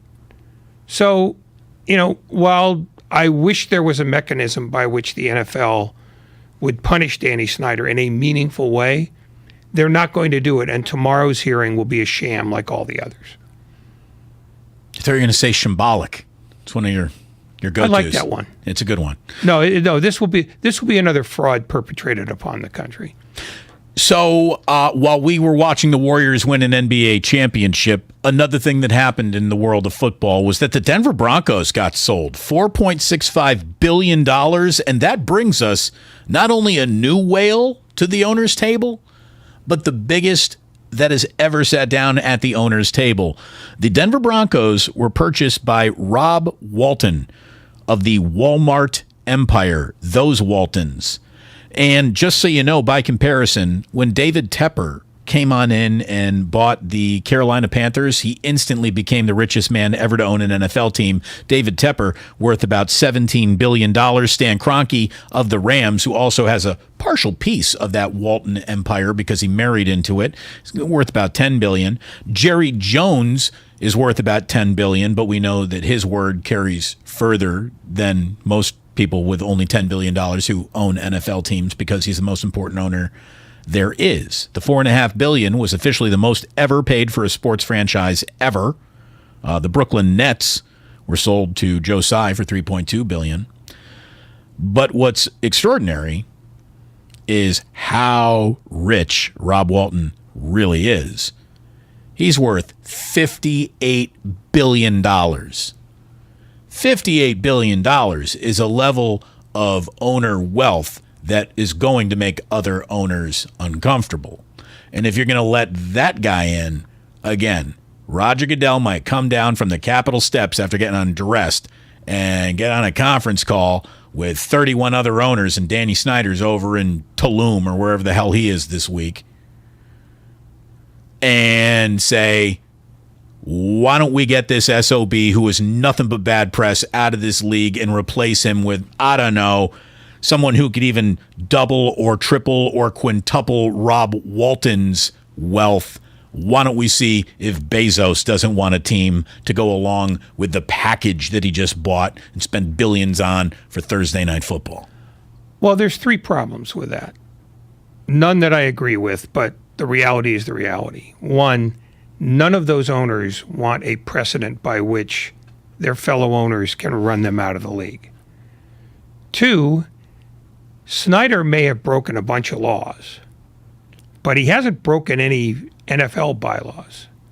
So they wouldn't be able to go to court and easily strip him of his franchise. And thirdly, Roger Goodell doesn't want that fight. Roger Goodell works for Danny Snyder just the same way he works for Jerry Jones, just the same way he works for Rob Walton. He's not going to be the guy to spearhead any fight to drive any owner out of anything. So then how did Adam Snyder say, you know what? You mean Danny Snyder?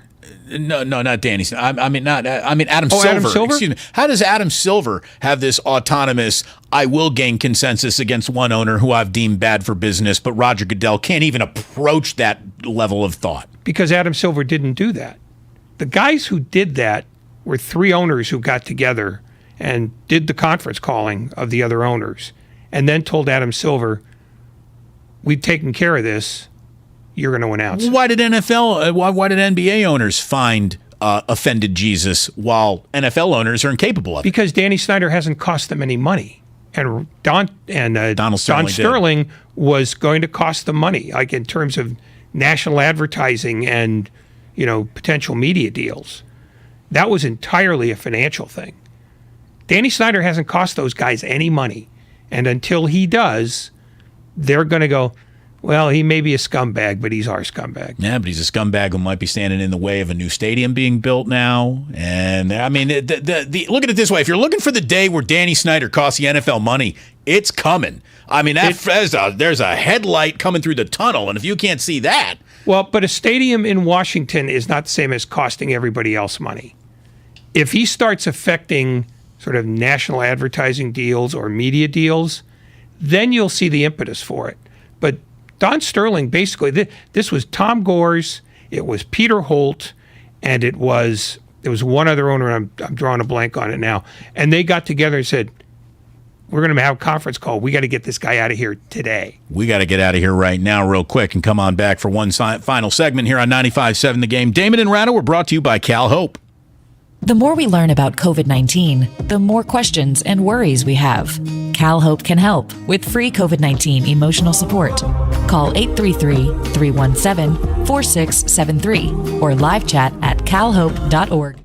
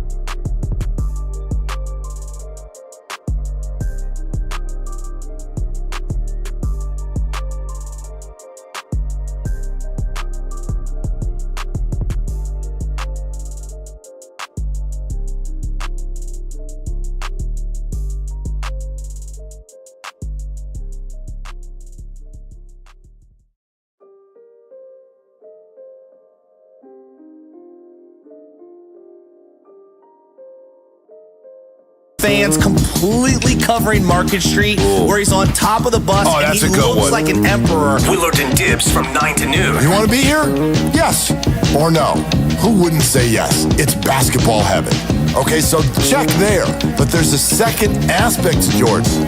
Do you want this role? Steiny and Guru from noon to 3. Did the Warriors win it next year? Boy, do. I wouldn't rule them out. Maybe. And Damon and Ratto from 3 to 6. What's the fourth title mean? I think more than anything else, Ray, it's just legacy defining. It's the official stamp that this team needed to be made men. The best of the game. Presented by the County of Santa Clara. Book a COVID-19 booster shot now at sccfreevax.org or call 211.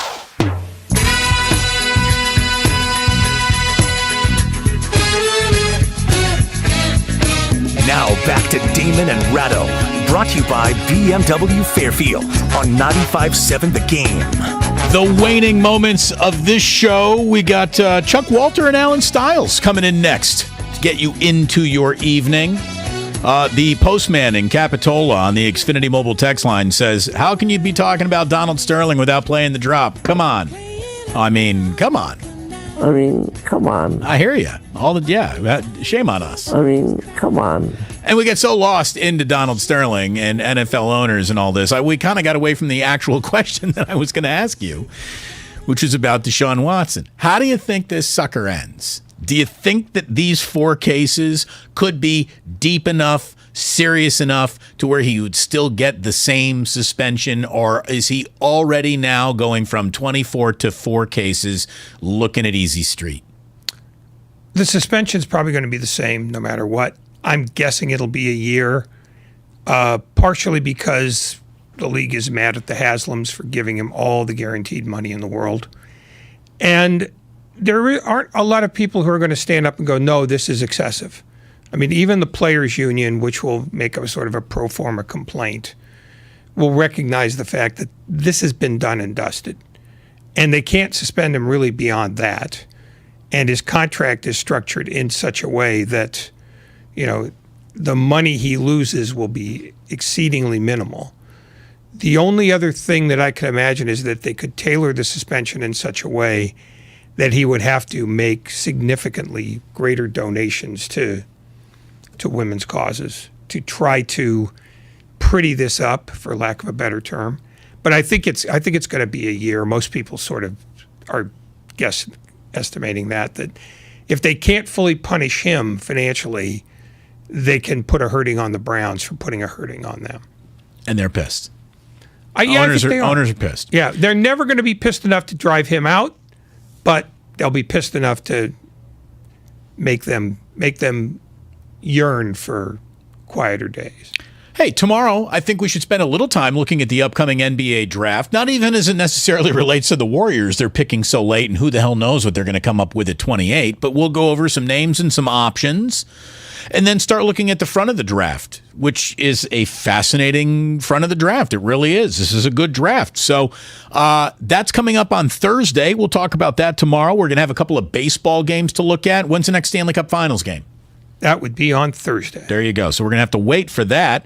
Hopefully they'll cool down on the obnoxious goal totals. Can I get a couple tight, fun games? Game 1 was awesome. Game 2 sucked. Game 3 sucked. Yeah, but it's the thing about the finals is you have to take the games almost as a sort of a big picture thing. How does the team that loses by 7 then win by 4 in the immediately next game without making any radical changes to their roster? It's that every game is radically separate. There's no momentum. There's no momentum at all. So you just have to strap into the unknown. Speaking of strapping into the unknown. I misspoke.